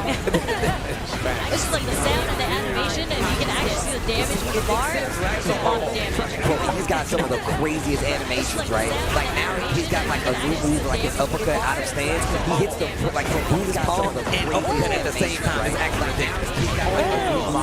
And out of stance, he has to throw like will, and it's unbreakable. So you really gotta be on the toe. Would you have the sunset that you done? Because I thought the duck earlier. That's the whole thing. It's still a guess out of stance, right? You have the low option, but that's when you make the guess. Like, do you want to take the throw? You want to take the low that won't knock down, or the stop that can hit you in? Right? That's why movement is important. You back that. So, and one of the things that's still consistent in this tech is clean hits. You don't want to ever be close to the big hits, and that's why movement is important. You always want to be out of the range. Like if you zone 1, range 1, range 2, you can still get really hit by some of the characters. You want to play at range 3, and your movement wants to be good enough to keep you at those ranges at all times. So if you see somebody whip a punch, you're like, I'm out. right? I want you to get to the space where you can. I love that you brought up Heihachi's animations because, like, during that string, I was having anxiety, like, for the defender, for Yana Ring in that instance. So I was like, if I was in this position, bro, I don't know how long I'd be able to block. Like, I would have to try to panic and do something. Right now, Yana Ring is down, I think, 2 rounds. They're trying to tie this up. Perfect. Okay, here we go. I love the 3rd round pop off, bro. They going crazy. Last game, last round, huh? Okay, here we go. I love that. Oh, nice. Yeah, Heat Burst gives you armor, so once you use it, you kind of use it like to get off in some instances, right? Things get a little too hectic, you're like, you know what, Heat Burst, take your turn back. So is it not that punishable, though? Yeah, you can't put you in blocks, so you can't really you're like, you know what, but that's why you use that side turn, right? A lot of people, you put pressure on them, and then they try to like move around, you're like, no, Heat Burst, I want to keep you here. But neither one of them has side turn. He's working on his own perfect. And then they try to, yo, Brown Man, like, no. Brown Man, do it for the commentators, dog. Brown Man, Brown Man getting the dub for the commentators over you. I like the head scratch. I love that. Usually you do the head scratch when you're losing, though. So it's really funny he did it after he won. He's like, wait, was I supposed to win? That was Brown Man activity. That's definitely something that he would do, man. Shout out to Brown Man taking it over Yana Ring. And like I said before, we actually talked about this where he was like, yeah, man, I can focus on commentary because there's no Heihachi. They added Heihachi later on. He's the last character from season 1, and that's why he's back in the game. But like we said before, not here commentating, they get to play the game. He's showing out. That's sick. Good looking out, Brown Man. Putting off the commentators. See, that's why I always want. I'm about to say, now when the commentators get on, I'm like, let's go commentator. We got a whole new class of players to root for, which is my commentator homies. Now when the commentators get on, I'm like, let's go commentator. We got more Luke action. Aki, which I hate this character. Aki? That's because she's a funky character. Yes, that's true. That's true. Which, I mean, look, she's really cool. I just hate fighting. She is cool. She's an annoying character. She is very annoying. That's true. But yeah, definitely a cool character aesthetically, just in general the way she plays. It's just, yeah. Usually when characters are cool like that, they're very frustrating to fight against. Just because they're still different too, you know? Yeah, absolutely. I actually, as a Luke player, I don't mind this matchup too much. I mean, you got a good fireball to like kind of keep her honest, and obviously she has like ways to get around it, but I feel like commit to those. Like rule phase, she has to commit to that. And you just jump. I feel like in this matchup, you just like you pull the Chris Paul. Yeah. You know, just fierce all the time. That makes sense. Jump roundhouse, like you pull the Chris Paul. Obviously usually have to be very on point with their anti-airs, right? They got to be a little bit like preemptive in comparison to like characters with DTs and whatnot. She's got slow anti-airs. So the jumping does make a lot of sense. Oh, parry after getting hit, like you mentioned earlier, Sherry, right? Japan, the land of the perfect parry. They're just so good. Give me that drive reversal. Japan, nothing might about it, baby. I think he needs to spin it off. You gotta spin one. I like how she hits the Dave Chappelle down. He's actually double joint too, because her fingers be going up. Yo, that's at weird angles when she's flying. He's actually double joint too. I like that. Tries to go for the throw. What a placement on the crouch strong. Jeez. Something that Fumini hasn't been doing great is getting the perfect knuckles off the medium. I literally just thinking that it's literally making these rounds last a little longer than they should, and it's putting you in a bad situation because you're giving them another chance to come back, but it might not be this round. Making these rounds last a little longer than they should, and it's putting you in a bad situation. And wait a minute, you're in Burnout versus Aki. It's not fun, but if you just go and jump roundhouse like that, then maybe it's gonna work for you. I like how my man was like, I'm still gonna hit these buttons. You think I'm gonna stop? You have to. That's the number right there. Just because I'm burnt out doesn't mean I'm gonna stop hitting these buttons. Just because I'm burnt out don't mean I'm burnt out. And in this game, I feel like if you just in crouch medium kick range, you have to expect that from the opponent, right? Like whether you hit them, whether you put them in a block string, like crouch medium kick is coming if you're in range. That's just how it goes. It literally wakes me up. When I came out of first meeting, you have to practice for that. There's a lot of moves like that forward roundhouse where it's a double hit and then people don't expect it and they try to like do a throw or jab out. You actually just have to DP it. Okay, I was gonna say you could DI. I don't know if she was recovering time or not, but yeah, it looks like you could DI it, right? Gets it. Look at the perfect knuckles. Let's go! The perfect knuckles! Kurt Hennings as he actually calls it. Shout out to the bro. The question is Junta going to wake up level 3 here? Do it. The CA, I want to see it. No fair, no fair. I like the back. Fumity hit the little stutter step right there. Decided to hesitate to get the crouch medium kick. Very nice. It was really smart to stay at that range shoot because you saw Junta committed to the wake up low 4. Because Rich was like, don't try to shimmy me. Because you'll die if you're trying to shimmy at that range shoot. And then Junta trying to catch Fumity being aggressive at round start, just waited and whip punished. We're waking up. I was about to say, Fumi actually waking up right now, getting the perfect. No combo. Yeah, that was definitely execution error. My reaching. Let me do some teaching. If we double the meter, she actually would die. Okay, dashing the throw his head. Got the cone and smile now. Another perfect parry? Oh no, he was pressing the button die. He was pressing the button. 100%. Little delayed crouch jab right there. Yeah, because crouch jab hit, your next button was not going to be any type of advantage, right? Like, if you were to block the jab, maybe you can interrupt that crouch medium kick there, but not when you get hit.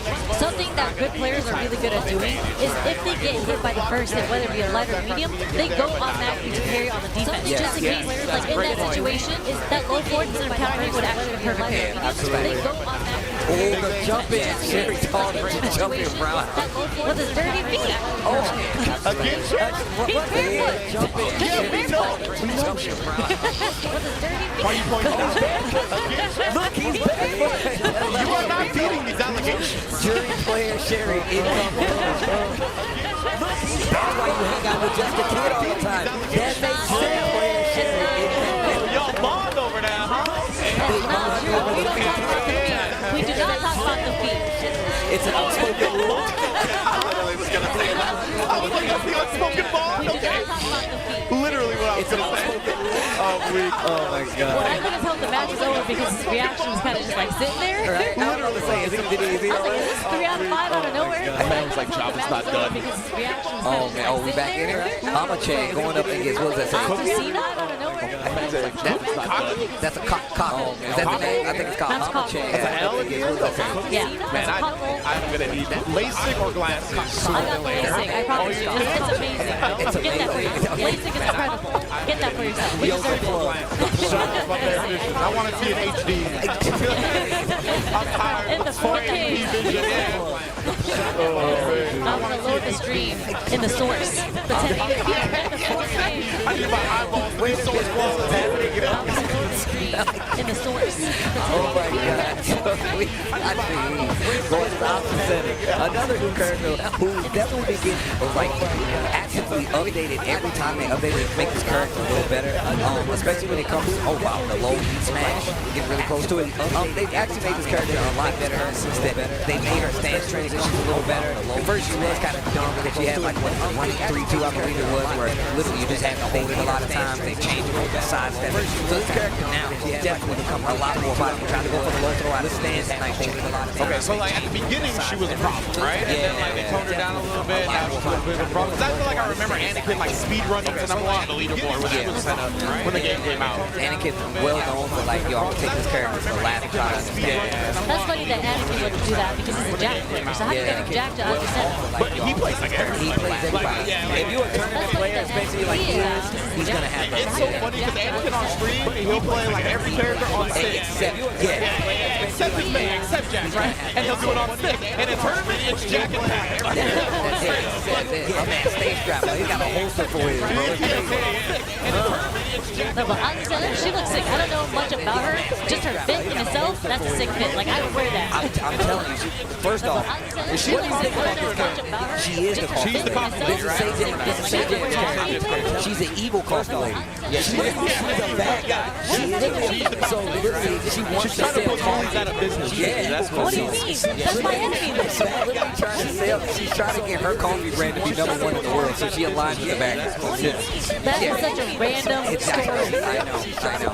Very much fits in the Tekken world. This Shaheen outfit is ridiculous. That's very clean. I like a black gold piece. I feel like we saw somebody wearing that like not the set last night. Shout out to the ball. I love her struggles from the stand. She's like, yo, what's up? I love it. Oh, wall broken. Let me in. Okay, she'll be able to get to the other wall. Yo, what's up? Break it.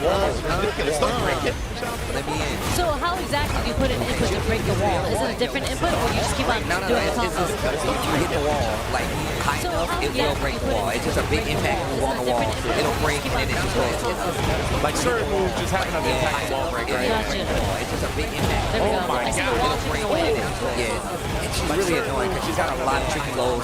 Her stances really kind of throw you off. She has a back turn stance. Her stance when she goes, it's called liberated stance. Literally from like 1-1. She walks forward. You have to be careful because she has an auto parry out of it as well. But going for the stance when she goes, it's called liberated stance. That's what I was talking about. One right there. Too. That move is so stupid. Goes for the low. Wait a minute. Coffee trying to run it back. That's what I'm talking about. Yo, yeah, that was with her. That was definitely goes for the low. It looked like the F set up with the E-brake on and trying to catch Conquer or something, but I was like patient. Yeah, this character. It looked like the F set up with the E-brake on. Couplet's gonna have to find a way around this because surfing. Okay, that's down 3 right there. And just challenge with the down 4-1. That's what I mean about the down 4-1, right? You have this range where you can get the hit, but committing to it means what if they move? If they back dash one, they get this small punch. If they read it even harder, they'll hit you with a launch. And the down 4 was mid usually, right? Yeah, but it's down 4-1. And that very much kind of sets the tone for what kind of character you have. So certain characters have faster down 4-1, slower down 4-1. The range is different a lot of times, so you have to set. That's some of the characters I sometimes you want to have. oh, I see that same walking around like that. The hands on the hips, trying to scold you. What you doing now, drinking my coffee? Oh, I see. I'm telling you right now. She be jamming too. I see. Stop, she come along with that. That's the bad guy. That's the bad guy. I'll kill your family. For the love of coffee. For the love of coffee, yes. For the love of coffee. For the love of coffee. Oh my goodness, bro. As Senna in the building, it's been a fun show so far. This is the very first block of Evo Japan, bro. Very first block. What we got next? Omo Street Fighter. More Akuma. Gamer be Akuma. Breaking records out here. The oldest man sponsor, according to Xerda. 46 years old, this man is making records out here. And you'll still get these hands in Street Fighter.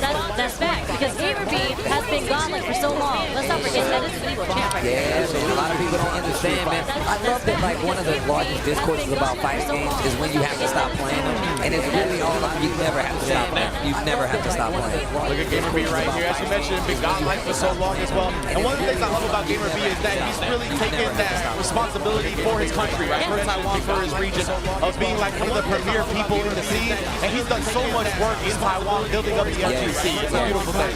I've been to a Gamer B event in my day too, and it's always like love there. He does it for the community. It's not even just for one respective game, it's for the entire event in my Like, we know him as a Street Fighter player, but he puts on for all the games when it comes to this. He always building the scene. It's a beautiful thing. Oh, you spinning it? No. No, he wants to save it. I was surprised a little bit just because he was so low on drive. I was like, maybe he doesn't. I mean, it's candy. He was better than dead now. But it's okay. All you needed to hold on to was that drive rush cancel. Next combo was going to kill, baby. Listen to this car crash. He tripped. All you needed to hold on to was that drive rush. Get out of the street. Next combo was going to kill. Oh, that was it. Okay, that was the last game. That was a sequence bow, too. That was sick. Shout out to Gamer B. He's been using that stick for God knows how long. I don't think The that stick's stick. older than some of these players. Yeah, for sure. Straight up. Like, actually, that's why I laughed, because that's just actually He's been using that stick for a long time. But shout out to Gamer B. Shout out to Taiwan. Shout out to you guys for being on the couch with me. This is my first experience on the couch. It's been a blast. And honestly, I don't know too much about tech, but Steve, you are encyclopedia. The conversations that we're having, I'm learning so much. No, I mean, look, in all honesty, we always talk about this when it comes to commentary. The couch is perfect for this, because, like, obviously we already have history with each other in our respective games. We've all played games together when it comes to commentary. When we get down to the couch and being able to have this dialogue, we get to learn more about the games. And on top of that, it's just a really good time. So I hope the people at home are also enjoying it, because once again, even though obviously we all play these games, I always want to learn stuff when I'm on commentary, because obviously I don't know everything, but it's always a fun time. And on top of that, y'all are some of my best friends, so it's always a good time. So, yo, look at Mr. B. Look at Mr. B, man. What's up, What's up, old man? What's up, old man? That's what I'm talking about. And that's another sick thing about this type of setup that we got right here, right? The couch, the stage is literally right behind us, players just come down, say what up. Nah, that's a great box. I remember, yo, he used to come over to Killer Kai's house too. Yeah, Everybody used to come over there. That was one of the training grounds. Man, I remember back in CEO, we were all hanging out, and he was just talking about like the future. He's like, "What do you want out of the FGC series?" And I was like, "I'm trying to win Evo." And then he was just like, "Yeah, I can see that happening."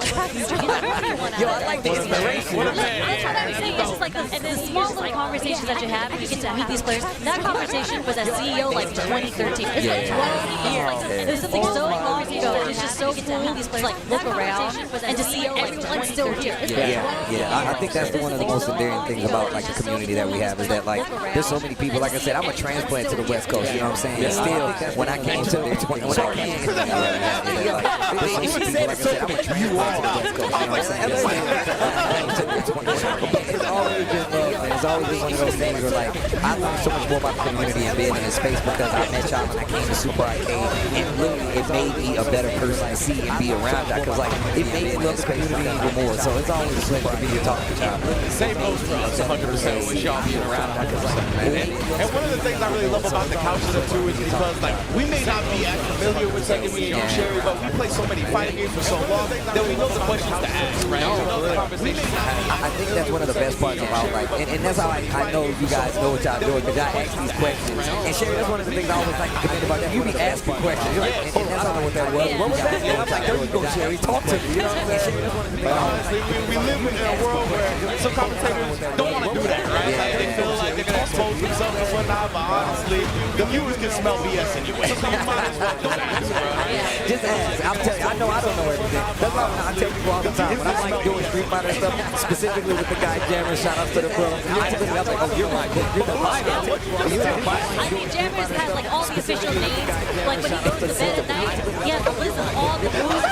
In Japanese on the ceiling, so he's just laying tucked in bed, like reading it for bed at night. He has a list of all the moves. In Japanese on the ceiling, he's laying tucked in bed, like reading it for bed. We'll dream about this tonight, right? But you see the spare cheese. And also, this is another one of these characters. June specifically has one of the best mid-track moves in the game, which is it's super scary to deal with because one, her damage output is really high now. And obviously, this is her first game in a while, but they made sure she returned with a fashion. She's really taking people out. June's Lord, she's the mother of Jin. And Kazuya's old significant other. That's right. Wait, so Kazuya is way older than Jin? I felt like they were the same age. No, that's the son. Kazuya is the father of Jin. Wait, so that's godlike. I felt like they were the same age. No, that's why he got beef with his dad. Okay, I thought they were just like brethren. Like they had like the same age. And then how does Double Jin come into this? Because Jin it's like Evil Ryu 2. I see. So it's just like another, okay. I'd be a Double Jin player if I played this game. Really? Yeah. I'm a regular Jin fan. That's like one of my favorite things. I love the wings. I get that at all. You trying to fly? You trying to get this Red Bull? You the women at the garden?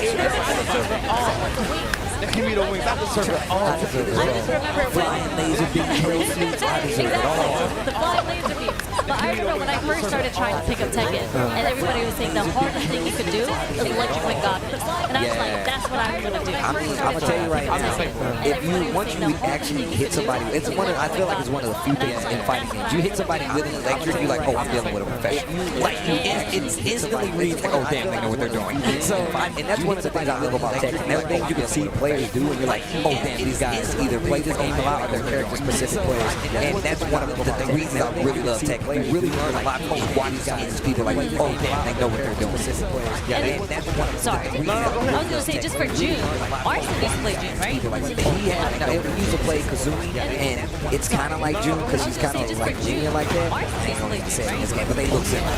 Oh, okay. This outfit specifically, but the character that Kazumi's not even in this game. And is this June's first Tekken game or no? No. She was so what the character happened was she was in Tekken 2 and she was not in That was the last game, solo Tekken game she was in. She was in Tekken Tag 2, and that was the last time we seen her. And then outside of that, it was Tekken 2. So it was like, this is the first game in like 20-something years. Yeah, and she came back, and you know what the lore is? That stage that we were in, when we was like, this is one of the stage, she was sleep at. She was basically sleeping in a tree because she fought like one of the characters, and she's like, yo, I gotta rest. And literally, so you like, oh god, I love stuff like this. So what happens is when the characters fight each other, they have like specific intros, right? And like Kazuya, he'll kick certain characters after he fights them, but he won't kick her. Like he'll be like, he's dead, but if it's her, he'll be like, alright. And he'll so even though this dude Kazuya is actually crazy and he wants to blow up the world, he still got love, you know. Is it? I mean, if he can destroy the world, where is he gonna live? Is he gonna take her somewhere? It's a little different there. It's kind of like, you know, Thanos and his daughter. See, you know what, Sherry? We need to talk about some of your motivations. You're agreeing with Thanos. Looking at people's feet. I'm not saying I agree with Thanos. I do not agree with Kazuya either. I'm just saying there's a bit of beauty to the madness. Ben, Sherry, we really gotta talk about this. I was gonna say, how toxic have your relationship been, Sherry? We don't talk about that. That's something we talk about on the street. We're gonna have say this for Sherry. We gotta say that for Sherry Street. We gotta say that. Oh man. But no, man, this character, June is definitely one. Oh my god, what a side step. He actually uses the stance to get out of the way. But no, man, this character also is okay, spins the heat smash. And she's one of those characters that can't get a lot of life back, right? Like her recoverable life is in the highest, probably only second to like a character like Yoshida. Actually, like I'm not an exact lot of life. Can you tell me what the icon is with June here and her unique icon? Oh yeah, this is her newest one actually. Basically what happens is it's kind of universal. You get powered up art extensions off of some of these, right? Yeah, and it's a lot of characters in this game have that. So and I can't remember all of them off the top of my head, but that's one of the newest features to check out, where characters get like an icon power up and it extends their moves, it gets extensions to it, and yeah, it's cool. So she's got characters get like an icon. Also the stage, get to the third round, floor to lava, you hit it, you get another, it basically gets a new combo. Also the stage, get to the third round. And I just realized they're in space. Oh yeah. Like meteors are like just floating up in the atmosphere. Yeah, they're definitely in space. It's funny because you see Huawei come out and he's riding a motorcycle and like, what the hell?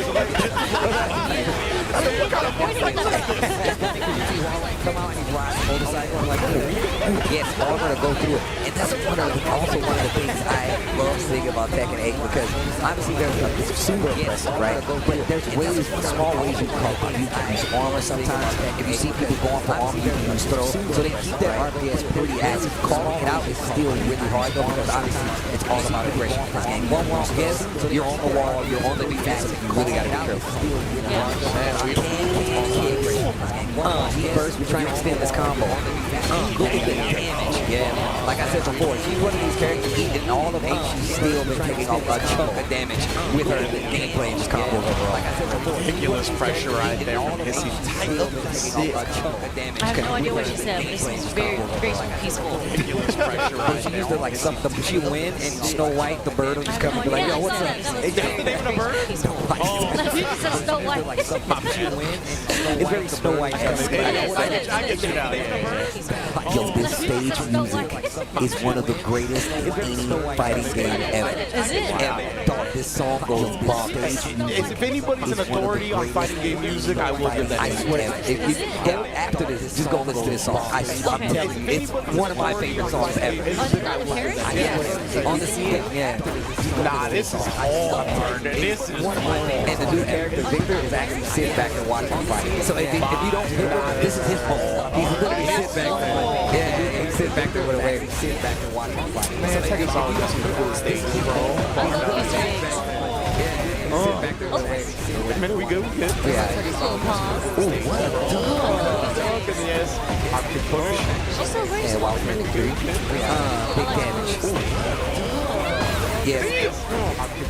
Is that overhead? No, yeah, less than mid, so yeah. Yeah, so mid, yeah, my bad. You have to block it standing. Yes, sir. Oh, we gotta be careful on the wall. No, you can't punish that. Yeah, my bad. You have to block it standing. He dash. pokes. You gotta be careful. Yeah, this is wild to see Steve in this instance. Because I feel like, oh my goodness. Steve's like, I see more like that in the pack games, right? Where they put themselves at a sweet spot and really pick their moment. Now you on the wall, though? Oh my goodness, this character is impressive. Yeah, like we used to have like one of his main things from the older games was back one. Right? He started when he literally was like, all right, that's how I start my game. You would just snipe with that. Yeah, but now he used that new line tamer stance because people like, I know they're looking for back one. So now they swing and he's like over here, launch, instead of getting the big counter hit on that line stance because people like, I know, but it's gonna be a little harder for now because like she has really good pokes. She has stance where she has nice rolls out of it as well. And Steve has a problem where he can't launch all the time. He doesn't have fast launch. So a lot of times he gets to block these only his smaller punches. They made it a little easier now where he does have like some clean launches, but they're still slightly slower than a lot of the other smaller punches. Keep building that life back. It hits the combo. I love the moves with the bird. Yeah, like setting it down. I thought it was super. Setting that phone back. It hits the combo. Dog is so doing the air. Dog is so crazy, bro. What is that bomb she's doing? Yeah, that's she said the bird. It's like to me, bro. So what if a new character that has like a projectile, right? That's what that is. And on top of that, once again, it goes so far that it controls the mid-range. This is one of the characters that has one of the best, some of the best trackers in the game and some of the best wins because of those. Gotcha. Here, Cheeto.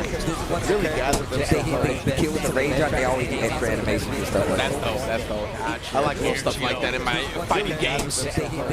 Just like when we saw Victor on the boat and whatnot, like you mentioned, the kicks as well from Heihachi. Or no, you said Kazuya. Yes. Is the one that kicks them out. Yeah, little stuff like that. Boat and whatnot, like you mentioned. I remember I was talking to, I did like an interview with Harada a while ago, and he was like, yes, he's like, what are some of your favorite things in games? I was like, I like character interaction, like special intros, Guilty Gear and stuff. You know, like, I said about they always do these big things. So and they kind of like removed it from Tekken, right? And then they put it back into this game, and it's like overhaul. They got like third round interactions, they got special KO screens, they got literally characters come in and they do very specific stuff to just kind of accentuate their relationship. So like Jack and Elisa fight, right? These two robots. Elisa comes in, she's like, hey, how you doing? And she does this and her head falls off. And it rolls to Jack's feet and he takes it and he throws it back to her. And then they fight. So stuff like that, man, it's really beautiful. Either way, we are going to go to a quick break. We got plenty of games left. Don't you worry. This is only day one of Evo Japan 2025. We got more games right after this. We got plenty of games left. Don't you worry. This is only day one of Evo Japan 2025. We got more PlayStation tournaments are on PS5.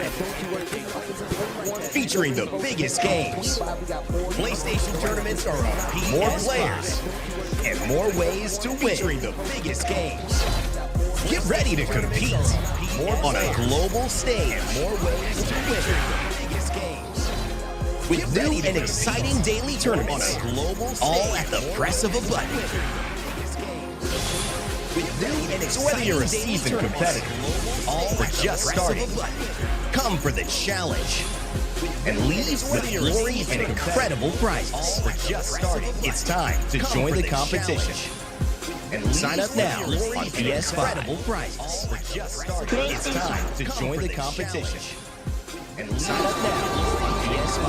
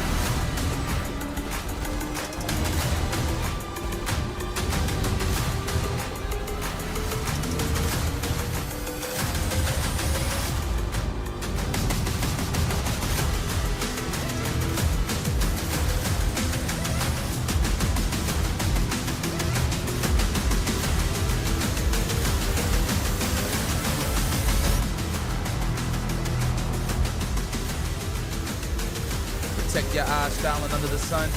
Blue light glasses while you're gaming, having fun. Zenny's got affordable eyewear for all warriors and monsters alike. Evo sunglasses, available now while you're gaming, having fun.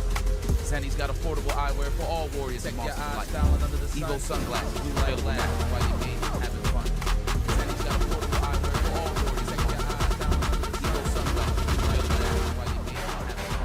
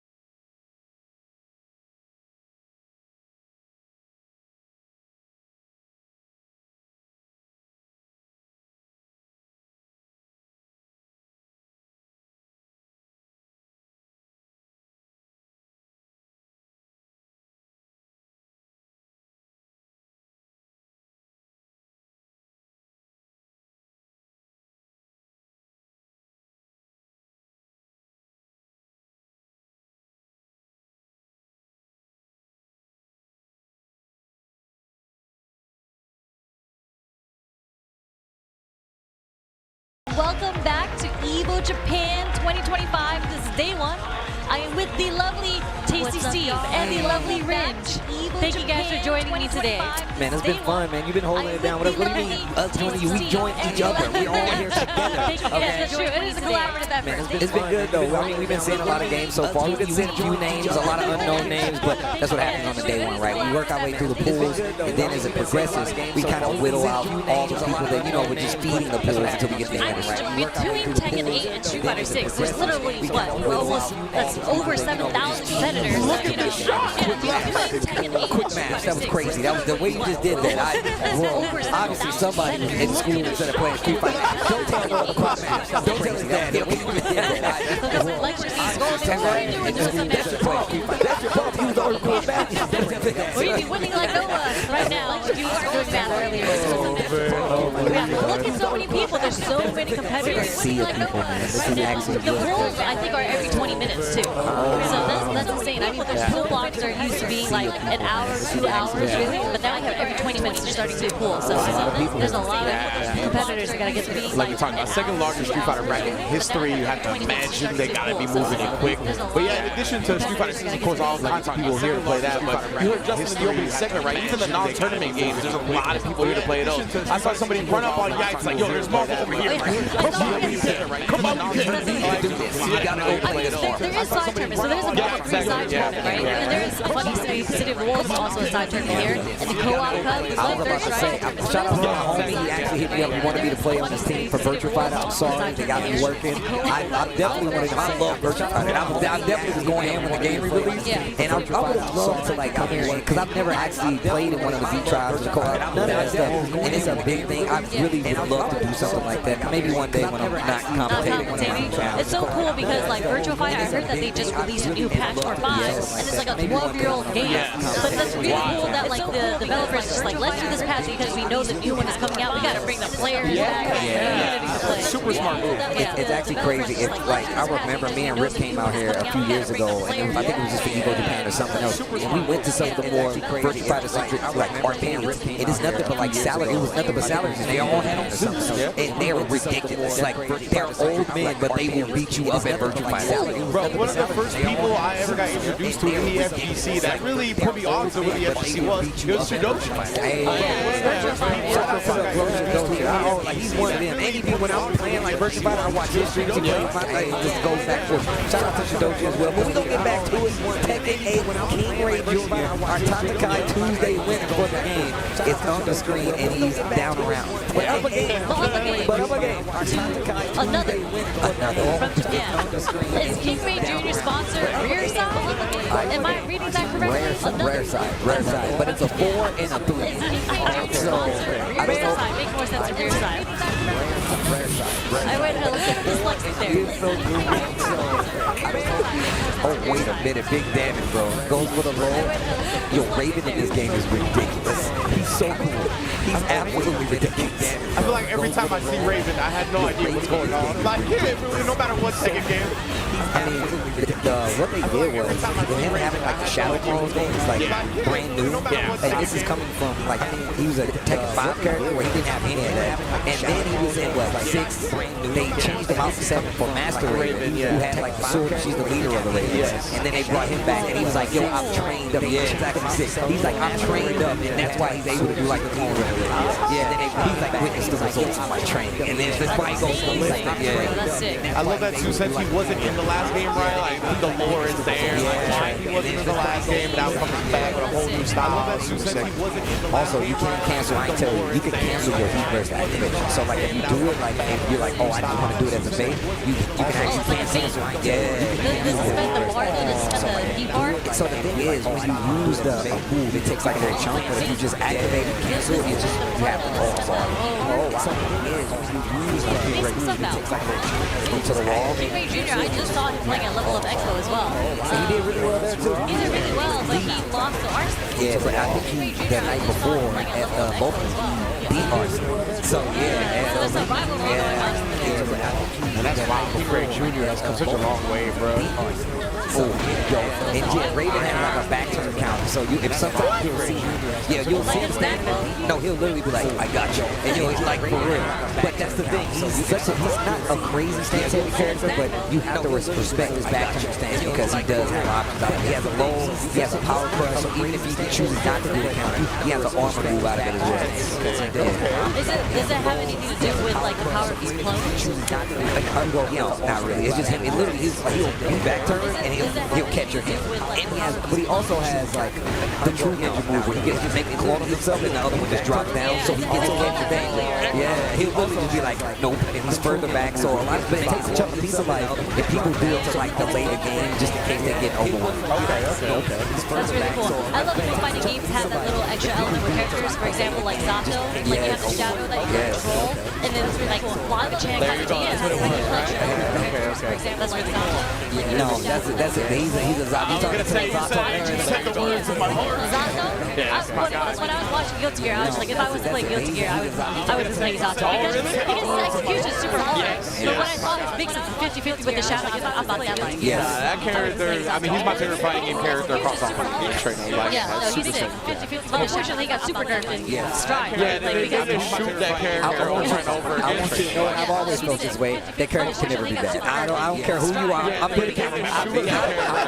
been scarred, okay? I've been fighting this character for too long. That character can never be bad to me. You can't tell me that character's bad. You can't tell me that character's bad. I don't care. You cannot. I don't care. He is just not as effective for the effort you put in as compared to some of the other top tier characters. But he is strong. And also Stride, right? The Stride is definitely a different kind of mix of what Guilty Gear has typically been. And obviously, and when you put him in that respect, he's definitely not as strong as he used to be. So I'm not completely on the other side of it. He was cooking a little bit in the beginning. Yes, he was. You know what I'm saying? So I'm not completely on the other side. Where they were just like, no, we can't let him cook this much. That's kind of how his trajectory has been in almost every Guilty Gear game. He starts out really strong, and then they're like, all right, he's cooking too much. They gotta tone him down a little bit. See, the thing is that I need to talk to all the developers, so they all agree on this. It's just if there's something that takes heavy execution, they should always be top tier. That should never be taken away from all the developers. So they all agree on this. It's just Viper player, you know what I'm saying? So you should never be top tier. I feel you. If you're doing that much work to make things happen for you, you should always be top tier. Look, I personally just like doing cool stuff with my hands. 100%. I want to do if I can do combos flashily in the game, and we used to talk, we playing Marvel 3, and you was like, yo, Steve, the way you hit combos, like, I want you to know this is with intent. I want no slack at all. No, you really play, he was like, yo, Steve, you kind of, I want you to know. Yeah, I'm a more gentle when I hit this thing, and my man Steve, that's why when we talk about Six, VS Fighting, the versus fighting Six from Madcast was my favorite Six because of how heavy it was. Because when I was playing Sea Viper, I was like moving, like since I'm used to arcade, I'm used to sitting on the arcade where you can't move machines, so I had moved a lot. And I was pressed, as you say, with intent. I had anger behind my buttons, so I had to play on the versus stick. I can't believe I can't see this character's feet. This is crazy. As you say, with intent. I've never said that in my life. I have no idea which one versus stick. But I remember learning stuff with Zato and Exer because that was the first game I really learned him in, bro. And like some of the light conversions where you had to do like 3 lines, bust up Pierce, and like all this stuff. Like that really trained my hands to be ready for whatever. But you got crazy with it. Speaking of, Guilty Gear's Drive on the screen, and also one of the cooler characters out there. This guy's Slayer, bro. Yeah, Slayer and Testament as well. Super cool in this game. Yeah, they've got a lot of love over the course of the patches. Definitely more viable than they've ever been. So love seeing it. Yeah, Slayer. Let's talk about a little bit. Best believe you're gonna die real quick if he gets his game started. What's the character that has the key? That's her husband?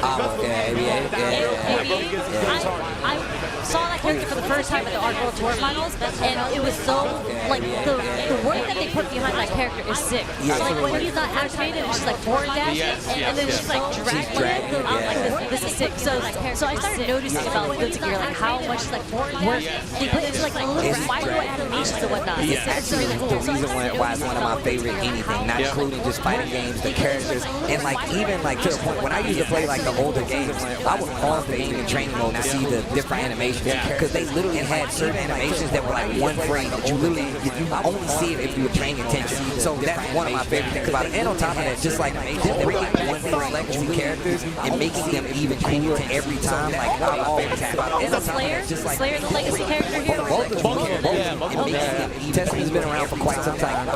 Obviously, definitely completely different. And you said it's more valuable here, but I would argue AC, original AC Testament. I just made a strike. Yeah, of course, definitely. Definitely AC Testament is P Testament for sure. But all the universes, well, it means that the special counter hit that only Slayer gets. Oh my, you dead, bro. Yeah, you ain't living on that. Yo, over the. He just sent her over the platform. You couldn't even see her. I was on Tommy home run. But Testament, that's a real golf girl vibe right there. The way that Nakla Punch is playing, you guys tell me though, this looks like a terrible matchup. I don't know what it is. Like Slayer's damage and his movement, whatever that stop is, that slams like a terrible matchup. I feel like she can't get out of the pressure. Nah, the thing is I think it's the reverse. I feel like obviously Slayer definitely can move around, but Testament controls a lot of the screen once they get started, right? With the specials, but I feel like movement-wise, she actually doesn't really have that much movement. But you guys are more She's a little bit stick in the mud when it comes to movement, or excuse me, they're a little bit stick in the mud when it comes to movement. And Slayer just in general has always been one of the premier movement characters of the game, as you can see like that. Yeah, that was a ridiculous block. Also, he even got the instant defense on that, so that was very impressive. And that's what you're going to see, right? Because Slayer does have a bunch of mind games with the Dandy step where you can go over the cross. What's happening right now? Otherwise, he's too north south. Because Slayer does have a bunch of mind games with the So the familiars you see, like literally they put like a little mark on you, and they're two like little fairies, little succubus, right? But once they go into the secret, like they get big, and then they come out and they literally do like a sequence of attack. Yeah, it's actually once again, like when it comes to animations, I'm pretty sure that's not meaning that match what Guilty Gear has done. Not even just now, but just over the years. And that's the thing with like it feels like every Guilty Gear game, it comes out, it's like the prettiest game you've ever seen, and then somehow they improve on it over time. Like somehow, some way. Like Slayer, Testament, Nappa, as you mentioned earlier, like some of the most well-animated characters across any fighting game. And speaking of, you know who else? You know who was an Allo player back in the day? Combo Fiend. He was one of them. You know, I love me some Combo Fiend. Oh my lord, yeah. You're gonna melt it out. Look at Slayer. Look at Slayer in this game was so sick. And the fact that the overhead guard breaks you like that, that's why it's a purple combo, is because you're still stuck in block stun and you have to guess what the next hit is going to be. So there wasn't even an opportunity to do anything. This is something that I really like by anime games. I just don't play anime games, is I love defense. So I feel myself when I'm just like, oh, I blocked that. Oh, you see that block? I just don't play anime games. I feel like anime players and Marvel players get the same feel. That's one of the draws. Yes, absolutely. He blocks up, you be like, yo, damn, I'm nice. Dude, did you see me block? You thought you were sick. Oh, the magic pixel, bro. Nappa Punch. Back to the neutral. Oh, you first? Yeah. BRC. Okay, overhand on the first side. Blood-sucking universe. Let me get some life back. Let me get some life back. Oh, the universe counter hit. Yeah, you would have died. Yeah, you actually would have died. He would have built the 50 tension and you would have died, but nice first. Especially at the timing that they did it as well. Putting Slayer in the corner. Yeah, the overhead at the end. So Slayer's a vampire? Oh, yeah. Nice first. Especially he's the vampire. He's actually the vampire. That's right. He got delayed in this game because we had Nagori Yuki, right, who was also a vampire.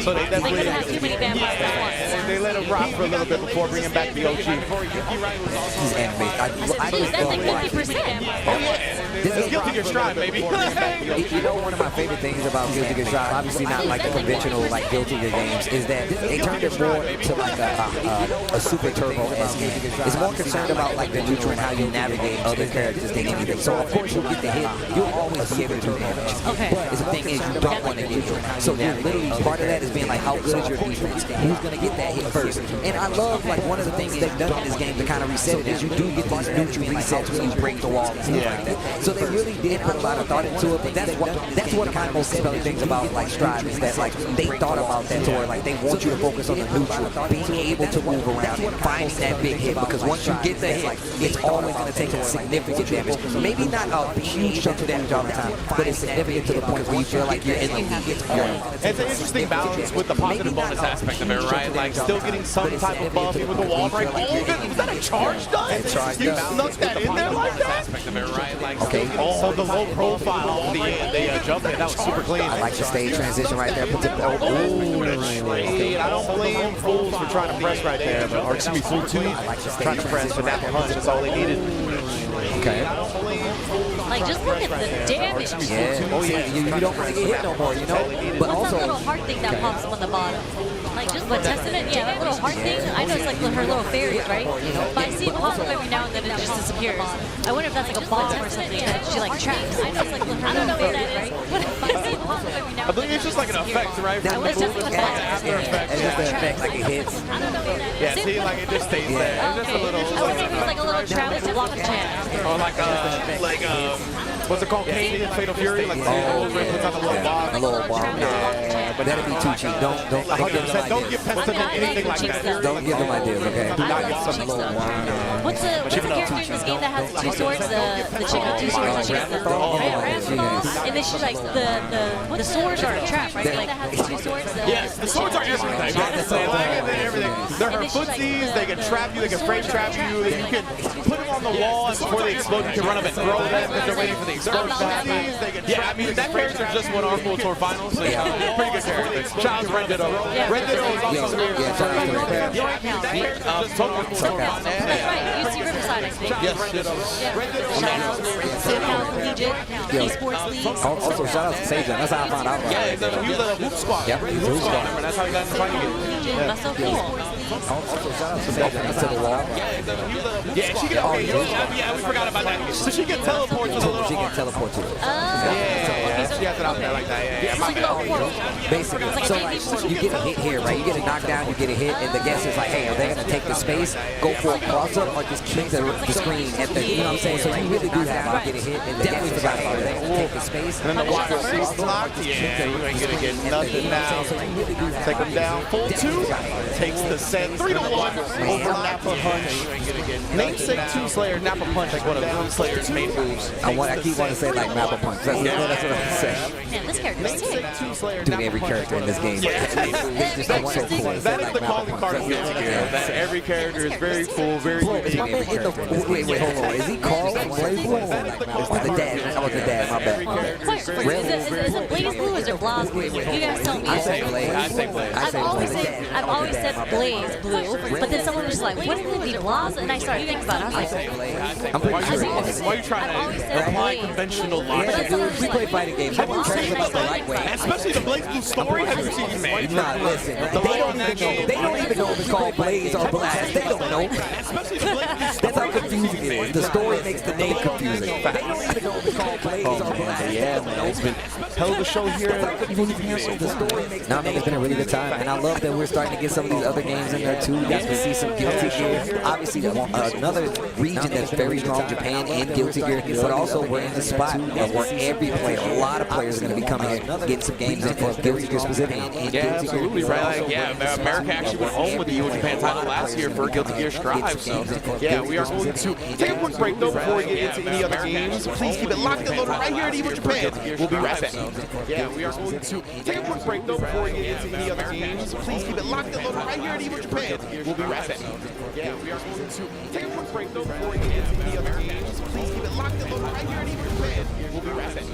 Yeah, we are going to take a quick break though before we get into any other games.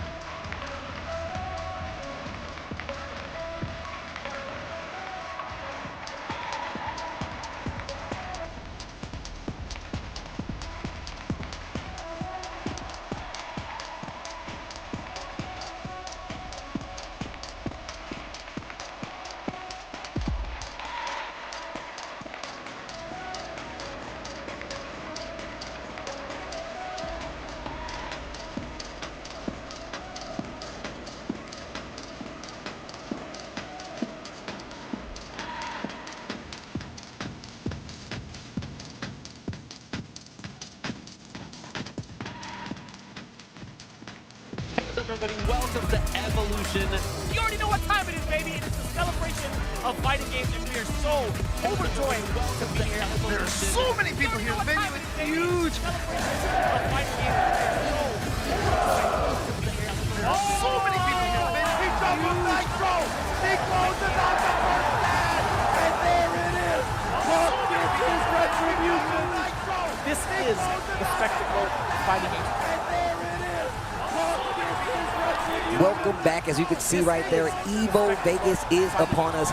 June 9th. You need to get your tickets before, especially if you want to get in back before you can't get in. Get those tickets now. I'm pretty sure all of us are planning to be there. And look, if you like anything about fighting games, if you think this is cool, Evo Vegas is the one you want to be at. The big shindig, the big party is going to be a lot of people. One of the largest free play areas ever, one of the largest community arcades. You get to see the Stick Museum. You get the cool art gallery as well. There's so many things there, and I tell people all the time, as a big intro to the community, you want to go and see something cool and see how this community actually festers in a big tournament setting in the States. As a big, make sure you come to Evo Japan or Evo Vegas. Yeah, I mean, when was your first Evo? Oh man, I know you're before me. I want to say mine was 2010. Which, yeah, like, you know, it's pretty old now, but at the time I was like, damn, I'm such a new kid on the block. But yeah, 15 years was my first Evo now, and now you, I mean, mine is, I really don't remember the date. 15 years was my first Evo But now, it's, I think, maybe you were before you. I think you were there before me, though. I don't even think, because I don't remember. I mean, he was Because in the mid, I did go to Evo before I lived on the West Coast. So I had never been to my first Evo was after I moved to. So you're actually after us. Yeah. If you guys went before that, but if you guys went to Evo before you knew me, then you're an Evo vet, and I'm not. Yeah, Evo 2009 was my first one, and I haven't missed Evo since. Yeah, that's facts though. You know when my first Evo was, Jeremy still had hair. He still had hair. Jeremy was a Rufus player in Street Fighter 4, and he had hair. I bet you guys can't imagine that. Vicious. I was going to say, yeah, for all those at home who don't know what we're talking about, Vicious, of course. I know it's hard to imagine, but there are pictures out there. I got to feed my phone just for memory's sake.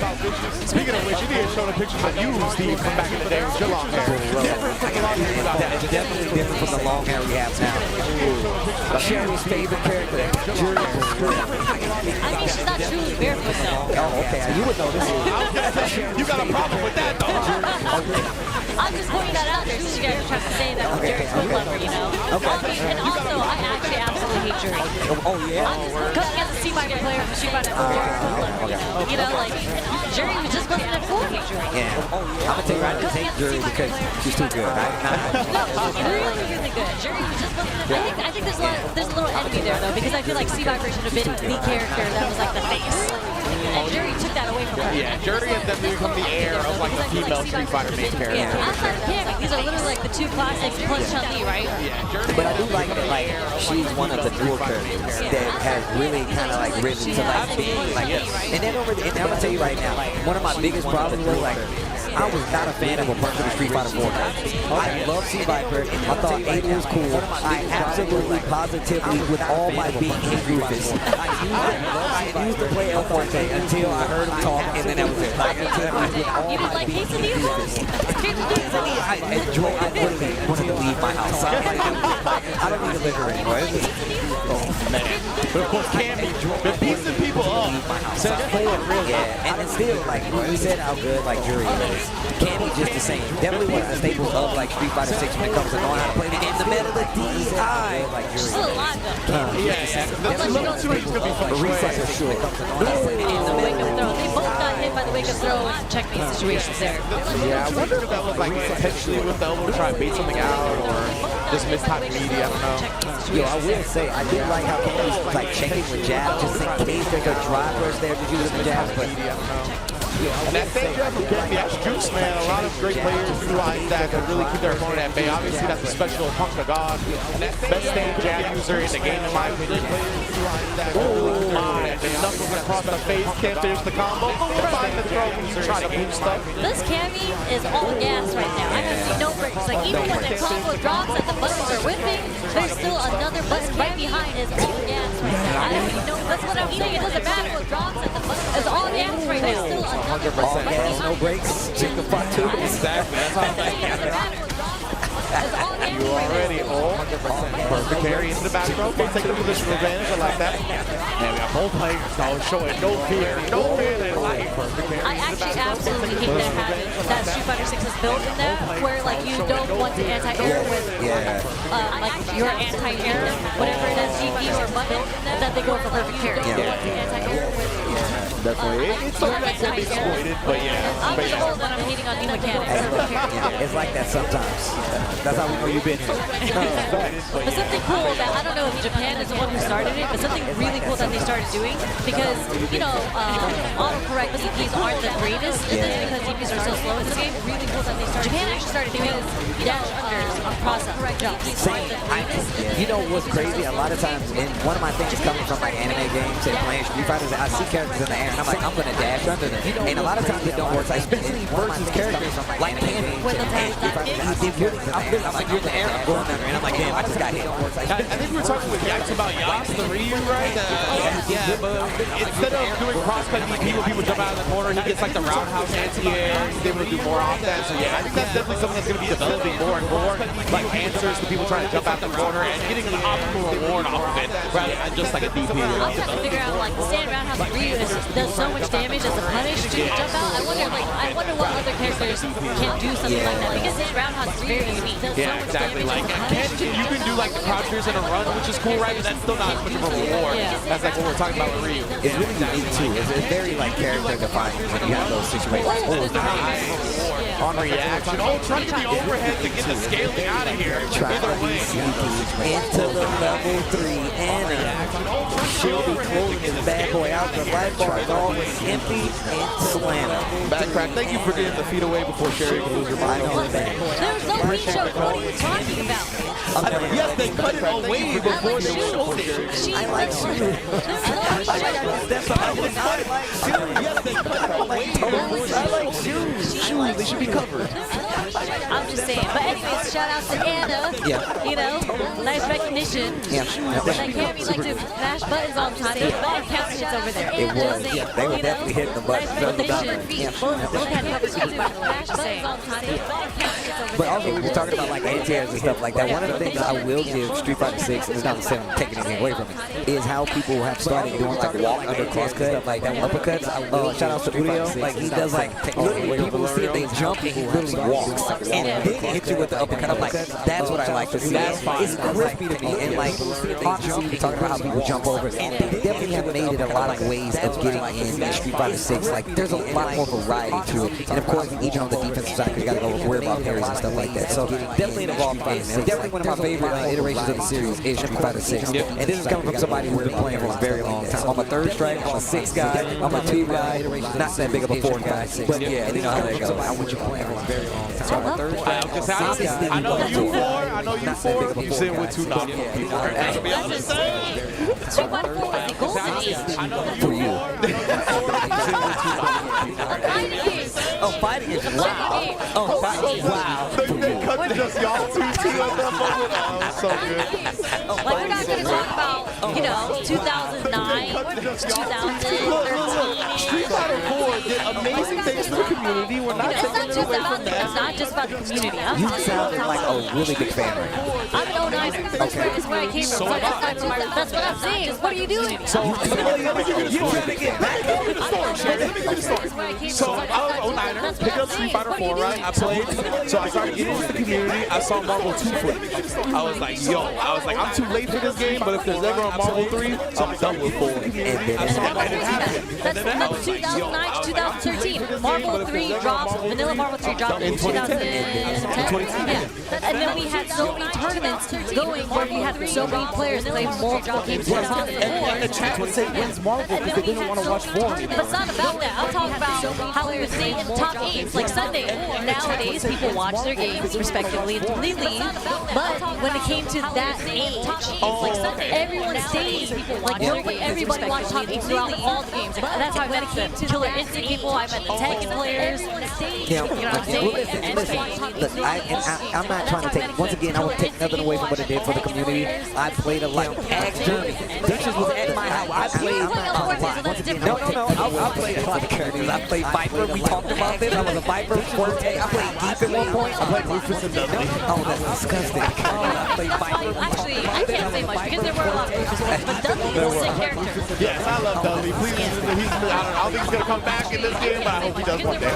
Okay, I'm assuming this is, but I don't think it was the Owl I know. So. No, Owl is a jury player. Okay.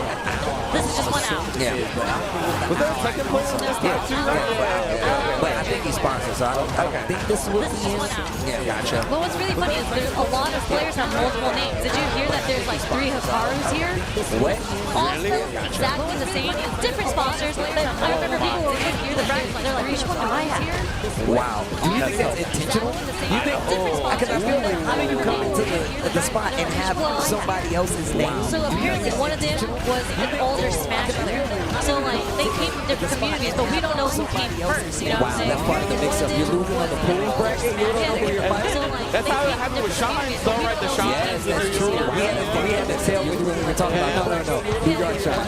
No. Give it to shot. Shout out to Street Fighter Shot. Yo, shout out to Street Fighter Shot. Y'all know.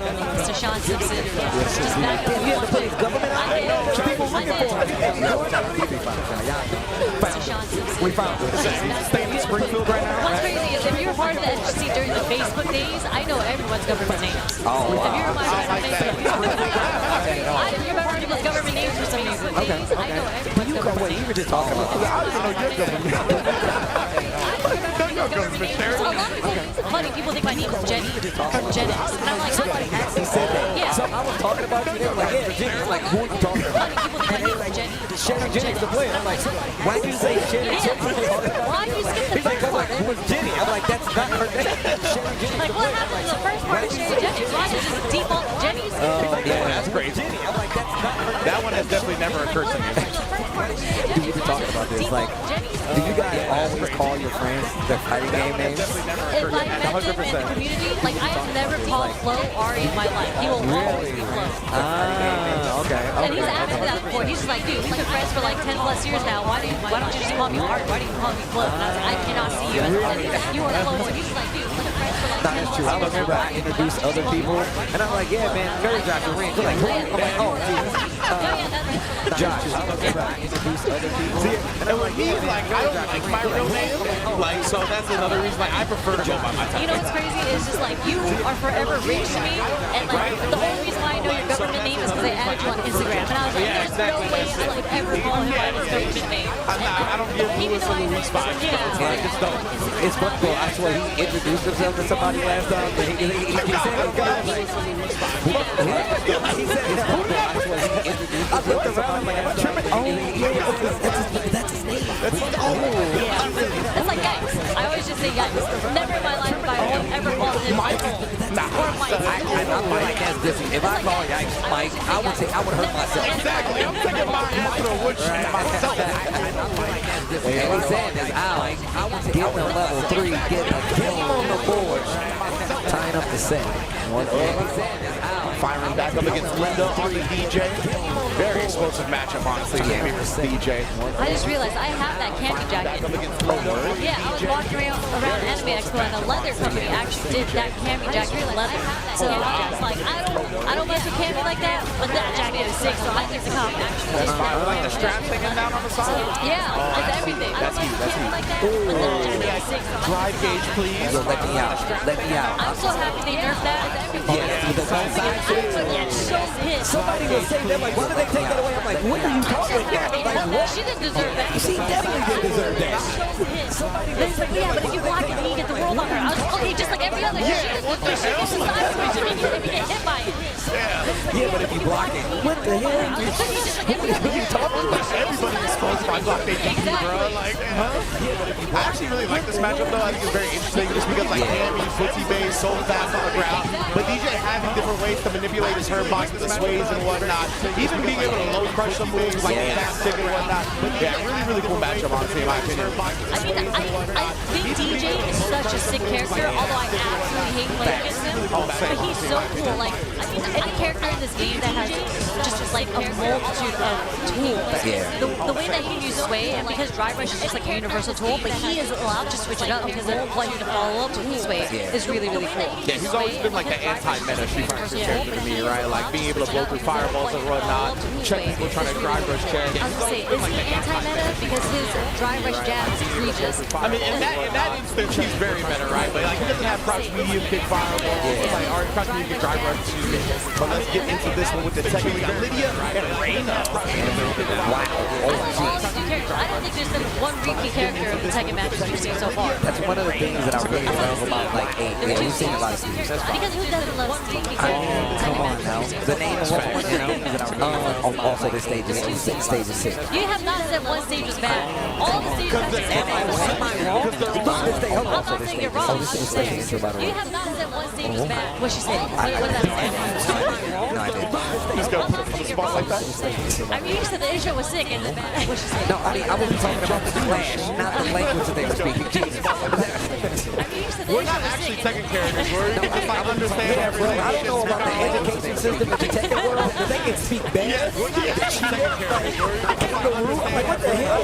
What is the education? They go back. They don't even switch the damn language. They just speak Japanese to English. Like, they don't even matter. What the hell? The Tekken Department of Education, bro. Yeah, right. For real. I feel like you could take that class. Maybe not in the conversation, clearly, but in everything else. Yeah, Lydia is another one of these characters that came back and benefits a lot from the Tekken 8 like revamp. She has a lot of stands and it goes heavy when it comes to like the mix-up and a lot of actions. And it's not so much as like, you know, you get knocked down and have, I guess, afterwards. It's more about how to defend against her stance, right? So she'll go in the stands and she has one, she'll take a poke or like, let's just say you duck thinking the lowest combo. It's a big combo start, right? So you really have to know how to challenge these stances, whether it be like a down jab or a fast mid, you really have to call her out. Now Reina on the other hand, she's the newest machine, right? And she literally has like a mixed style of like machine. Like she still got a goblet, she still has a hell sweep, but she has like another martial art on top of it. So she's got a lot of unique kicks, a lot of unique attacks. Is she the daughter of Itachi? So the thing is, they don't, I don't want to ruin it, but as part of it, like they don't tell you, right? Like literally, they allude to it because in the story, she's like, they're like, yo, who are you? And like, what are you doing? She's like, nah, I'm here to help. And but she literally is like trained by in the story. So like, that's why she has like a god fist and stuff like that. Her outfit is cool because I don't remember her having this. She was usually in like a jumpsuit or something, right? So she has like this crazy outfit. Like you saw the upswing in like the Reina cosplay because she has like the purple jacket. Actually, you would actually really dig the jacket. Like it got the arms out, it's purple, it's really sick. So, but this is her other outfit, but it's also really sick. So,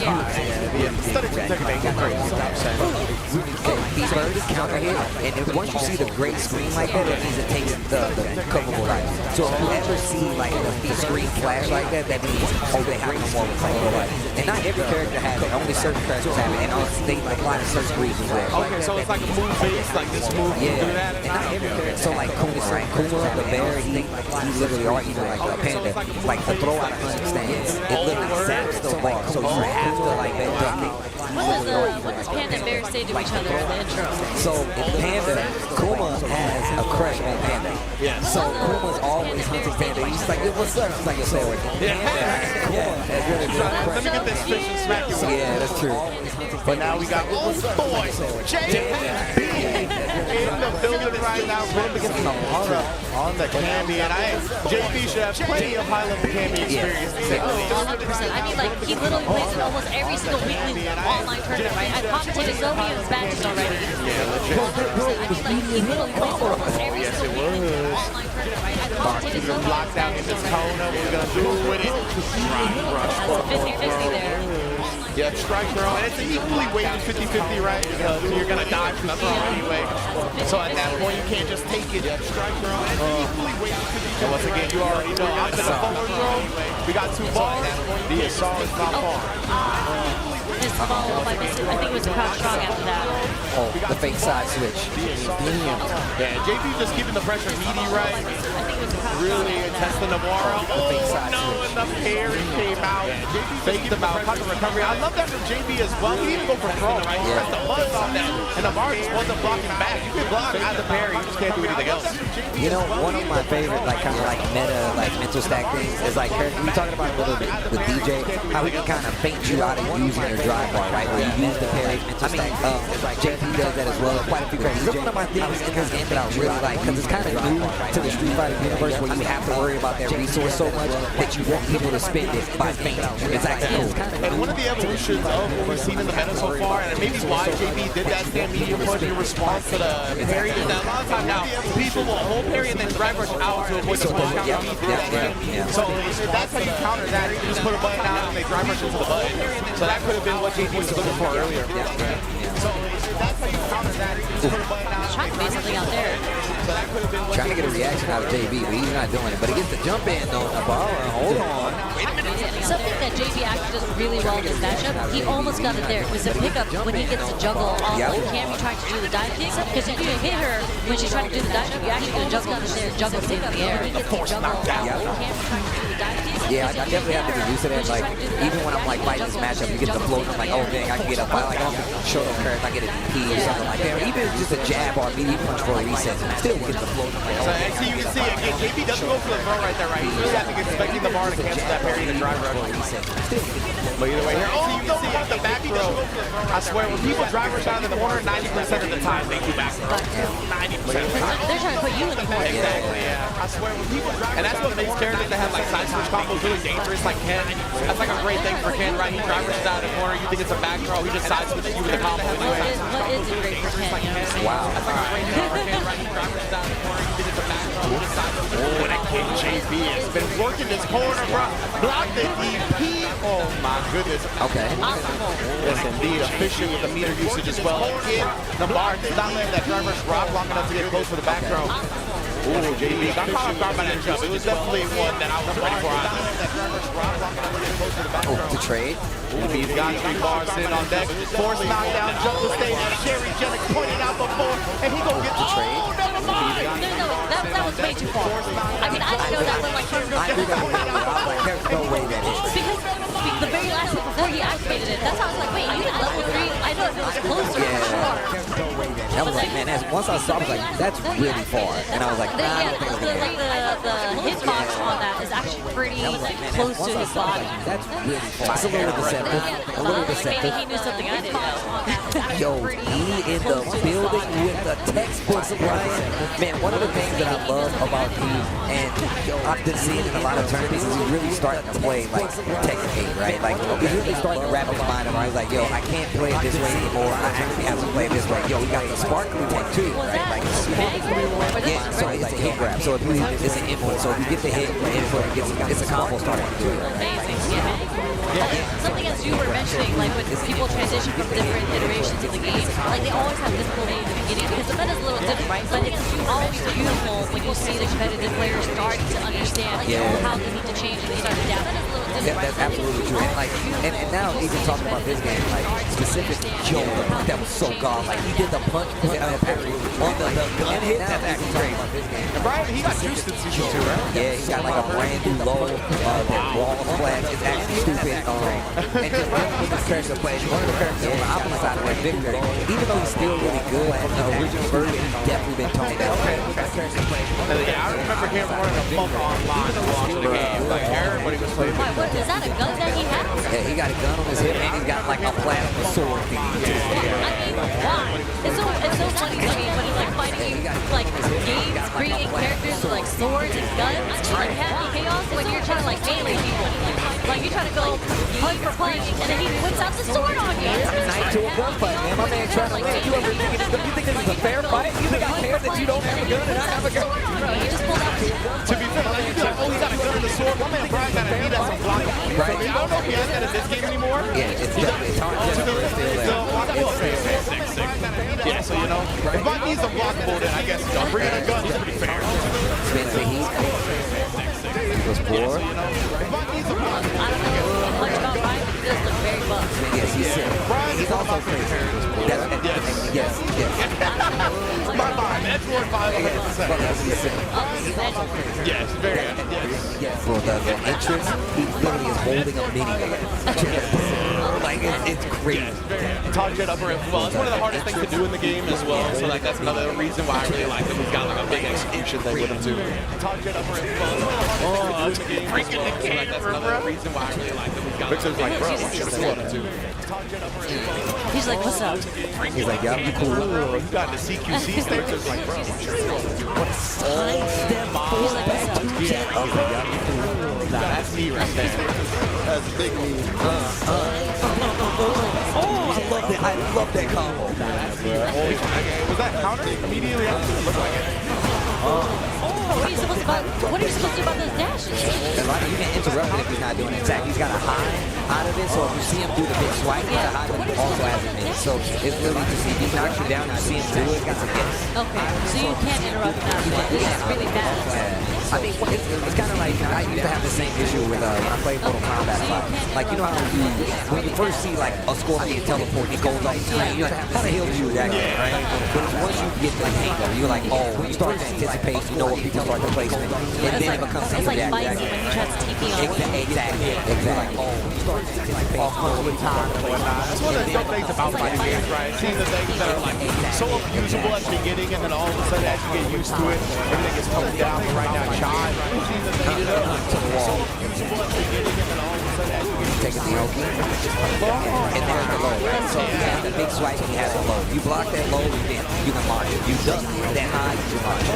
But if you block the high, you hold that low. Yeah, when there's like a guess like that in Tekken and there's like a high option, usually, leave the combo, leaves in trouble. Oh, he missed it. What a sidestep. But he got quite a bit of life back from that last combo, but he's not going to get the W. I love that character waving to the crowd, holding his knees and shit. So the stun animation when they get combos, like you jets forward, like Jesus, they like top over.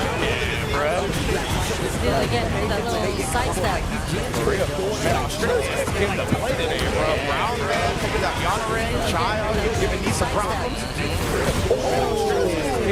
What is that? Yeah, so once he has the same move, and if you block it normally, right, if he's not heat, launch punish. But when he's in heat, you ain't touching. You have to sidestep it, but it's really hard because the range is crazy. He's literally one of the furthest reaching wings in the game. And he always dropping a lot of these combos. I'm getting what he's looking for sure. Trying to force the issue now. He catches nothing. Because he's probably trying to sidestep on the wall and then watch the issue now. That's the thing, you do have the opportunity to get like out of the corner situations in this game, but if they call it out, hit you with a good mid or just delay it a bit, wait for you to get out there. And I'll be the one to say it this time, this stage is freaking sick. I'm telling you, bro. Little candles on the floor. So I'm saying, interactive computer to step into it, it's freaking sick.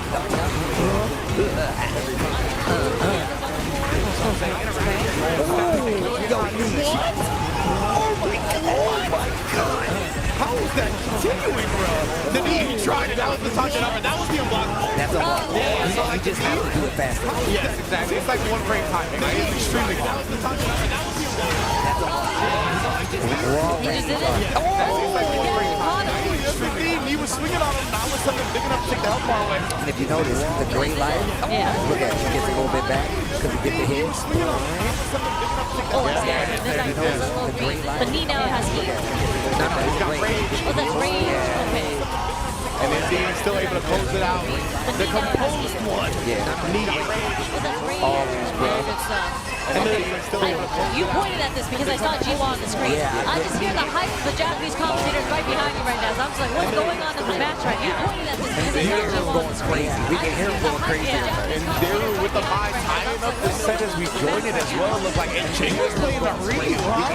Jay was, of course, long-time Shoto player. Has pretty much played damn near every Shoto, no matter what game he's played. But I like seeing the Ryu. I think that character is extremely strong, man. Yeah, I mean, so Across posted about this, and I don't know if he's talking about it sarcastically or if he actually meant it. Oh, my bad. Jay was playing the mod. My bad. He was saying that China and Japan has come together in a joint effort to show how broken Mai is because she's #1 in leaderboard significantly on how many characters are legend with Mai. Okay, yeah, I mean, this character is stupid, I will say that. But honestly, like, she literally controls the pace so well. The fans, the drivers, but her buttons in general, like, she's really one of these very unique characters who has a lot of options. Wait, the fans, the drivers. I don't want to sit up here and be like, oh, there's no answer to fan or anything like that. The annoying part is that how much effort you have to put in to counter it in response to a thing that's just quarter circle forward too much. That's really the problem, and that's what really frustrates people. Now, in theory, in response to a thing that's just quarter circle a little too early to try to get that punish.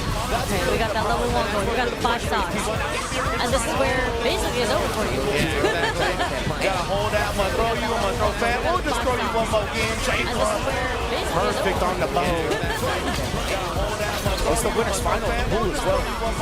Okay, yeah, so this is a qualifying out to round 2 that plays tomorrow, right? I believe so. I mean, but there's so many people here. I feel like they might have to run it today. For real. Plays tomorrow, right? But also, I mean, one of the things I thought like dealing with fans, that was crazy. Is literally I just parry and just use it forward advancing and move a lot of times. And they try to follow.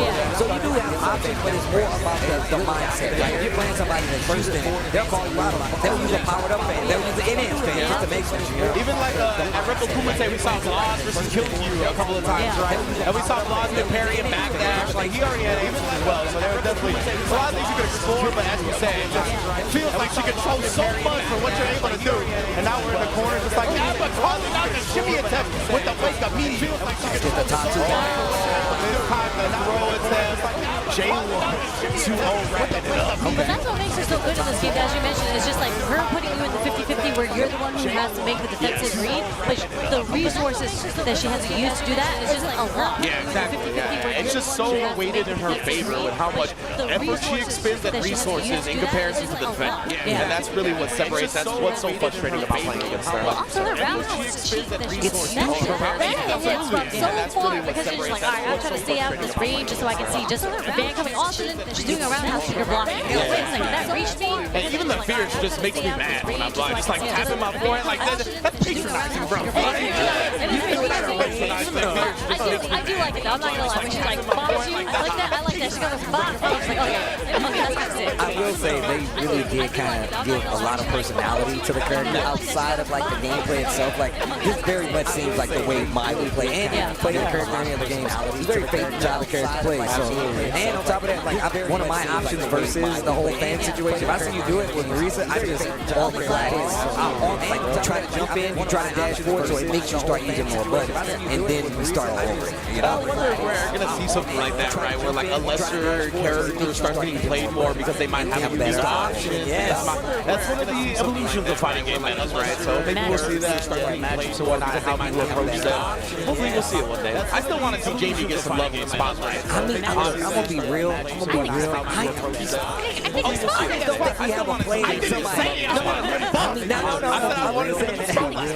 All I'm saying is I think that we just don't have a player out there who is actually like, I'm gonna make Jamie the player. Like you're right here in Japan, I think is one of the better Jamies. There's like a couple of Jamies that are pretty good here in Japan. Yeah, I definitely think he's got some juice. Just hoping somebody shows it off. Same. I mean, you gotta get. Oh, we got my girl Betty. Okay, wait a minute. I'm excited to see Betty. But I was gonna say about the Jamie players. I mean, do you play against them in rank?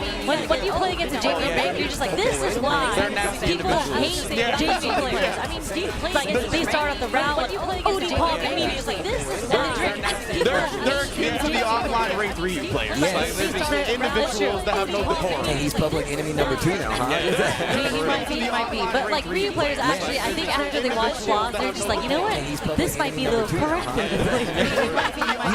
You know what's crazy? Because I still see a regular amount of reviews, but it's like now that like Ryu's getting like this good, I've seen less of him now, which is so weird to me. I'm ran into less Ryu now. I guess see more intense. Yeah, there's more intense. There's like, I'm not trying to play Ryu like that. I'm trying to drag laugh some people. That's what I'm saying. Like patience? No thanks. No, thank you whatsoever. But Betty, I'm so excited to see her play because she has been cooking. She's been doing a lot of streaming, obviously, but she's been doing a lot of like player versus player. And funny enough, Justin just released, I think, a YouTube video where they both challenge each other. So they're actually going to do like a first to 10 or something in Evo Big. Just released, I think, a YouTube video where sick. I'm pulling up for that. I want to see that myself. So they're actually going to do like a first to 10 Betty bringing the talent to the main stage. Evo Japan 2025. Beautiful stage, by the way. Definitely a fan of a lot of the custom graphics that the GMP Studios got going on as well. So big ups to all of the teams behind Evo Japan. A fan of a lot of the custom graphics. Look at all those sponsors. I was about to say, there's a lot of Suzuki up there, bro. You got Victrix. Suzuki had that bike at Capcom Cup. I'm mad jealous because I saw mad people taking pictures. I was like, this is not even fair, bro. I'm mad jealous. We got Momai. People taking pictures. I was like, this is not even fair.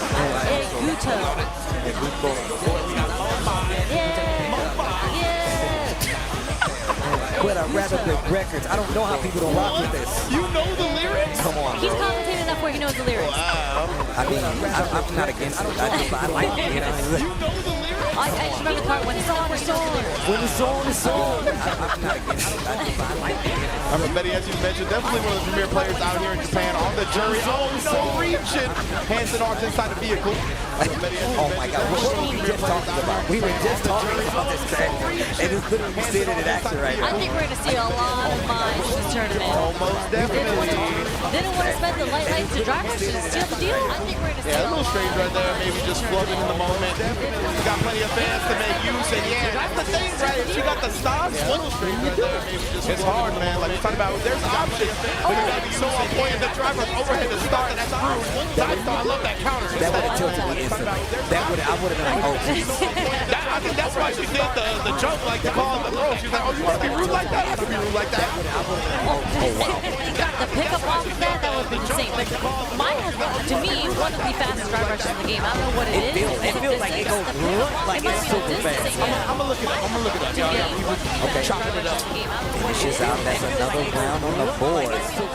But man, like Enguto has been so offensive against Betty. Betty's, I feel like when I watch Betty play, she actually dominates really well in the neutral, but she's not giving that chance. Yeah. Mine negates that. Like mine throws the fans at you and that's it. It's literally, I feel like it's the kind of like the second coming of Guile, bro. Like she controls so much, and it's like now I get to play. Like if Guile could dash behind it and so faster, it would be what Maya's doing right now. So much, it's like now I get to play. I like that. And this is also where Yuria's character shines, right? Like just having you in that corner, being under that range, right under the counter. That's where all. And this is also where Yuria's character shines, right? Like absolutely true. Okay. Just the cosmic knockdown mid. Neutral jump on the wake up. They were looking for a throw. Betty taking the momentum back, getting around on the board. Okay. Neutral jump on the wake up. Definitely adjusted her game a little bit right here.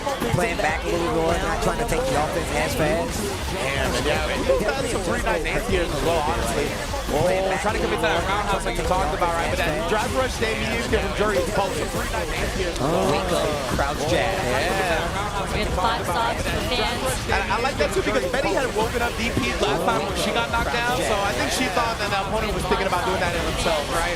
But instead, now Betty that closed out game 2 with a level 3, very much a composed bounce back from that game 1. And a really good rebuttal on top of that. Like that's how you know Betty's a good player. Because a lot of people see this, and so many people are watching like, yo, that Kurt, they got destroyed, blah, blah, blah, blah. I'm like, you don't understand what you're looking at. This is data. You have to have a good rebuttal when you come back sometimes. And you can't let situations like this tilt you. Because a lot of times, like, you will get a first game, and it's going to be data for some people. And some people are just really good at adjusting on the fly, right? There's a lot of levels to this. Yeah, I mean, that's just how fighting games go, right? And that's the beauty of first 2, right? And some people, they want the 3 out of 5 because they want to see more. I mean, that's just how fighting games go, right? That's the beauty of 2 out of 3 is an art form of its own. It is. I have a lot of respect for like really good 2 out of 3 players. People that consistently win 2 out of 3 tournaments. Very, very difficult. Oh my goodness, going all the way with the fans. The defense was looking so good. The overhead stand was speeding up the combo off of Guto.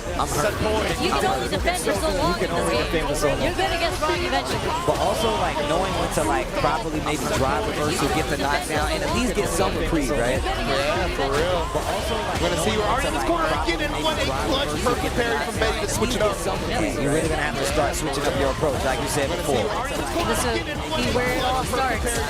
Indeed, and we talked about that, right? Drive rushing down the corner, they always go for the back throw, great tech. Oh, but waking up with it, that's not only a super, that's a stop. Indeed, and we talked about that, right? Drive rushing down the corner. What the hell? That was Kama. Legitimately in trouble. Betty goes down. Oh my God. Winners finals of the I can't tell sometimes because they just. I know. I feel like they're expecting it to be 3 out of 5. They just chill there for a second, but nah, that is going to be it. Iguto takes the dub. Like Iguto, he started introducing that air-to-air into the dive as an anti-air injury, and that last round, because he was buffed, that did so much damage to the level 2. It's funny, like, well, that's another thing I feel like happens a lot with mine. You get wake up super just so people can get the stock. Yes, absolutely. And it clips a lot of people's top of it. So it's a valid strategy. You get the stocks right after, and we saw what happened when you get the corner, they get stocks. You hold a lot of blocks. I mean, it's the wake up level 1 that if it hits, gives the most momentum in the game free. But even if it doesn't hit, you still get the stocks. Yeah, you still get the stocks. If you're doing it in a situation where it's just like you're not going to die from it, sometimes it is still beneficial just because you get the 5 stocks. Yeah, absolutely. Take it away. Oh, you don't want it? You don't want it? No, you started first. You do it. Fair enough. Oh, you want to take it? I was thinking this. Well, I mean, all right, thank you guys for tuning in, but it is not over. We're just going to take a short break before we move on to more fighting game action. Thank you guys for tuning in, but it is not over. We're just going to take a short break before we move on to more fighting game action. Thank you guys for tuning in, but it is not over. We're just going to take a short break before we move on to more fighting game action. Thank you guys for tuning in, but it is not over. We're just going to take a short break before we move on to more fighting game action. Thank you guys for tuning in.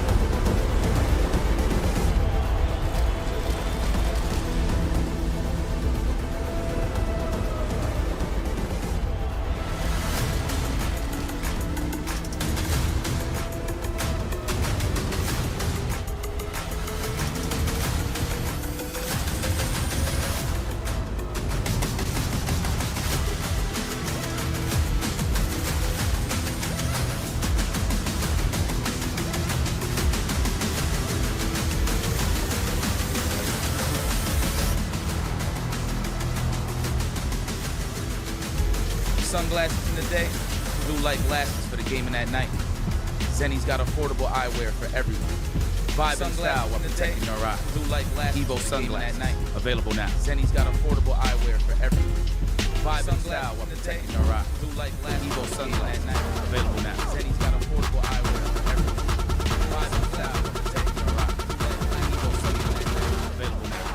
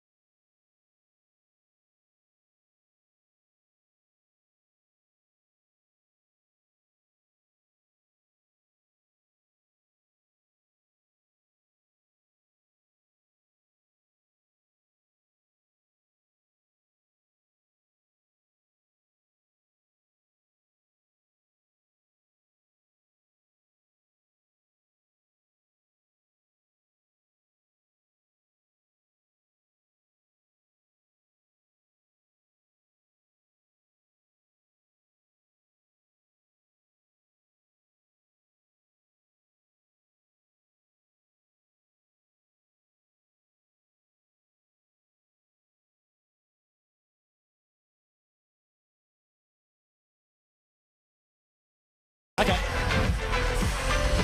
What's going on, everybody? Welcome back to EVO Japan 2025 here at Big Sight Tokyo. Just to change things up a little bit, my name is Vicious, otherwise known as EVO the man himself. We got El here at Big Sight SNKC, and of course, you know, my name is Vicious, love him. It's the man, otherwise known as Seijan. How you guys all doing? I'm chilling. You know, this block is going to be a lot of fun. We got some good games that we're going to be covering today. And not only that, but this venue is heating up. There's so many people here. You know, this is nice and sweaty with some games going on. And it's going to be a good time. I was watching earlier. I saw that they had a JV matchup on the main stage as well. Yeah, and it's really cool to walk around and see all the players from all over the world. And all the booths and everything. Every single booth I walked through, they were selling on the main stage. Yeah, it is packed. There's so many people buying all stuff. This venue is like full of 6,000 gamers for Street Fighter alone. There's a lot on the line here, and a lot of the tours also are starting with this event as well, which is really cool. That's completely right, but I am kidding that we have a special connection with Justin Wong in the venue. So let's go there. Completely right, but I am kidding that we have a special connection with Justin Wong in the venue. So let's go there. What's up, everybody? We are back at the EVO floor right here, EVO Japan, and we're at the EVO Japan official merch store right here. And I want to talk to you about some of the cool things that they have here. They have the manga of young ladies who don't play fighting games. You can buy all the comics right here, from volume 1 to all the way to volume 8. Now, let's talk about some of the clothing. The newest thing that they have right here, EVO Japan, the bowling shirt. Bowling shirt right there. Now, it has literally the EVO Japan embroidery in the back, which is really awesome as well. And if you really do like embroidery, they even have the embroidery magnet right here for 2,000 yen. And I really love the fact that it's an embroidery magnet. Usually when you think about magnets, they're just kind of like metal or like plastic pieces. But the fact that it's embroidered is really good. You can obviously go for like the zip-up hoodie if you're a big fan. The EVO Japan t-shirt, a pillow, a buckler hat. That's also amazing. And the one thing, we already got one sold t-shirt right here. EVO 2023 stickers. You know, bring it back, bro. The stickers are really cool. So I feel sorry for all of you guys out there because, you know, it's one of these things that when it comes to merch, it's going to sell out. And you know what I love the most? I love so much when Yikes doesn't get anything. I can't stand that too. So anytime we get some cool stuff, make sure he doesn't get a single dime. But besides the EVO merch, all the booths here, they're all selling really cool stuff in general, and I just love it because when you come to EVO in general, get ready to spend money. But besides that, enough of that. Let's go back to the couch. Let's talk back to the casters, and we will see you soon. Get ready to spend money. But besides that, well, that is not the case now, jackass. Where the hell did you come from, man? Oh, I've been here for a minute. Y'all been chilling, but listen, I got some merch this time. I remember what you said last year. Your piece of how you doing, Justin? I'm gonna make sure you don't get anything. How about that? How about that? Is he still on the floor? I don't know. I'm sure he can hear everything you're saying, but now it's a one-way street. Now we can't rebuttal, so get it off your chest now while you can, right? Well, I'm gonna make sure you don't buy anything. Your yens and US dollars stay in your pocket. Now we can't rebuttal, so I'm right here, man, live. But now, check it out. The merch that I was gonna get apparently. Well, here it is. From Swag. Fire Evo, you know what I'm saying? Look, the merch that I was gonna get. Let me turn it from Swag. Wait, that's big, yeah. They're changing the design like every single year, right? In regards to like both the Vegas merch and like the Japan merch. It's be exciting to see what like other regional merch is going to look like. Yeah, very flavorful, very artistic stuff that they bring all the time here for the merch. So get yours as soon as you can. Don't allow Justin to get it. Right? I saw him walking with like, he got like 500 bags already. Yeah, I'm like, bro, come on. He got a little girl at home. Like, he got to be a family man. Well, shout out to Justin, though. He actually gave me the text in terms of shopping. I should have not even took it from him, honestly, but it actually works. I packed 2 suitcases. One in one suitcase. That's pretty much what I did, yeah. Shopping. I'm ready. Yeah, I'm ready this time around, for sure. Yeah, it's hard not to like consume all of the things that are here, right? Because there's so many different collabs that have been happening over the years, too. They got like the high score girl coming back into it as well. I saw the things that have here. And the publishing too, man. They have so great merch this year. They booth for Garm Blue. Oh, there's so much. There's so much for every car. Even like the Japanese version for like 10.02, they've actually done a lot of certain collaboration people. I saw a full-on like Memo t-shirt shirt with his face just in the middle of everything. I'm like, this is kind of sick. Yeah, there was like a no grab shirt also, like the red X through it. And then even on the controller side, there's a bunch of official collabs, like Victrix and Punk Workshop have like official art from all the games on there, so there's like a bunch that you can pick up, which I thought was really cool. There's a lot of stuff right here on the Evil Japan, guys. Please stay here. Cheer the boys. Bring the people. Que venga la raza. We are enjoying some of the best flavor in the world, the Japanese flavor, and we are going for a match because that's what we are here for. Wait a minute. The best flavor in the world. Wait a minute. Who are the gamers up there on that stage? I think I know that guy. I think he scoops for a living. He got a living. I think he scoops for a living. Wait a minute. The gamers. You're right. Oh, never mind. Oh, we had a different game. Wait, Guilty Gear? Yeah, I thought it was. You guys are both thrown off on this. I had no idea he was going to shoot over the Guilty Gear. I'm with you. Wait, Guilty Gear action. This is a big one for the Arc World Tour. Obviously, the finals just happened. We got Red Ditto, who's doing some gaming right now over at the booth as well. It's really, really cool. And this game is just happened. Yeah, it's going to be super, super awesome soon to see Unica out as well, and see the balance match that they have for that character, and as well as the board kicking off. It's a lot of fun stuff if you're a Guilty Gear fan, so I'm excited to watch this weekend. This is where I get to pick both your brains. I know, Cole, you've been also playing a ton of Guilty Gear lately. I have already played Guilty Gear ever since XX. I just love to see some good old Tentament right here. As we are trying to establish the rhythm of the game. No flying, so for fun. So like, I see me like in the food? Yeah, he's cooking. Okay. I mean, either he's cooking or he's going to go raw, right? He's going to do as much as he can to be as aggressive as possible because, you know, sashimi grade is always going to be the best way. Like, imagine yourself, you are a master of cooking, but you always go wrong. That's right. That's hard. Speaking of cooking, there's a lot of things I can talk about cooking here. Talk with me. Talk with me. I mean, you see it? You know it? Yeah, my forehead glistening, but I love it. That's all hype. A lot of things I can talk about. That's all hype. The heat? Yeah, the perspiration. Is that how you say it? The perspiration? Yeah, my forehead glistening, but I love it. That's all hype. Perspiration. Perspiration. Yeah, the perspiration. A little cancel over there, not allowing some play. We're going for the storm. Nice. Immediate command grab. Safe jump into fuzzy stuff. You know what's so crazy? I always thought that was a plate that he was spinning on, but he's actually doing a tornado. Yeah. This whole time I thought it was a plate. Look, he just summons I it. always thought that was a plate that he was man throwing. He's actually doing a tornado. Yeah. Meaty Grave Reaper into the pressure afterwards. You get the snake pop. YRC's out. You can get a combo off this, but no cancel. Oh. I wouldn't mind getting hit with that command grab because of that right there. That hair looks glorious. Man, you gotta take this fuzzy though. That's instant pressure for sure. That's why he's already negated some of that pressure with that FT.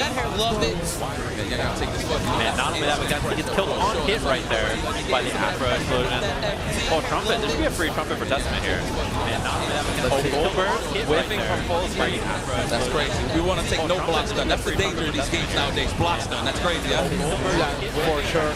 And even more when you are against the corner, look at the pressure right here, get trumpet up. Yet again, there's so much going on. You can't block all the time, man. Only human. The pressure right here, get trumpet up. Yo, say that. Just know you my guy. I know exactly who you thought I was thinking of. Yeah, okay. Just know that. Same team. Oh. I am sitting right here at the side of my sensei, el maestro, el profe. Oh, gracias, tranquilo, papi. Ya, pero tú no tienes calor, hace más, Tantito, se moja y se refresca. And also with you, Jeremy. Yes, and with you, Jay. Okay. So I'm glad we're on the same page. You need a translation? I thought some of it. I pretty much said, are you not sweating in that match? Oh, okay. And I said that if it gets sweaty, it also refreshes. Oh, he's on cool down. We talked about physics, my boy. Physics also refreshes. He's got the AC in there. He's got like this pumping through. Oh, the clouds. Oh, man, the months. Oh, gotta love it. Yeah, that's right, because it's pretty accurate, yeah. All the primers, all the months. Yeah, it does look like that. You simply have to do it like with the Roman counter. No, gets stopped. No party for the trumpet. And then again, everybody fighting for the tool and nobody get it. Yeah, there was a banana peel on top of the trumpet, and then a mini Faust, and then a trumpet. There's all kinds of stuff happening. You get the whole hat? Yeah. There's a banana fuzzy jump on the 6'8". The big combo. Yeah, that could have been a lot there. And crouching jump 2K hit is really, really scared to get hit by there too. On the 6'8". The big combo. Yeah, that could have been a lot there. Straight from the gap. Jump 2K yeah, really, really I really like how Sashimi is not allowing any kind of rhythm to be against him. Always pressing buttons, always going for the challenge, and so far it's working perfectly for him. Sashimi is not allowing any kind of I like the air grave for to cut off that escape option. This could be a wall spot at the super, but instead just gets the stain reactivation. It's a joystick. You have that button gets used immediately and it's getting control from coast to coast. A perfection. Man, you know what? It's been a while since I actually been watching a little bit of Guilty Gear, but man, Testament still caught their footing in this game still. I like that character. Yeah, and Faust is a lot better in this version too. This character definitely got some love. I think this version of the game too has been interesting to watch. Everybody kind of like we're so deep into the game that you see expertise from all the characters now, right? Like people are really comfortable with their characters, so it's fun to watch like experts play at this level. Particularly this weekend, there's so many good players here, and I'm excited to watch. Obviously, the Arc World Tour champion is here. Red Ditto, which is going to be a fun one to watch. But even on the Japanese side, there's so many strong players registered. Tsuma, obviously, who did really well on Arc World Tour as well. Red Ditto, which is going to be a fun one to watch. Yeah, so the California player. I always thought it was like northern for some reason because like during Arc World Tour, a ton of like Roka was just popping off in general. I mean, like it was a combination of California, so that's what it led me to think it. But seeing him as Cali boy, a ton of like SoCal college student. His parents were like, bro, stop playing video games, just stay in school, do school stuff, and then he won the Arc World Tour finals. Maybe that'll help a little bit. That's how it goes, right? You're gonna pay the mortgage, son. When you win 50 grand, you know, it's like, all right, wait a minute. Maybe these video games are working out for you. This is seasonal? Yeah, keep going. Some fucker inspiration is needed, man. Oh, we are stained. My goodness, we can't get that off with bleach. You're just gonna have to sit there and block. Sashimi working on this match point already. My goodness. Yeah, it can be tough, I think, for Faust to like not get tagged by all these options going in. That's a wall slap into the super. Reapply stain at the end of this as well. You got to deal with that afterwards. Tagged by all these options going in. That's a wall slap into the super. Reapply stain at the end of this as well. You got to deal with that. It hurts when you lay down in the bed. Man, this is delight. I lost 1,000 points today, but it's okay. When you lay down in the bed. I just love the way that Sashimi is playing. This is a new, very elegant Testament. Always bringing the bus all the way from the top. We are going to have a consistent 3-0 from Sashimi. Oh man, the shark has a headband as well. I don't know. It's got scratched out. Oh, okay. So, yeah, you don't know. Shoot, X-Pac headband. Yeah. I don't know. You leave the Hidden League Village? X-Pac. Not a big deal. Yeah. Cool stuff over there. Oh, I see a Street Fighter match happening above our head. X-Pac. Not a big deal. Get some of that. Yo, you know what? I've seen a lot of close calls. Just to give you guys a highlight, Angry Bird actually almost got sent to losers early on. He went 2-1 last round. I don't know the Bison's name, but I was just passing, and he just gave me that look like, oh my god, and then he just kept moving. So I'm like, oh yeah. So it's definitely stressful when it comes to the competition here. How many people is it? Street Fighter 6? Like 8,000. It's like 6,600 or something like that. I think is around the number. So that's the second most entrants right now. Evo period. That's very good. Congratulations to everybody that just came in. They love it. Almost 14,000 people in this venue today. That's a lot of gamers, bro. Yeah, absolutely packed. If you were to just like walk by and try to check out some of the matches, it just gets so like intense. Yeah, that's the word, condemned. Even the air feels condemned. Yeah, well, I mean, it's a good time to actually take a break from all that. We are perspiring a little bit, but when we get back, we'll have more matches to behold here. Evo Japan. It's a good time to actually take a break from all that. We are perspiring a little bit, but when we get back, we'll have more matches to behold here. PlayStation tournaments are on PS5, featuring the biggest games. PlayStation tournaments are on PS5. More players and more ways to win. Featuring the biggest games. Get ready to compete on a global stage. More ways to win. The biggest games. With new and exciting daily tournaments, all at the press of a button. With new and exciting whether you're a seasoned competitor or just starting, come for the challenge and leave with glory and incredible prizes. It's time to join the competition. Sign up now on PS5. It's time to join the competition. Sign up now on PS5.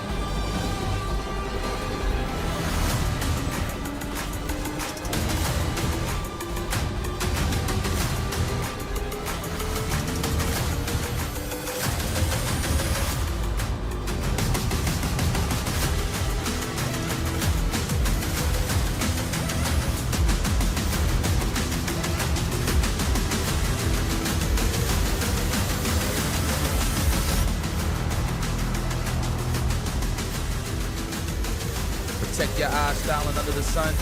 Blue light glasses while you're gaming, having fun. Zenny's got affordable eyewear for all warriors and monsters alike. Evo sunglasses, available now while you're gaming, having fun. Zenny's got affordable eyewear for all warriors and monsters alike. Evo sunglasses, available now while you're gaming, having fun. Zenny's got affordable eyewear for all warriors and monsters alike. Evo sunglasses, available now while you're gaming, having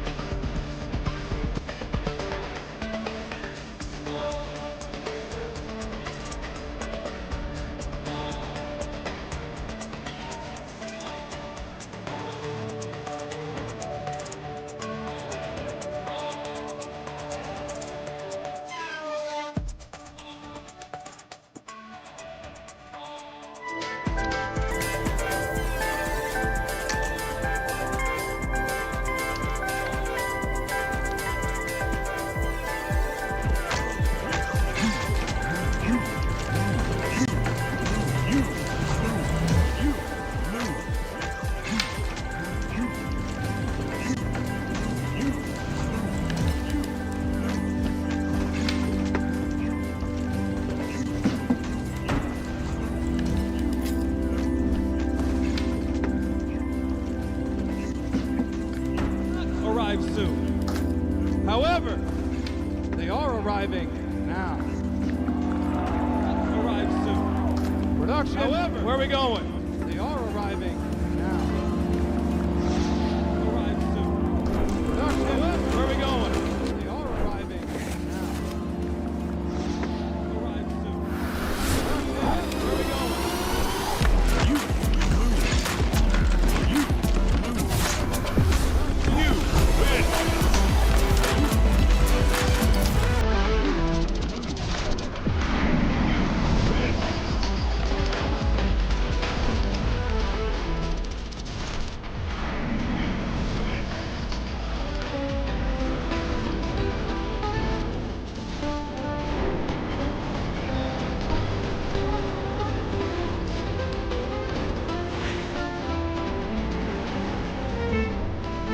Life-changing money. Whether you playing Street Fighter, whether you playing KOF or figure the rules now, like the money that's involved in fighting games is well worth the investment. I feel like there are a lot of fighting games now that's like... That's every time, but I think we have to take a quick break and we will be right back live from Tokyo, Japan, from the Tokyo Beat. Don't go anywhere, stay right here. I know it's late, but you can stay here.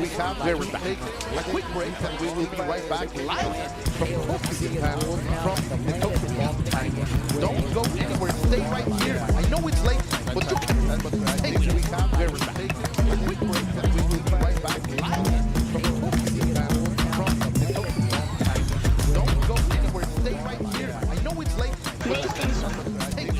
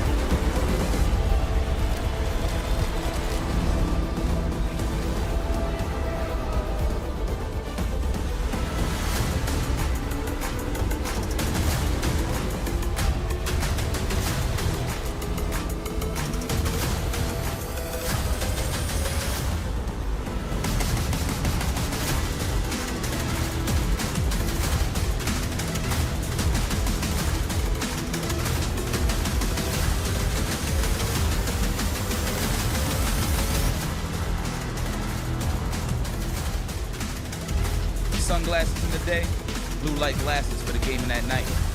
Zenny's got affordable eyewear for everyone. Vibe and style while protecting your eyes. Evo sunglasses, available now. Sunglasses in the day, blue light glasses for the gaming at night. Zenny's got affordable eyewear for everyone. Vibe and style while protecting your eyes. Evo sunglasses, available now. Sunglasses in the day, blue light glasses for the gaming at night. Zenny's got affordable eyewear for everyone. Vibe and style while protecting your eyes. Evo sunglasses, available now. Sunglasses in the day, blue light glasses for the gaming at night. Zenny's got affordable eyewear for everyone. Vibe and style while protecting your eyes.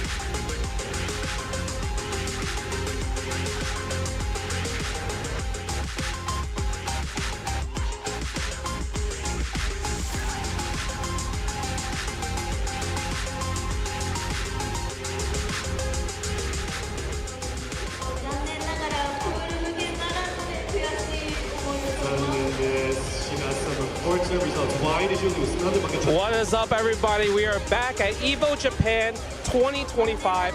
I've been walking around so much. I've seen so many matches, so many cosplayers. I've been walking around. I've seen Andy. I can't wait to play Andy. So much stuff has been happening already, and I'm kind of curious to see what some of the strongest USA players have been doing. I know they have been playing pools in Fatal Fury State of Wolves. They've been playing for Street Fighter 6. I can't wait to play Andy. So much stuff has been happening already, and I'm kind of curious to see what some of the strongest USA players have been doing. This is official broadcast. Kari, I need your help. Please come here. Okay, can we? Ask her. What is she doing here? ちょっと申し訳ないんですけど、今何をしにこちらにいらっしゃいますか？ Kari, I need your help. Please come here. Okay. 戦いませんか？ What is she doing here? She wants to ask you for a match. 今何をしにこちらにいらっしゃいますか？ Kari, I need your help. Is she ready for my Cammy? Do you want to fight my Cammy? ジャスティンのキャミーに挑む準備できてるんですか？もちろんずっとゲームしてます。Yes. Of course, Is I'm she ready. ready for my Cammy? The way she grabbed that mic right now was so confident. Okay, how about this? Not here. EVO, Las Vegas. Let's do it there. ここじゃなくてラスベガスで行われるエボで戦うっていうのでいかがですか？わかりました。楽しみにしてます。 Evo Las Vegas. Let's Okay, do I'll it be there. ready for that. All right, let's have a good match, and may the best player win. Okay, how about this? わかりました。楽しみにしてます。 All right, I just got challenged, literally live and everything. I'm just here reporting. I don't even know. My job as a commentator might be gone after this, but at Evo Las Vegas, me versus Betty in Street Fighter 6. So stay tuned for more information about all that coming soon from Evo Socials, and let's throw it back to the casters. But at Evo Las Vegas, me versus Welcome Betty back, everybody. in We Street are Fighter here 6. with the So stay tuned for more broadcast information for about all Evo that Japan, coming soon from the Evo official Socials, English broadcast for Evo let's throw it Japan back to the 2025. It has been a real fun time so far, hasn't it, gentlemen? Yes. And we just got breaking news. We're going to get a match between Betty and Justin Wong at Evo Las Vegas. You can see it right there. Look, Betty is well known in the streets of Street Fighter to be one of the heavy hitters. And of course, you saw how confident she was. She's like, yo, I'm trying to beat you up, Justin. And look, you can't be just some regular ho-hum challenging Justin. We know Betty's nice. So he's going to be good, man. Make sure you guys have attendance, or at least make sure you watch April 1st, August 1st through the 3rd is where you need to go. But June 9th is the last time to buy tickets. If you guys would like to pull up, and if you want to see it, like we said before, get those tickets now. It's coming to a dead end time soon before you guys can actually get those tickets. So look, get them now. He has been taking names. Jade Wong is the one thing is at risk. So maybe he can bring like a dojo sign with his name. Take his dojo sign. That actually would be a nice little ad thing. We should definitely add that to it. That's kind of cool. Creativity team, let's go. We can knocking on the door. And we're back into some good KOF with Tomoya against Istero. Of course, we're going to see a lot of Isla creativity in this tournament. And he's one of the characters who got nerfed in the last match. He was a little bit too strong, but still a viable character. He was definitely kind of stupid. That was definitely kind of crazy. In this tournament. And you have to go through the Legend of City of the World on that secret boss situation. You know that this character can be nasty. I have not even fought it. I haven't even got. I've seen it, but I have not played it myself. I gotta wait. Did you allow Twitter to spoil you that secret boss? I saw them. I didn't see the reveal. I just saw that he's dead. So I haven't even got. I'm dead, but I have not played it myself. You know, and K-Hawk was dead, and the fight was dead. So is Beast. I don't know if you guys. I don't know. That's a very high tower to live from. Just saying. I don't know. Did he run for the bushes 2 times? That's not possible. He's dead. No different. That's why they're strong in the game. You know what? That makes a lot of sense. When you're producing that much testosterone, it means nothing. That character is the embodiment of masculinity. You can tell by the way he stands. You know what? Look at the way he stands. That's not you. You can't. If you're not manly, you can't stand like that. You see the feet. Look at the feet. It's almost like claws coming for your heart. Even the way he runs, bro. Like it's just intimidating. He's fighting the machine right now, Maximum. Not the most popular character right now, but those baseball characters here go. Like press his clothes. Press his clothes. Like it's just intimidating. Now the Garfunkel is using the super armor of the crew to deliver the heal. Yes, Stan C got a little armor on. Instead of you're gonna see a lot of the armor. Oh, nice activation. Oh, the HD home on. Gonna spend it early. I actually really like this, man. You get to this point where like you're on your last character, but they're still on their second. You gotta kill them as soon as possible. Remember, the longer the round goes, the less life you get back. Tomoya is sick of the machine. He wants to get rid of him now. We're seeing all of these guard point moves coming out from Shizera Maxima, preventing Tomoya from really getting too much going, but there we go, across the screen, and now one character beat. Nice that to the grab. Now Maiden Kun, one of the best characters in the game, in my opinion. Very annoying, with all the tools to control Athena's gameplay. So instead of 5 bars, he's packing a lot of money. He can go for the investment. He can cook with extra salsa. He just did what Odo is doing to control it. Yo, the air leg. He's passing a lot of money. Oh, wait a minute, caught you ducking. Reset the side switch. Wait a minute. Tomoyo. Back the EX. Okay, just keeping it safe. Okay. EX Hilo over there, but you're feeling too comfortable. Now Tristero is dropping. Tristero is choke in Japanese. Perfect whip punish. Straight in the choke there. Oh, here we go. Wait a minute, the Yoshiro. He's so cool. El Yachi. Perfect whip punish. One of the fish characters in all around Mexico. Very popular. Really? I know that.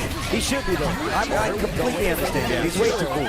The young Gangsta from the Kaiju right now, they're leaving a lot of damage over Isla from Tristero trying to go for the empty jump, but not able to get caught. The Brenna Gets the down C, almost had the full combo conversion right there. He definitely could have got the kill if he confirmed that combo. He was even close to get turned easy, by the way, but not enough.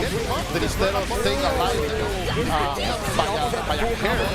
Oh wow, the preemptive down C right there. Look at Tomoyo, he knows the momentum is him.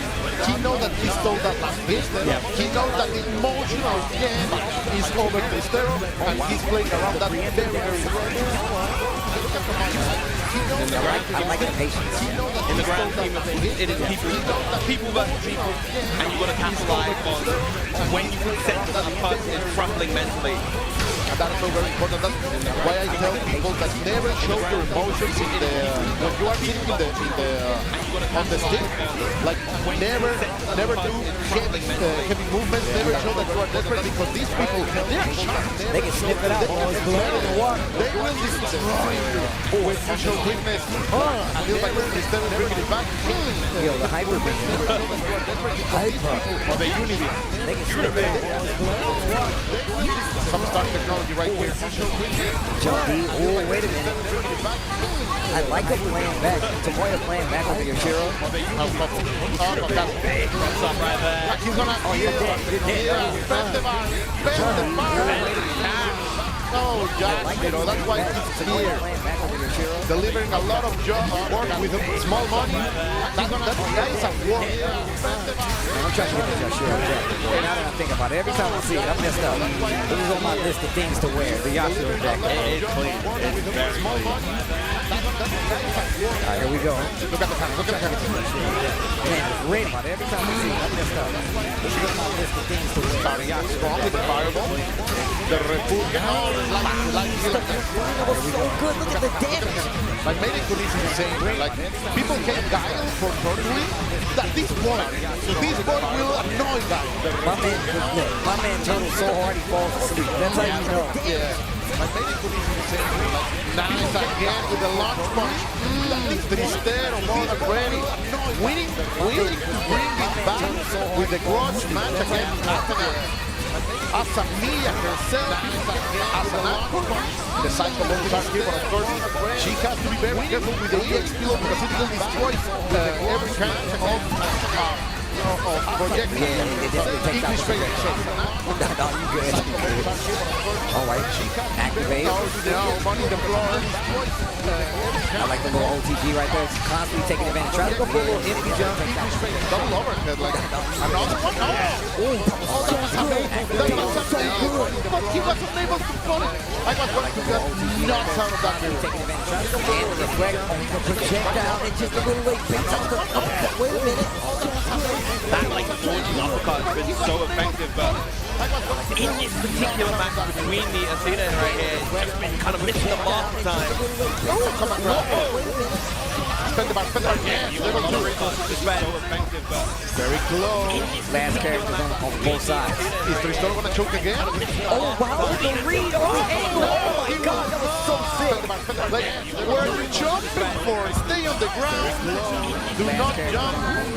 Yo, the scout was crazy. Oh wow. Is that Lisa there? I think so.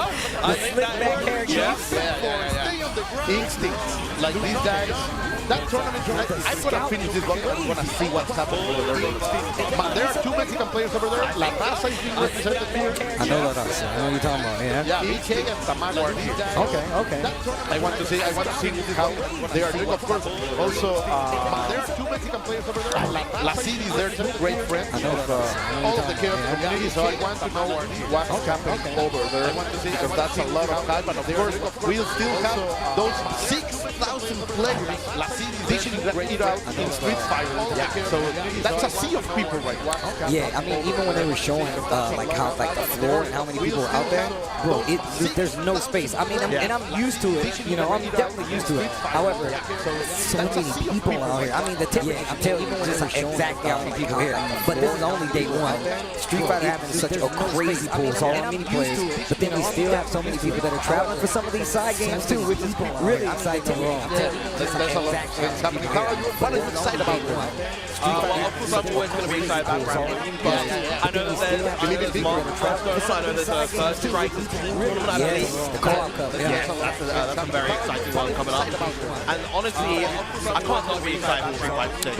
When you have a tournament of this size, of this category, honestly, the hardest Street Fighter 6 tournament to date.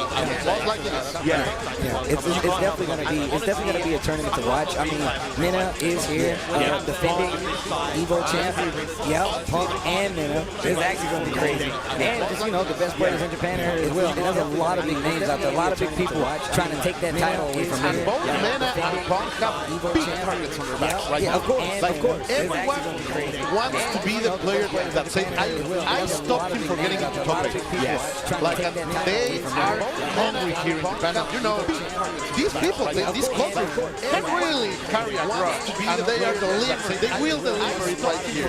Fighting game grudges kind of, I don't think people understand how crazy fighting game grudges are, because like, you go to a tournament, you lose to somebody, and your chances of running into them again at another tournament, unless you're ridiculously good, are slim to none. You have to be so consistent to be like, oh, I'm going to run into this player again. But even more so, you were talking about having targets on their back. Like, I think they have targets on their respective back, right? Like, Mina is trying to take out Punk, Punk is trying to take out Mina. So not only is the maxes, you know, you got 5,999 people over there, you still got one that's specifically aiming at you. So, look, the water is scary out there, man. Yeah, it's going to be a fantastic week. People are you not happy that this phenomenon is traveling all around the world. Today we are in Japan. In August, at the summer, we are going to be at Vegas. And then in October, we are going to be nice and east. That this phenomenon is such a great year for fighting. Millions of dollars are being delivered. A lot of what's happening, Steve? We are totally living the dream. Look, I ain't living the dream. I ain't got none of that money. But I'm happy that it is available for people who choose to take the familiar, the similar route of playing fighting games and making it and trying to make it a career. You know what I'm saying? And there's a lot of people that's obviously been doing this for even longer.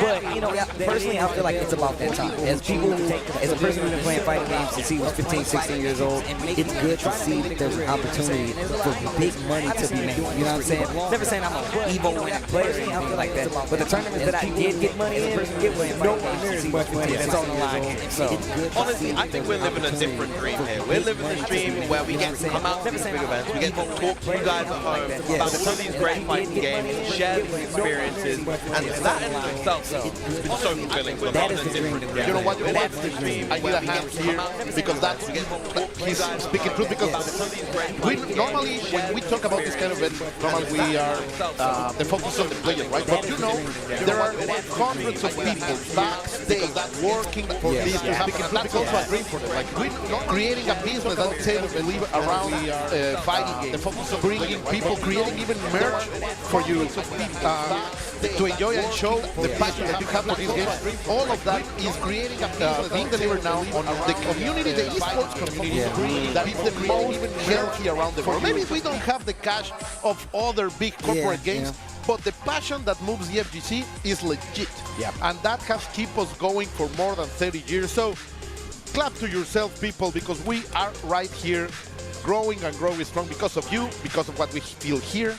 and because we love to play some freaking good fighting games. I'm glad you said that, man. Like about like just merch too. Like there's some crazy merch that they have here. Some very specific, one-of-a-kind merch that you can get here. Jeremy came over here with a Street Fighter 6 shirt with his characters in chibi form. He's like, yeah, I designed it myself. I'm like, they do that here? You can do that? So there's a lot of cool stuff out there. But we get back to it.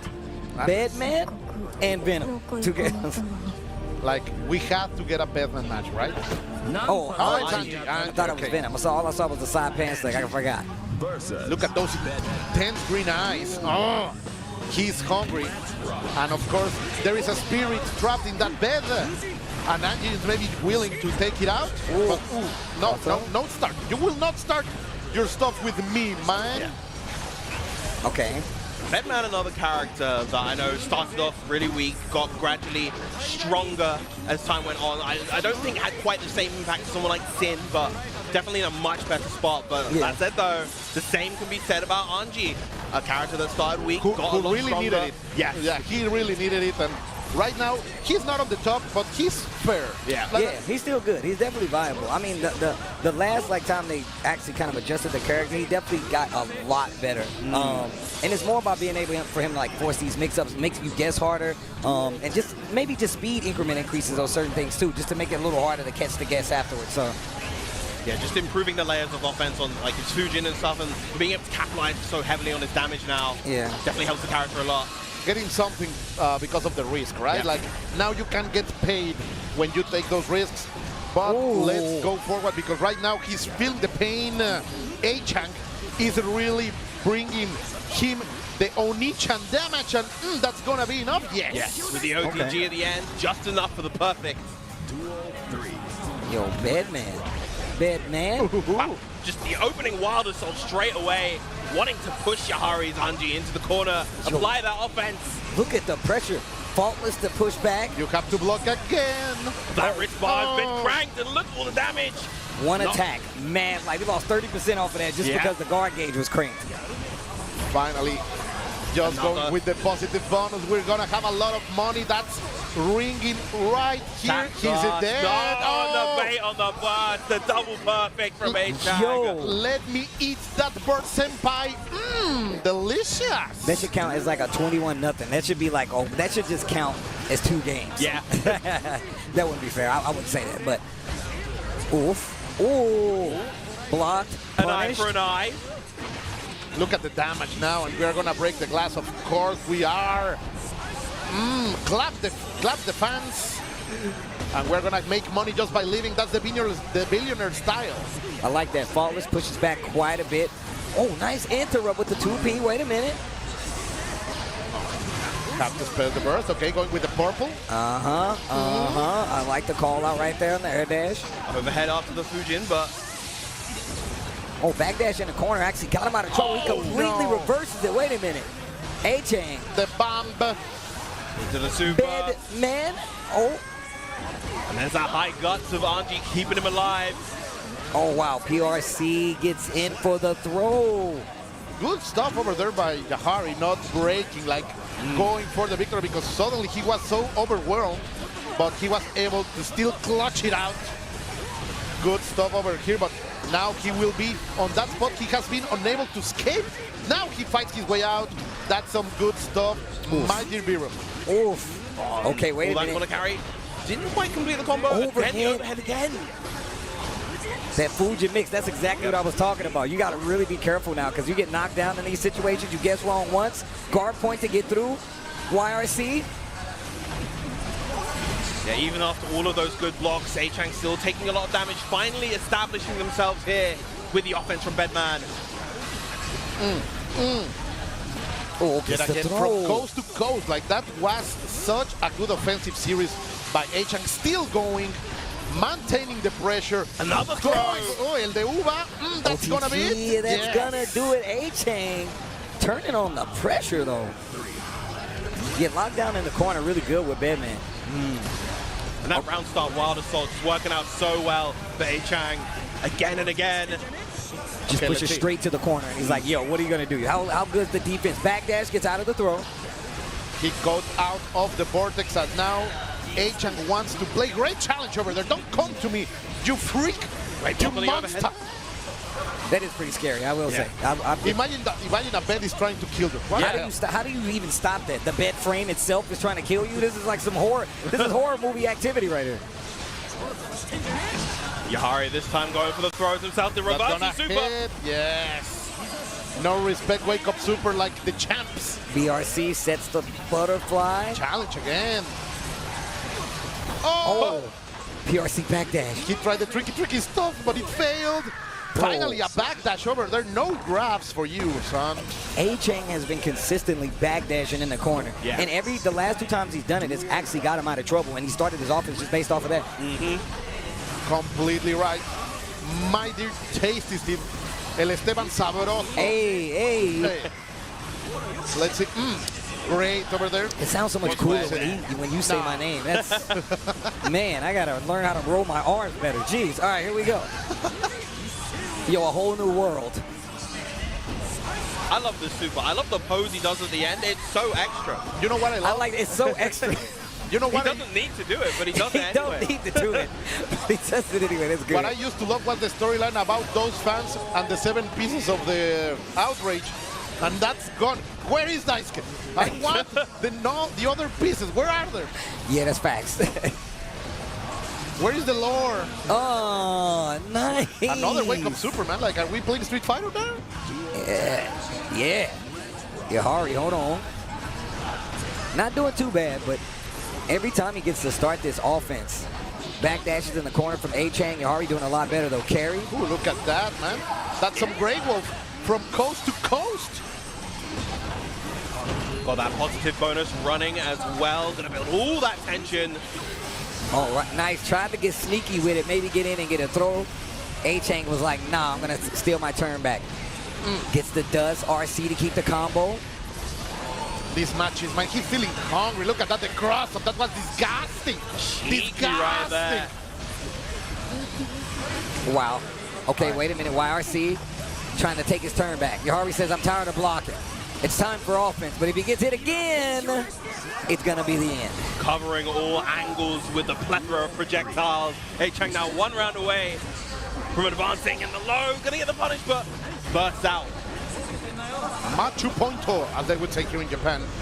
Let's see if A-Chang is able to bring it all the way. When he's playing offensive, Steve, it looks so dangerous, man. Bro, it's so much stuff happening at one time, bro. That's just intimidating in itself. And I bet you he tried to block that burst. He wasn't expecting to go under him, though. The backdash, that was so sick. Oh, the side switch again. And this is looking real rough for Yahari. Another throw lands. Is it up? Nah, he's got one more chance. He was lucky he was on the wall and he got that break, because if he didn't, then he probably would have died. Oh, wait a minute. He's got an opportunity. This is a full combo conversion, and he's got the bar. Do you want to believe? I want to believe. No, he didn't spend it. He didn't spend it. I literally thought he was about to spend at least 50%. Says no. BRC. Oh, 5P to catch you out of the air. I'm not sure what he was doing, but he got clipped because of it. The whole new world. I like using the super here. The burst only just came back. So extra. One so more. extra. This is tasty. Oh, going for the top. Uh-oh. Gonna get that chip with the super. Oh no, go to the instant super instead.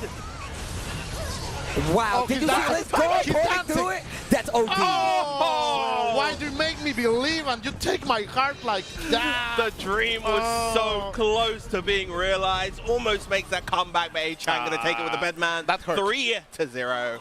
That was hurtful. That was salty. That was actually sick. That was actually so sick. The guard points to the projectiles the entire time. Shout out to the Angie Mains, bro. Like not shout outs to those guys. They are hard work. They are hard work. Don't listen to him. They are hard workers. I respect. Oh, man. Well, look, guys.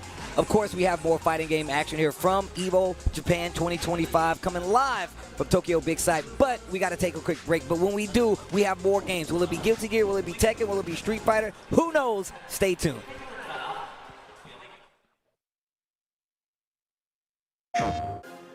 PlayStation tournaments are on PS5, featuring the biggest games, more players, and more ways to win. Get ready to compete on a global stage with new and exciting daily tournaments, all at the press of a button. So whether you're a seasoned competitor or just starting, come for the challenge and leave with glory and incredible prizes. It's time to join the competition. Sign up now on PS5. プレイステーション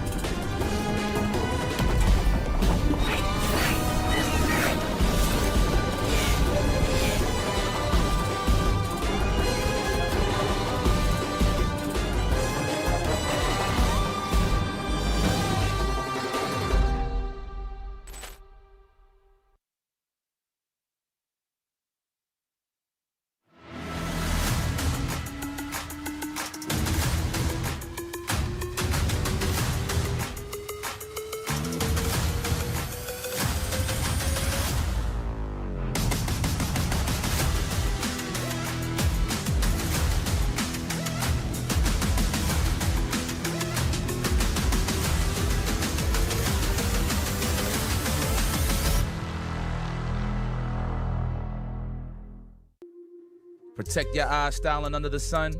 Blue light glasses while you're gaming, having fun. Zenny's got affordable eyewear for all warriors and monsters alike. Evo sunglasses, available now.